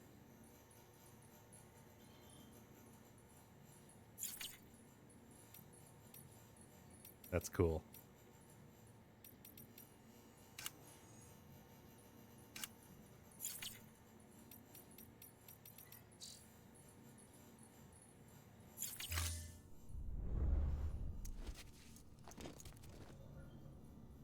How's everyone in chat feel about the menu system in this game? So, personally, I feel like that's the weakest part of the game. The menus are a little needlessly complex. So, it's very easy to miss lots of important info, and it's just not presented very well. But it's one of those things that just takes some getting used to. I feel like it could be reworked. I'm expecting that to be one of the first mods when this comes out on PC. I feel like fans are going to clean up the menus and sort of streamline them a little better.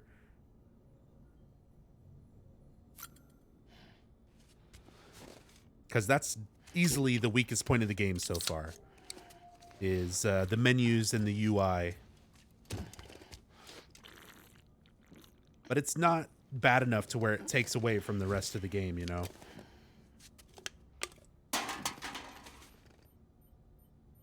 It can just be a little bit clunky when you're, like, trying to do something specific real quick, but you have, like, 5 menus where you're pressing the same button, but sometimes holding that button to do a different thing, and you'll accidentally let go too soon, and you're not holding it long enough, or, you know, that kind of thing.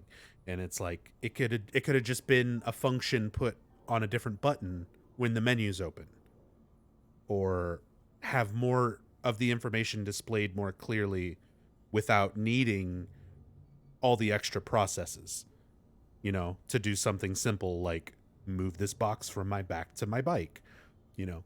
So that kind of stuff is a little needlessly complicated, and the menus can be a little overwhelming.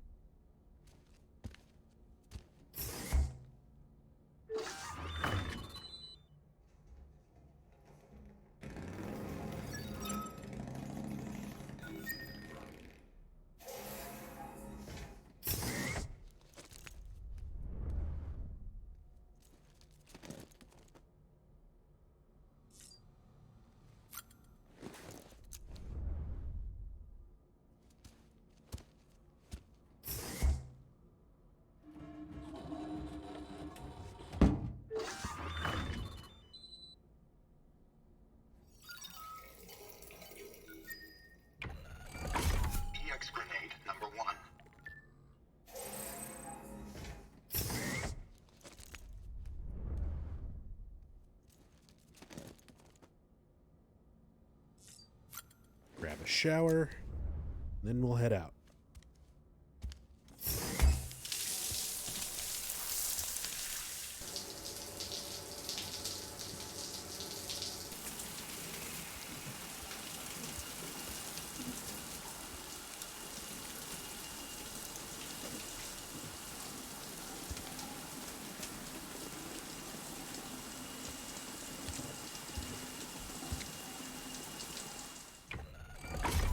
EX grenade number 0.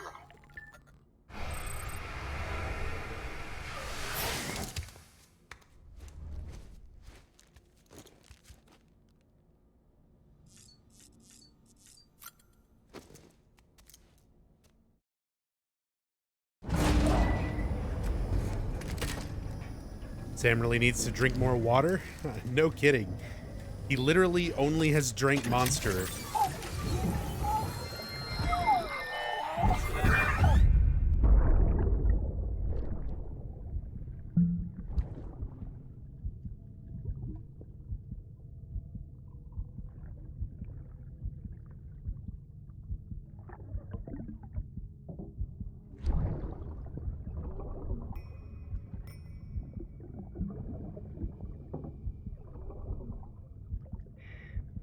Our little secret. I got my hands on something special. Pata montrachet concru. I might later taste some when you roll them.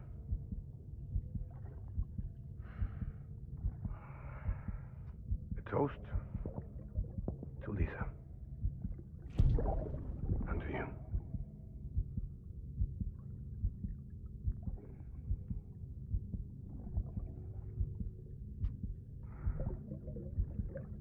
Not bad.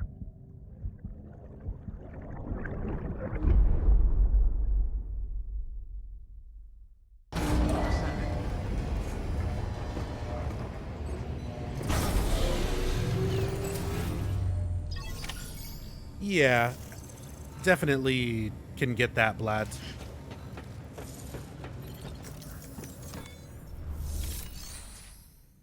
And I mean, I've played enough JRPGs and Japanese MMOs and things like that where simple actions, like Final Fantasy XI, simple actions are behind like 5 menus and sub menus and things like that. So it's one of those things that it's a minor detriment to this game, but it's not the worst thing. Like, it's just the thing I would say that takes the most getting used to.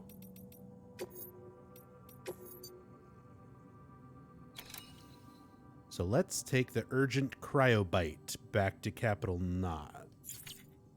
What else I got? This is also going to Capital Knot, and that's going to...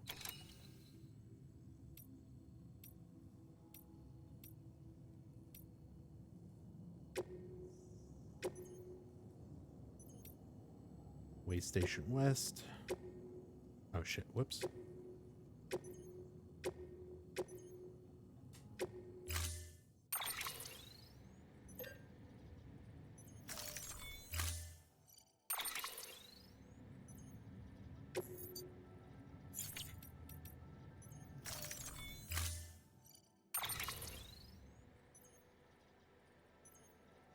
Nod to PT with Lisa and the baby? Oh, absolutely. Absolutely. That's the thing with Kojima. I don't feel like anything is in the game coincidentally. He's meticulous about the things that he includes, and it's pretty spot on when he's referencing something. So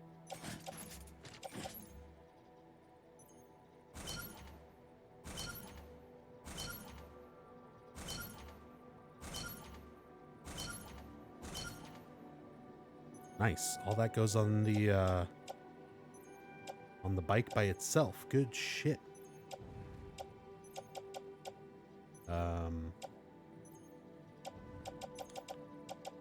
That's all good. And then I'll take the other order. Order assigned.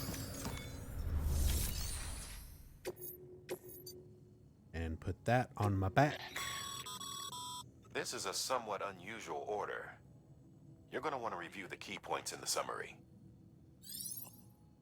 Let's listen to the briefing. The Capital Knot Distro Center is holding some cryptobiotes we need delivered to the city. Cryptobiote cells can accelerate blood production in humans. They may well be the hardiest organisms on Earth, capable of enduring more physiological stress than any other. In harsh conditions, a cryptobiote will eventually enter an metabolic state in a bid to survive. Unfortunately, shoving a bunch into a shipping container or submerging them in water for an extended period of time is enough to trigger this response. It takes weeks to coax them back to life if they're allowed to fully transition to this state. So you can't keep them cooped up for long. Make sure to reach Capital Knot City before it's too late.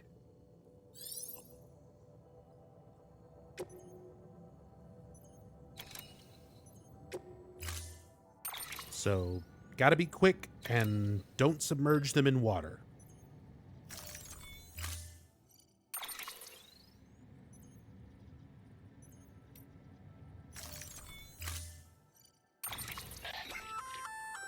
That's a breathable container, remember? For its passengers' sake, don't immerse it in water.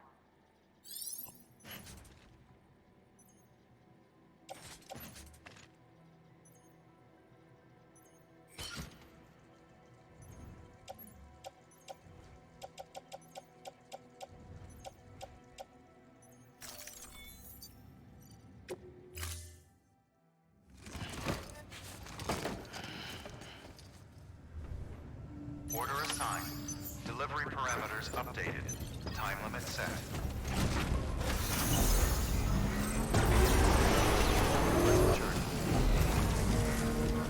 Keep on keeping on. Weapons restrictions lifted.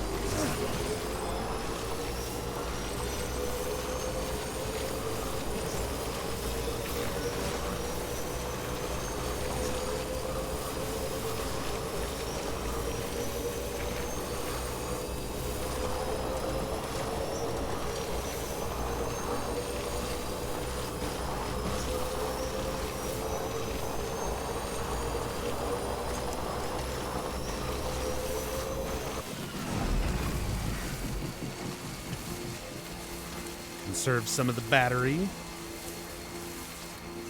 But we'll have some charge stations up ahead.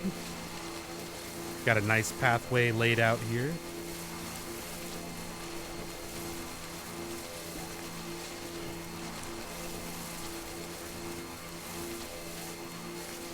Oh, someone put one right up there. Why not put this closer to the road?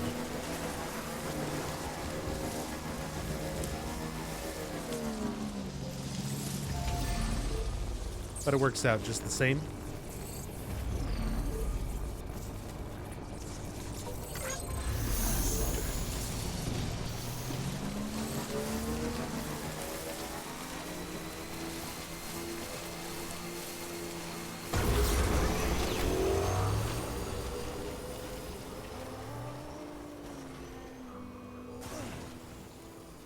Caught some fucking air.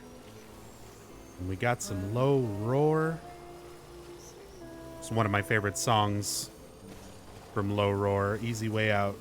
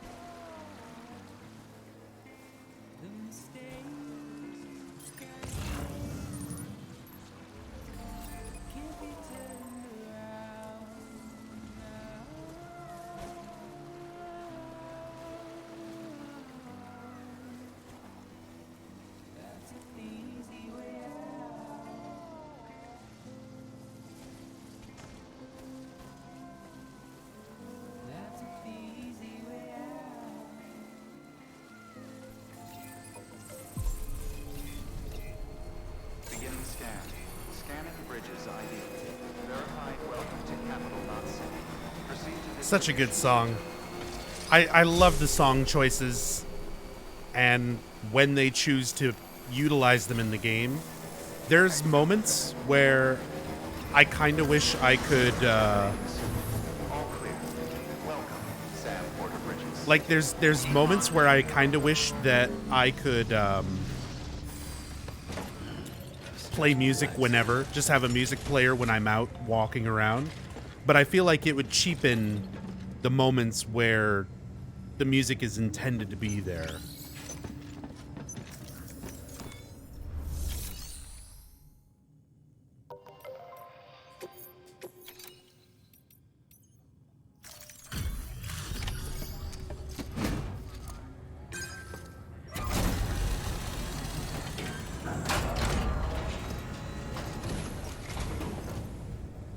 Welcome back, Sam Bridges.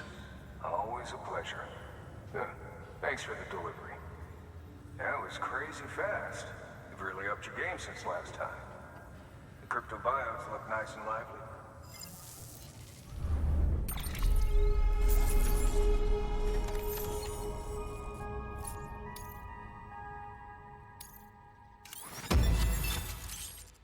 Yes, we can listen to Easy Way Out.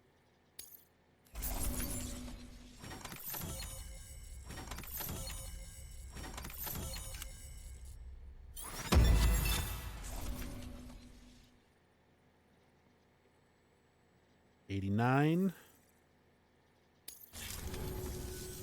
Okay, safe travels. Moving up in the ranks.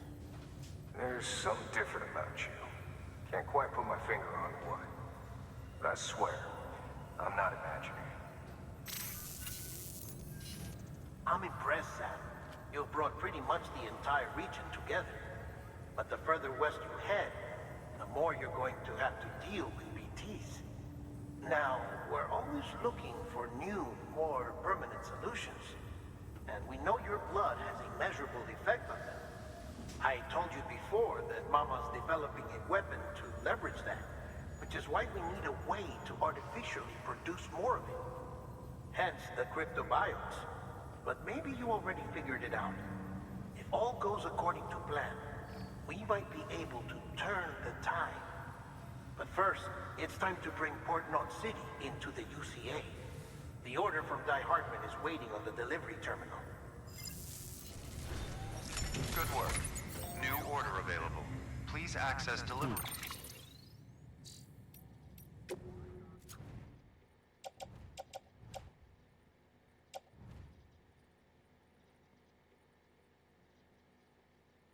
Did I leave these there? No, someone else must have left these.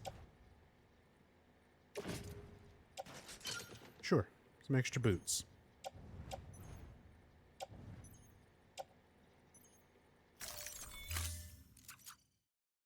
Terminal for further information.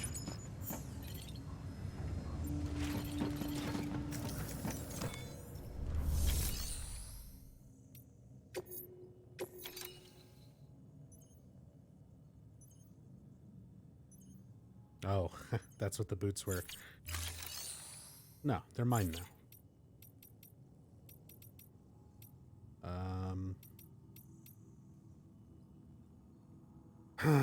Do I want to go ahead and connect Port Knot? I kind of still want to finish doing stuff here.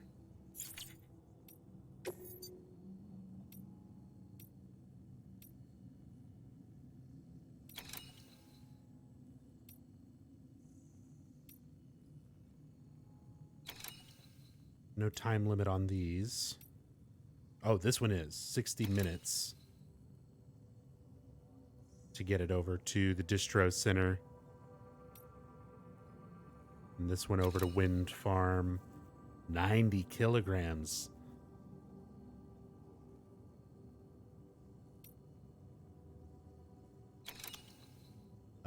You know what? Sure. Let's go ahead and do these standard orders first.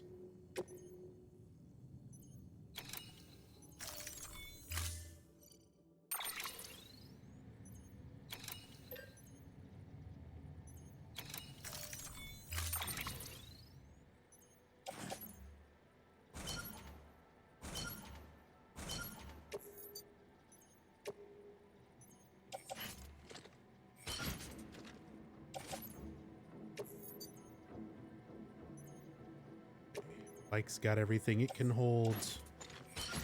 Hopefully I can carry the rest.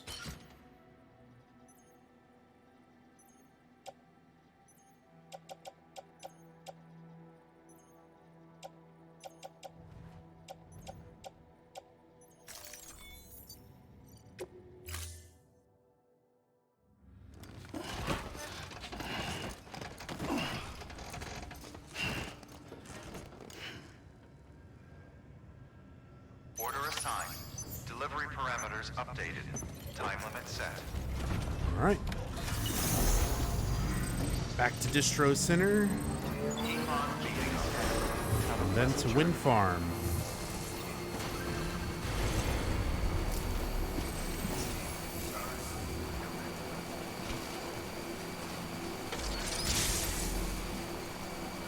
Have a pleasant journey. Weapons restrictions lifted.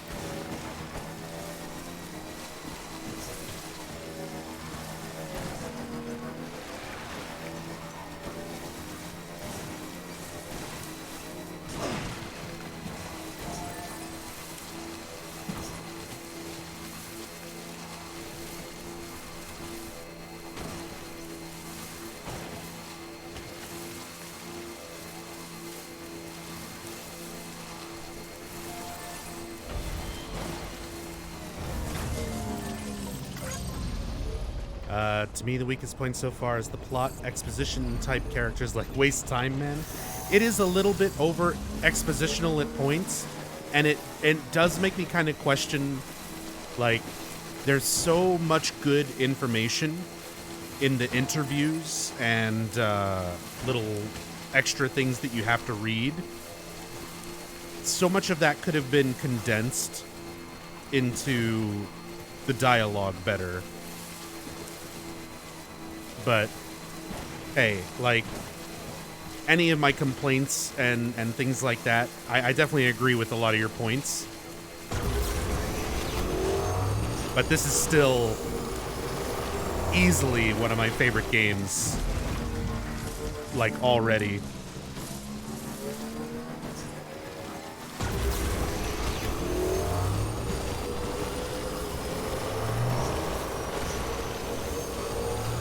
Like, the negative aspects are so minor compared to everything positive.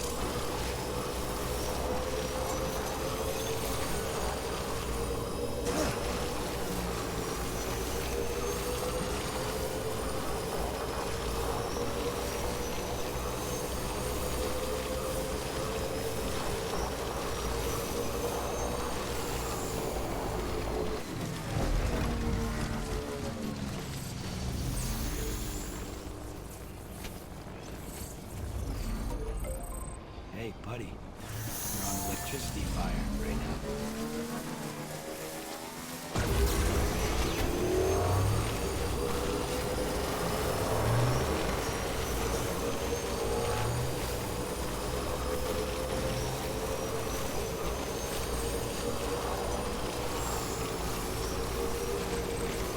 Thought Kojima was kind of blowing hot air saying it's a new genre, but I see where he's coming from.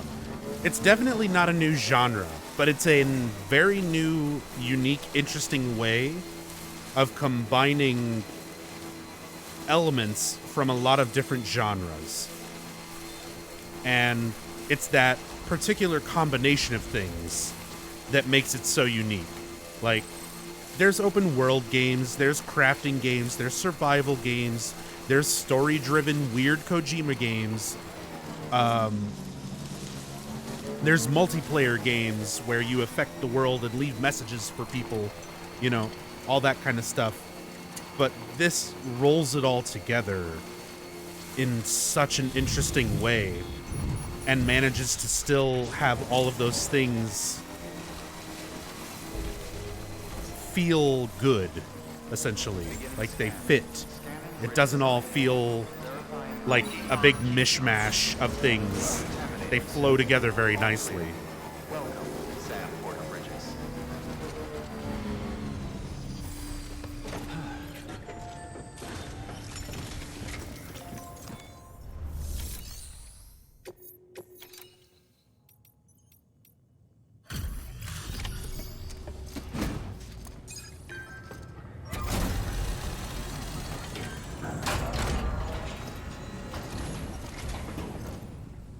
Back, are you? Ha! Made record time. I'm fast as fuck, boy.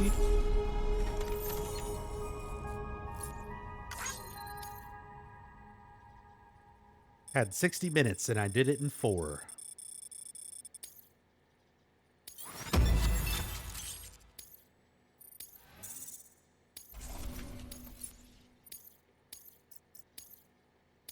$91.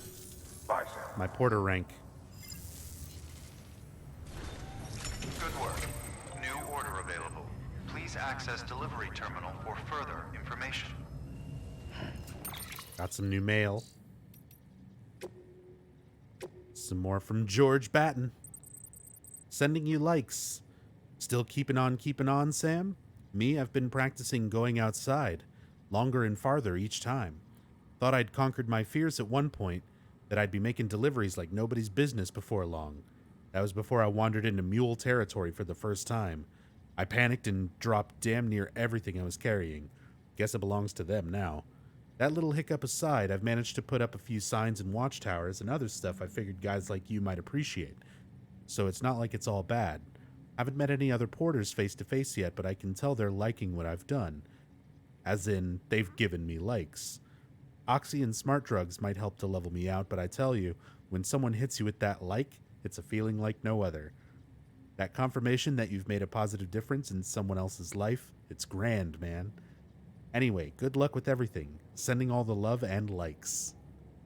See, even this, like, the explanation of the like system within game is explained in an interview.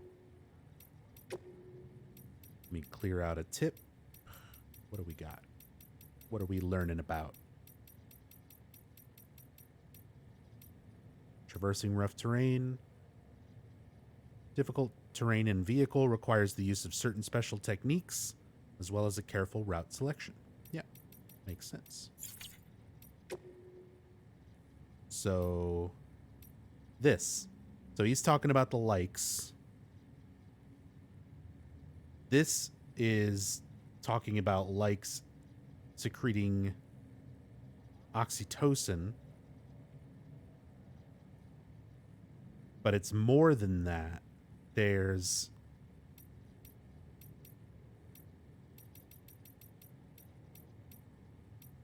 let's see, where was that one that talks about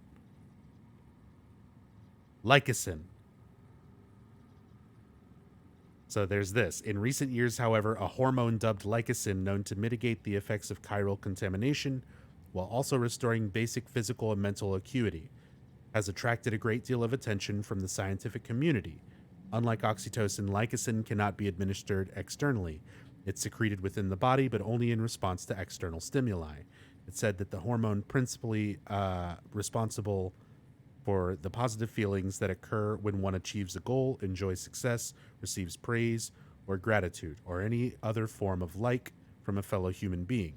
So there's this whole subplot, well, it's plot of people, because they've been separated for so long, developing agoraphobia, where they're afraid to leave and go back outside.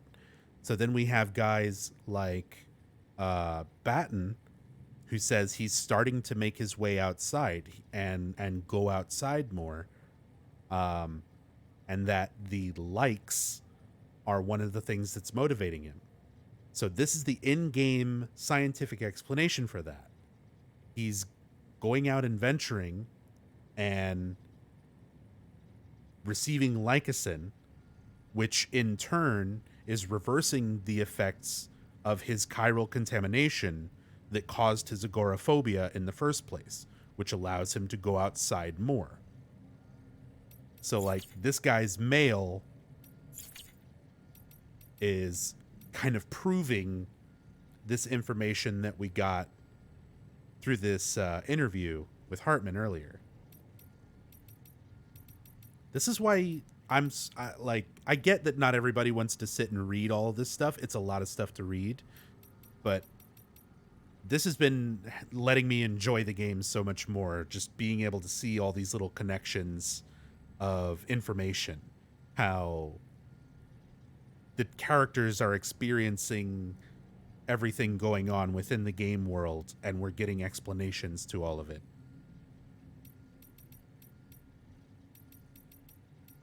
This game is dope. It's so good.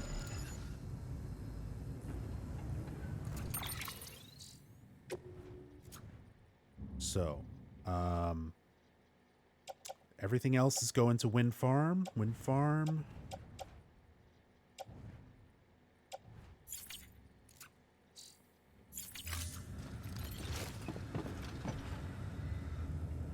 Wind Farm. Wind Farm. A couple things going to Way Station as well.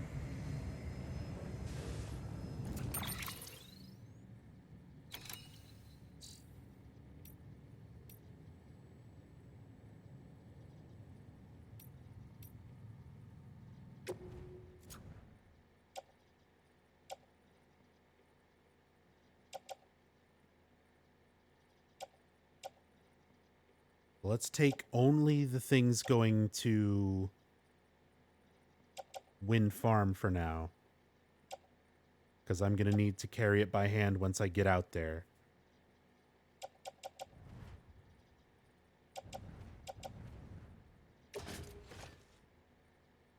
Hold on. So...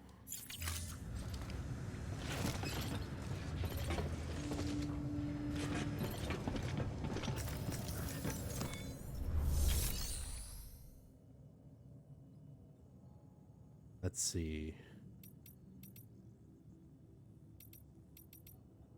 Private locker.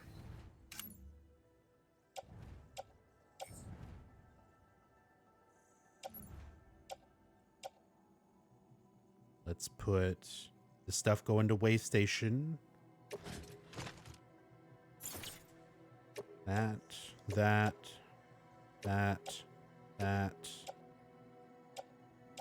Put all that away. Put the PCC away. Put the extra boots away. As much as I can drop for now. Put it all in the private locker. I'll come back for it. So I've got everything I'm taking to Wind Farm.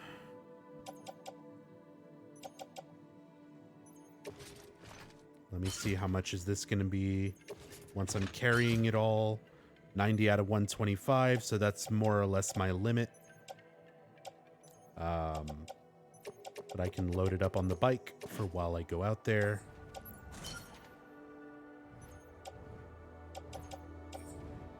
And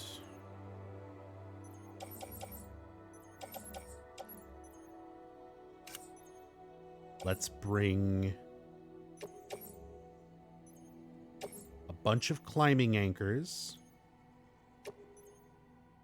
These are 5 each.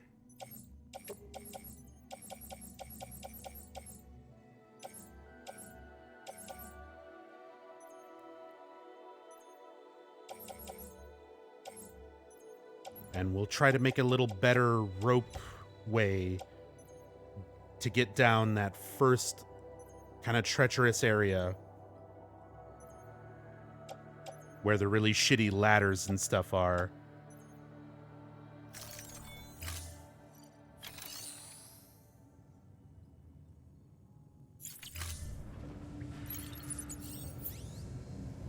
Ah, fuck, I didn't actually get him.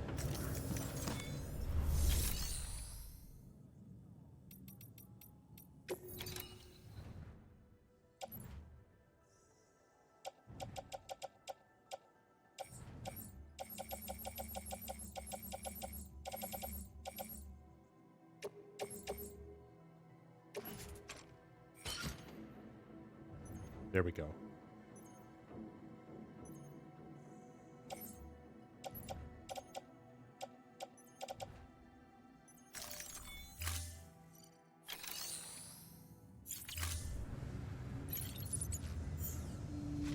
All right. I've got all their stuff. Got climbing anchors. Should be all I need.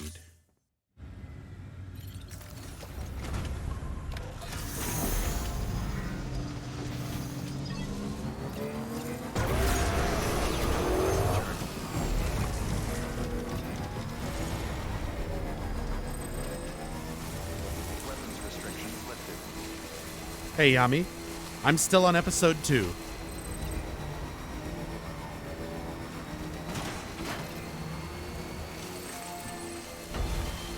Taking my sweet time. Doing a bunch of side deliveries and stuff before I go to Port Knot.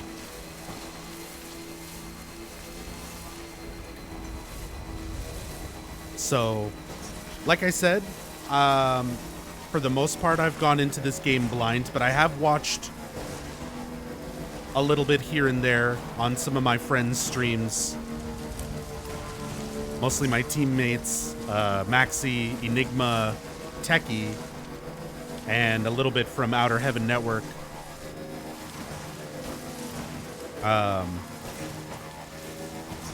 So one of the things that I kind of had spoiled, unfortunately, but, you know, it is what it is. When I was watching Techie's stream, I saw what happens at Port Knot City.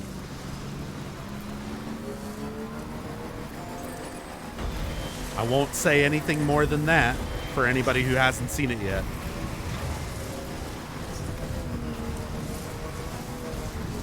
So I'm trying to do as much as I can before I go there.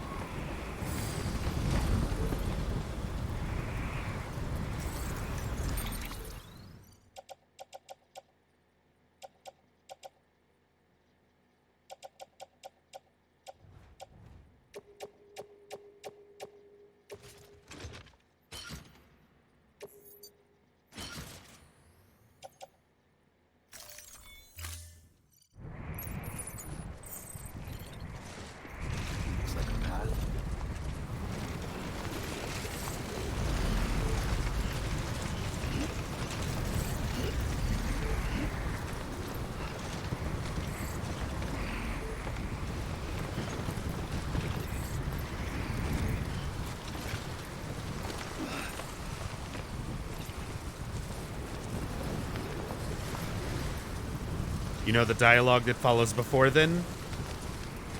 The game over dialogue? Yes.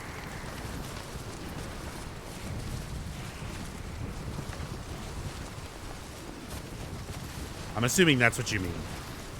As said, I don't want to go too much into it. We're just going to pretend like I don't know. It's one of the few major things that I kind of had spoiled for this game, unfortunately, but I at that point, I was watching streams because I was like, I don't care about spoilers. I don't even know how much I want this game yet. I was planning on just waiting and playing it next year after it came out on PC. And I saw Techie do the whole Lake Knot City stuff. And I was like, holy shit. I need this game.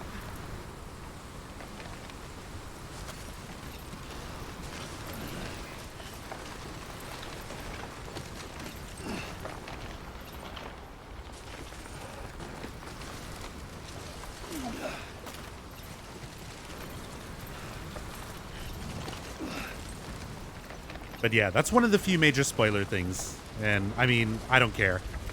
I'm excited to get to it, to be honest. But I also, because I know about that one little thing, I'm just trying to do as much as I can with these areas first before I move on.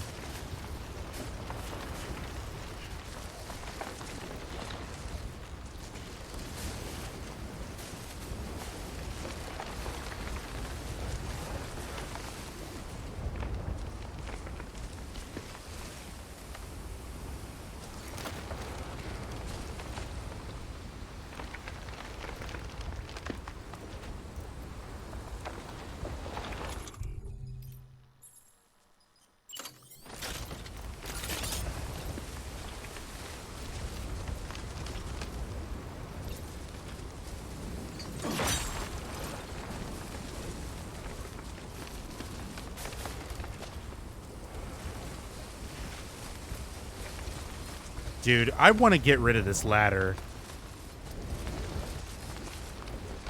Because if I bump it, I feel like it's going to cause me to drop shit. Because that's already happened last time I was here.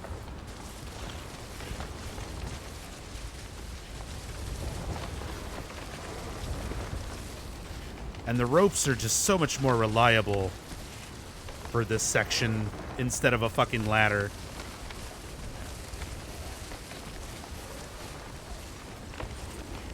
In fact, let me just do that now.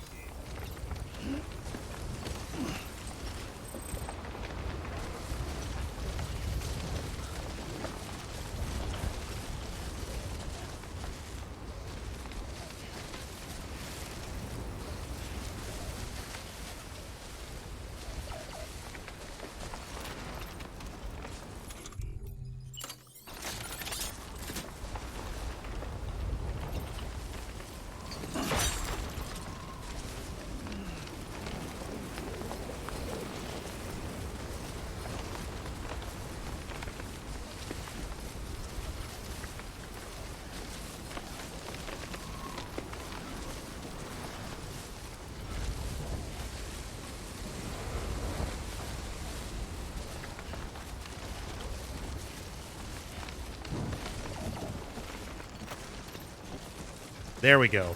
Now I've got a nice ropeway all the way through that section. And then from here, it's easy enough to walk. No trolley ladders necessary.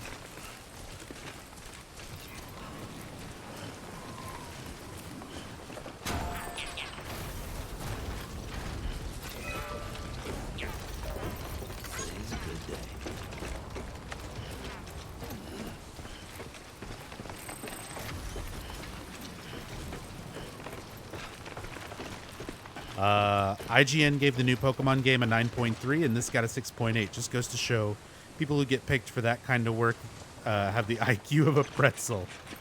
I mean, yeah, it's IGN. We've already been known that. We've already been known. It's IGN. It's not exactly the most reliable fucking game reviews out there. They're easily swayed by money, and many of the people who work and review and write for them are wildly incompetent.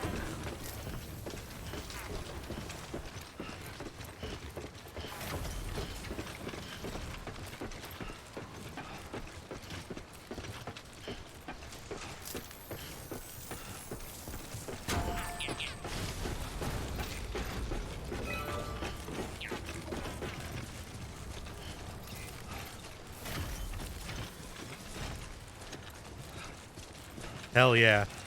The Watchtower is staying at that solid 69 likes. Pokemon is still fun, though? Oh, yeah. Not trying to knock Pokemon at all. I bet Pokemon is super good. Scanning Bridges ID. Verifying ID. Clear. All Pokemon's also a much more widely acceptable type of game, even for all the things that people have been complaining about with it. It's a much more widely acceptable game to a larger audience, a way larger audience than this is intended for.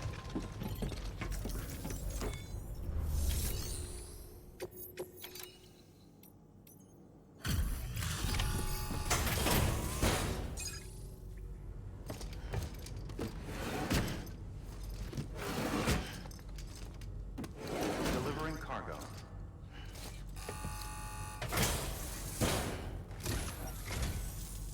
Always good to see you, Sam. Hard to believe one man can carry so much. Yeah, I'm pretty swole.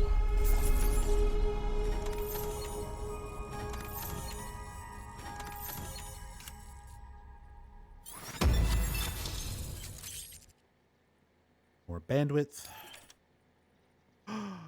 I can make my glasses ghost green.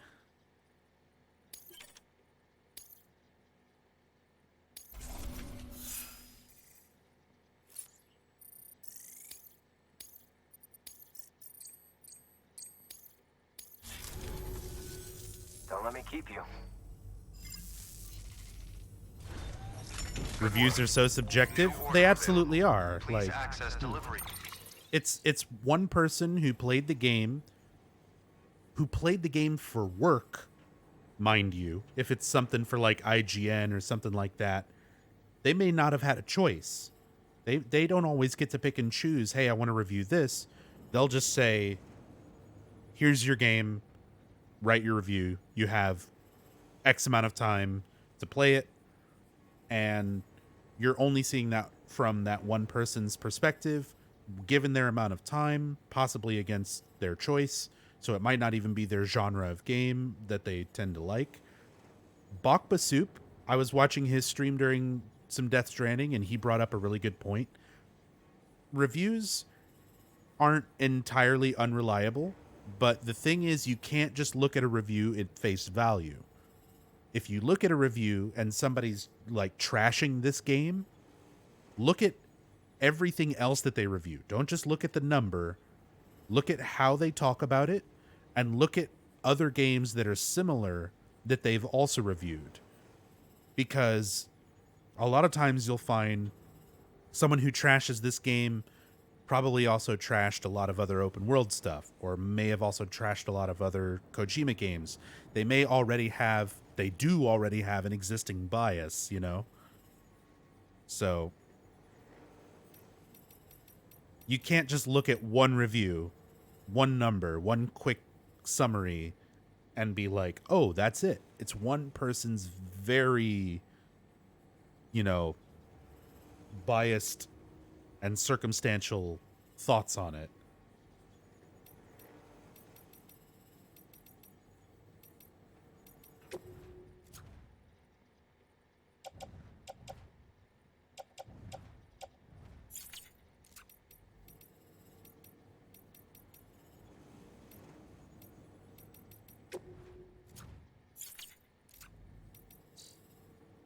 Terminal for further information.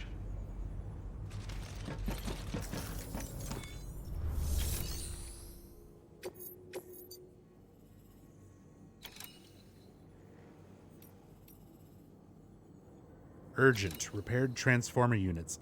132 kilograms.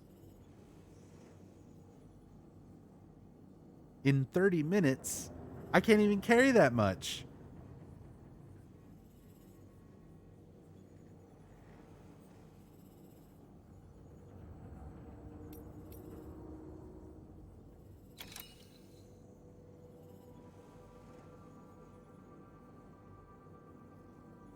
I gotta wait until I can carry more, or figure out how to get a bike down here.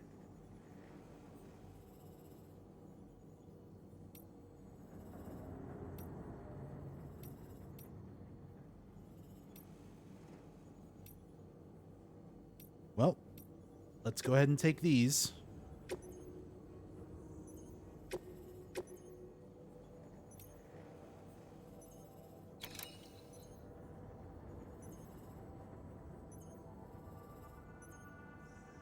Man, I would be overloaded, but I would technically still be able to walk.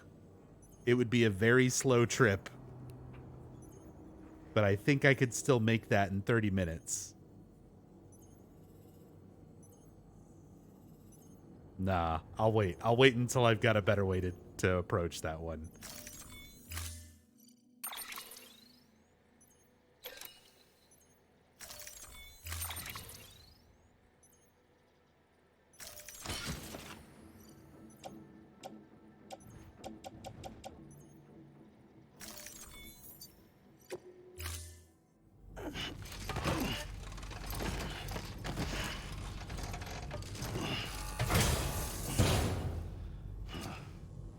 Order assigned.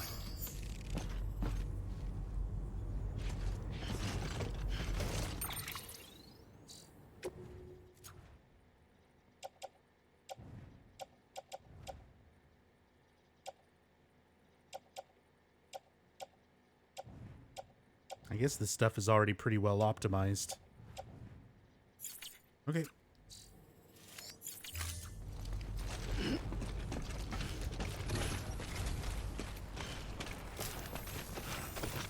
Don't let me keep you.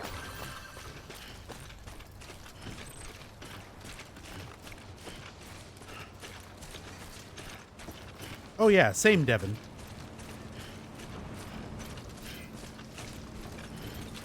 I fucking love this game. Restrictions lifted. Regardless of whatever reviewers and scores and things like that that are out there, I took the time to watch some streams, people who I trust, you know, their taste and opinions in games. Watching my friends, you know, watching Maxi, watching Bach, watching Outer Heaven Network, especially Three Dog, where I tend to agree with them on what makes a good game, what makes a bad game. You know, I trust their taste and stuff. We have similar tastes in games and things. So I took the time to watch and see how they were enjoying it and see enough of the game myself to be like, okay, this looks cool. I want it.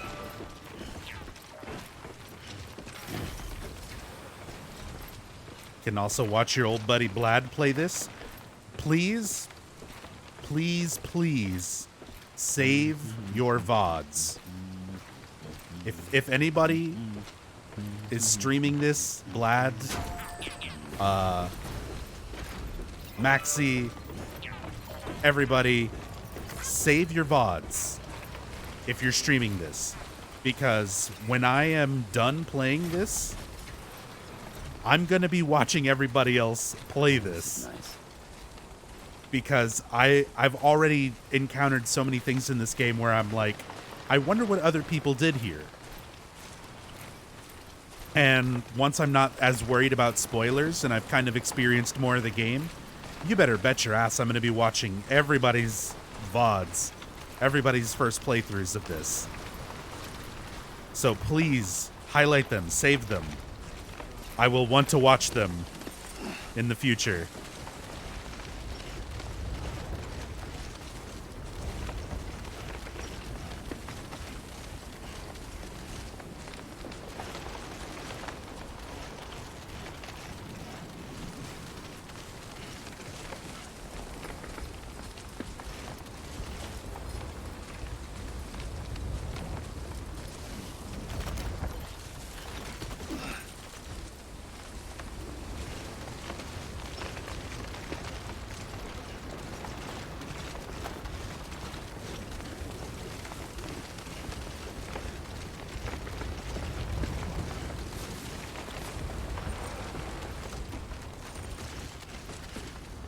Don't get too much into that, Jesse. I haven't really seen zip lines and stuff yet. I know they're in the game because of the signs and stuff in the messages you can leave for people. But I haven't really seen them, so let's not get too much into that yet.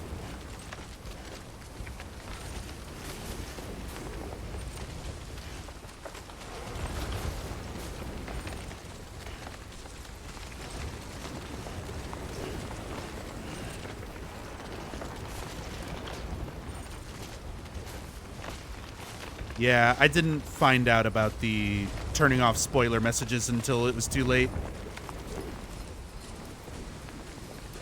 That's a weird thing to have off by default.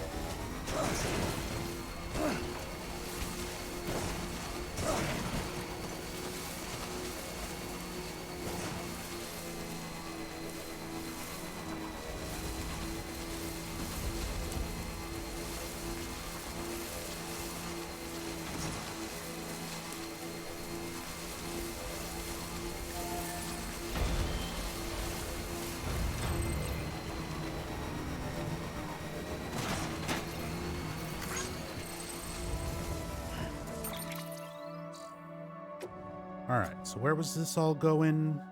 Way station, Capital Knot.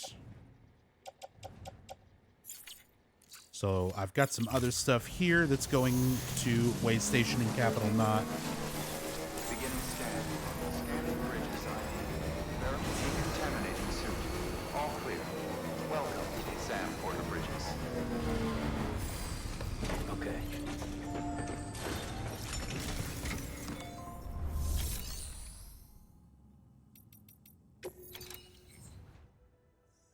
So this is going...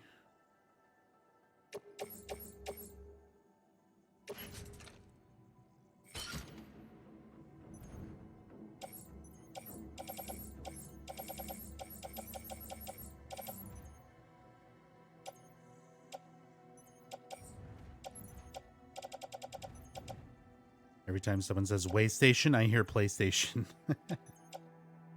Way Station.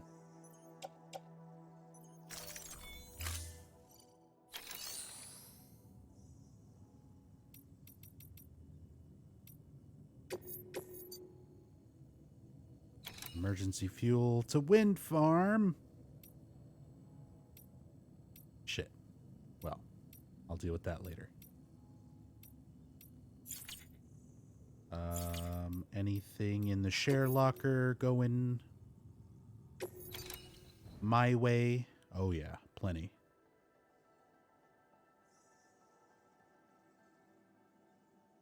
Capital Knot. Capital Knot.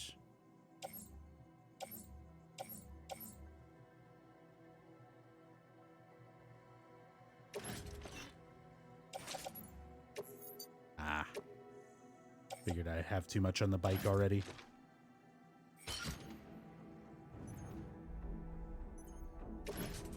Maybe this? Yeah, that'll fit.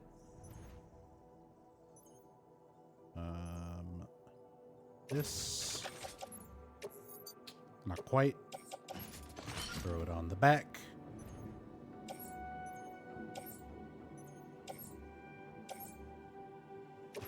Throw it on the back.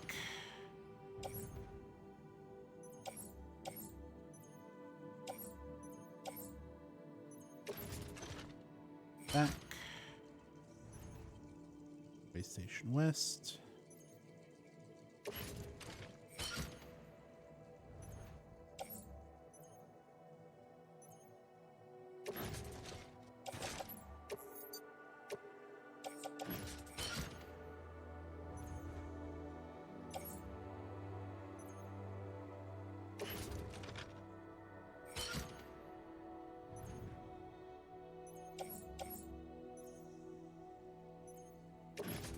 See, I know I can do this stuff like multiples at a time, but then I have to do math.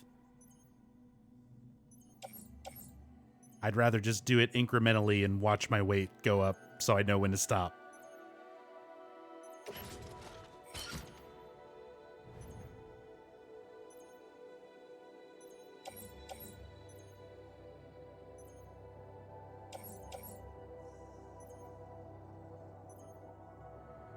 You're at yellow weight. Thank you, Crazy Jesse. I do have eyes. I can see. I know there's a lot of shit on these menus, so there are probably lots of people who overlook the information, but I know. That's what I'm looking at. I'm incrementally working my way up to about 110. And then we're going to head out. I want to get as much in one trip over to Way Station West.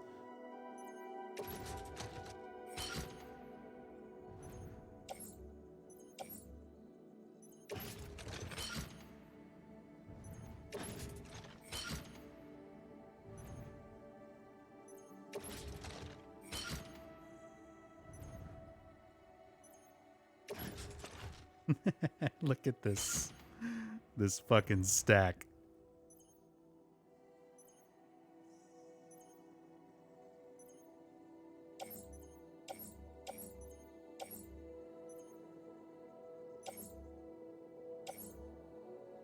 Okay, we're at 100.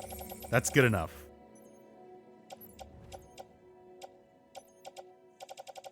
We got the bike loaded up. We've got Sam loaded up.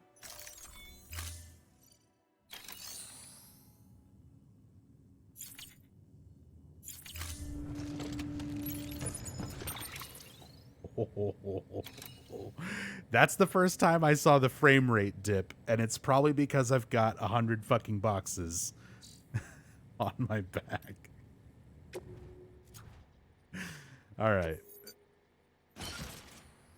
Slightly more optimized.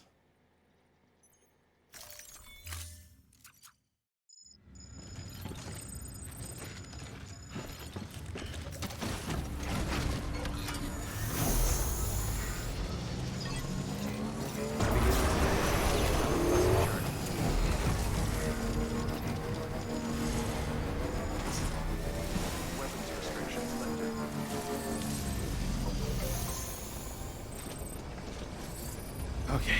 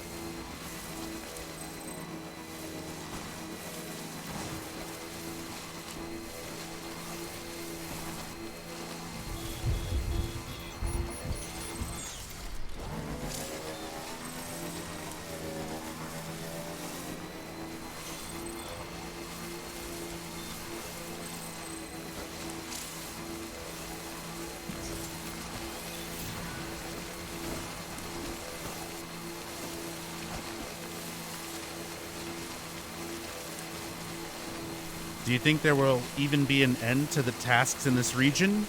Not as long as people are still playing this game online, no.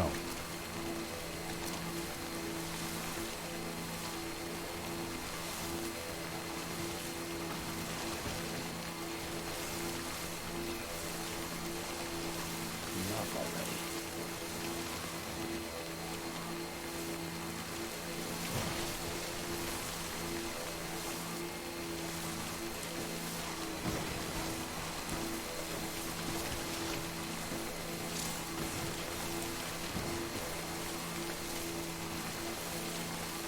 Yeah, Jesse, I'm on normal.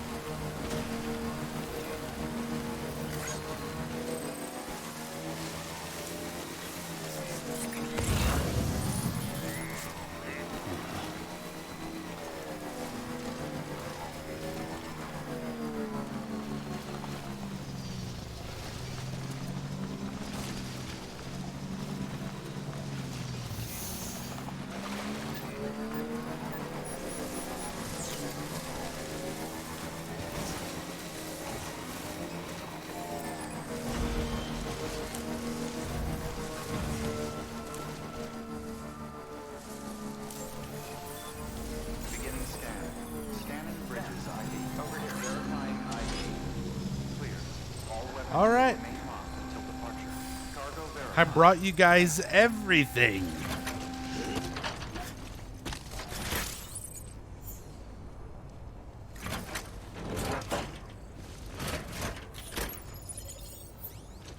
Almost everything.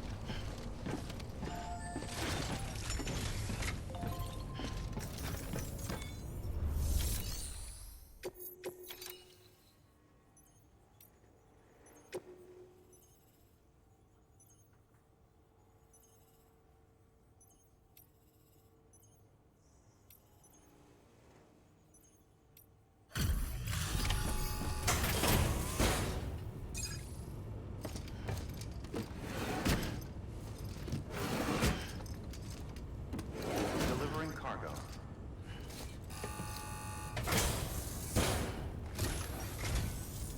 I'm so glad you're here.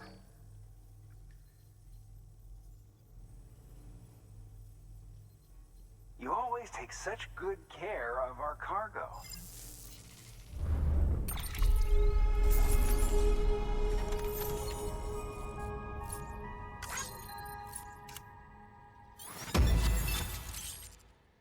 Read the mail from this guy? Oh, Jesse, I've read every single piece of text this game has given me so far.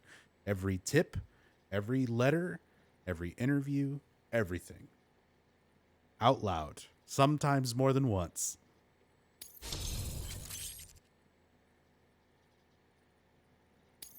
That's why I'm 17 hours into this game and still on chapter 2.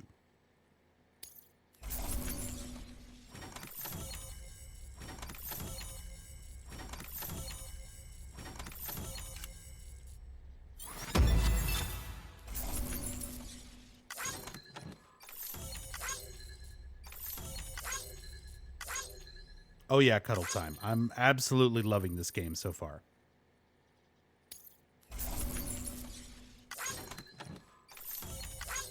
What are your thoughts on him? He's the creepiest guy. Reads like he's going to wear your face as a mask. He loves you that much. No, I think he's one of the people so far that we've encountered who's trying the hardest. He's literally making an effort against his own agoraphobia and everything that's been keeping him from wanting to leave the shelter of this way station because of chiral contamination. And he's making the effort to go out and try. I like this guy. He's trying. A lot more than a lot of the other people around here.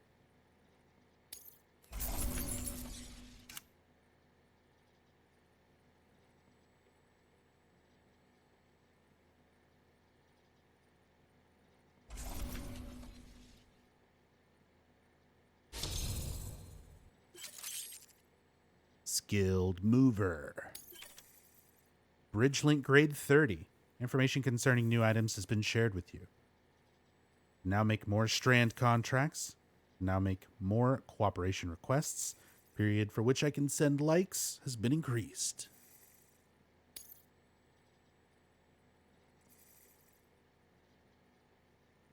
Condense that into a description for a command. Not yet. Not yet. Maybe once we hit like day 5 of Death Stranding, then I'll start getting annoyed and making a bunch of commands. For now, I'm fine. Especially, I would like to point out something.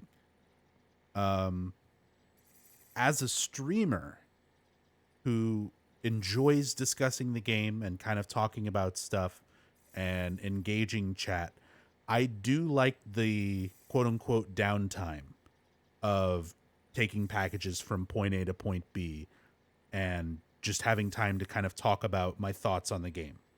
I like that. I imagine it's a very different experience when you're sitting alone, not online, not streaming, playing this game, you know, in your dark room with your headphones on, and you've got all these long moments in between stuff. But those are my moments to like read chat and catch up and talk with people and see other people's thoughts and let people know my thoughts. So it works out very well from the standpoint of someone playing the game and streaming it, at least for me.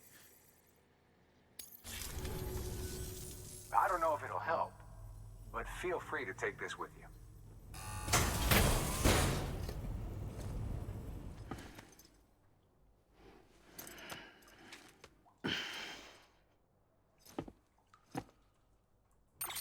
I got a star.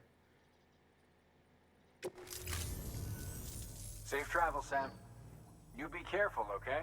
Got me a banana sticker. Good work. New order available.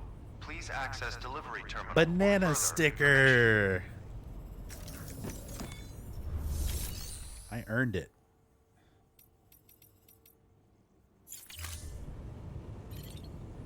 Wait.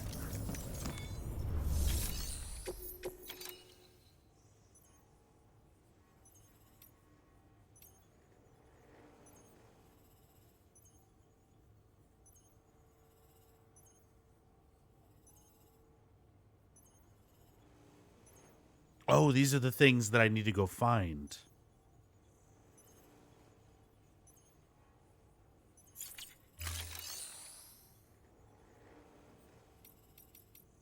Banana sticker. I wasn't looking at the stream. I got a star. I got a star sticker from George here. The banana sticker is a reference to Metalocalypse.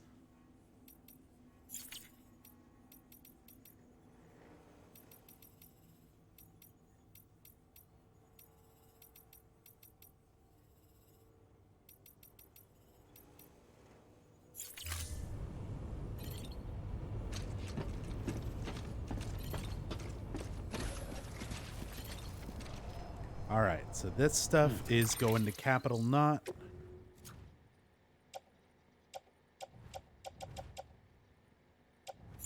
So let's grab some more things from here to take over there.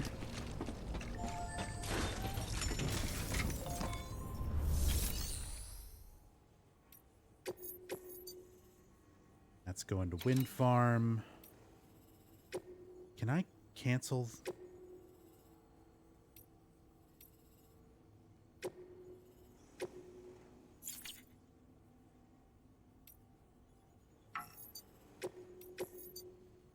This one.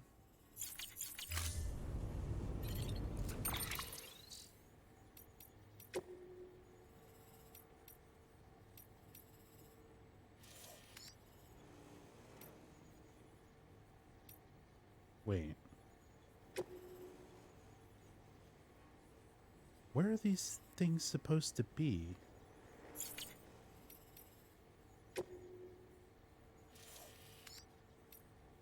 Over here?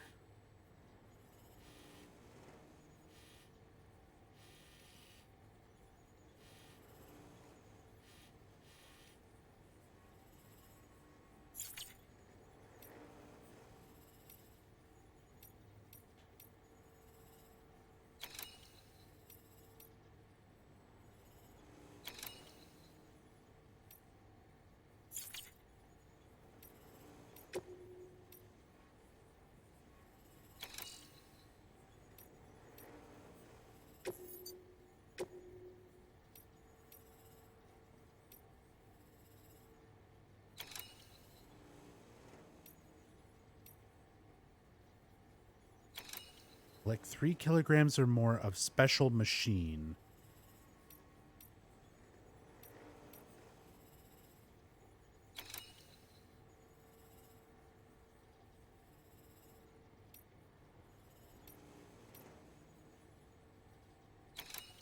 Hey, Melodina. Take a peek at Death Stranding, hoping I don't spoil too much of it by watching. There's so much to this game. Like, I don't think, for the most part, even if you wanted to, even if you saw some of the cutscenes, yeah, it might spoil a little bit. But I've watched a few hours worth of this between a few different streams, and it did spoil a couple things, but for the most part, like, there's still so much to this game. And I'm not doing major story stuff right now. I'm doing lots of optional side things.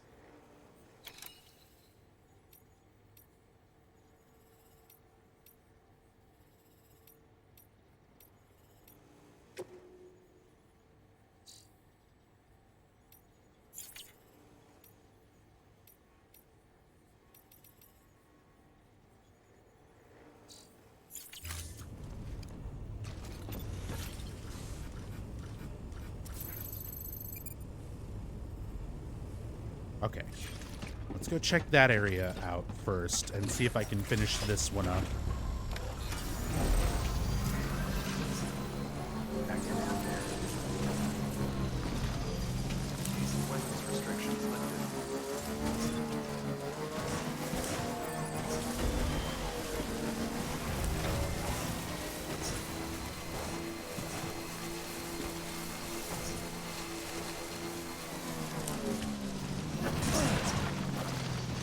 Fine.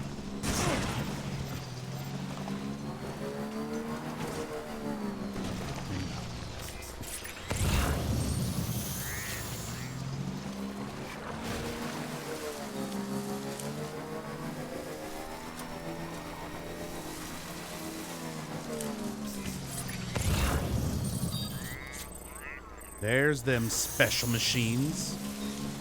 Fucking everywhere. Alright. Well, let's start picking stuff up.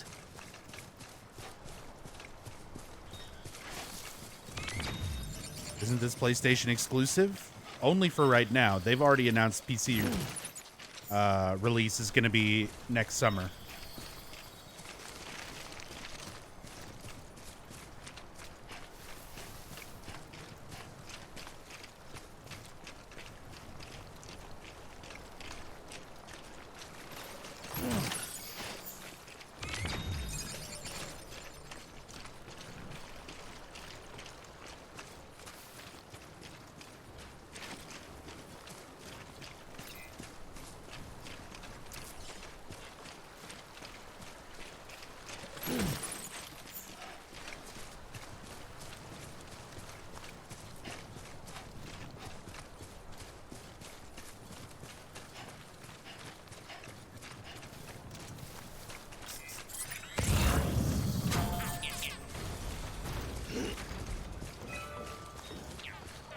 Why is this stuff all floating away?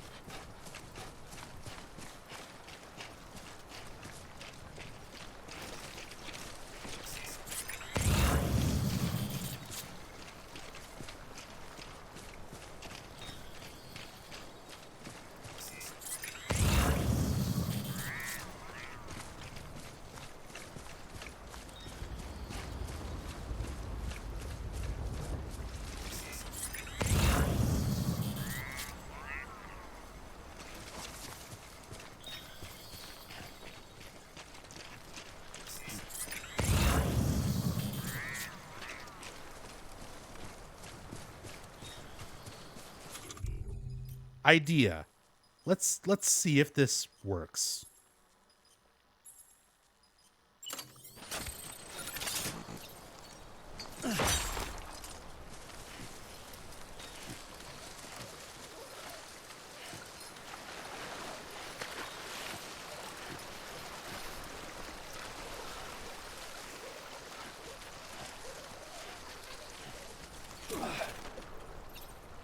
Will the rope stop shit?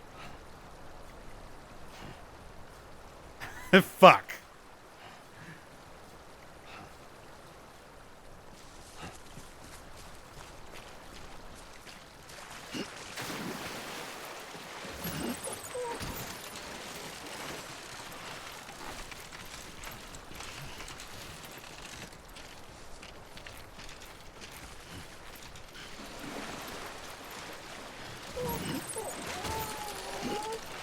I know, BB. I know it sucks. Oh, no. No, no, no. Okay. All right.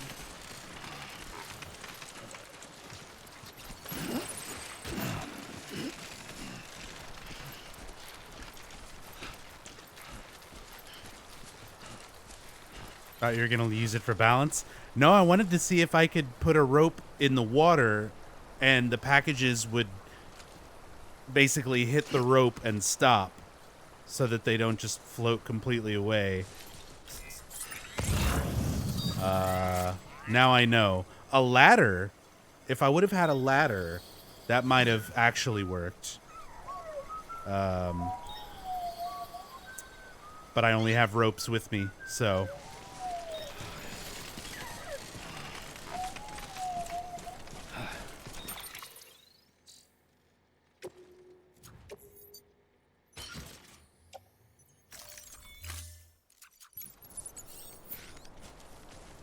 Okay, how much do I need for this order? Do I have enough to complete it now?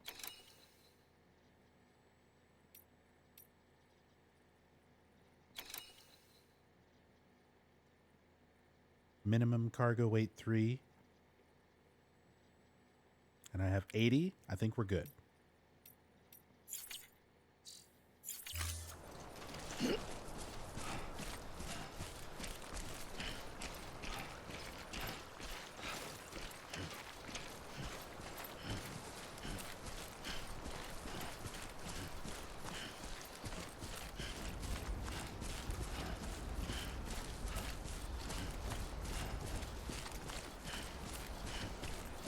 More interested in speedrunning it?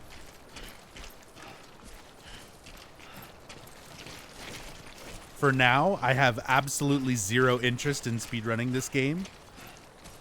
But if runs and stuff seem interesting enough, I may eventually do the same.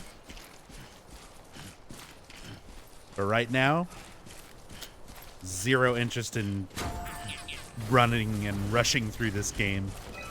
Replaying it, yeah, for sure. Playing a lot of it and replaying a lot of it, for sure. But I don't know about speedrun. Not yet.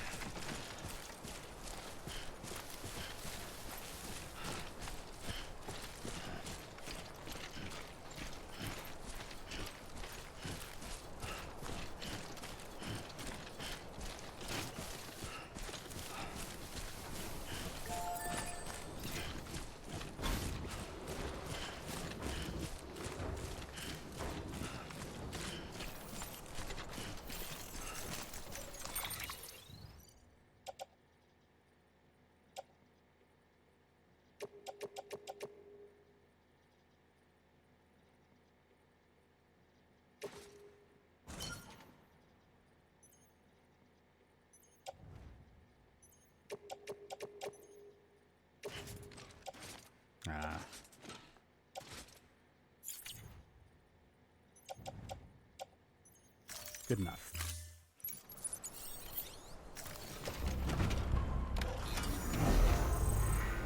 Right on.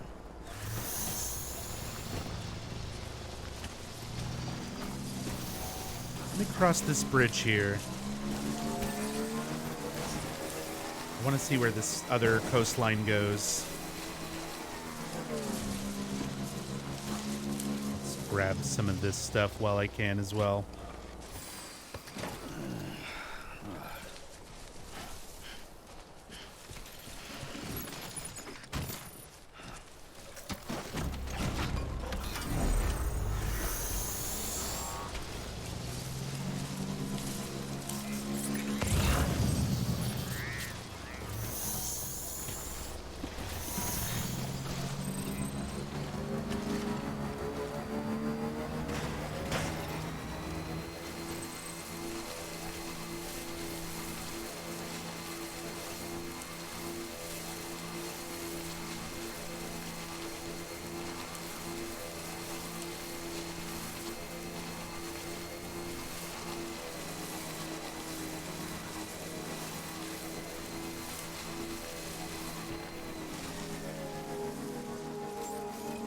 Beginning scan.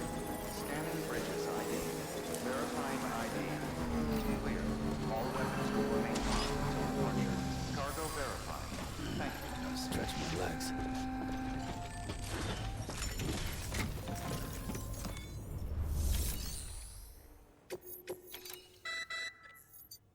You may select partial delivery to submit required cargo currently in your possession and return with the remainder when convenient. Once the cargo submitted meets or exceeds requirements, you may designate the order complete at any time.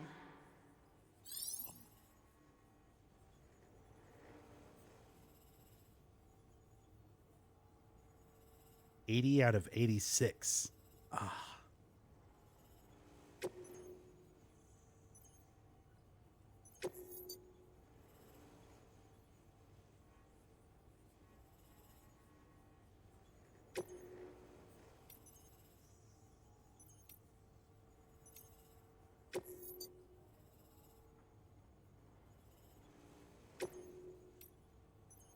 Okay, it's still enough to complete, though.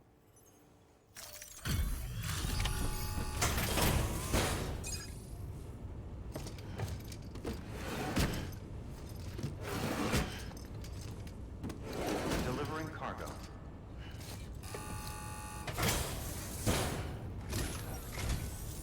Thank you, Sam. Oh, this is plenty. Excellent. Very good.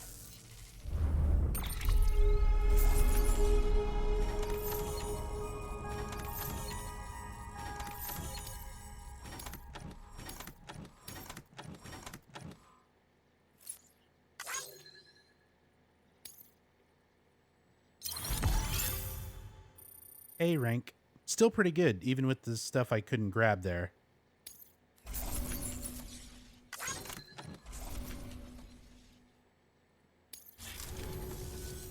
Safe travel, Sam. You be careful, okay? Good work. New order available. Please access delivery terminal for further information. So the rest of that's going to Capital Knot. We got some mail. Nick Easton, Capital Knot City. To the man who delivers, I'm sorry. Sam, first off, sorry for calling you a newbie last time. You're Sam Bridges, a freaking living legend. And there I was, talking to you like this was your first day on the job. Yeah, I even called him out on that when he said that. Deadman was none too happy about me treating you like this was your first rodeo. Deadman? Why is Deadman backing me up on that? Man, do I feel like a dumbass. If you're the one helping us expand the network from coast to coast, we're in safe hands for sure. Guess the day America rises from the ashes might not be so far off after all. So you were a member of Bridges before you were a porter, and now you're back in the shit after what, 10 years? Suppose that means you outrank me, though I reckon you're not the type to care about all that. Out of curiosity, have you been using your private room to kick back and relax while listening to some music? The director asked us to hook you up with some tracks from Low Roar. Said there's no better way to unwind after a hard day. I checked them out myself, and I have to say he knows what he's talking about. Really got the juices flowing. Oxytocin, too. Oh, yeah. Low Roar has got my oxytocin flowing. My favorite's a track called Pop Virus. Pop Virus isn't Low Roar. That's the Japanese song. That's a good song, though. And I think you might like it, too. Apparently, it's about a virus that destroys everything people think they know about music, allowing something completely new to be created in its place. Kind of like what you're doing with America, right? Taking a busted foundation and rebuilding it to make something better in the long run. Give it a listen when you have a chance. I love that. I love them acknowledging the music. Low Roar and everything exists in this world. I love it.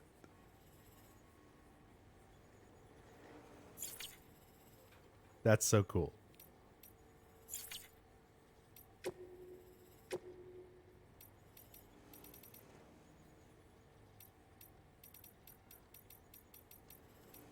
Shit.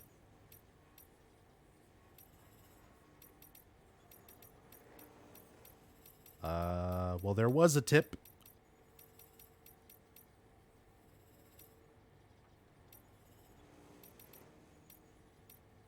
Ah, this was it. Partial delivery. Okay, that's fine. We read that.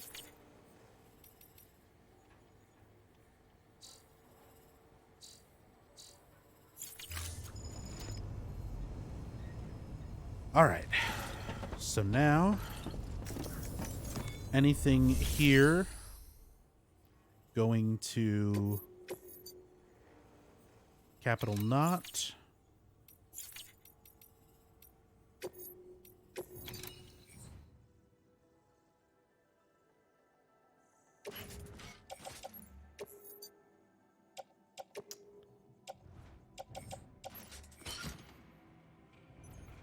Let's take some of these big ones.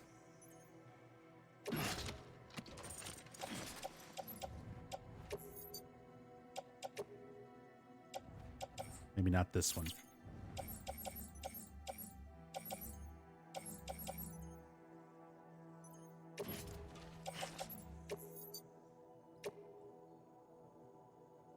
Can I really not load? Oh well. Throw it on the back. Capital Knot, throw it on the back. Capital Knot, throw it on the back. Let's take some of these smaller ones. Capital Knot. Can I put this on the bike? Hell yeah. Capital Knot. How about this? Not quite.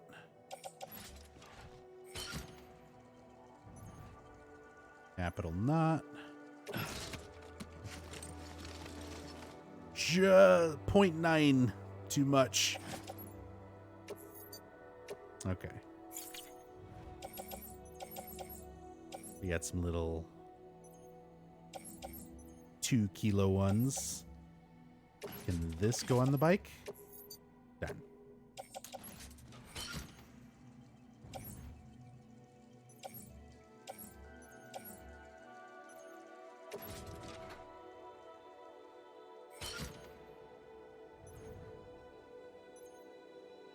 All right, that's good enough. Got a lot of shit going to Capital Knot.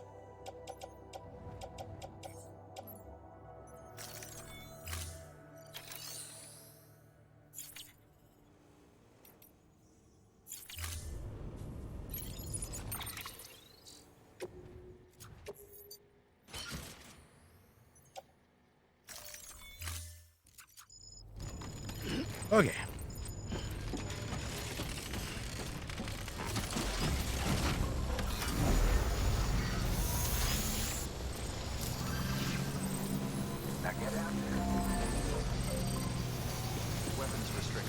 Totally didn't read any messages during your playthrough, to be honest. Just couldn't be bothered, but I think I'm going to go back and read them all in a long session one day. Oh, yeah. You're not alone on that. Almost everybody I watched streaming this was skipping over all of the notes, or at least most of them. And that's why I wanted to make a point of, like, for my playthrough, I'm reading everything. If the game gives me something to read, even if it's a tip, you know, a basic information, I'm reading it.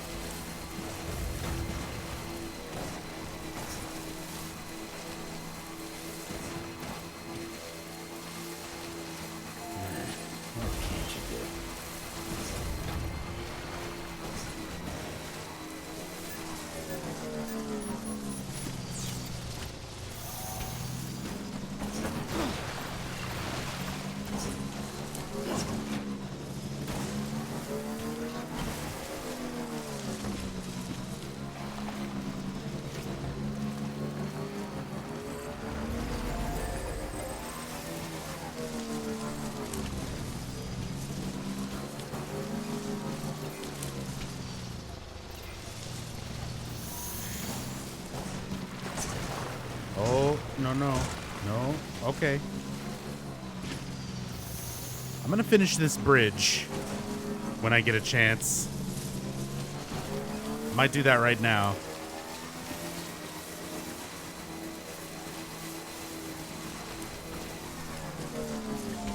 In fact, let me check what it needs.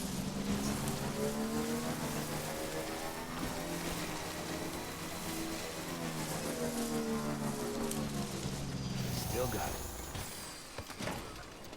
Okay, 0 out of 800. So it needs all 800.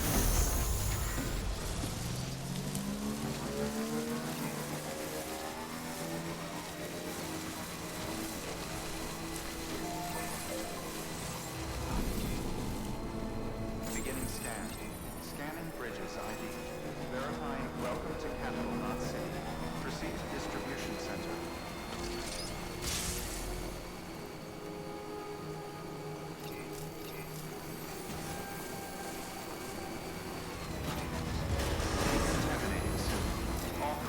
That is correct, Omega Lurker. Keep on keeping on.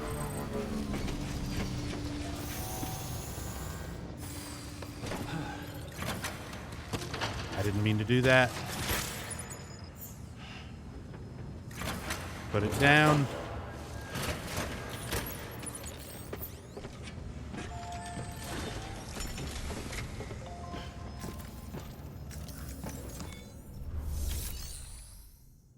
Do you have the option to not deliver something and use it for your own purposes? Sometimes. It depends on what the cargo is.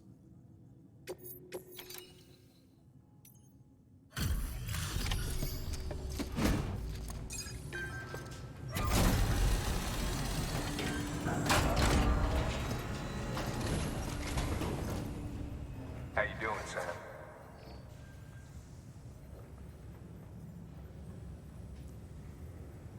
Cargo's in perfect condition.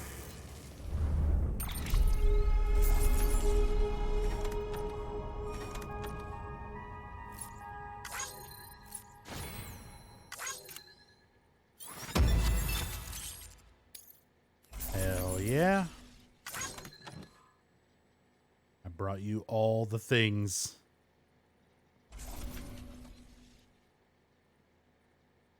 $109. 17 and a half hours in. Quarter grade 109. See you soon, brother. Good work. New order available. Please access delivery terminal for further information. All right. Let's take this stuff.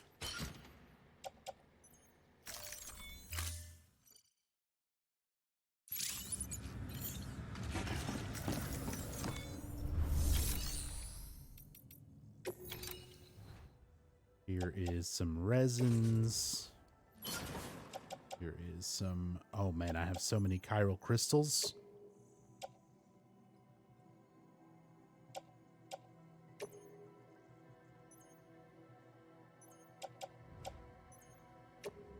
There you go.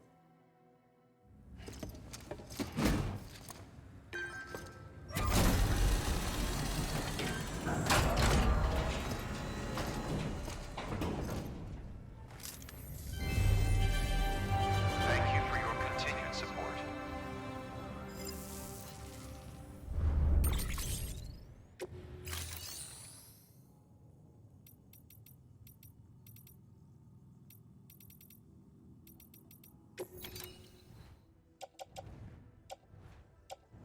So we're maxed out on chiral crystals here.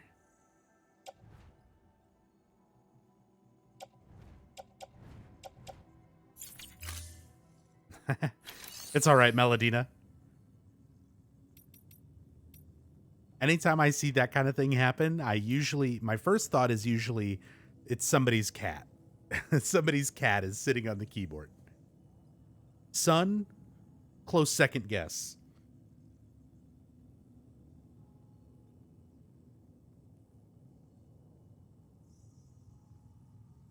All right.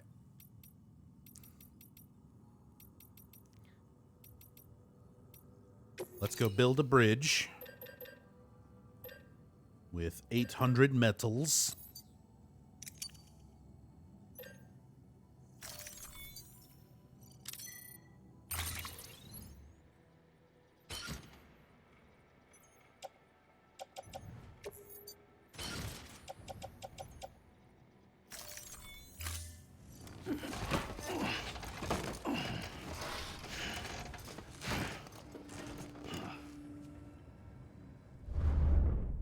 Shit. Balancing over a wooden plank. I'm so happy that, like, it's not something stupid like that whenever you, like, balance across a ladder or something. Have a pleasant journey.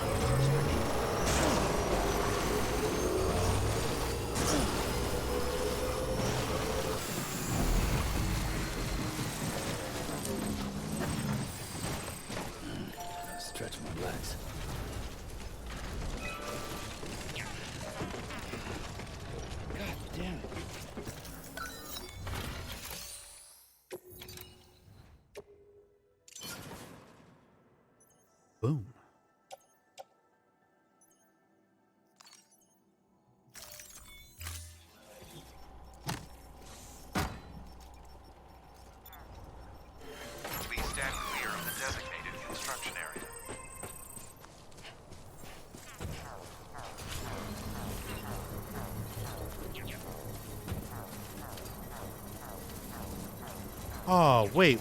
This bridge sucks.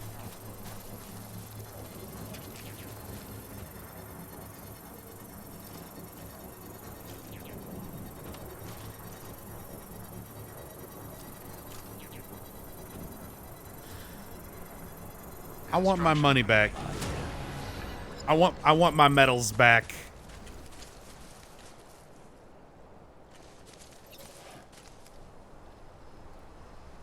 I thought it was actually set up to go the whole fucking way across.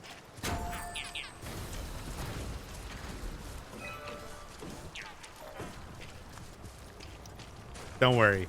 Don't worry. I have a solution.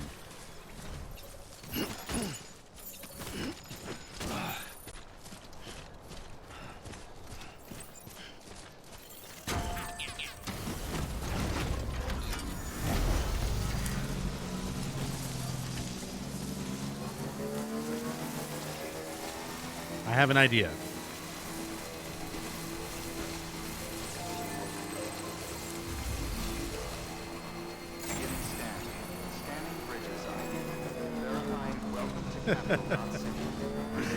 Hey, Dolphin Chemist. I probably should have paid attention to where the other end of the bridge. I just assumed that they made it, you know, cross the water.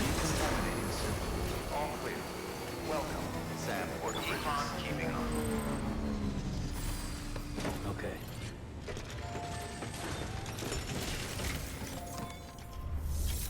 And Polyhedral Dice, thank you so much for the sub. Very much appreciate the support. Thank you, thank you.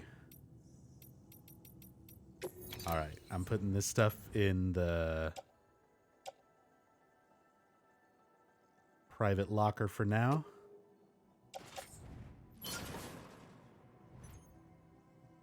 Put this. Put these climbing anchors away.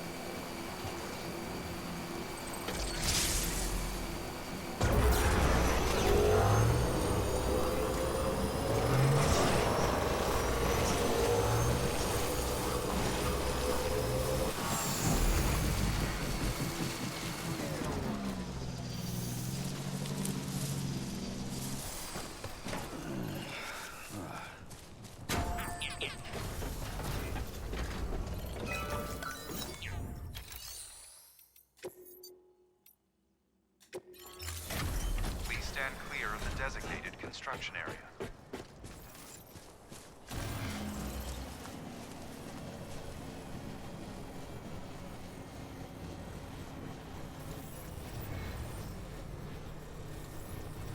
Structure dismantled.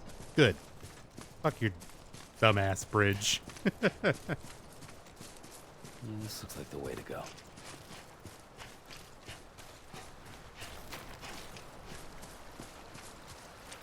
In fact, I'm also going to get rid of this.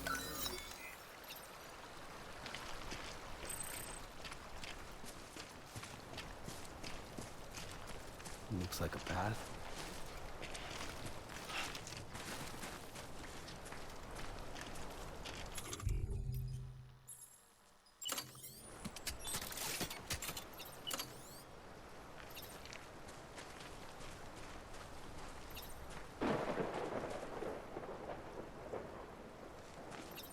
Let's make it go this way. Towards the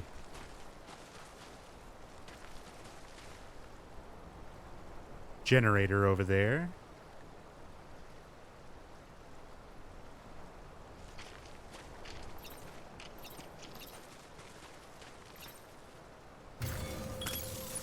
Okay.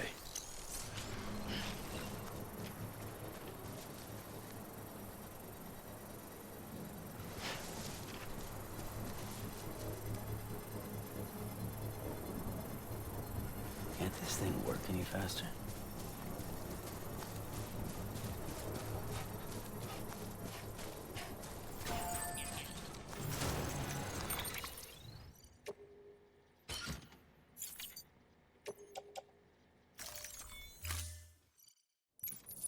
Other players used any of your structures yet? I've been seeing it pop up on the left that I'm getting likes from certain things.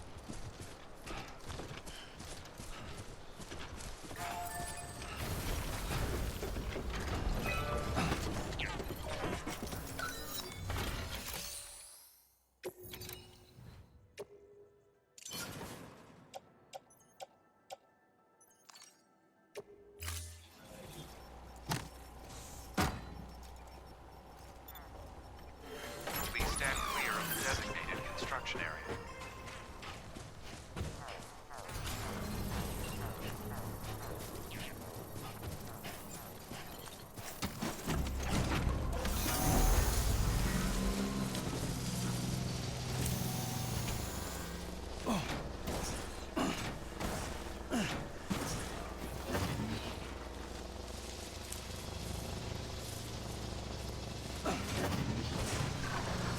Construction complete.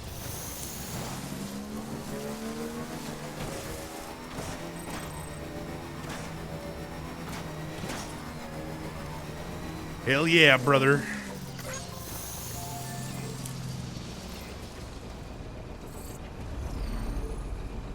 Actual useful bridge.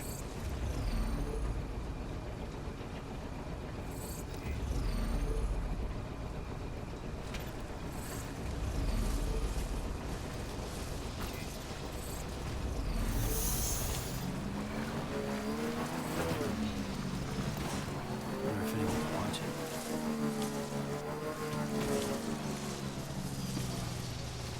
Eventually, I think I'll build just a whole pathway of bridges right here, because that's much more direct, since I just tend to go from here to there to get around the mountain and over to Way Station West.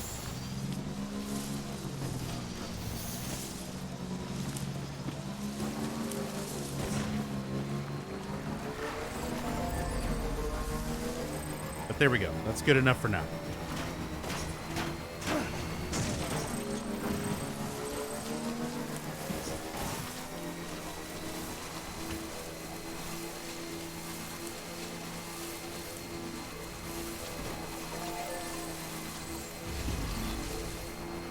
Beginning scan.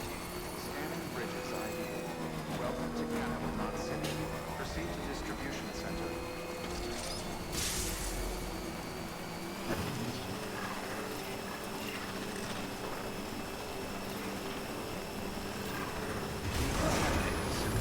All clear. Welcome, Sam Port Bridges. All right. Let's rest in the room. And I think I'm going to go ahead and take the stuff to Lake Knot after this.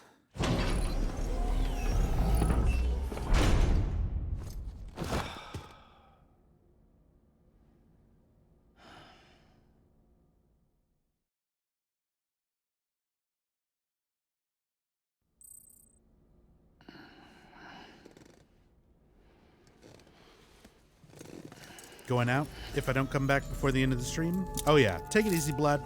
Have a good time. Sam. Thank you again for all your help and everything, all your help and support today. Don't you tell me no, Norman. All right, let's see what we got.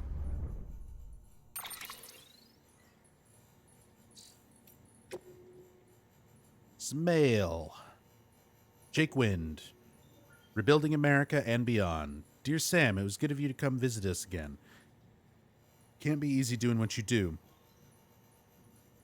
Excuse me. On the body or the mind. Guess that's what makes you a legend, huh? Well, whoever came up with the idea of sending comms via the beach is a legend too, as far as I'm concerned.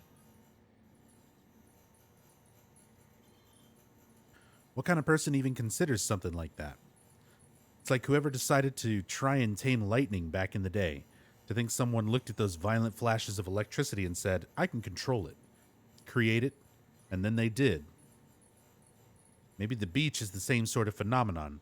Something we can't get our heads around right now, but once we do, once we learn to harness its power, it'll lead to a revolution that changes everything. Imagine if we could not only rebuild America, but make a better world than the one that came before. That's the idea, bud. George Baston, Where Roads Lead. Thanks for stopping by again, Sam. When I was performing maintenance on the buildings the other day, I saw some footprints you'd left behind.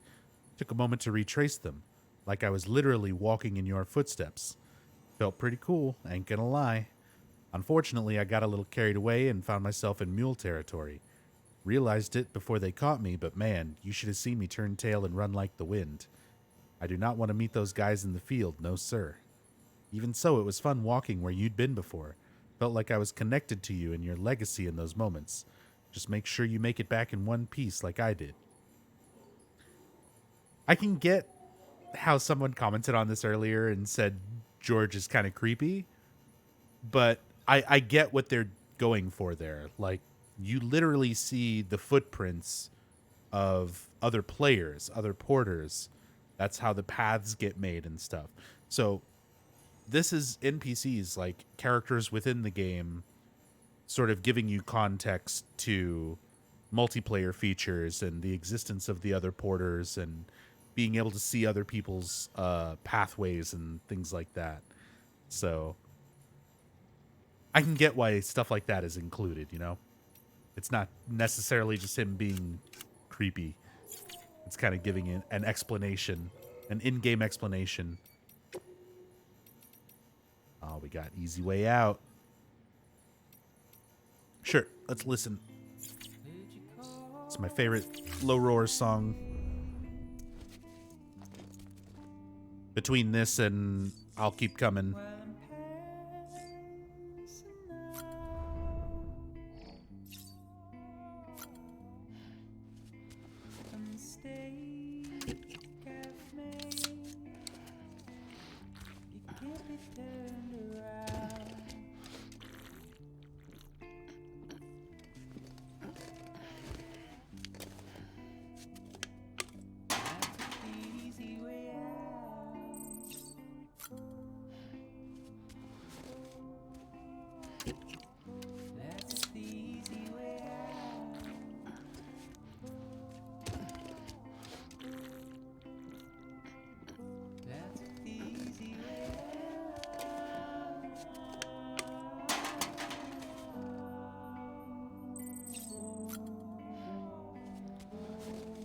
I'm about to make a long trip.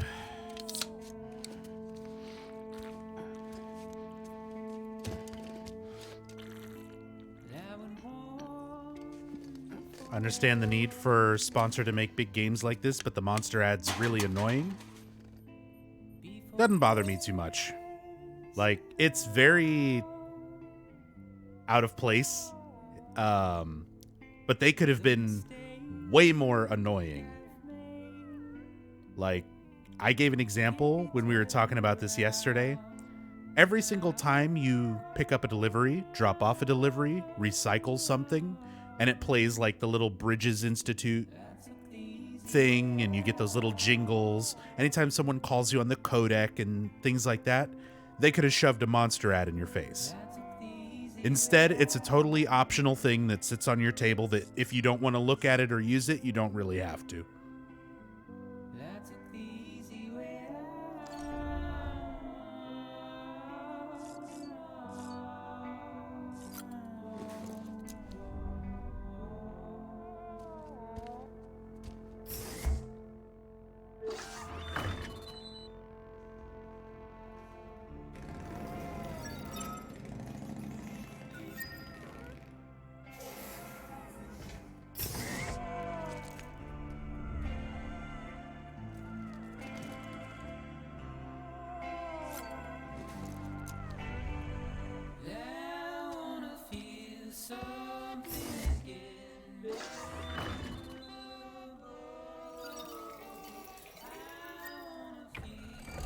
EX grenade number 1.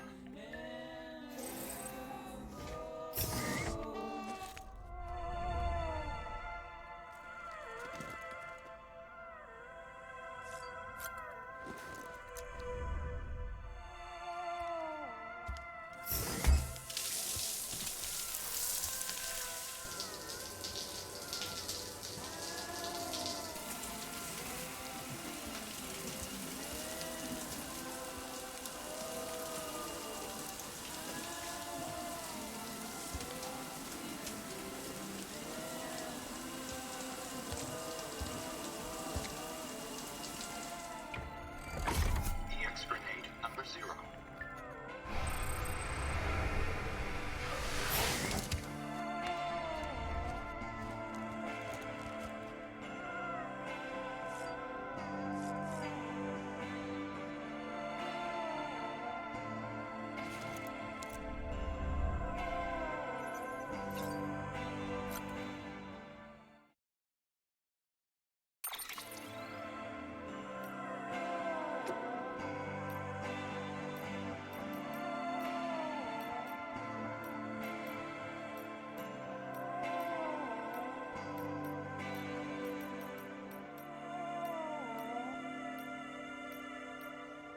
I thought I had a new color.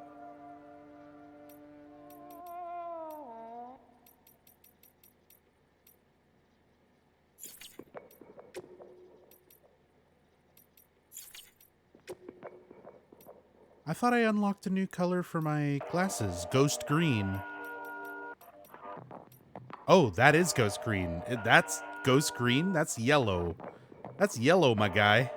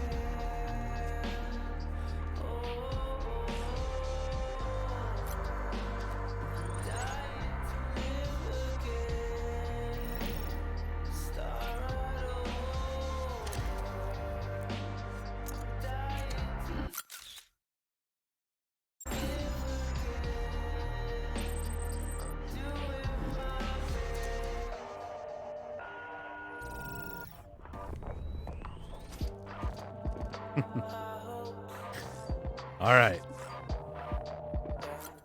Let's go.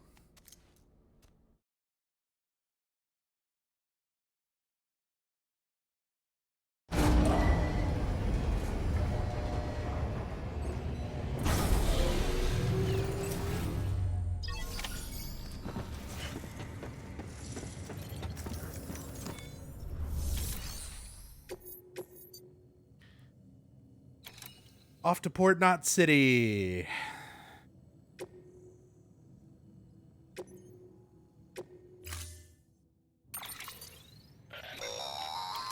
That's a transfusion bag containing blood drawn from you. While equipped, it'll gradually replenish yours. Blood bag. A bag filled with Sam's blood. Equipping it will restore Sam's blood levels over time by means of continuous transfusion via the cufflinks.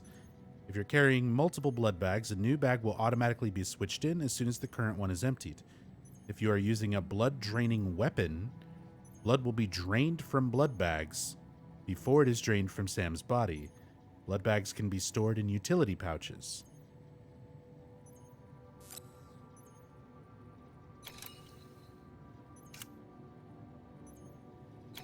Cool. Sam, this is our first attempt at developing an anti-BT weapon. I had to work fast with what we had, so they're basically modified hand grenades. At least, that's how they're meant to function. They've never actually been tested in the field. Who knows? You might be the first person to kill a BT. And wouldn't that be something? But, even if they do work, don't forget that they're fueled by your blood. Use too much, and you'll give yourself anemia.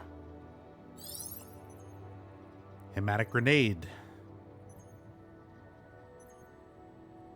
While aiming, Sam's blood will be...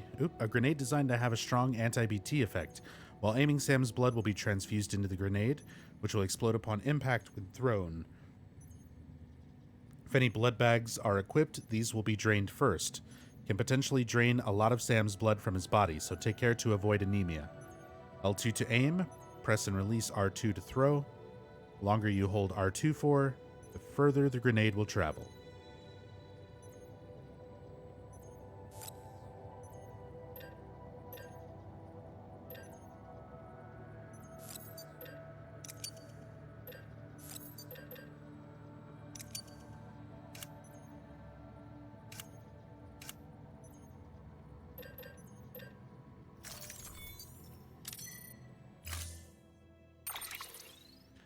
Blood bombs.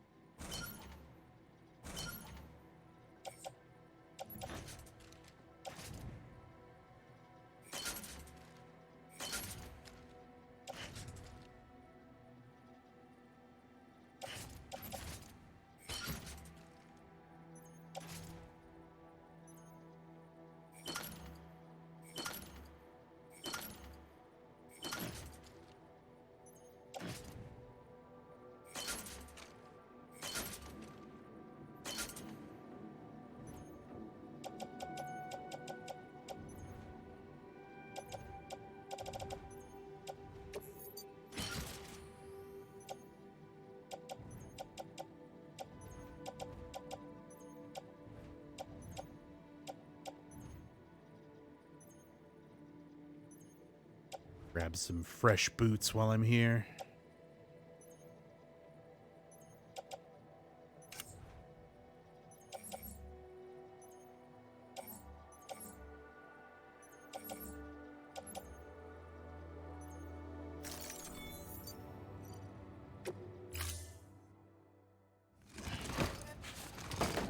Would this kind of be considered as an RPG? It has RPG elements. But we were talking about that earlier, Salamira. Kojima said that he wanted to make a new genre. I don't think this game is a new genre, but I think it is a very unique blend of lots of elements from lots of genres. There's good horror elements to it. There are good RPG elements to it. There are good action elements to it. There are good open world elements to it. There are good survival elements to it. There are good crafting elements to it. So it's a very interesting, unique blend of a lot of different genres, including RPG.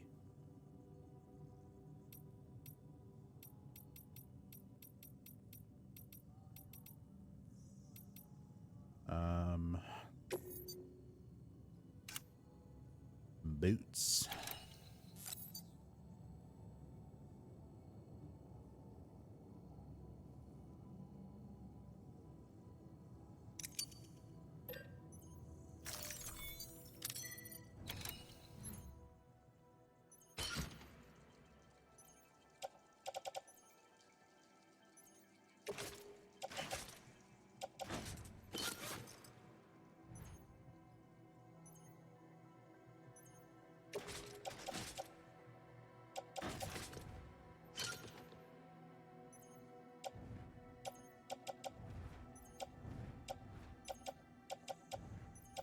All right.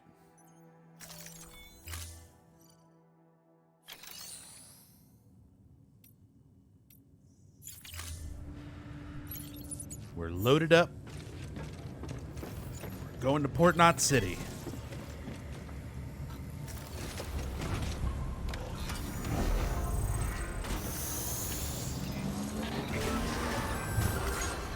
Sam, up for performing an experiment with hematic grenades? Might be worth taking a look.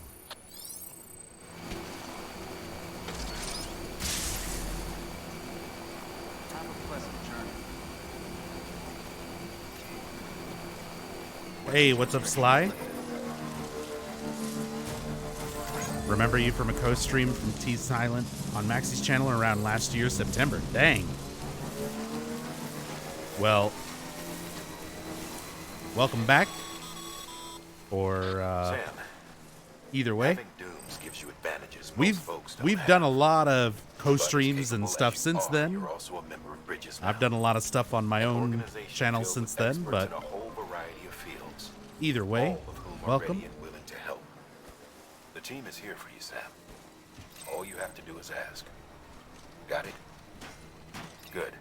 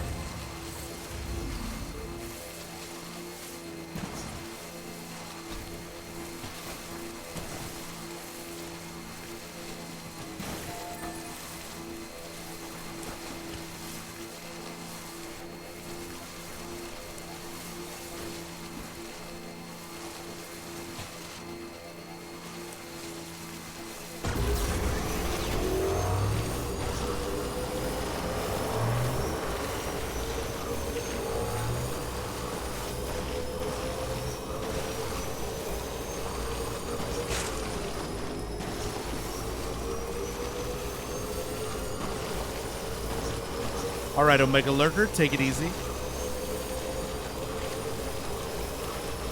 Have a good one.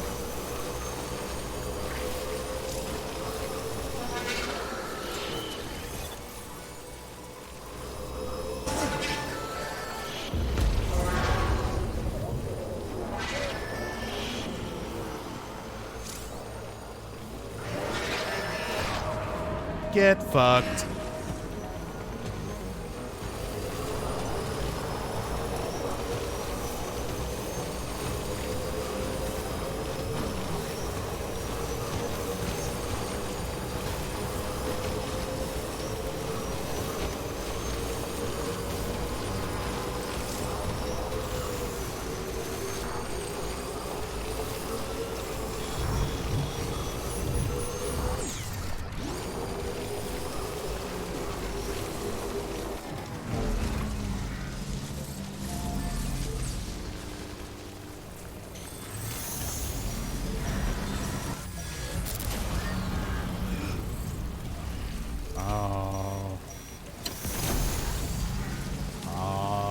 I don't want BTs.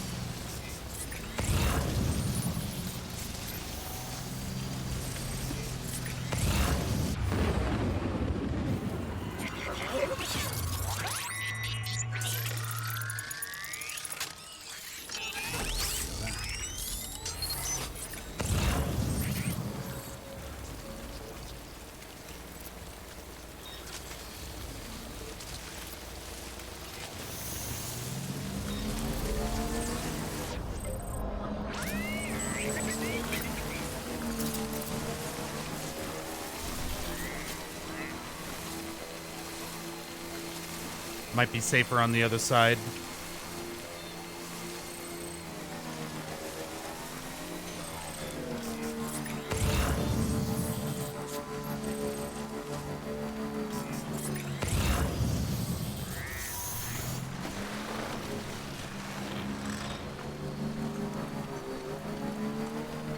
Forgot if you streamed until the other day when Maxi ended stream and I was looking for someone playing Death Stranding. Yeah, I mean, everybody in Team Silent, we all stream. We all have our own solo channels. Like, I'm probably the least regular streamer out of all of us. But I've been trying to get back to streaming a lot more often, as much as I can anyway.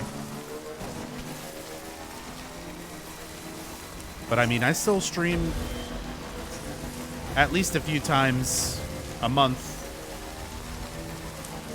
And lately I've been streaming, you know, a couple times a week again.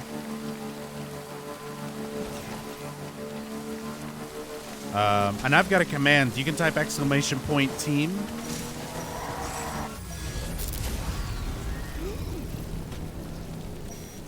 If you're not already following everybody on the team's solo channels. We're pretty much like all playing Death Stranding right now. Well, Maxie just finished it, but I know Enigma's going through it. Techie's going through it.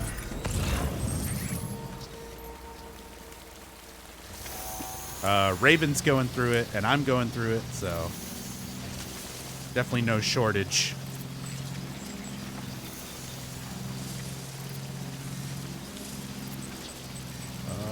I don't like this, man. No.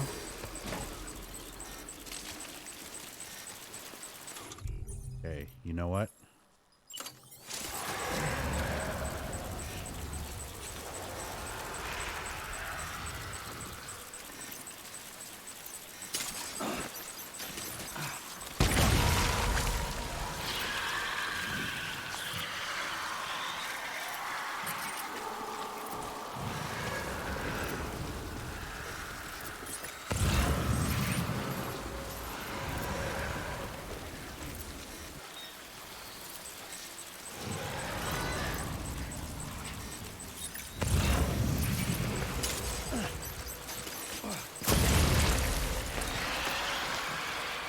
Blood bombs are fucking dope.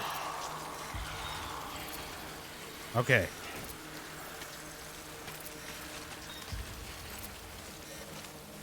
I'll do that.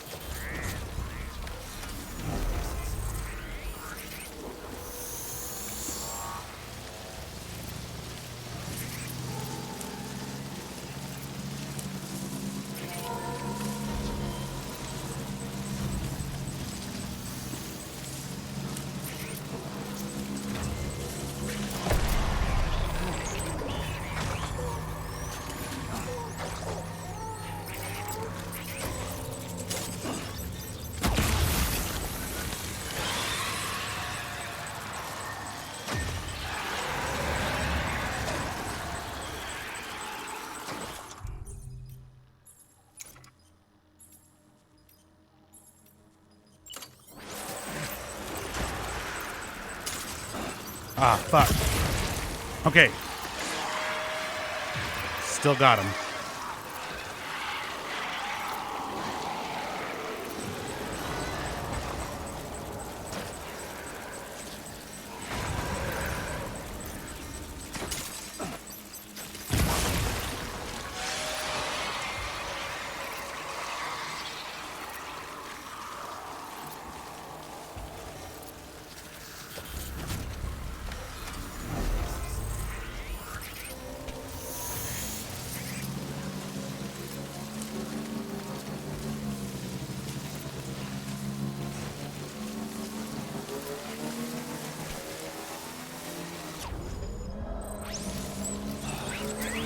Oh, hell yeah.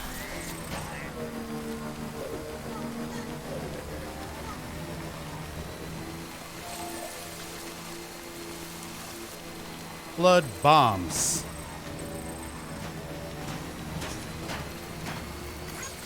Dude, I can actually deal with these motherfuckers.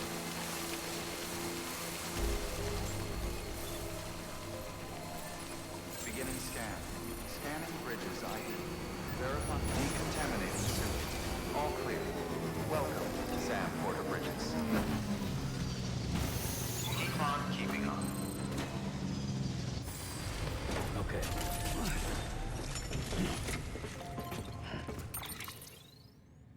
Salamira, thank you so much, by the way, for gifting a sub to Sly. Hell yeah. Thank you so much for the support. Yo, this game is trash? Then what are you doing here? You're the only time you've ever been in my channel and the only thing you've ever said is to come in and say that you don't like a game? Go watch Fortnite then, you fucking stoner. Whatever you want to watch. It's Twitch. No one made you be here. Get out of here. Hold L2, then R2. Yeah, nobody asked, Sigma. I don't want any tips, even if it's mechanic things. That's for me to discover or not discover. That'll all, you know, work itself out. But please, no advice, no tips, no help, no suggestions, no spoilers, no explaining of anything, even basic mechanics.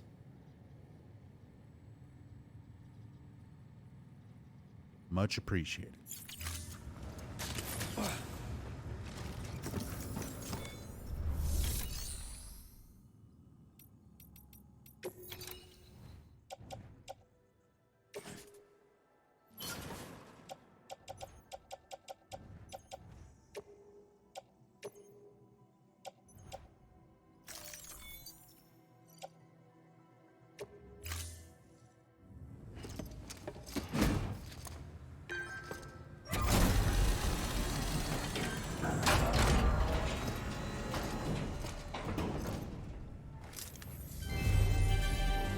Thank you for your continued support.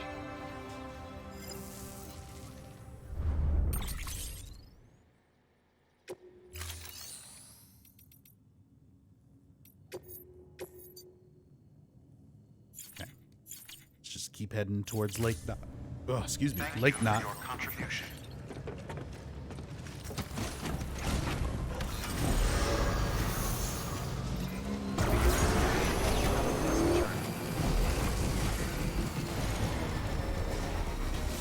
Weapons restrictions lifted. Sam, it's Hartman. Your friend and fellow doom sufferer. Our affliction, such as it is, began with the beach, or rather, our discovery of it. Once, the question of life after death was answered only by religion and philosophy. But when we learned of the beach's existence, death became something more tangible, knowable. The living soon walked the shores of the afterlife, while dead things, beached things, began to find their way back. And then came dooms, and with it a host of theories advanced by physicians and psychologists desperate to explain the world's newest mystery.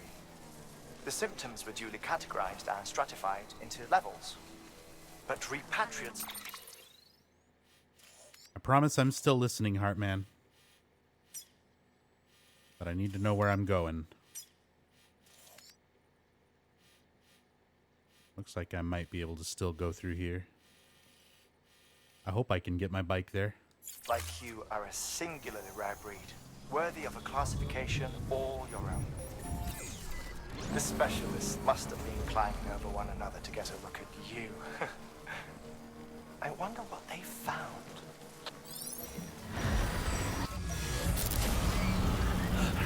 Oh my god, so many BTs.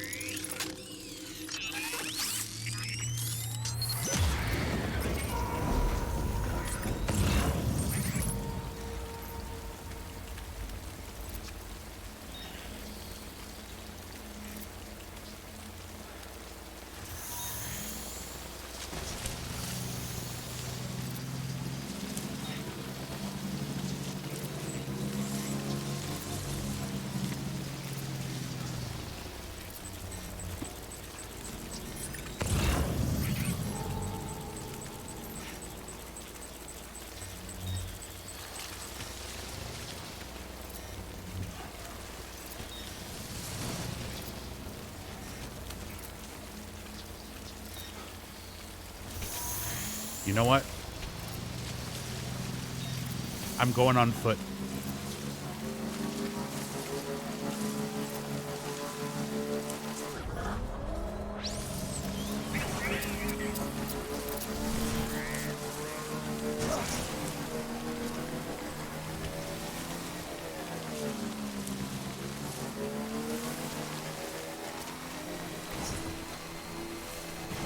Because I get the feeling I'm going to have to deal with a lot of that on the way over there. Deadman even said in the call earlier, there's going to be more BTs the further I go. The further west. So I'm just going to load everything on my back. Leave my bike here.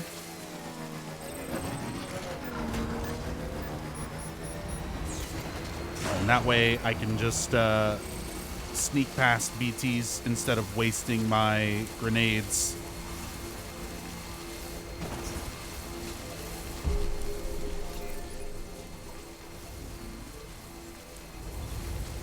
Beginning scan. Scanning bridges ID. Verifying decontaminating suit. All clear. Welcome, Sam Porter Bridges.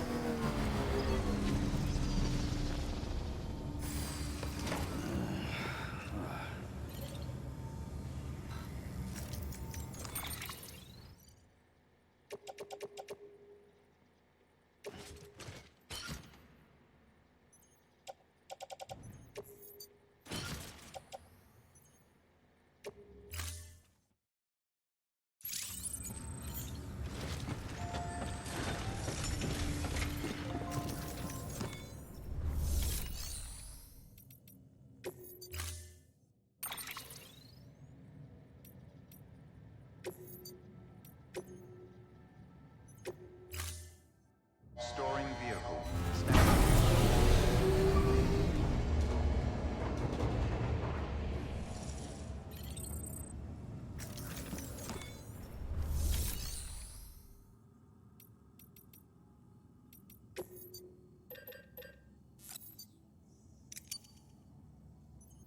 Go ahead and bring a couple of these, actually.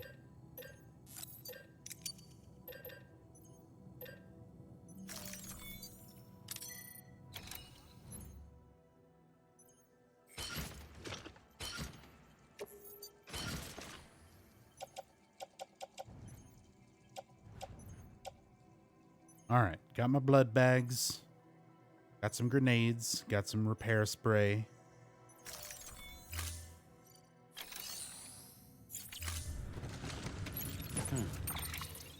Got everything going to Lake Knot City. Oh shit, we got mail and stuff to read. Benjamin Hancock, you taking care of your BB? How are you doing, Sam? And how's your BB? Me, I'm a bit worried. That's why I'm writing you, actually. You see, I used to have a BB of my own back in the day. I'd jack in whenever I went out on a run. Standard procedure and all that. Thing is, and this is just between you and me, I started to care about my BB. Yeah, I know. I went to all the briefings. It's just equipment. Don't empathize. Don't get attached. Deadman told us the same thing. Yeah, well, easier said than done. Especially when it gave me a like. A piece of equipment can't do that, right? Equipment doesn't like being rocked either, or get soothed by the sight of a spinning Audra deck. Check out your tips if you're not sure how to do stuff like that.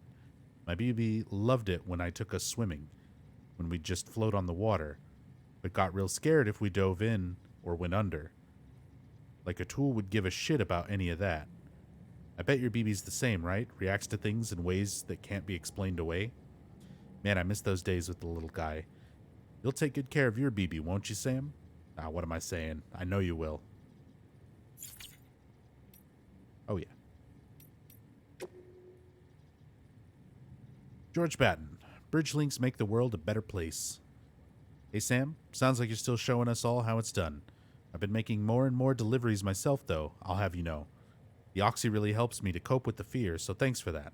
But don't go thinking I've got ice in my veins or anything. I still panic easy, and still drop plenty of cargo when I do. Doubt I'm the only one, though. I found plenty of stuff that some other porters must have lost on a run. I try to do the right thing, Take what dropped cargo I can to the nearest post box, and leave weapons and gear in share lockers.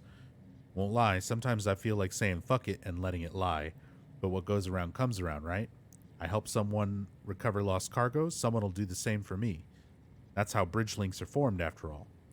Most of us will never be legends like you, no shame in that. But if we work together and make connections, well, we can at least make the world a better place. And that's where bridge links come in.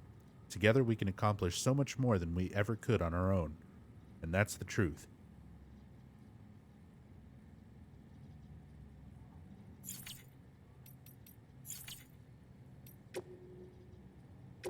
Bunch of new tips.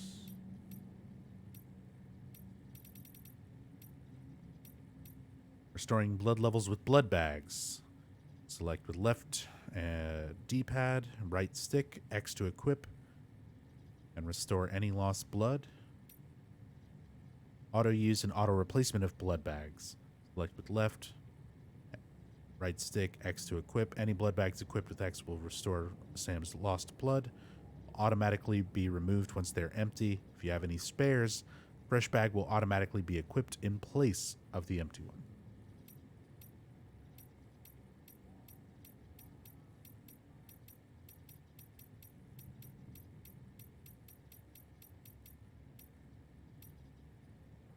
Switching pages, equipment HUD, already read that.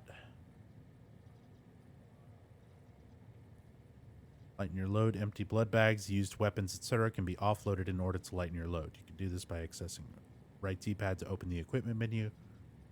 Ugh. Ugh.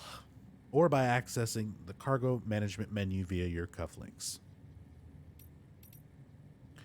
Utility pouches. Blood bags can be carried in utility pouches, freeing up space on your back for cargo. These pouches can also be used to store cryptobiotes.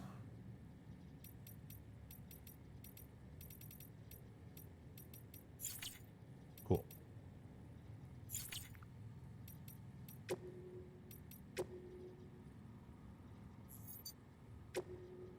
All right. I'm getting tired, but I want to make it to Port Knot City.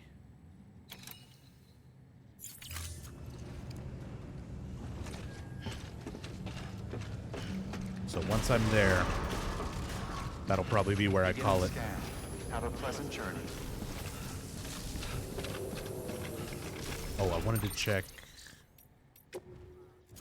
my condition of stuff. 48%.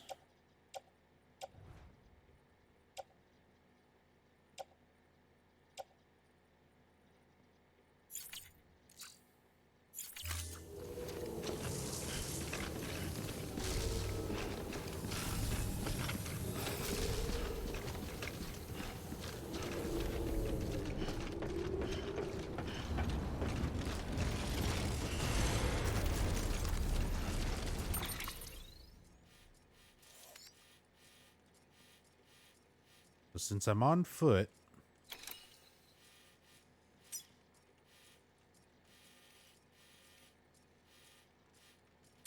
musician. Interesting.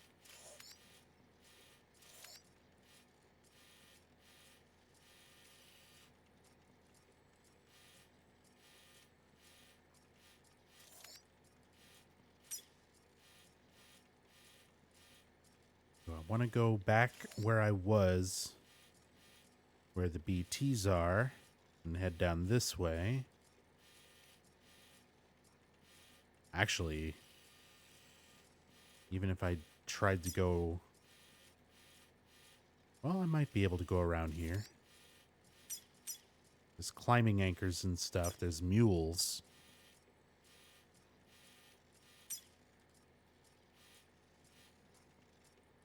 And a musician.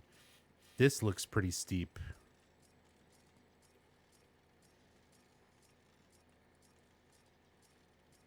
Yeah. Even with a climbing anchor over there.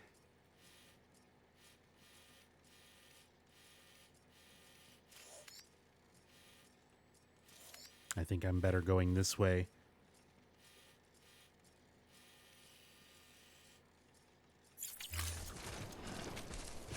Weapons restrictions lifted.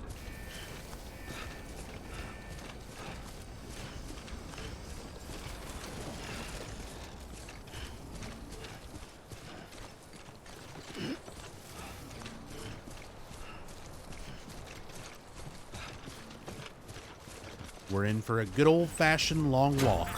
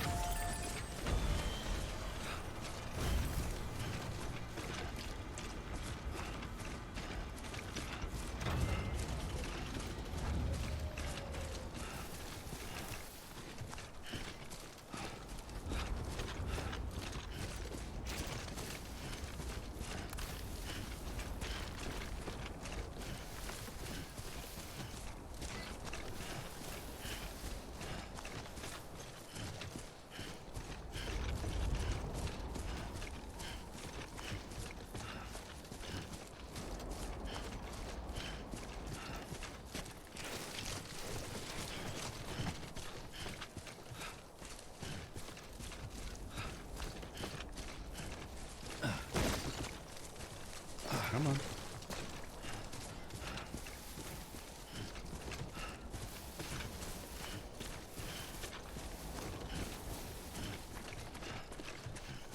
What's funny about that with the dev team? A lot of the dev team worked with Kojima at Konami and left Konami to go work for Kojima. Yeah. Kojima had quite a few people go along with him to the new to his new studio from Konami, and of course, a lot of the people involved in this project were people who were working with Kojima on PT. Guillermo del Toro, Norman Reedus.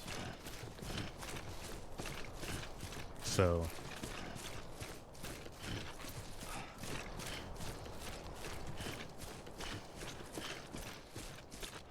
there's a lot of carryover. If you look at the dev picture of MGS5, they all look tired and sad. Look at the picture for Death Stranding, and everyone's happy and smiling. Makes a big difference, you know, with that work environment. And Konami is notorious for treating its employees like shit, so I bet they were really happy to be able to get away from that and be able to work on something a little more creative without so much of the bullshit that goes along with being at Konami.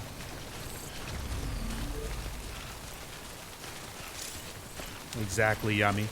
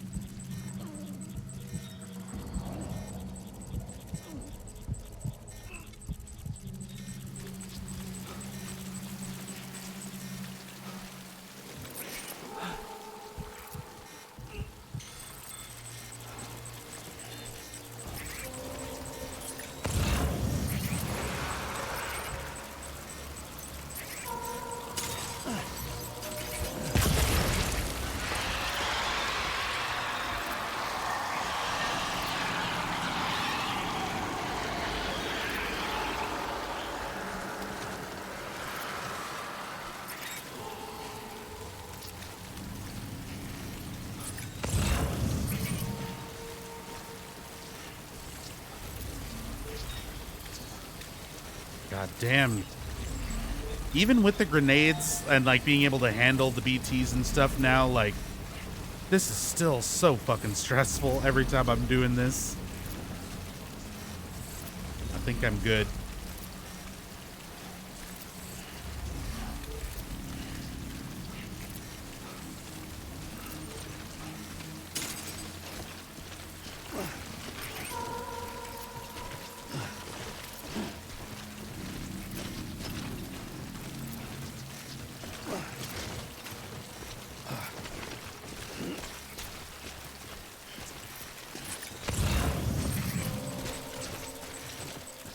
What, really? Oh, fuck me.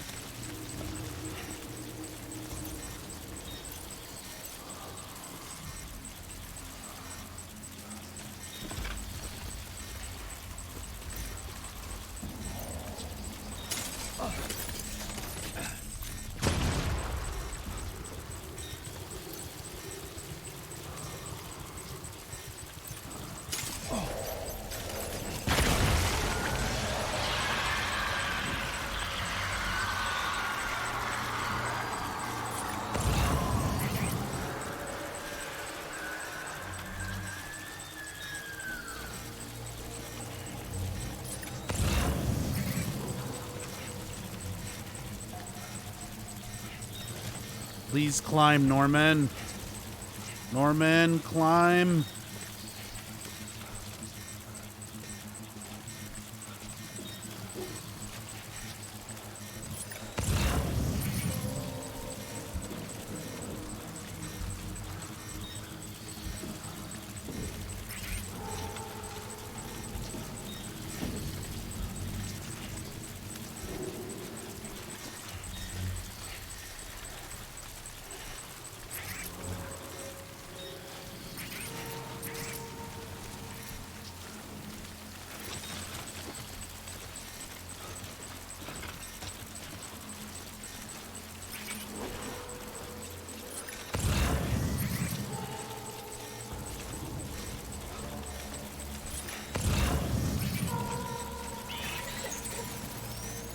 Dude. Oh, God. Why do they not show up?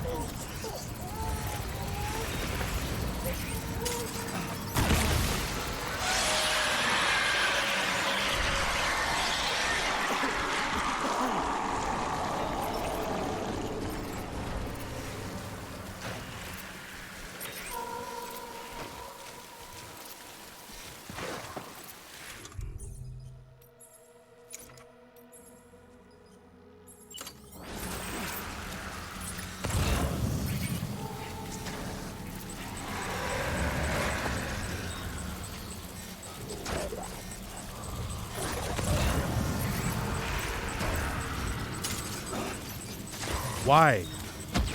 I'm not trying to throw it that fucking far, dude. Thank you.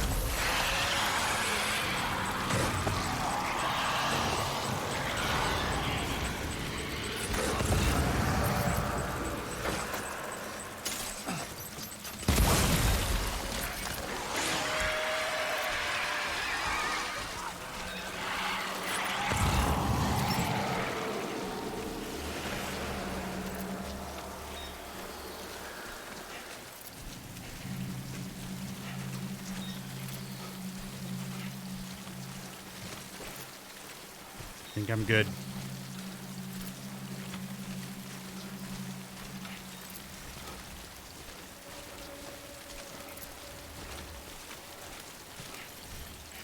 Give me that fucking memory chip.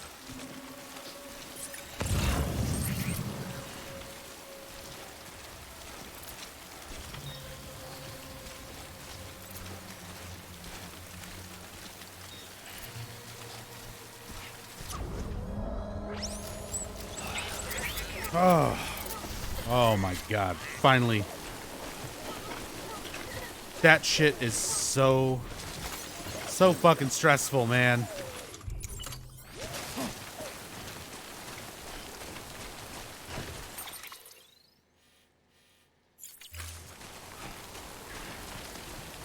I'm glad I left the bike. There's no way with all the rocks and all the BTs That would have been a fucking nightmare trying to get the bike through.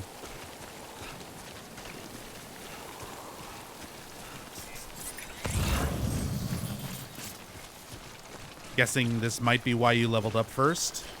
That's part of it.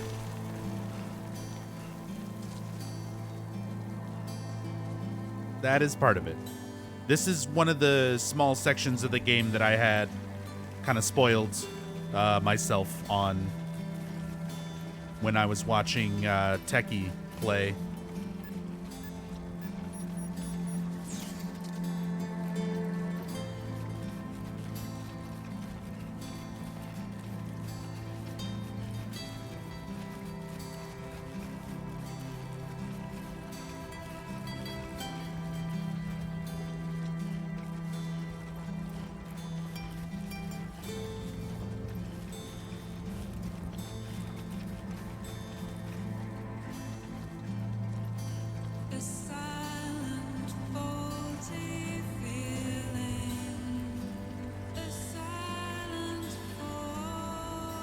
At least we get some nice music after all that.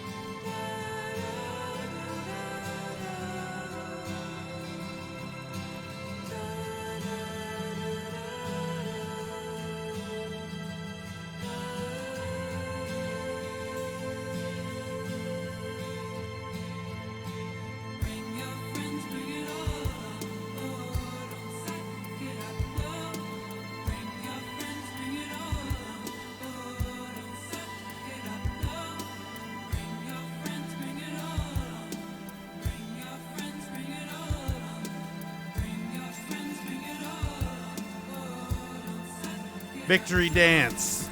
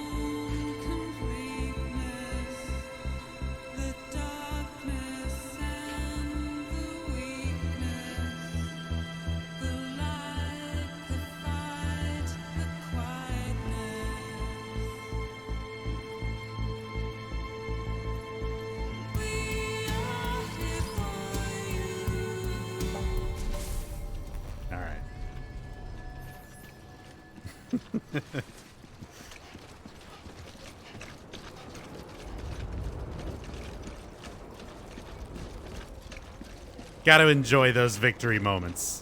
Getting through stressful situations, enjoying some good music. Decontaminating suit. All clear. Welcome, Sam Porter Bridges.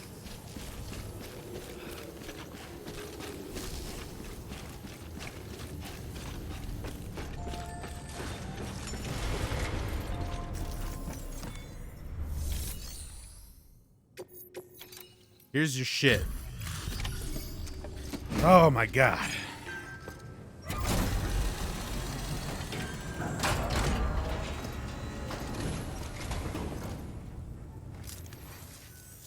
You the porter?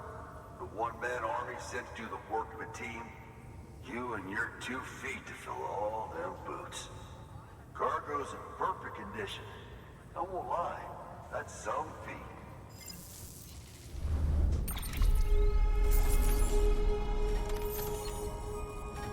Love how no one really bitches about the containers being all rusty. Hey, it's just the box. It's just the box the shit comes in, as long as the stuff inside is okay. Which, it was all in completely undamaged. Perfect condition. S rank. Asylums for the feeling.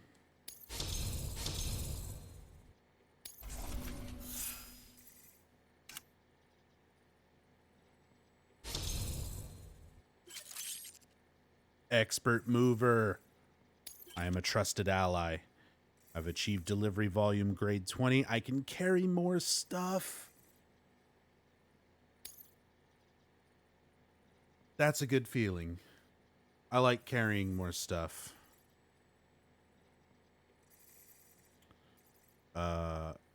Man, I'm almost at 19 hours already.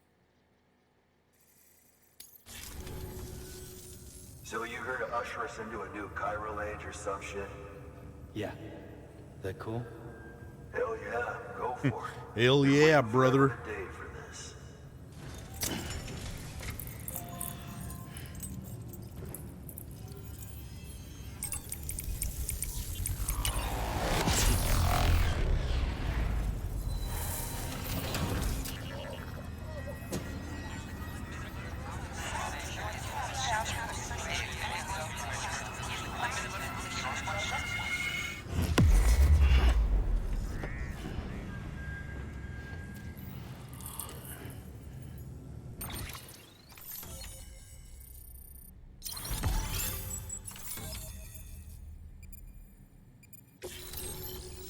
Port Knot City. Join the UCA. They have a spray that just makes it like new. They also have a crazy good recycling system. They can just recycle the rusty ones and manufacture like brand new ones.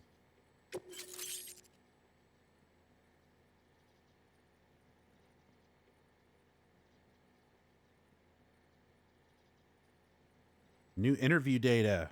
Lore. Chiral network experiments between Central and Capital 1. Chiral network experiments between Central and Capital 2. Mules and local porters. Timefall and power failures.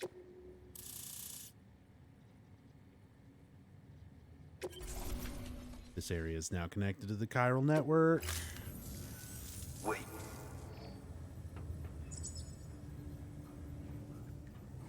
Where'd you get that? That little guy. That's my baby. Same as mine. He doesn't Where mean the hell did BB. you get it? He means the little Luden's keychain on I can't BB. really say. But the little guy, he came with the pod, if you gotta know. And who'd you get the pod from? Igor, from Corpse Disposal. My little brother. So, what? He just gave one of these to you. Why? I was there with him, at the end. We were moving a body. Things went to shit. There's BTs everywhere. And one of them grabbed him. So he told me to take it and run. That right. So what's your story? You lived through a catastrophe like that, only to keep on doing the same work? Okay. Been a long time coming, I suppose. You take good care of that little guy. He belongs with the expedition. With you. All right. Better if you take this with you too, I reckon. Can't think of anyone who could use it more.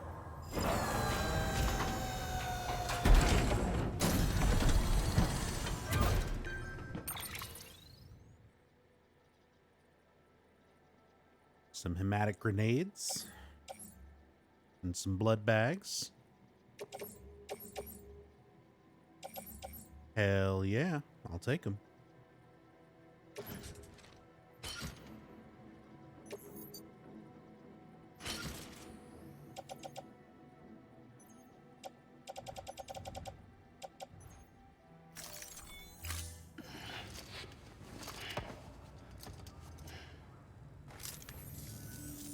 Sam, you've done it. Port Knot City is back on the grid. This community, a part of the UCA. Their data, a part of our shared wisdom. With enough time and enough chiral printers, they'll be able to build ships. And one day, the waters will be ours again. All because you led the way. Though what follows in your wake isn't always good. Any city that joins the UCA becomes a bigger target for the terrorists. But we have to accept the dangers and press on, no matter what. The rest of America is waiting, Sam. Waiting for you to take the first step and connect them to the chiral network. I know you can reach them. Make us whole again. Thanks. One more C in the UCA, huh? So, you fixing to cross the lake and head west? Yeah. We got a boat? No, not for years now. Terrorists took out everything bridges that floats. Only boat in town belongs to a private courier. Private courier? Don't tell me. Fragile Express? That's the one. I already spoke with their rep. I'm having them load the boat with some of the supplies you brought us. I'll bet the folks in Lake Knot will be tickled pink to see someone come into port. Been a while, I expect. Head on down to the harbor when you're ready. It's right outside the distro center. Don't worry, Port Knot never gets the rain. Feel free to rest up in your room before you head out.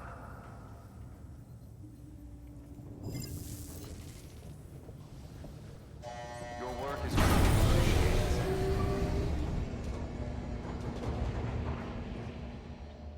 Port Knot never gets the rain.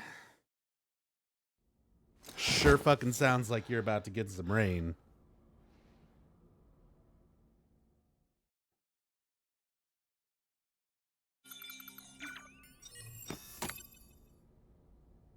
My blood.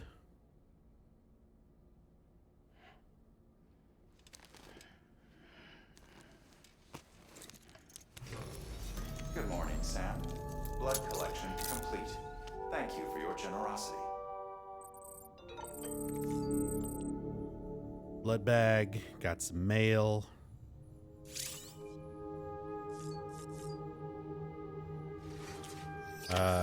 See, I've seen people complain about lack of interaction. What? Ah, in a second, Norman. Chill out. Seen people complain about lack of interaction with the NPCs, but I feel like they weren't looking. So I can understand what some people might be talking about. When you do the lost cargo and some of the side deliveries and stuff, and you take them to certain places, you get pretty repetitive, generic, oh, thanks for bringing that so quick. Well, see you later. Like, you know, that kind of thing. And I could see some people complaining about that. But interactions like that one and the mail that you get from people and how that gives you some more context as to why certain characters are the way that they are. Like they literally have agoraphobia, or they don't want to talk to people. They're isolated. They're awkward. So that kind of stuff, is given a little bit more context.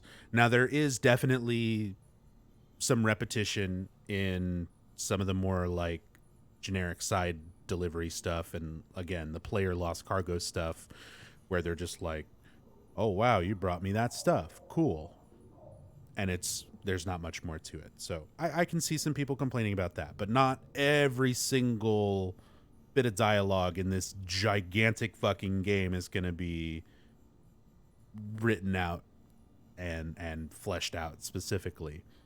Now, to put it in that scale, though, with how much there is to this game, those repetitive little things are such a small part of the overall interactions between characters that I feel like the opinion that that lack of interaction is going to come from somebody with not a whole lot of time put into this and not a whole lot of big picture when it comes to, thinking about the game as a whole. And again, I've watched several people streaming this. I never see people reading the emails. I never see people reading the notes and the interviews. And that gives so much context to everything in the game. The characters, the BTs, the technology, all of the things that have been caused by the Death Stranding, people's theories on it, where they're tying it into like astrology and ancient Egyptian beliefs, and applying that to sort of the real world logic. So that is where I think a lot of the game really lies. It's hiding in all the text that people are like, words? I don't want to read. I want to go take my next package over to wherever on my bike. I want to see the next cutscene. I want to get to the next event. But for me, the text is the events. Like, that is what I'm interested in. It is a lot to read on stream. And I mean, that's why I'm just now about to wrap up chapter 2. And it's been 19 hours of gameplay, because I am taking my time and doing all that. Not everybody wants to do that. So, but that's the stuff that interests me the most.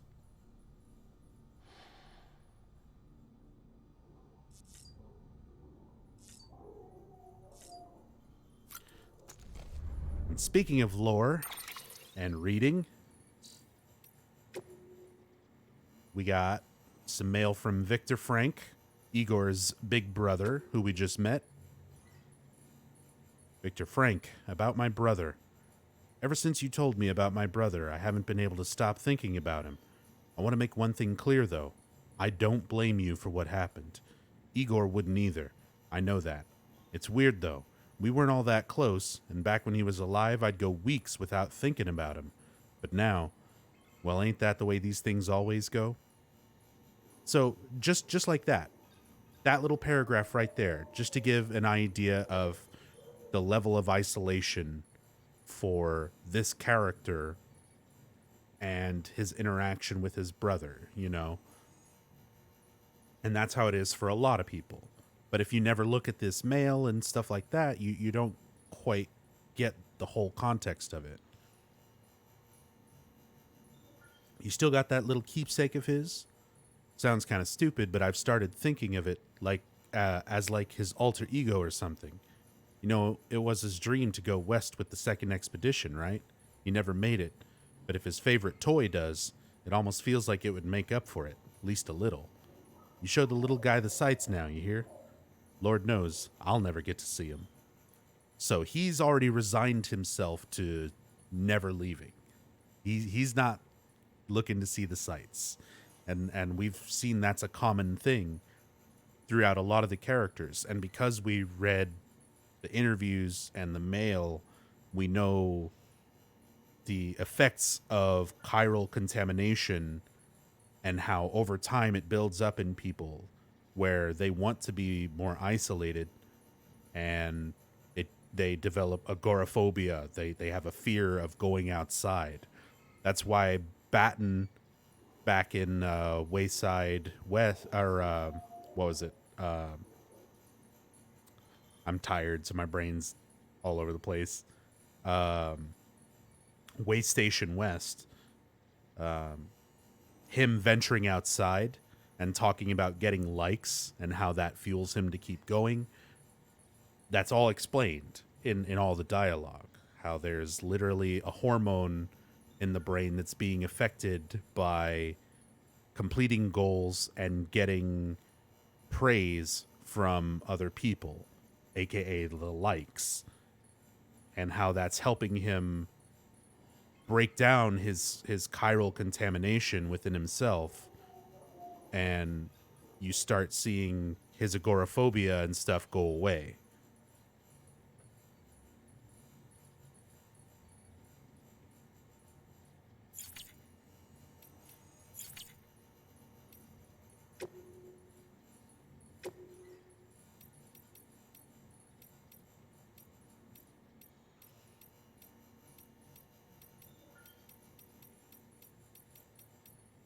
But yeah, this is just a trash delivery sim, right?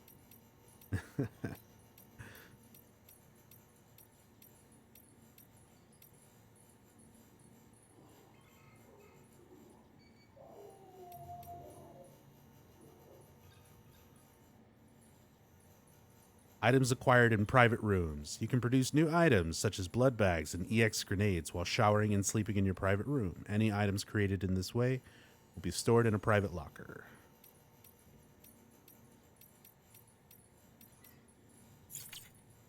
Cool. Oh, I forgot to turn in my memory chip. I should have done that before I came down.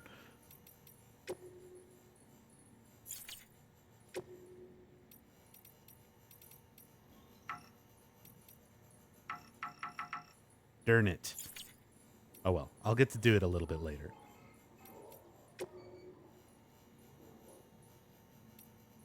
All right.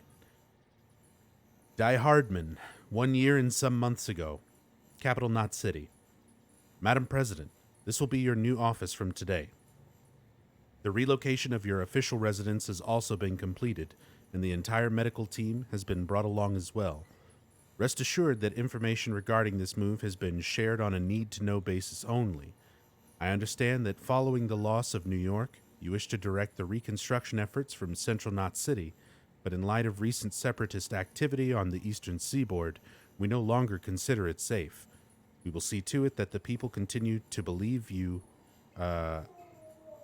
We will see to it that the people continue to believe you are in Central, and Bridges HQ will operate as normal. As per your orders, the network research teams and delivery systems management have all been covertly transferred here to Capital Knot City. We're doing our utmost to expedite testing of the chiral network link between Central and Capital, while not neglecting your immediate medical needs, of course. This will be our base of operations for the next stage in the fight to rebuild America. So this is when President Bridget Strand's cancer was starting to become more of an issue. So they took her out of the official office and moved her to Capital Knot City from Central Knot City, which was destroyed. So it's a good thing they made that move. And it may have been, that might be an indication that maybe they knew ahead of time what was going to happen. Or at the very least, Die Hardman possibly did. The chiral network experiments between Central and Capital 2. Die Hardman, 1 year ago. Capital Knot City. Madam President, I'm happy to report that the trial run was a success. The The connection between Central and Capital was established without incident. No chiral spikes or other irregularities. The Cupid functioned within acceptable parameters as well. There's still a lot of work to do. Chiral holograms, chiral printing, and data recovery have yet to be proven viable, but the confirmation that data can be sent via the chiral network is a huge step forward for the UCA. Our next step will be to use the Cupids to establish connections with the other cities. Preparations for the second expedition are already underway. We're still trying to track Sam down, but as soon as he's back with us, he'll be given his new command. So, a year ago, they were still trying to find Sam. And we found out from the stuff earlier, the dialogue and info and stuff earlier, that Sam was originally with Bridges 1 before the first expedition, but then left and was unheard from for around 10 years. And it wasn't until sometime shortly before the events at the start of the game that he returned as a freelance porter, and then eventually got sort of forced back into working for Bridges again.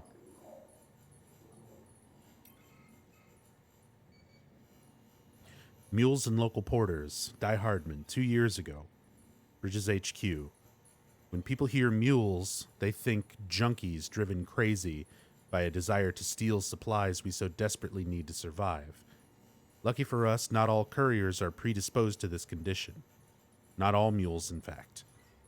They were professionals once, and some still are. Some even complete proper deliveries from time to time. Fragile Express has been known to use them, along with independent porters. For those at risk of losing it, they say the only way to stave off the syndrome is to join a distro organization with strong leadership and support to help keep you on the straight and narrow. Or you can strike out on your own. But that's no easy path. There's a reason guys who run solo have a reputation for being bulletproof.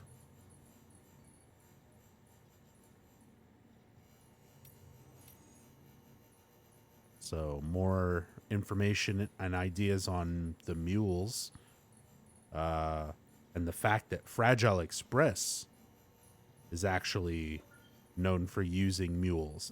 And yeah, Wizzy, I remember you asked that earlier, if the mules actually deliver stuff or if they just steal things.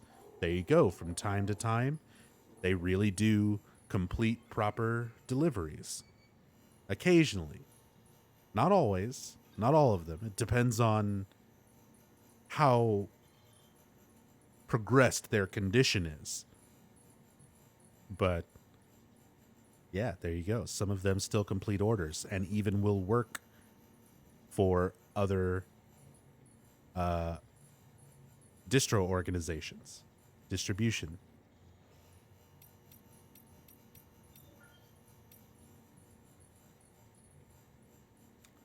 Will work for likes. I mean, that's probably part of it. When you factor that in, that it's literally a chemical response in the brain to get that to get the likes. And it could be part of what essentially drives them to do that. They're not bad people, just a little eccentric. They're very eccentric. They're a little too wrapped up in getting cargo and sometimes making deliveries. Timefall and power failures. Igor, 3 years ago, Central Knot City. I volunteered to join Bridges.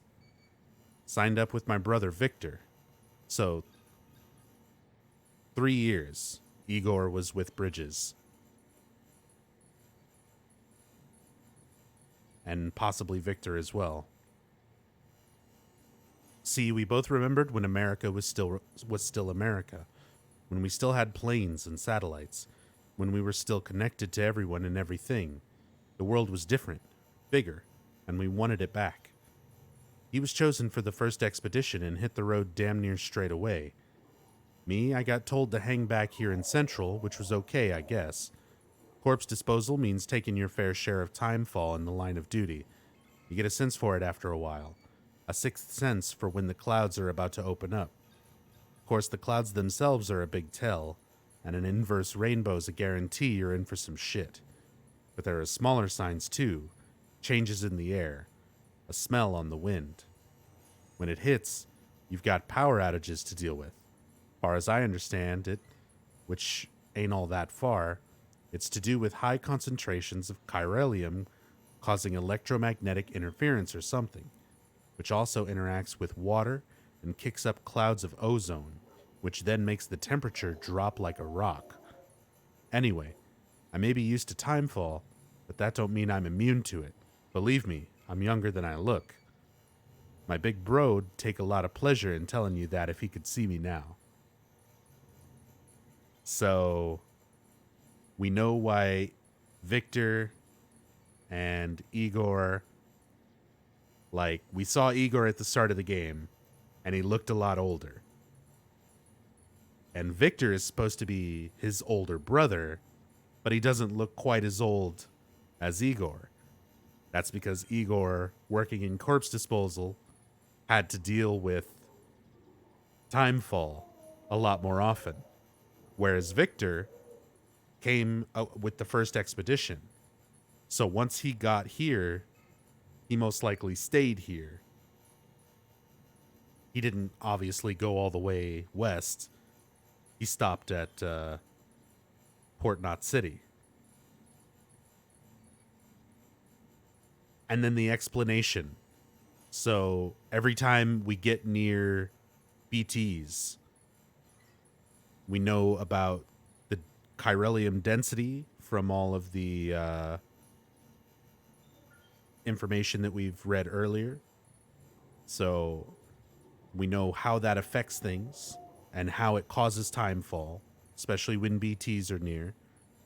Why my bike would stall out whenever I would get too close. It's that electromagnetic interference because of the high concentration of chiralium.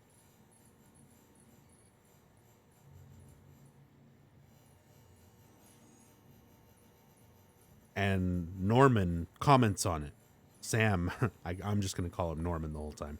Sam comments on it whenever that happens. He's like, can you smell that? Or can you feel that whenever those things happen? So that's what that is. Smaller signs, the changes in the air and the smell in the wind.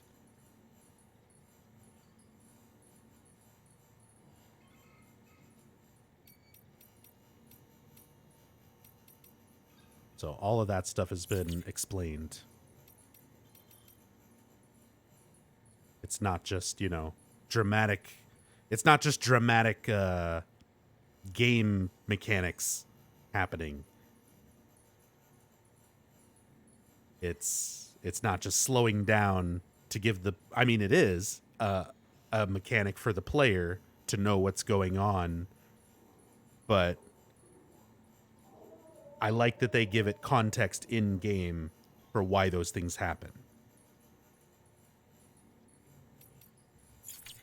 So good. So fucking good.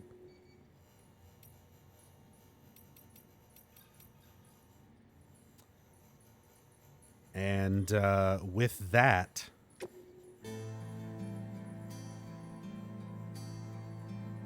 I think I'm going to call it a stream.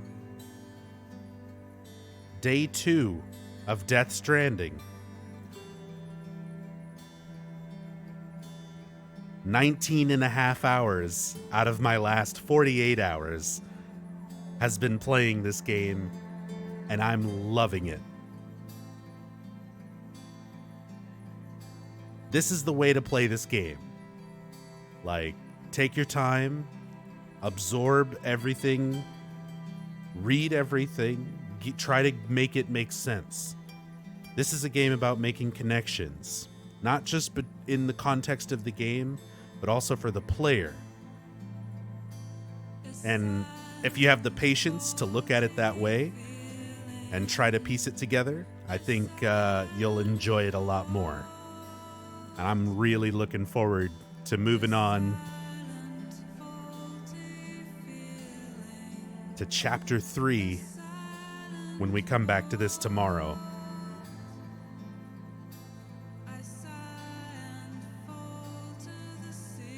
But thank you all so much for joining me.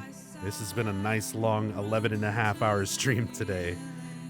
A lot of Death Stranding, and I'm still looking forward to playing some more of it. But I'm tired. Gotta get some sleep at some point.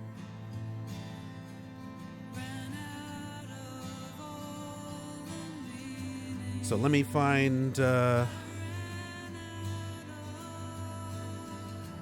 someone we can go raid.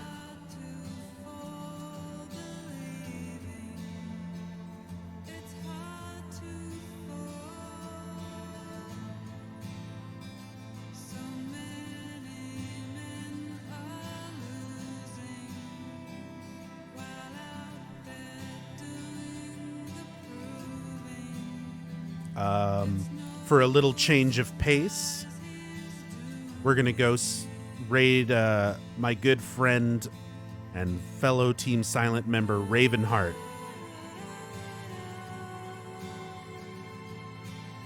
Raven is right now playing Resident Evil Director's Cut. And he's doing a bunch of Resident Evil timeline / lore playthroughs. So if you're not familiar with Raven, he's super, super knowledgeable on a whole bunch of horror games. Silent Hill, Resident Evil. So if you'd like to learn some new things about Resident Evil, learn some more about the lore of the games and the overall timeline of Resident Evil, make sure to go check him out.